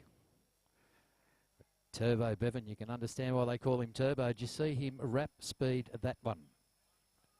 14.5 minutes as you paddle back out, Dino. 14.5 minutes. Competitors in the water. The final heat of the day here at the 2016 Australian Longboard Surfing Open. We do hope you've enjoyed it at home on sportscast24.tv. Also on the app, the Australian Longboard Surfing app, and of course Facebook. Like us on Facebook. Hashtag also, or hashtag Australian Longboard Open. Thank you for those comments from near and far. Ian Cairns for one, reporting from California, saying we need a bit more angles. We're down to one camera, Kang. We can only do so much with one, but at least it's coming to... We don't quite have the same budget for the WSL longboarding as what they do for the shortboarding world tour. Yeah, but speaking of it's close, budgets, but not quite the same. If you're enjoying it here or at home and you think you'd like to be part of this event and get some plugs, we're good at plugging. I reckon you could, you know, if you wanted to sponsor the webcast, we could have like 6 cameramen or something. Yeah. Just got to pay them, that's all. They might even get some real commentators. Oh, yeah, actually, sponsors, bad idea. Bad idea. Puts us out of fun. But yeah, once again, proudly supported by Destination New South Wales and the Tweed Shire Council here at beautiful Kingscliff Beach on the legendary Pacific Coast. And once again, thanks to Cushion Heads Surf Lifesaving Club for supplying the facilities for us to use. And major sponsors of the pro events, Volt Wetsuits sponsoring the men's WSL LQS, and the Cancer Institute of New South Wales sponsoring the women's pro division. Once again, all thanks to all the other sponsors that come on board with goods and services to help us give something back to the competitors. We do thank you very much for all the support you've given us. And for those surfers in the event, if you need any surfing gear, clothing or whatever, look after those people that look after us. There is a list of all those sponsors on your shirts. It's in the program. shop with them. Tell them thanks very much for your support. You had fun at the Australian Longboard Surfing Open, and can you do a deal for me? Okay, Red's not having that much fun on that last wave. It's, I think he just realised it wasn't going to open up for him, so he just sort of bailed intentionally. That's what it looked like. Scott Broadhurst, meanwhile, likes to look at this one behind it. Racing down the line, Turbo's like, yeah, you're not going to make it to here. I'll take that, thank you, he Turbo says. on the edge, using the local knowledge. Look at the hack out of that. Doesn't lose any speed out of the first half of Oh, that turn. goes the for it. 3-0. Oh, pulls it round, but just falls off the back of that one. The crowd goes, oh. That's our first 3-0 for the day. Oh, I thought Pioli would have been the one pulling the 3-0s, but Turbo's the man. Oh, he's got time to go. Scotty Channon doing an awesome job on the judging panel today, by the way. Yeah. No, Turbo will go out and do another one. He's got 11 minutes and 40 He seconds didn't to go tell out. me to say that. I just felt like saying it. Scotty Channon, super judge. Couple of ripples. There's only one surfer in the spot. That's when it's tricky. You don't, do I paddle left or paddle right? Scotty Broadhurst, he goes, well, Turbo got this one from wide, so I'll hit the shoulder. He's got a bit of lateral movement as he takes off. Leaves it a bit late, pops straight up into the higher, steeper part of the wave to generate some speed. Flying down the line now, looking to the section to open up so he can hit it. But, it hit goes him. to pull in, it hit him instead. Oh, the irony.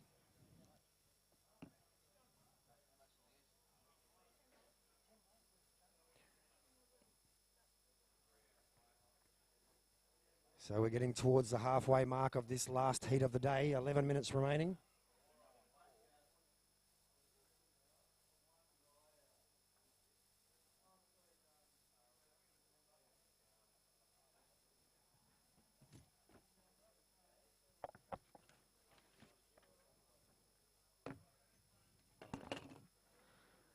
So in the early running, first place, that man in white, Turbo, your last wave of 4.33 combined with your previous wave of 8.33 means you are quite comfortably in the lead at the moment.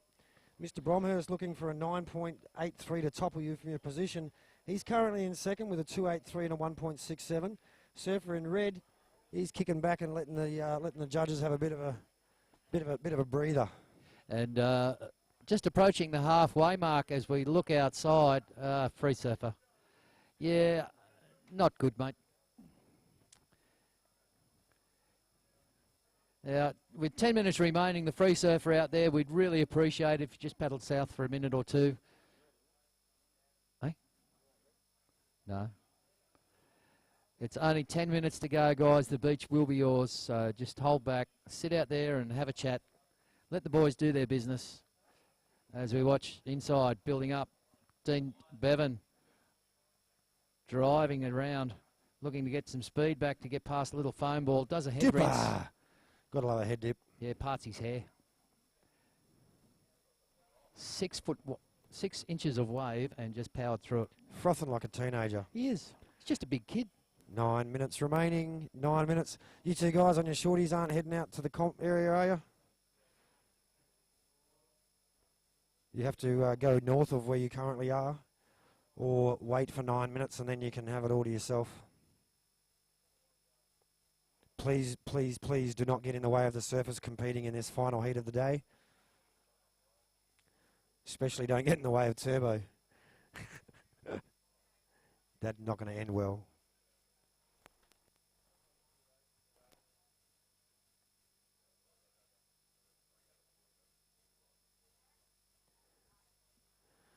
Got to say a bit of a g'day to me mate Daz as well. Bumped into Daz and McEwen, my old neighbour from Boundary Road. G'day Daz, hope you're still here. 8 minutes, 20 seconds remaining. Surfers in the water, 8 minutes, 20. So as Jason has just informed you, Dean Bevan throwing down the gauntlet with an 8.33 and a 4.33, holding a comfortable lead right now. But the big fight is out of blue and red. Scotty Broadhurst in second with a 2.83 and a 1.67. Just can't quite complete the end of those rides. WSL accredited surfers looking for completion of manoeuvre and ride. And surfer in red, Paul Diver. Where is he?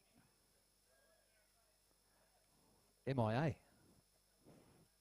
It looks like it's a two-man heat. Ooh-ah. We've gone man on man, WSL World Tour styles. 7.5 minutes, surface, 7.5. Once again, thanks very much to the public and the local surfing fraternity. You've got 7 minutes, guys, and then the beach is yours. Thanks for having us. And there he is, just upset me. Yeah, mate. Yeah. Oh, you're amazing. Yeah. That. Yeah. Oh. See that? Wake me up when he does something. That was unreal, mate. Thanks for putting on that display for us. It's amazing. A bit more practice, you can do the comp next year.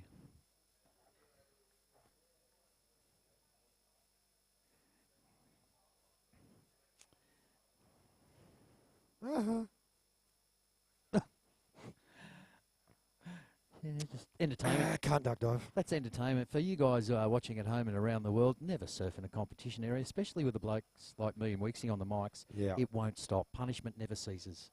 We're biting our tongues right now, but there's... We're being corporately friendly at the moment. Corporately friendly. Yeah. 6 minutes 20 remaining, but if it wasn't for the fine people on the webcast listening in from around the various parts of the world, we might be giving a little bit more of our mind to the chap who decided that this is the only stretch of 200 metres of beach he could possibly just deign himself to surf on. Yeah, well, let's make that about 1,000 metres of beach. You could go and surf the causeway at Fingal if you really wanted some action. Oh, there's like 5 peaks, another couple of 100 metres further up the beach in both directions. So pretty slack to have to go through the middle of a comp. But, you know, some people have less of a life than others, I guess. 5 minutes 45 remaining. So, yeah, we're fast approaching the furious 5 minutes mark. It'll be the last 5 minutes of the last heat of first day of the 2016 Australian Longboard Surfing Open. And I guarantee a furious 5 it will be. Dean Turbo Bevan has just been pushing the turbocharger down. He's on nitro. He's got an 8.33 and a 4.33. That could have been a lot higher, Weeksy, if he finished that 360. Oh, yeah. And I'm sure, just to impress us and impress the judges, he'll have another go should the opportunity present itself. I want to see a headstand. I haven't seen a headstand today. That's your special move. Yeah, I know, but no one called for it because you weren't on the microphone. Oh, I need to be called for it. I can't just do it. Someone's got to go, Weeksy, headstand. I'll do it tomorrow. All right. Deal. Sunday. All right. We'll make Congratulations for making the final too, mate. Well surfed. Thanks, mate. Second place. Coming back to reclaim the 2014 title you won here. Yes. A few years ago. Well, 2, you know. It was not last year, the year before. A paddle on, surfer in white having a look, and why wouldn't you? Dean Bevan racing it. Driving, decided no. He's not one to go, I'm in the lead, I'll take the throttle off. He's full noise, like you said, he's nitrous injected. Turbo's whining, supercharger kicks in. Kicks out of one and paddles straight into this one. He's looking for the inside line, winds it up. Where's he going? Watch the cutty. He dropped the wallet.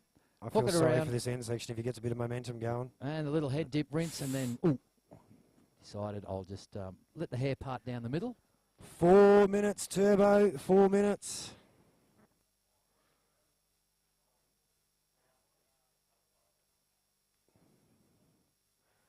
Look at those happy-looking youngsters on the foreground there.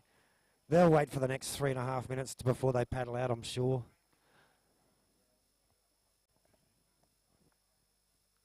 They won't want the whole longboarding community down on them. Couple of waves approaching out the back. It's turned into a 2-man heat, and, well, at this point in time, it's Dean Bevan. He's covered the distance. He's back out there again and reset, ready to roll in a very quick period of time. So with 3:25 on the clock, he's still got time for another wave.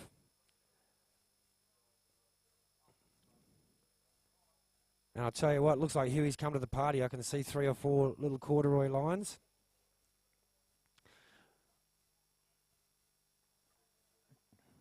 Just in between the action right out here in this also bank. The bank down in front of the caravan park has been just pumping itself all day. And even now at low tide, the left's developed there, running into the rip. So for all you goofy footers that feel like going left, keep an eye on that. So under 3 minutes, and it's our mate. No, it wasn't. I thought it was our mate, but our mate's gone. That's Scotty Broadhurst trying to... well, he's got himself back in a position, but he's committed to that slightly deeper peak. It's a tricky call to make at the moment. I think Turbo's sort of hedging his bets. He's kind of trying to shove Scotty further up the peak whilst being still able to be quick enough to get back down. That looks like a reverse current, though, now, the way he's just drifting up the peak there. So knowing where to sit relative to the water column and where it's moving, I think, is very, very important. And looks like neither of them are going to be in position for this next one. Sliding through that last little shallow sand corner. Let's have a look at see how this one sits up, because that might be interesting for those who are surfing tomorrow. I think we're getting a slight drop in the swell, but the wind should be conducive to a good day's surfing. 2 minutes now, gentlemen, 2 minutes. That young bloke paddling out with your shorty, mate, if they do get a wave, you're right where they're going to land. We would prefer it if you just wait a minute and 40 seconds would be good. Just in case, fellas, just in case. You wouldn't like someone to do it to you? 1.5 minutes remaining. Surfers in the water, 1.5 minutes.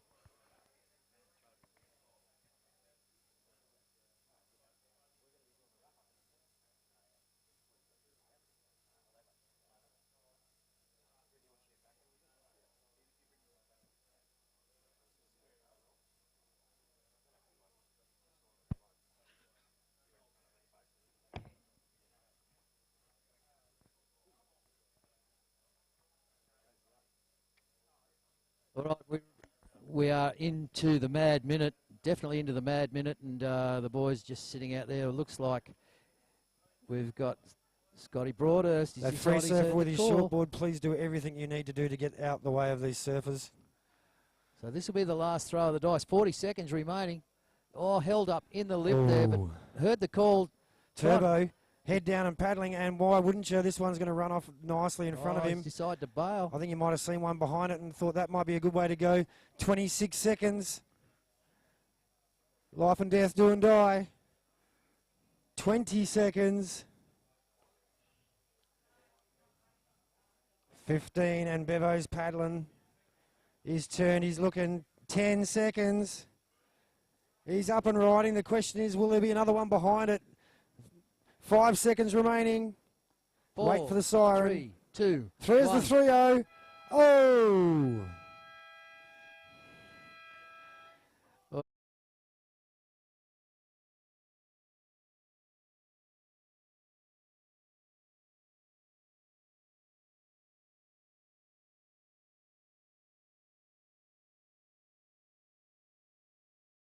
Well, as you say, that was it. It's been run, it's been won. That's most of our qualifying finals out the way here on day one at the 2016 Australian Longboard Surfing Open. It's been a lot of fun.